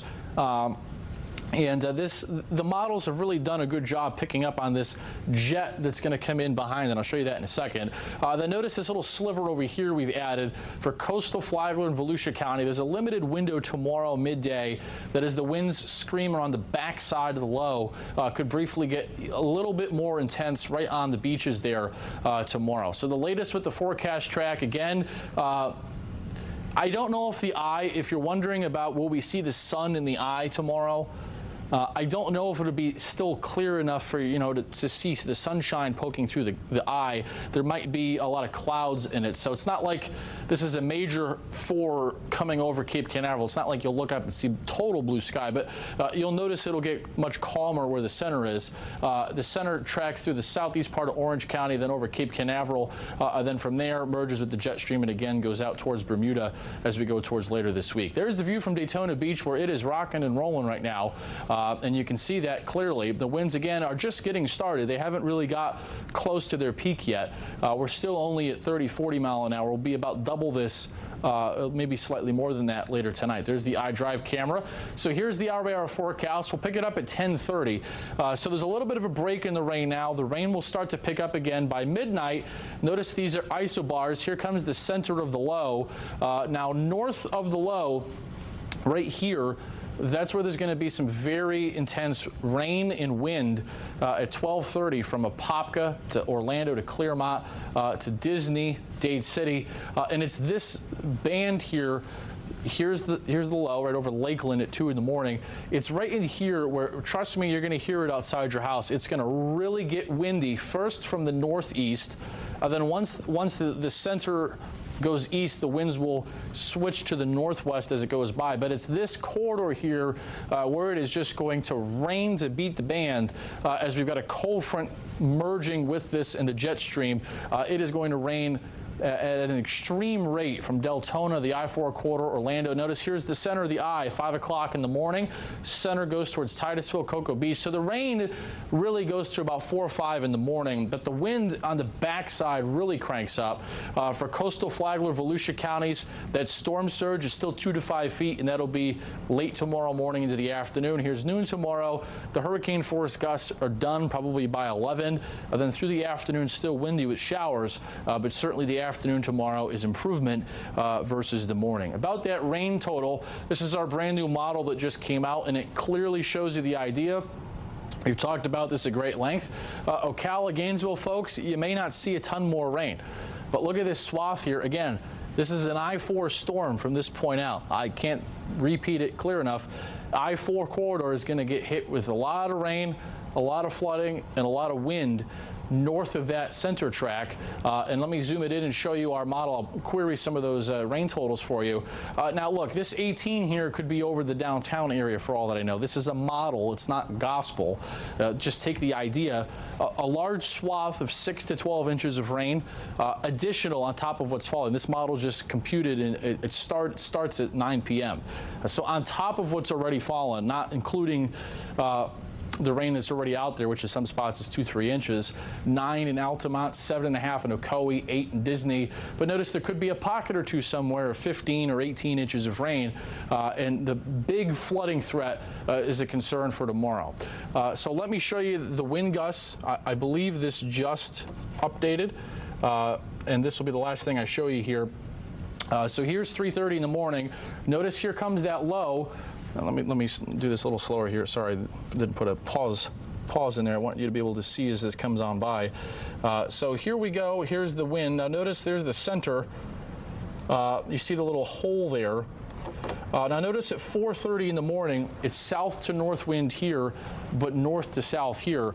As this merges with the jet stream over here, notice how much brighter the colors are in this corridor this way than the wind is over here. So a very strong on the backside. You'll hear it on your house, and it'll be notably more than the forward side of the center from the opposite direction. This is 4:30 in the morning, and you can see the winds there. 83 in Claremont, 77 in Leesburg, and then 84 DeLands, and then now we go to Sanford, Lake Mary. 75 in Sanford, 74 in Orlando, 75 in Kissimmee as this comes on by. 82 in Sanford, 84 in DeLand, 90 in Daytona Beach. This is 6:30 in the morning tomorrow. Notice there's the low. There goes the wind pushing in from the side on the back. 88 maybe even. 94 New Smyrna Beach. This is 8:30 in the morning tomorrow. This is that little sting jet is the term in meteorology. How the wind increases on the backside as the atmosphere in the storm collapses. It pulls all the air down from the atmosphere and it rushes in behind the low as it moves away. Then notice afternoon tomorrow things will subside. But really for the next few hours, it's going to be the rain picks up, the wind picks up, and somewhere tomorrow there's going to be some very bad flooding across central Florida. But you can see, here's the view from the Daytona Beach right now, and you can see it is blowing pretty good. So that's the latest. Hopefully you got the idea with the slow walkthrough of the hour-by-hour forecast. There could be a tornado in the middle of the night. We'll be watching things. Obviously, we're going to be here. But the main tornado threat has pretty much ended at this point, Manny. No, I do have a couple of questions for you because you mentioned the rain is going to be picking up, but even here in our studios in Lake Mary all afternoon long, we've heard the rain in pockets, as you've been saying. Is that going to continue all night, or will it be consistent? There'll be maybe like a 4 to 5 hour window where it does get consistent. And I don't know if you remember that from the see, I'll pull it back up. The hour-by-hour forecast, we had that. So right now it's kind of patchy, but notice 1:30 in the morning, as the eye comes in, it's this band here, right here. There's the center of the hurricane, at this point still a hurricane. It's this band here, Manny. See this on the north side, where once it starts raining, it won't stop. It'll just be a constant all-out tropical downpour, not a burst here, a stop, burst, stop. So when this comes through at 1, 2, 3, 4 in the morning, it'll just be constant downpour. All right, Noah, thank you. Yep. Very, very thorough. I appreciate it. We are here with you. We are here for you. And we will be here all night long. And we will all get through this storm together. If your power goes out during the hurricane, you can still listen to us on the radio. We're on AM 950, FM 94.9, AM 990, FM 101.5. Or you can listen on Real Radio 104.1. This here now at 8:48, a live look at Daytona Beach. We will be right back.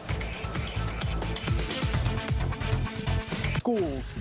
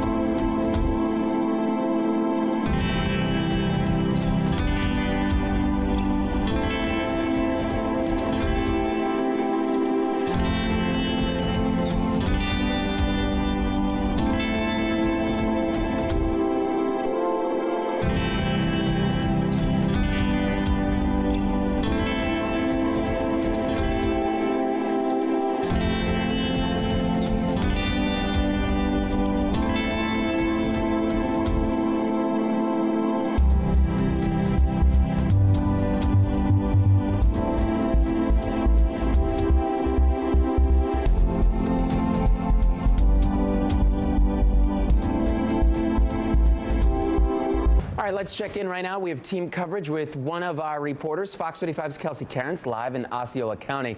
Kelsey, you're inside. Well, you're beneath. You're covered. You're at the rotunda there because there's a curfew. Yes, that's exactly right. Here in Osceola County around 8 o'clock, that curfew going into effect, and that's really just to keep everyone off the roads. And as Noah mentioned, this is the I-4 storm, if you will. So as we know, it just made landfall, the storm, but it's inching closer and closer to central Florida. So if you see over here, if you can kind of see a little bit of the rain and some of the trees, we're actually under the overhang here within the Rosen Center. And this hotel has been fully sold out tonight. And we've seen a lot of people walking around with their dogs, small children. And if we look right over here, we've got some people who have been sitting outside over here. So hi guys, how are we doing tonight? Are you in from Tampa? Are you in the Orlando area? Where are you coming from tonight here at the Rosen? The Orlando area. Okay, so you're coming from Orlando, so you're here to find shelter. What part of the Orlando area were you in? Were you in a low-lying area? Is that why you came here? Hunters Creek. Sure. So is this your first experience with the storm? No, I've lived in Florida my whole life. Okay, so when you heard that, you know, the storm that was a Cat 5, then it was a Cat 4, and then it was a Cat 5 again, just really just sucking up water in the Gulf, and then kind of barreling towards central Florida, any cause for concern? A little bit of concern. That's why I was like, let me get a hotel room instead of just stay in the house this time around. But, I mean, hurricanes, it's nothing new in Florida. You just come to live with it. Sure. And so do you have family with you as well, or is it just you here tonight? It's just me. All right. Well, that's awesome. It was a pleasure to meet you, sir. What was your name again? Saint. All right. Nice to meet you, Saint. Thank you. And so this is just few of the people that we've seen earlier this evening. But also, the Rosen has taken precautions here to prepare for all of the rain. Mind me as I hold down my hat with the winds coming through. We got some sandbags right by the doors here, and they're really just making sure everyone is safe inside here. People walking around. No power outages yet, obviously, because the storm really isn't here yet. This is just kind of the outside of the storm, if you will. We've got a lot of rain here, and honestly, we're safe. We're undercover right now here in Osceola County. There is a curfew in effect to keep everyone off the roads and also allow emergency vehicles to be able to respond in a timely manner. So obviously right now, this is not where you want to be outside or even driving around, because the winds have definitely arrived and made themselves known here with the wind and the rain. So it's kind of been off and on. We've seen some downpour of rain, then we've seen some misting, some sprinkling, but the wind definitely has stayed here. So we're going to be here at the Rosen tonight, keeping track on conditions throughout Osceola County, and stick with us. We'll be here until at least 5 o'clock in the morning. We're going to send it back to you in studio, live in Osceola County tonight. I'm Kelsey Cairns, Fox 35 News. All right, Kelsey, thank you. Looks like there's a group behind you. They are trying to get their eyes, see what they can see. So, and Saint there, hopeful his home will be okay here after the storm. Thank you, Kelsey. Now, some people are taking shelter, as Kelsey just showed us, but Florida man is doing Florida man things. These guys were caught hanging 10 just a bit ago, just south of Naples before the storm. Wow. Brave, perhaps not smart. Hurricane Milton made landfall just over a half hour ago as a Category 3 hurricane. Fox Weather's Robert Ray saw Milton make landfall from Bradenton just after a tree fell on his truck. The tree fell on one of our vehicles. Part of the tree went into the vehicle and hit Lloyd Alford in the camera. He's okay. We're all okay. And we're monitoring all this as the winds continue. I got to take these off for a second to look up. There's a huge part of the tree that is still up there. And as the winds kick up, we're just kind of waiting for it to dismantle the rest of it. But a massive pine tree beyond me, the Manatee River there, you can't see anymore. It's 20 feet of pine tree that has fallen. And this is just one moment, one little aspect of what's happening here in the dark of night. There's no power in this area, and so we are going to have to move and go into part of West Bradenton. We're going to cut through this neighborhood, get off of the river here, and look at what is going on over there. And then actually we're going to head all the way to the Gulf of Mexico, which is not far by any means, as Milton is beginning to make that landfall. We're going to cut through this neighborhood, the same neighborhood that we came in, And if I had to guess, we're going to see debris on the ground. If this tree has fallen with the hurricane gusts that we've received here,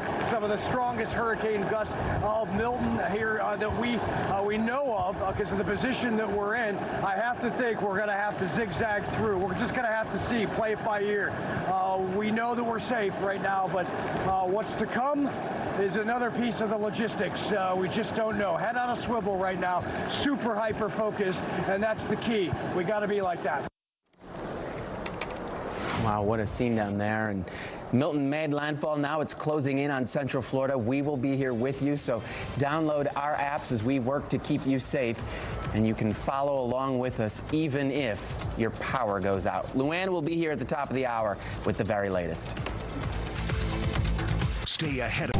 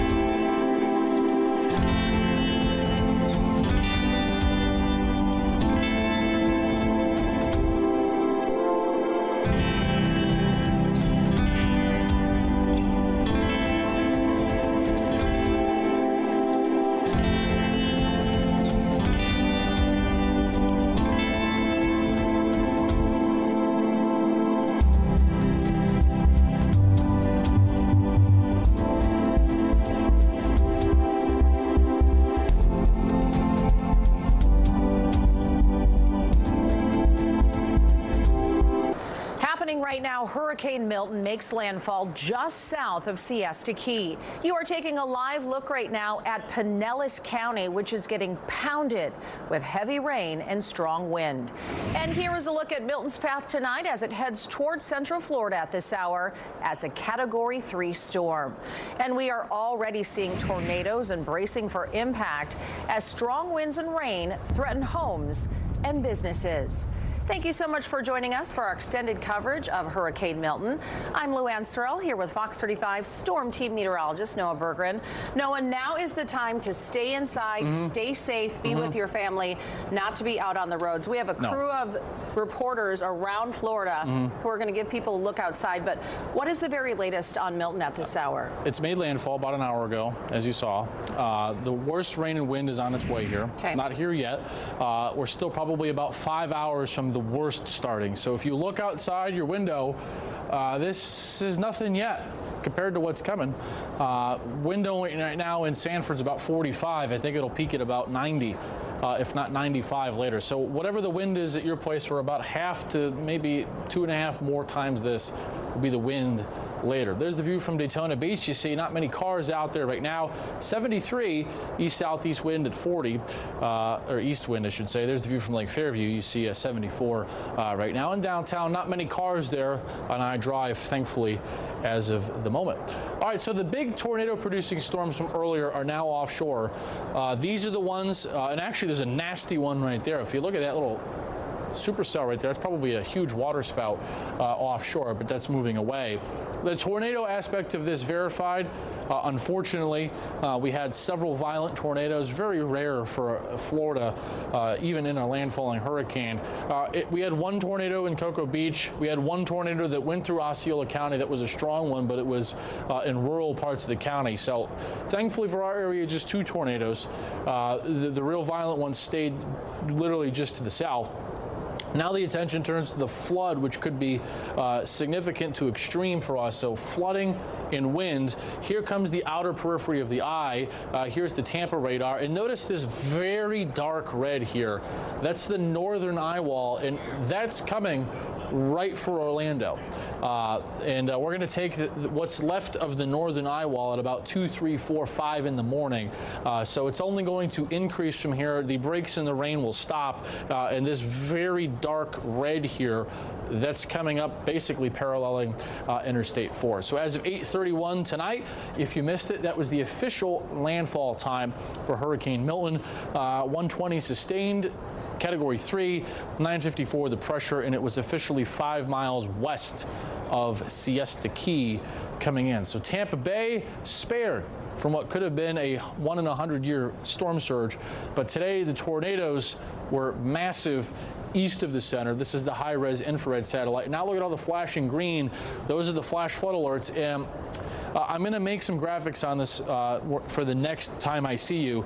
The Weather Prediction Center that handles the flooding of the National Weather Service, they put out a pretty sternly worded warning for us here in Orlando about 40 minutes ago. I haven't had a chance to make a graphic about it, but they put out some very strong wording about potentially extreme flooding along the I-4 corridor developing overnight.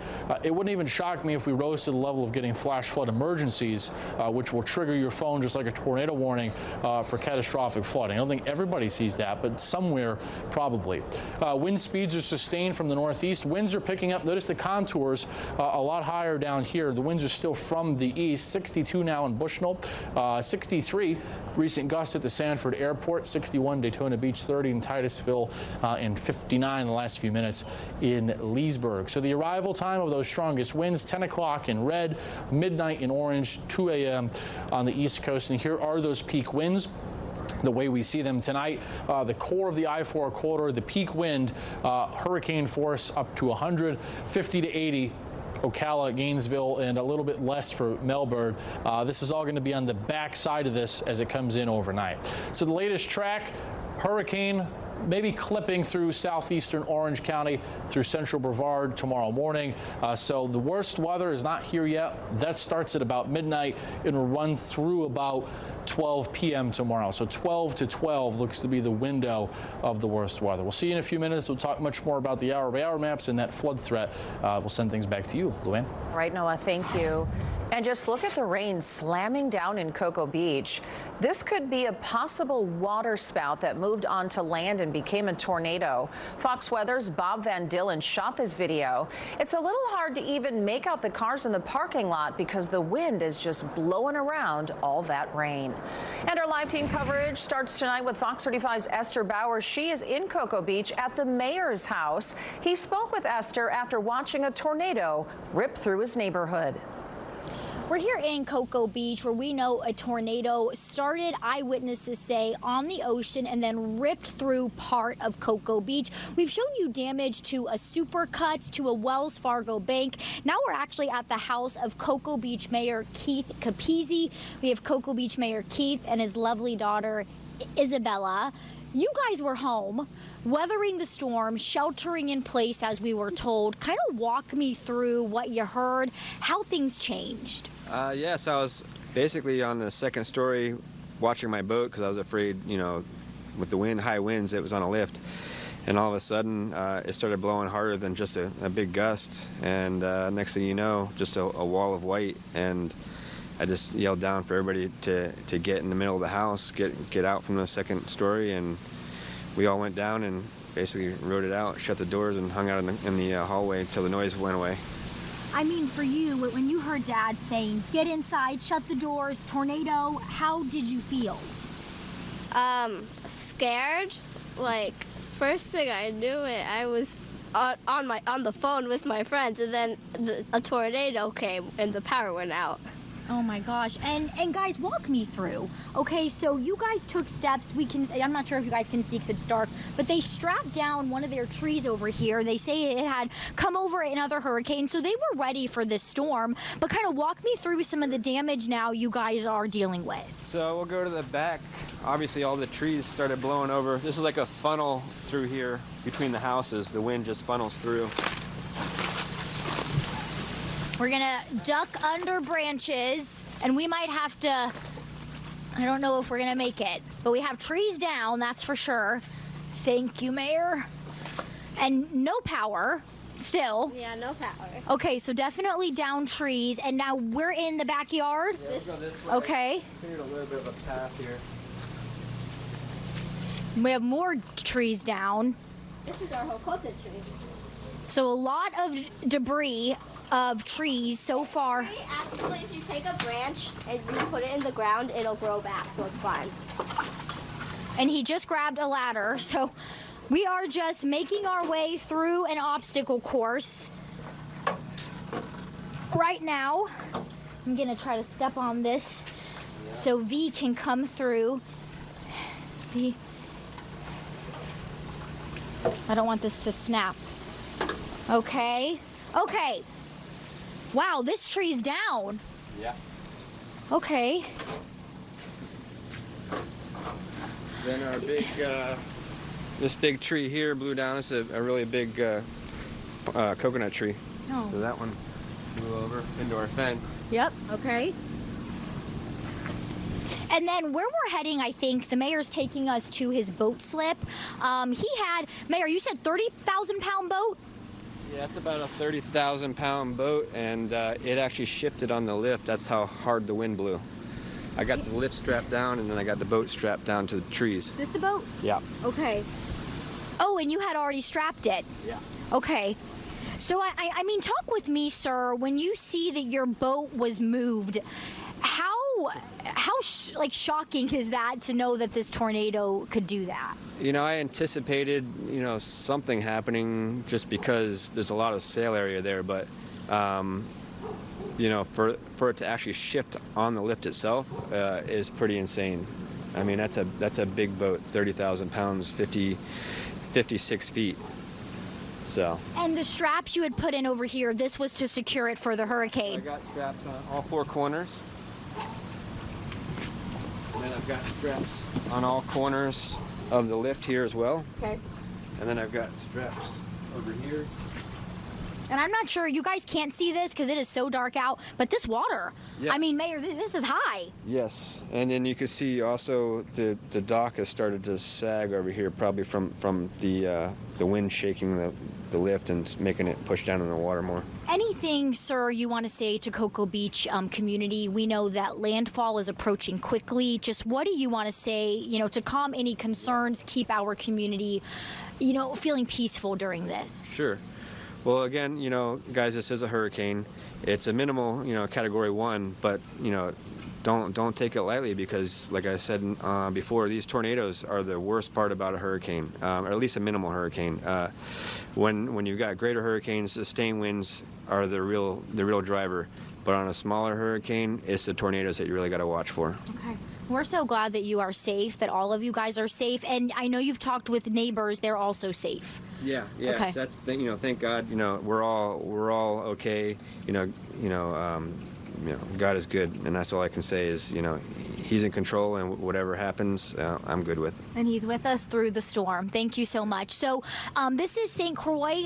They are going to be doing a lot of picking up here in Cocoa Beach, but for now, we'll send things back to you in studio. Esther, thank you. I want you to take a look at this map right here from the National Weather Service. Do you see all those red shapes? Every single one of those is a tornado warning triggered by Hurricane Milton. In total, the National Weather Service says there were 133 tornado warnings so far in Florida, including about 49 around the Miami area, 35 here in Central Florida, and about 49 over in Tampa. Well, our live team coverage continues now with Fox 35's Matt Trezza in Lake County tonight. He's joining us live. So, Matt, they've been talking about their emergency plans. What are they saying over there? Yeah, they have been detailing those, and right now we are set up along Lake Dora here in downtown Mount Dora. You can see the wind and the rain, bands of it are blowing through the area right now. You can see that American flag whipping in the wind there, and that palm tree that is swaying in front of the street light. That is the force of the wind and the rain that we are seeing right now. Lake County officials say at this point everyone should be sheltered in a safe place. Excuse me. The county is under a voluntary evacuation order for anyone living in manufactured homes, RVs, mobile homes, and low-lying or flood-prone areas. They say the wind, once winds are stronger than 35 miles an hour, it's not safe for their emergency crews, and they may not be able to help you. Now, officials say anyone who doesn't feel safe can go to one of their 15 emergency shelters. These include 4 shelters that are pet-friendly and 5 that can accommodate pets and people with special needs. Shelters are all in local schools, and there's a list of them and their addresses on the Lake County Emergency Management website. Emergency managers say after Milton passes, they'll have a better picture of what the county needs. One of the things we have to do initially after the storm is do impact assessment and see where we're at, where Milton has left us. And as soon as we complete that process and assure that it's safe for crews to start rolling, we'll get them going as soon as we can. County also has a special phone number for non-emergency information about the storm, and that way that they can keep the 911 line for the emergencies that they need to take care of. That non-emergency number is 352-253-9999. One more time, 352-253-9999. Live in downtown Mount Dora, Matt Trezza, Fox 35 News. Matt, thank you. And you are watching Fox 35 special coverage of Hurricane Milton. We will be here with you every step of the way as the storm starts its trek over here to Central Florida. We are hearing at this hour some 700,000 people are without power across the state, and that number is expected to go up to millions. As we head to break, this is a live look outside tonight from one of the traffic cameras. Stay with us. We'll have much more after the break. As we track.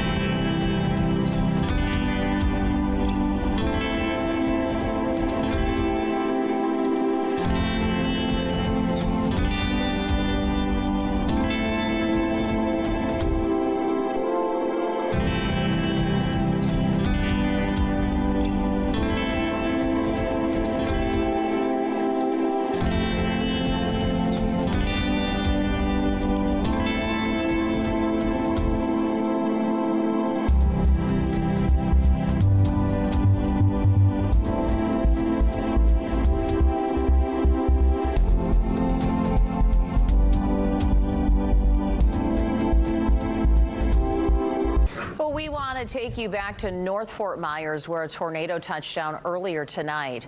This is new video of a walkthrough after a twister swept through a mobile home community. You can see here debris is scattered everywhere. We're still waiting to hear exactly how many homes were damaged or destroyed, and we also don't know yet if anyone was hurt. First and foremost, we want you to stay safe throughout this storm, but if you can take pictures or videos of the weather or any damage that you see, we would love to see it. You can send Fox 35 anything you take yourself, and you can do that in a couple of ways. First, you can go to our website, fox35orlando.com/share. Second, you can email us as long as the files are not too large. That address is fox35news@fox.com. Well, I want to bring in Fox 35 Storm Team meteorologist Noah Berggren now. So, Noah, as this hurricane is moving across Central Florida to our area, what do people at home need to know? Worst is yet to come, Lou. After midnight, worst of the rain and wind. But I just want to do a quick recap of the tornado warnings today. 140 about. Here are all the tornado warning polygons issued. That aspect of the forecast we talked about last night, there could be some significant tornadoes. That ended up happening. And you see all of the warnings. Now, we only ended up with a handful, or actually we had more than a handful, but south of I-4 there were none. North of I-4 or south of I-4 there was a ton, north of I-4 there was none. Unfortunately, some of these turned deadly down in St. Lucie County, but just a prolific tornado outbreak, really remarkable, even for a landfalling hurricane. Again, those were all the warnings from Milton, and the 140 tornado warnings is the most ever in the state of Florida, ever in one day in the existence of the National Weather Service. So here's the rain through tomorrow at 6, but this is really overnight. It's this swath of 6 to 12 to 15 inches of rain, and here you can see the model. I'll zoom it in for you. Right across the I-4 corridor, there could be some major to extreme flooding in some spots. Wind is not really all that bad quite yet, to be honest. It'll really pick up later. There's the view from Lake Fairview right now, and 44 the wind there, 74 temperature. Not too bad from downtown currently. But as we were just talking about in the weather office, it's this right here. This is the eye wall right here, and this is going to parallel up I-4 slowly through the night heading into tomorrow morning, and it's this that's bound for Orlando that's going to produce some really major flooding over the next couple of hours, I do think. And you can see that really intense red here, the rain rates of 3 to 6 inches per hour, and it does rain for an hour, so you're getting 4 inches of rain in an hour, and it rains for 3 hours. There's 12 inches of rain, and 12 inches in 3 hours, there's going to be huge flooding problems as that comes in. So earlier we had the official landfall for Hurricane Milton at 8:31 p.m. 5 miles west of Siesta Key, so thankfully the Tampa Bay area remains spared from this being a major surge into the bay. I want to bring in my colleague now, Fox 35 Storm Team meteorologist Laurel Blanchard, for some more. Laurel, we talked about this spell of hurricanes has been significant. We talked about the surge being east of the center. We said that a lot. It'd be that spread. But it's worth noting that the angle of attack in Florida made more of a spread than what's normal, because if a storm came out of the Caribbean and hooked into the state, the surge is more on both sides of the eye. Because it came pretty perpendicular left of the eye, there's hardly no surge. Oh yeah, we were really going to be seeing that surge pretty significant, not only on the western side of the Gulf, which is what we were actually seeing, as we did see that landfall just to the south of Bradenton and between Venice as well. And we're going to continue to see that storm surge really push in, especially areas across Venice and Fort Myers, possibly Fort Myers seeing up to 12 feet of storm surge just because of where the eye wall hit. As it hit south of Tampa, all of this water, especially from the northern western coast, continuing to push down into the southwest coast as we head through the rest of the evening. Here's what we were seeing for major hurricanes that hit the Gulf Coast since 2017. These are 10 storms in Milton, now rounding out those top 10 spots. And we're going to continue to monitor the rest of your 2024 hurricane season here at Fox 35. But of course, we are still going to be seeing those intense intense winds through the rest of the evening. So let's actually do a very quick power outage check of what we can see across our counties. Statewide, though, we are talking about 10% of the population of Florida without power tonight. That is 1.1 million people without power right now, and it is only going to continue to get worse. We are going to be seeing that wind really pick up, and we'll talk about that in just a moment. But for now, this is the spread of what we can see without power outages. A lot of our counties now seeing about 10,000 to 50,000 people without power, 24,000 people currently without power in Marion County, and we're going to continue to see these areas get hit by quite a bit of wind as the storm continues to move through, as well as flooding going to be a major issue as well. 2,000 folks without power across Levy County, and as we also take a look, areas are going to continue to see a lot of wind, even though they're further up on the western shoreline, still going to continue to see those intense winds as we head through the rest of the evening and into the overnight tomorrow. We're going to be seeing Alachua County, 600 folks without power this evening. Lake County, 14,000 people without power, or 8.5% of the population there. Taking a look at Seminole County, 7,500 people without power, looking at about 3.25% of the population without power this evening. Even in Orange County, 14,000 people without power. And again, we're going to see the eye wall pass right into downtown Orlando. So we're probably going to be seeing a lot more of these power outages as we do see that eye wall really have those winds whip around. That's where we can see most likely that sweet spot of where we can see those most power outages really start to build up.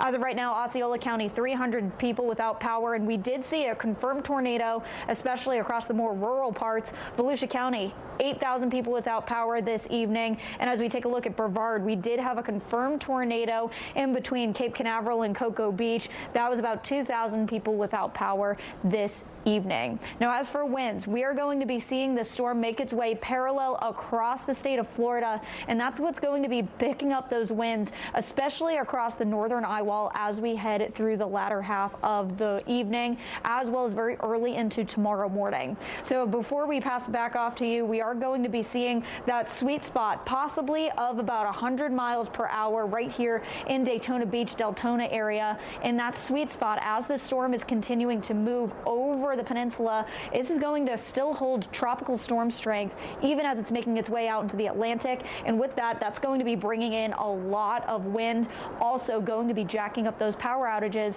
as we head into very early tomorrow morning. So as you go to bed tonight, things are slowly starting to quiet down when it comes to tornadoes, but still picking up the pace when it comes to that very heavy rainfall. So make sure you have your phone on so you can still get weather alerts if you do go to bed tonight, and make sure you're going to bed in a very safe spot as well. Stay weather aware. Luann, back to you. Laurel, thank you. And you can depend on Fox 35 to keep you safe during the storm. Even if your power goes out, you can listen to Fox 35 on the radio at AM 950, FM 94.9, AM 990, FM 101.5, and Real Radio 104.1. Well, we are continuing to track Hurricane Milton tonight. Fox 35's Kelsey Cairns is joining us live in Osceola County right now. So, Kelsey, that area was under a tornado watch off and on all evening long. Yes, it was, Luann. And earlier this evening during that off and on tornado watch, we were driving on the local roads here, and you could really just feel the wind in the area. While we thankfully didn't see a tornado when we were driving on the roads, you could really feel the Ford Explorer shaking back and forth as we were driving. And as we were driving on I-4 earlier this evening, one of the exit ramps, exit 71, I believe, was right near SeaWorld, was actually closed because of flooding there. Now, we'll check back to see if it is now reopened, but obviously right now the roads are not where you want to be. So if you're wondering where we are right now in Osceola County, we're right outside the Rosen Center Hotel, which has been just booked, completely booked up, of everyone here either staying away from their homes, whether they're from Orlando, or we've got some Tampa evacuees here as well. But if you take a look behind me here, do you see those bucket trucks? I'm going to have my photographer really get a better shot for you this evening.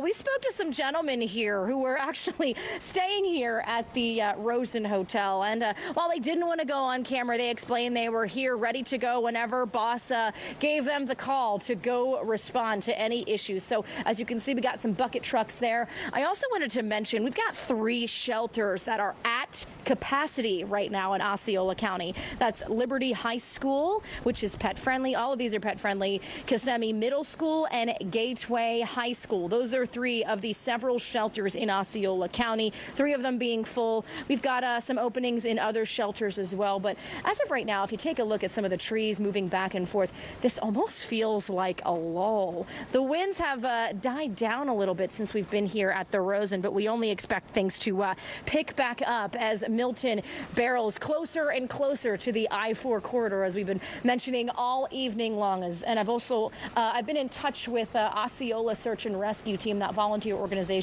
that I introduced you to a few hours ago. So we've been in touch, back and forth. I asked him before I just came on the air a few seconds ago. I asked him if there were any issues to report as of late. He says it's all good right now, but he's going to give me the update as soon as he can. For now, Luann, we're going to send things back to you in studio. Live in Osceola tonight, I'm Kelsey Cairns, Fox 35 News. Kelsey, thank you for showing us what's happening out there. We appreciate it.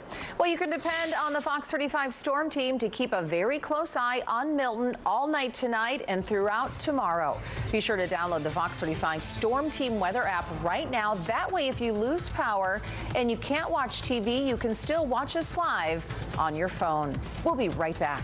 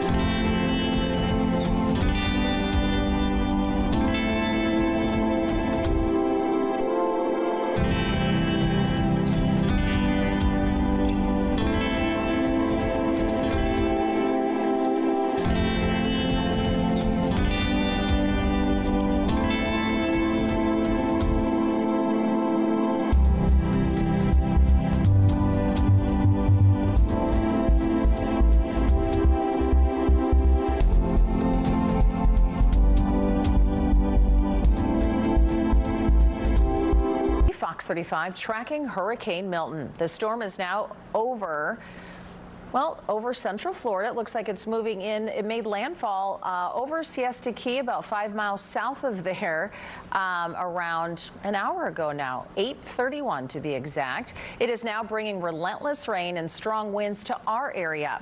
Our live team coverage continues tonight in Cocoa Beach. That's where we find Fox 35's Stephanie Buffamonte. So, Stephanie, a tornado ripped through that area just a few hours ago. It did, Luann, around 6:30 tonight, and I'm with the homeowner here, Gary. Gary, first of all, I'm so sorry about what happened. How are you feeling? Pretty upset, to be quite honest, pretty devastated. Obviously, it's bad for everybody, but we moved in 2 years ago, and we spent the last 2 years constantly renovating the house, and we finished it last week. And then 1 week later, this happened. So, I mean, obviously it's nobody's fault, but it's pretty distressing for us. Yeah. Now, if we can look up top, I'll shine my flashlight so you can kind of see. Garrett. Oh, it sounds like our camera isn't doing too well, so we're going to take a break and we'll come right back to us. Yeah, Stephanie, the camera's just a little bit foggy. Usually when you bring those cameras like inside the AC of your truck and then back outside where it's so humid and hot, they kind of fog up. So hopefully they can fix that problem, and we'll go back out to Stephanie in just a few minutes. But now let's send things over to Fox 35 Storm Team meteorologist Noah Berggren. Noah, Milton made landfall about an hour and 2 minutes ago. What's the latest with it now? Yeah, Luann, we continue to track the rain coming in, but just to do a little reset for you here at 9:34 p.m. Thanks for sticking with us here if you're streaming us online, on our news app, our weather app, and on Fox Local. So here's the eye of the hurricane right there. I want you to look at the loop today of all the warnings. Look at them all this morning, 3 o'clock in the afternoon. A historic, unfortunate tornado outbreak, and here's just the warnings as they happen today. Look at them all. The purple ones were confirmed tornadoes. The red ones were radar indicated tornadoes. So the purple ones are tornado emergencies or anything like that. And notice as they came through, just remarkable tornado outbreak. It should play one more time, and you see they started early this morning down by Lauderdale, a couple in Fort Myers, right through Okeechobee, St. Lucie, Indian River County. Fort Pierce area got hammered really hard. Here's all of the warnings put together. This is now the second most amount of tornado warnings ever in a day in the United States since the 2011 super outbreak in Alabama, which if you're a weather enthusiast, there's been several big tornado outbreaks over the years. If you're unaware, I'll fill you in. The one in the 70s, super outbreak of 2011. So when you're comparing today to that, that's saying something. Not since the super outbreak in Alabama of 2011 has there been this many tornado warnings in one day in a state in the United States, and there they all are. We talked about this would be a 3-chapter storm. Well, the tornado chapter was horrible for many people, unfortunately. Now we turn to the rain and the wind for us. But there you see the warnings today. We had those 2 in Orange County. The one we were tracking that went into Orange County, down in here, it did produce a significant tornado in Osceola County. I still have the video from a storm chaser. I got to get into our system so I can show you. But there was a major tornado on the ground right here, and that storm ended up going into Orange County. Thankfully, the tornado lifted, but we could have had a very different report for you right now if that tornado had kept going towards Orange County. So thankfully that was not the case. We did have one in Cocoa Beach, and then just you can't even see these counties. There were so many tornado warnings here in Vero Beach, Fort Pierce, Port St. Lucie, down towards Jupiter. And look at all the tornado warnings this morning in Fort Myers and Port Charlotte, Golden Gate, Bonita Springs, and even outside of Broward County in South Florida. So here's the loop of the radar over the last 6 hours. You see there go those tornadic supercells offshore. A break in the rain now. It's not even raining in Brevard County or Cocoa Beach right now, but now the attention turns towards the eye wall, which is coming this way. So we'll pick up the hour-by-hour forecast at about midnight to 12:30. And this, my friends, is when things are really going to start getting bad for the flooding, is this very narrow but focused area of extreme rain rates that will set up shop somewhere between Claremont and Disney, Orlando and Winter Garden and Apopka, going up to the St. Johns River, Lake Mary, Seminole County. This is 12:30 in the morning. This is when the worst weather starts. So again, to repeat, we're not at the worst weather yet here. Here comes the center of the hurricane, still a hurricane, over Lakeland and Bartow, and then the center of the hurricane right here. But 3 in the morning, this will be the nasty winds in the, this is the northern eye wall right here. That's what that is, as it merges with the jet stream aloft over Apopka, Orlando, Seminole County. The center starts to push to the east by about 6 to 7 a.m. The damage will be done with the rain. So in order, we had the tornado outbreak.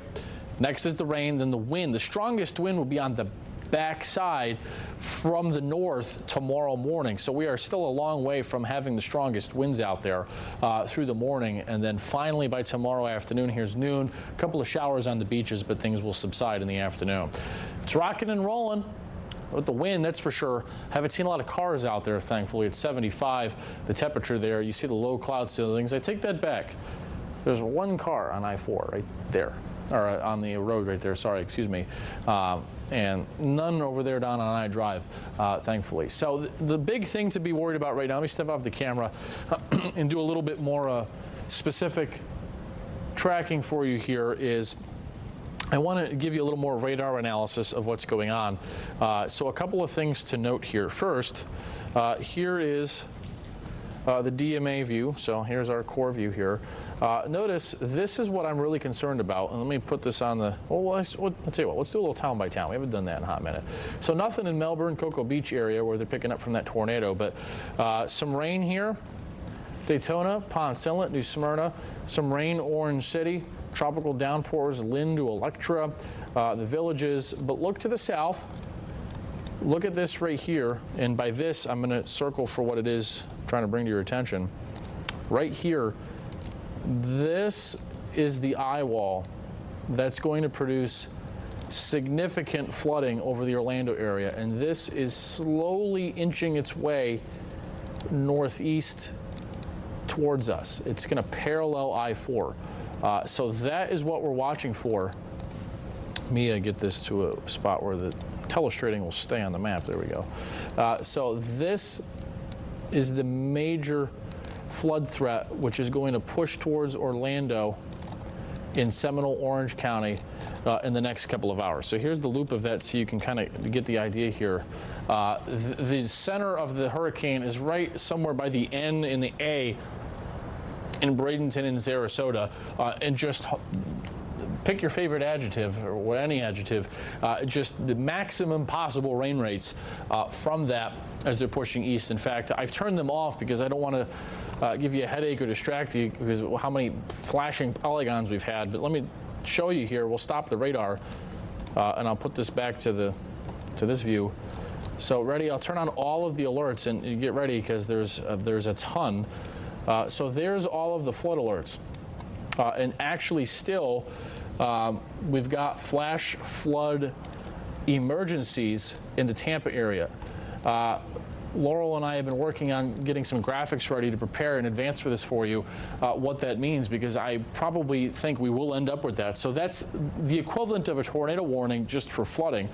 It will send your wireless, I don't have my phone on me, it's somewhere in the office, but so if you don't know, a flash flood emergency means that there's major potentially life-threatening flooding. If you're out in it driving, it could enter your house, your home, especially if you're in a flood-prone area. That flash flood emergency triggers the WIA, the wireless emergency alert, to all of your cell phones. So if this gets issued for us in the middle of the night and you happen to go to bed, you're going to get woken up from your phone going the blaring alert for that. So if you were not aware, that does trigger your phone and your weather radio if you happen to have one, or your TV. Everything gets triggered by that. And that's currently in effect for Pinellas County down in the Tampa area. And that is what's coming here, indicating that there's extreme flooding ongoing. And in fact, I'll show you, turn off all these flashing alerts right now. I'll show you the rain rates so far in the Tampa area. Let me show you, we'll get to the Tampa radar, and then let's do the 12-hour rain. This is the rain that's actually fallen so far. And this is what's coming here. And it's still raining here, it's not done yet. Tampa, 5. You see in the Bay here, 12. St. Petersburg, 11. 12 over by AMI, 11. So I mean, the forecast for a foot plus of rain is going to happen in Orlando. There'll be somewhere, I think, if I had to pick the jackpot number when we rehash this storm this time tomorrow, I'd say 18 to 20 inches, somewhere around Seminole County, Orange County.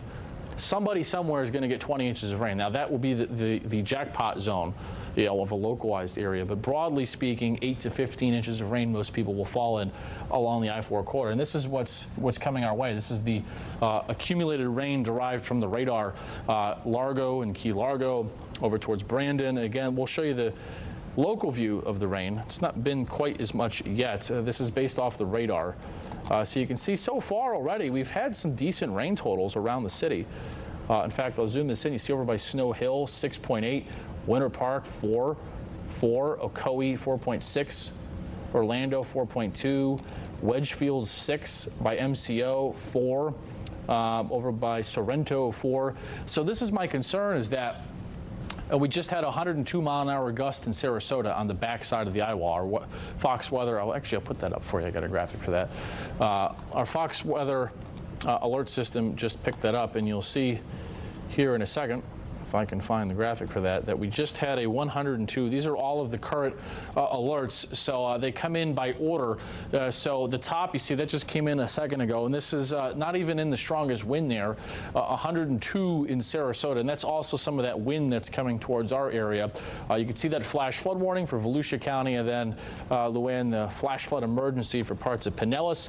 That's some of that weather that's going to be coming our way over the next couple of hours. So for right now, the tornado threat has subsided, but we're just watching the rain and wind coming in a few hours. Luann, back to you. All right, Noah, thanks.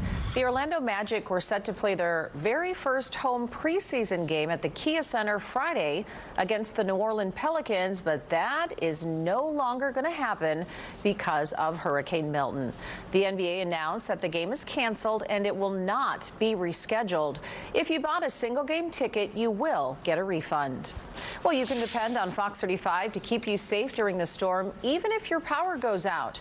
You can listen to Fox 35 on the radio at AM 950, FM 94.9, AM 990, FM 101.5, and Real Radio 104.1. We'll be right back. Dirt.